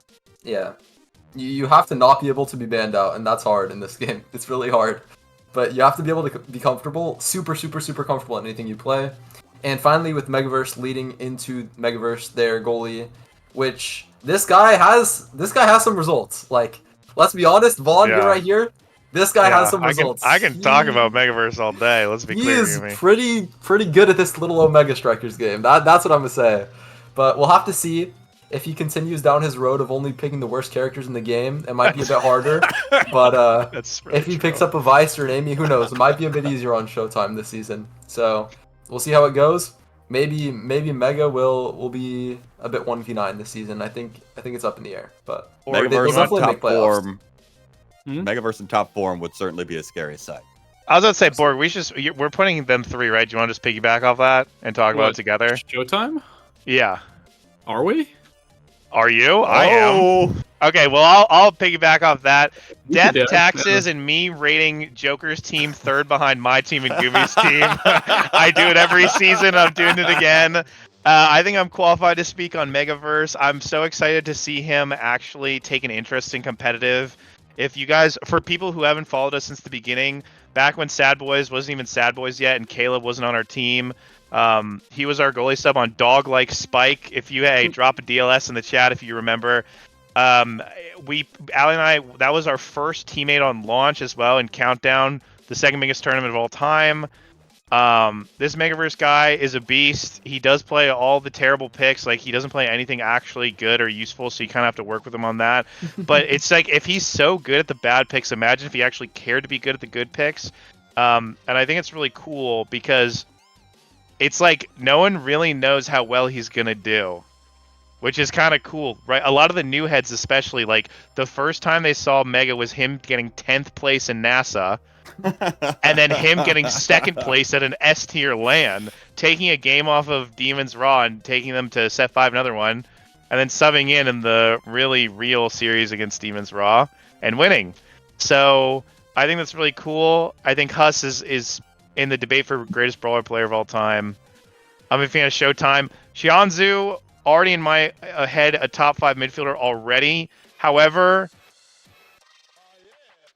he got gapped by me the last time we played. So I'm going to give a little trash talk. This guy is not at the kind of Vaughn level yet, but I will say I think he can be there, which is like really exciting for me as a competitor. So I'm looking forward to having another rival in the league, someone that I can test my skills against and keep improving. So Showtime's at 3rd, and then I'll pass it to Borg, who I assumed was going to put Showtime here, but maybe I'm wrong. Or maybe not. Borg. I mean, Top I have now. a S tier yap, so I'm gonna. I'm so ready. So that'll save it for later. Right now, I have about a B tier yap because I'm upset still from about 4 months ago now. Demons Raw is gonna be at 3rd here. Hey, Gumi. POV. I'm still upset. My bad. You're such a now noob. you want What if you just no? tossed Okay. up? Hey, this is my time to speak. You can call me a noob later. All right. Listen. All right. Actual reason. Actually, this is a yap too. I just realized. Oh, I'm gonna go full for it. I'm gonna go full for it. Obviously, okay. I mean, great players. Kainu, probably the best player to ever touch this video game. But they almost didn't even come back. No motivation, guys. There's no motivation here. As soon as they get to that cash prize top 3, it's gone. I mean, Sad Boys, time and time again. I'm gonna glaze you here, Vaughn, so to get you. Oh, never mind. Borg, take it away. So time and time again, Sad Boys manages to just beat them when it counts, right? Beat them when it counts. They have their full roster. Demons just don't have that drive. Except for all of the other S tiers. Demons just, Demons just don't have that drive. I mean, once they get that prize pool, they won't have it in them anymore. So 3rd place. Super Search Sunday. But Third place for That's- Demons. Well, that They're gonna do a tournament, little bit let's better be than clear, last season. Superstars Sunday is the most Mickey S tier ever, and Demons would even agree.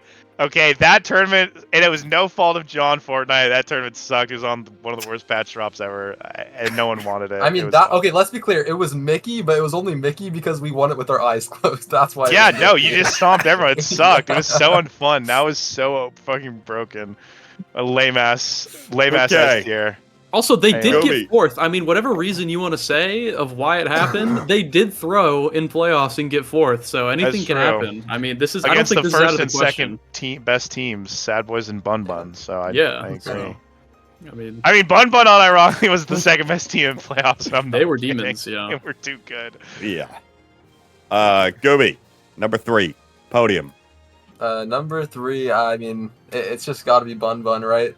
They took us out, but this season we're not playing for pennies anymore. We're playing for real money, and we honestly probably feel like winning this season. So it's kind of over for everyone. I'll be honest. But Do Bun you? Bun 3, Do you? very good team. I voted Scyther as the number 1 brawler on my sheet. Liari and Lilybun, obviously very good E-daters. Adds a little buff to their team. We know a thing or two about that. As you see on this list, the top 3 teams that I have left, they all have E-daters on it. So. Facts. We'll have to see how it goes, but for now, Bun Bun will be 3. But could they win it all? Absolutely. Nah. They could get top 2 though. Vaughn, I know how this is gonna end. Yeah, I'll put my team first, obviously. Yeah. And then, Gimme, you want to put Demons Raw first, and then we'll just let Borg talk instead? Yeah. Gooby. Unless you want to put me, you want to put me first? I'm down. I put you first last time. Nah, I'll put me first. No, you didn't. Yeah, I did. Wait, yeah, I he did. Did you He actually? I did. He I put did. them first. Oh. Yeah. I I thought just they were wanna way say, better though- than us. I Well, wanna yeah, say- because you weren't playing at all. Yeah, so I put them first. Right. Yeah. I just want to say, as far as teams go, right now, me myself, I am currently a high diamond hard stuck, and I just want to say to everyone here in the chat, Oh, I if didn't. you're diamond right now, believe in yourself. Okay, you can do it too. Look at me, I'm in NASL, I'm a diamond player, I'm hard stuck. Check my core strike, it's legit. If you are watching this right now and you're in diamond, you can do it too. And I just want to say that. So you're putting Demons first. Also, Vaughn was spreading misinformation on the internet. No, He didn't. no. We can check the. I literally said in the cast that they were better, but I had to. Oh, I couldn't yeah. let them all be- You said in the cast, but you. Yeah. the, No, I was mistaken. yeah. Yeah. Anyway, sorry to interrupt. Gimme. So Gooby, Demons 1, Sad Boys 2. Okay. Borg. You've got 2 more teams left. One of them is Sad Boys. The other one is not Demons Raw. Nope. I mean, I'm My tired of sons. Sad Boys Demons. The era's over. I'm Sad down. Boys, number 2. You're ill. I've literally never lost to Huss like in my life except once. Hey, wait! Don't put Showtime up there yet. Just hold that off. Oh, Just put it. Take it off. Let it simmer a little bit. Why are alright? we? Let it Why are we simmer. putting my sons above me? Let it Hello. simmer. Hey, lights dim. When the Oh. lights dim, hey, Showtime. lights, camera, action, Showtime, baby. Someone's got to boss up, and who better than the Joker and the controller scripter himself, Shianzu, and not to mention. Storied player, one of the most storied players of My all time, substitute. Megaverse. Crazy My ill goalie pool. I mean, how can you get past this guy's goalie pool? How do you counter it? I can't. So how can anyone else? I don't get it. Only one team's gonna boss up, and that's Showtime, baby. Come on. Based. You know you're in the league, right, Borg? Am I? Did you Oh, I already? forgot. My bad, I forgot. That's crazy. Okay. Hey. Wow. I'm Power down now. rankings concluded. There we go. Sorry for trying yeah. not to be boring. My bad. Yeah. Yeah, you should be sorry. You should be sorry. But I'm down. I'm down. Whose list do I agree with most? Probably Vaughn's, Probably aside from Goonies. the Bun Bun pick. Oh, okay. I was gonna say my Bun Bun pick but kind that's a of B. ruins it. Yeah. I'd put them third if it was real. I'd put them third. Yeah. And I then don't know. Gummies and I is like almost the exact same. Almost. Yeah. Well, sound off in the Twitch chat. Who's most wrong and who's going to get flamed the most at the end of the season? oh Because my it sure God. won't be me. But bonus question time. We've got 2 bonus questions as per usual. Number 1 question: who is most likely to pull a Liari? who did not make That could mean a lot of things. who did not make the league through landing, but And he's will gonna earn a steal a start, Oh. but will be invited as a starter spot into the main league. Who wants to start? Borg, go for it. No one. Unless Natty pulls like a Luke or something. That's like I could see that randomly happening. But So then I which- actually think Which goalie would replace him? if If he just It's- disappeared off the face Remember, of the it's planet. most Luke. likely. I'm It not would saying be that it's Luke. for Luke sure would be going to Iron happen. Man. you know, I'm down for that. I'll put that. But honestly, no. My actual answer is I don't think anyone. I actually think all these teams. I think they all They're locked like in. they're locked in. They all look really good. It's not like one team kind of squeezed in and they looked a little weak. Like I think all these teams look pretty good. How about this? I mean, Let me like, rephrase the question then. If there was one player that didn't make it that you really want to be in the league and you feel like deserves a spot, an individual that you would, if you could just spawn in and they would just somehow be on a team as a starter, what would be the player? I think that'd be an easier one to do then. That's what would probably the easier question. Yeah, I Okay. think it answers the question in like a more Yeah, positive light. So let's just do that. Like, what's the character that's player that's missing that you'd love to see? Do you have an answer yet, or do you want me to start off? if you have one, go ahead. Okay, barcode. Okay, but actually players. An actual player, I would actually be really interested if they were in the league. Is actually, and I'm dead ass when I say this, Ron P. Yes. I would be I'm not gonna say it. fascinated if he was in the league, and that's because when we played in-houses with him, they were in-houses where the lobbies were like, it was like me, Bells, it was like Kainoob, Fudgy, another like, were you in that one, Borg? It was Borg as the 5th, and then Ron P as the 6th, and that guy played like arguably the best over like multiple games. I was very impressed. Do not give that. So I'd guy probably Kai. say, yeah. Do not. I mean, his Kai is not. I mean, it's nostalgic watching his Kai. I think I would probably go with Ron P. In terms of just, I'll do one for every position. I'll do Ron P. And then for Brawler, I'm trying to think of Okay. all the teams now. Vaughn, should I come you back? think Yeah, you think we'll come back Okay. to you? I'm Gumi, down. Borg, you got somebody. Yeah, I got one now. All right, Borg, go Um, for it. Hey, maybe some people think it's controversial, but I'm gonna go with one of my subs from last year. I just think purely based off ability, Xeno Gemini. I think Xeno Oh. Gemini is. I know you might be upset about that. You might be like, oh, whatever. But not a like, freebie. That's like me saying barcode. what? That's the point of the question, no? Like, Is that the like- player you most want to see in the league out of everyone? I think most deserves in terms of skill. Yeah, I think Oh, Xeno can I mean, easily that's hang fair. with like Xeno. Like could be okay. Actually, I won't say like top whatever. I don't know about that, but Xeno is like the closest thing to barcode we have left that still plays in terms of Atlas skill. So I mean, Xeno is incredibly good at Atlas. Incredibly good at a couple other picks. I think very strong player. Definitely not surprised their team didn't make NASL. Their team definitely should not have made NASL. But Xeno is a don't. Xeno's I a mean, beast. it's Xeno's a beast really of a really player. hard to score on this guy. It's very Yeah. hard to score on this guy.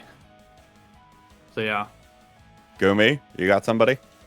I don't know. I kind of feel like we're at the point of NASL where it's really hard to pull Liari as you have all these teams that are really tight knit. And honestly, like looking at the list of players in NASA and just like overall, it's really hard to find players that I think honestly like deserve a spot, right? Because how are you going to say that you deserve a spot when you didn't qualify? There's this many people in the league, so it's honestly really hard.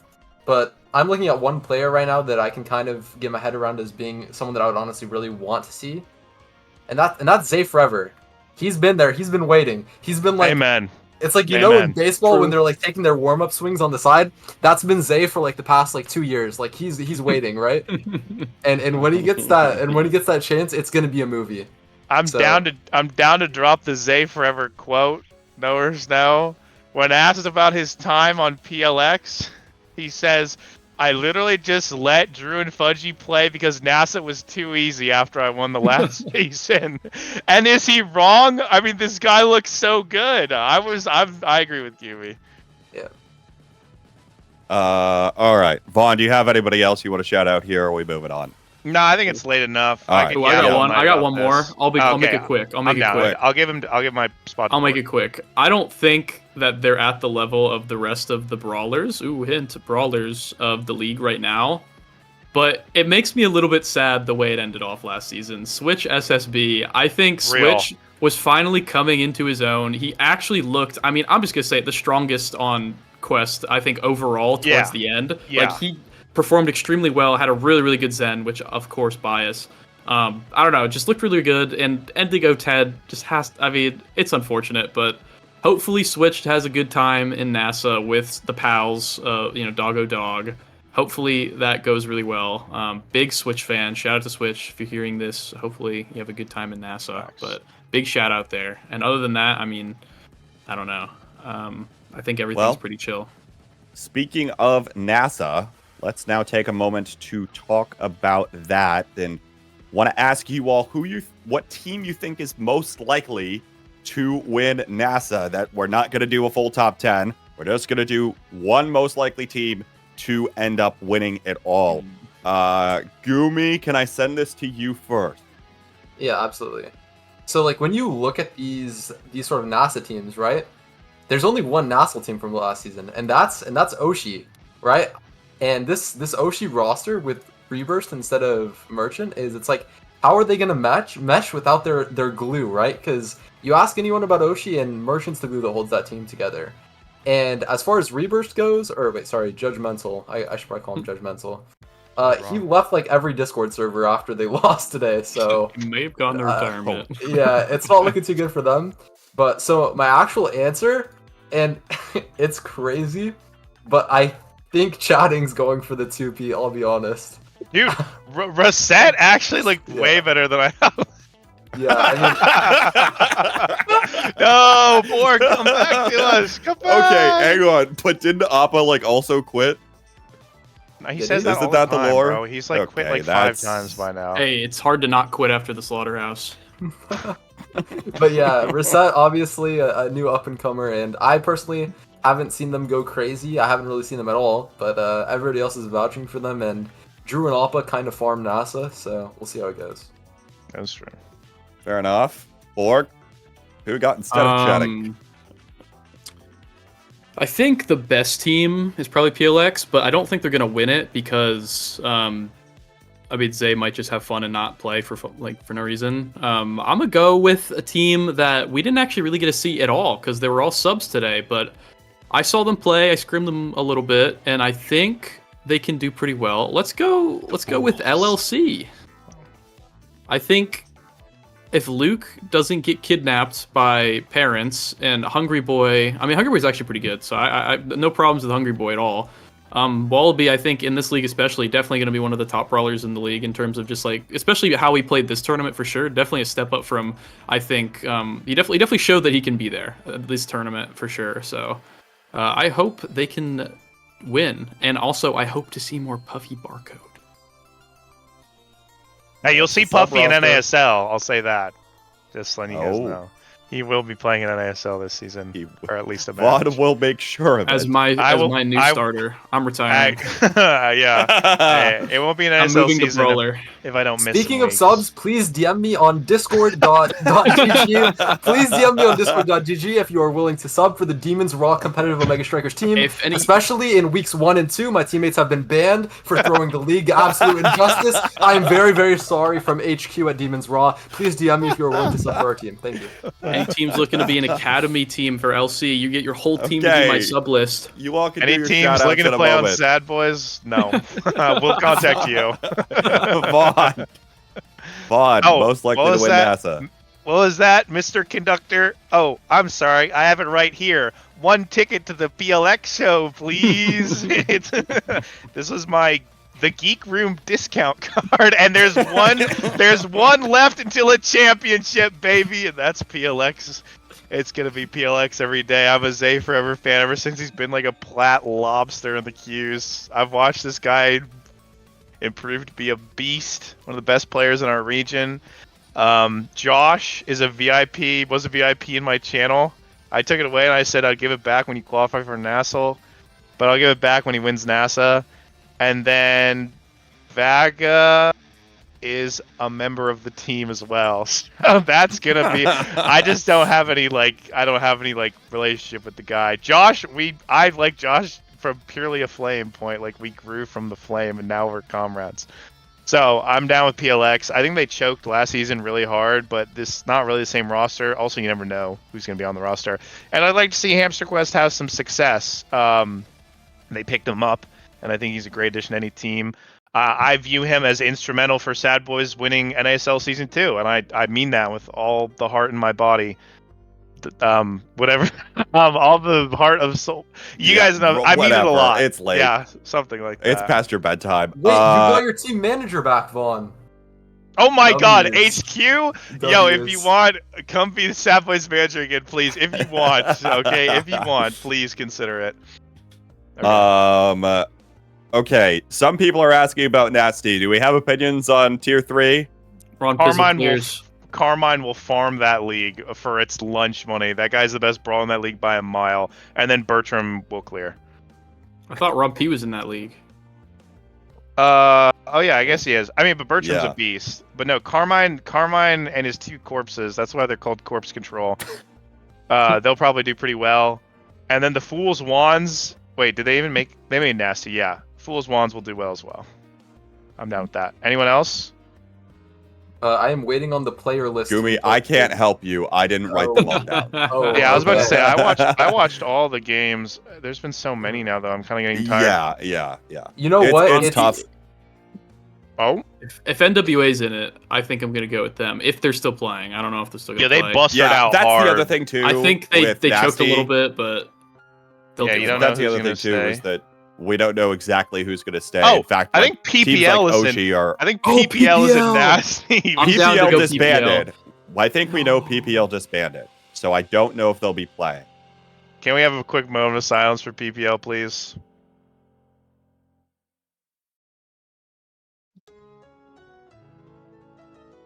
That felt appropriate.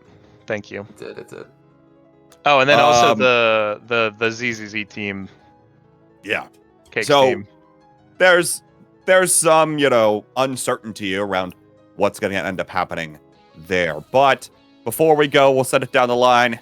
Any other shout outs or things you're looking forward to before the league kicks off in 2 weeks? Vaughn, start it off with you. If you would like, I'm open for scrims. Not Sad Boys because my teammates never scrim, but Kainoob and I, we've scrimmed so many people so far. If you want better, there's no better practice than getting your ass beat by me and Kainoob. So send us DMs. We'll practice against your team. You can play whatever you want versus us, any map. I mean, every single team we warmed up qualified today, and we kicked everyone's asses. Like, it was, guys, you did not want to see the Dubu Party warm-up games. They lost to my midfield Juliet Shaolin. They lost to my midfield Julie Shaolin kick build. You're welcome. With gravity on Juno. Let's so you do not, I mean, it's perfect. There's no better way. So me and Kainoob, and then we'll grab a third off the street. And so come scrim us. We want to play the game, and solo queue is impossible to get pops in. So let us know. Send me a DM. Send me some times you're free, and we will scrim any NASL rosters that want practice. Or to you, shout outs, things you're looking forward to. Not too many shout outs. I did a couple of them already today, just all the players I talked about. Shout out to my dad for forgiving me for missing half of his birthday dinner because everything got delayed a little bit. But I did make it in time. I was there for the end of the meal plus dessert, so all is forgiven. Shout out Papa Borg. Also, I'm excited to silence the doubters. I'm including myself in the doubters currently at the moment. Hey, I'm excited for a new role. I hope I get to show you guys what I can do, or I mean, maybe I can't even fizzle out. It's only up from here, right? I put myself at 10th. Everyone else put me at 10th and 9th. There's not much I can do. There's only up from here, so let's run it. Last call, baby. There we go. Storm the keep. Storm the keep. Storm the keep. Hey, check out the new Bible verse, by the way, everybody. Yeah. Gumi, any other shout outs? Things you want to say before the season starts? I think there's only one thing I can say right now that's appropriate, and that is looking to coach NASL teams. Yes, this includes Season 3 playoff teams.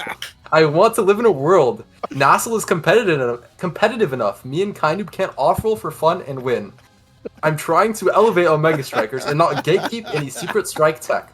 I want to live in a world I have to lock in to win. Hit me up if you're down for some team coaching. Drop the ego. I got you on your main role. Yes, you. So that's all there is for me to say right now. Folks, the North American Strikers League begins in 2 weeks on Saturday, June 1st. I think Nasty starts on Last Chance Qualifier is the 26th, coming up this Monday, and then they will start the Monday after, and NASA starts on June 2nd. So be prepared for the league to start in 2 weeks. We will see you all then.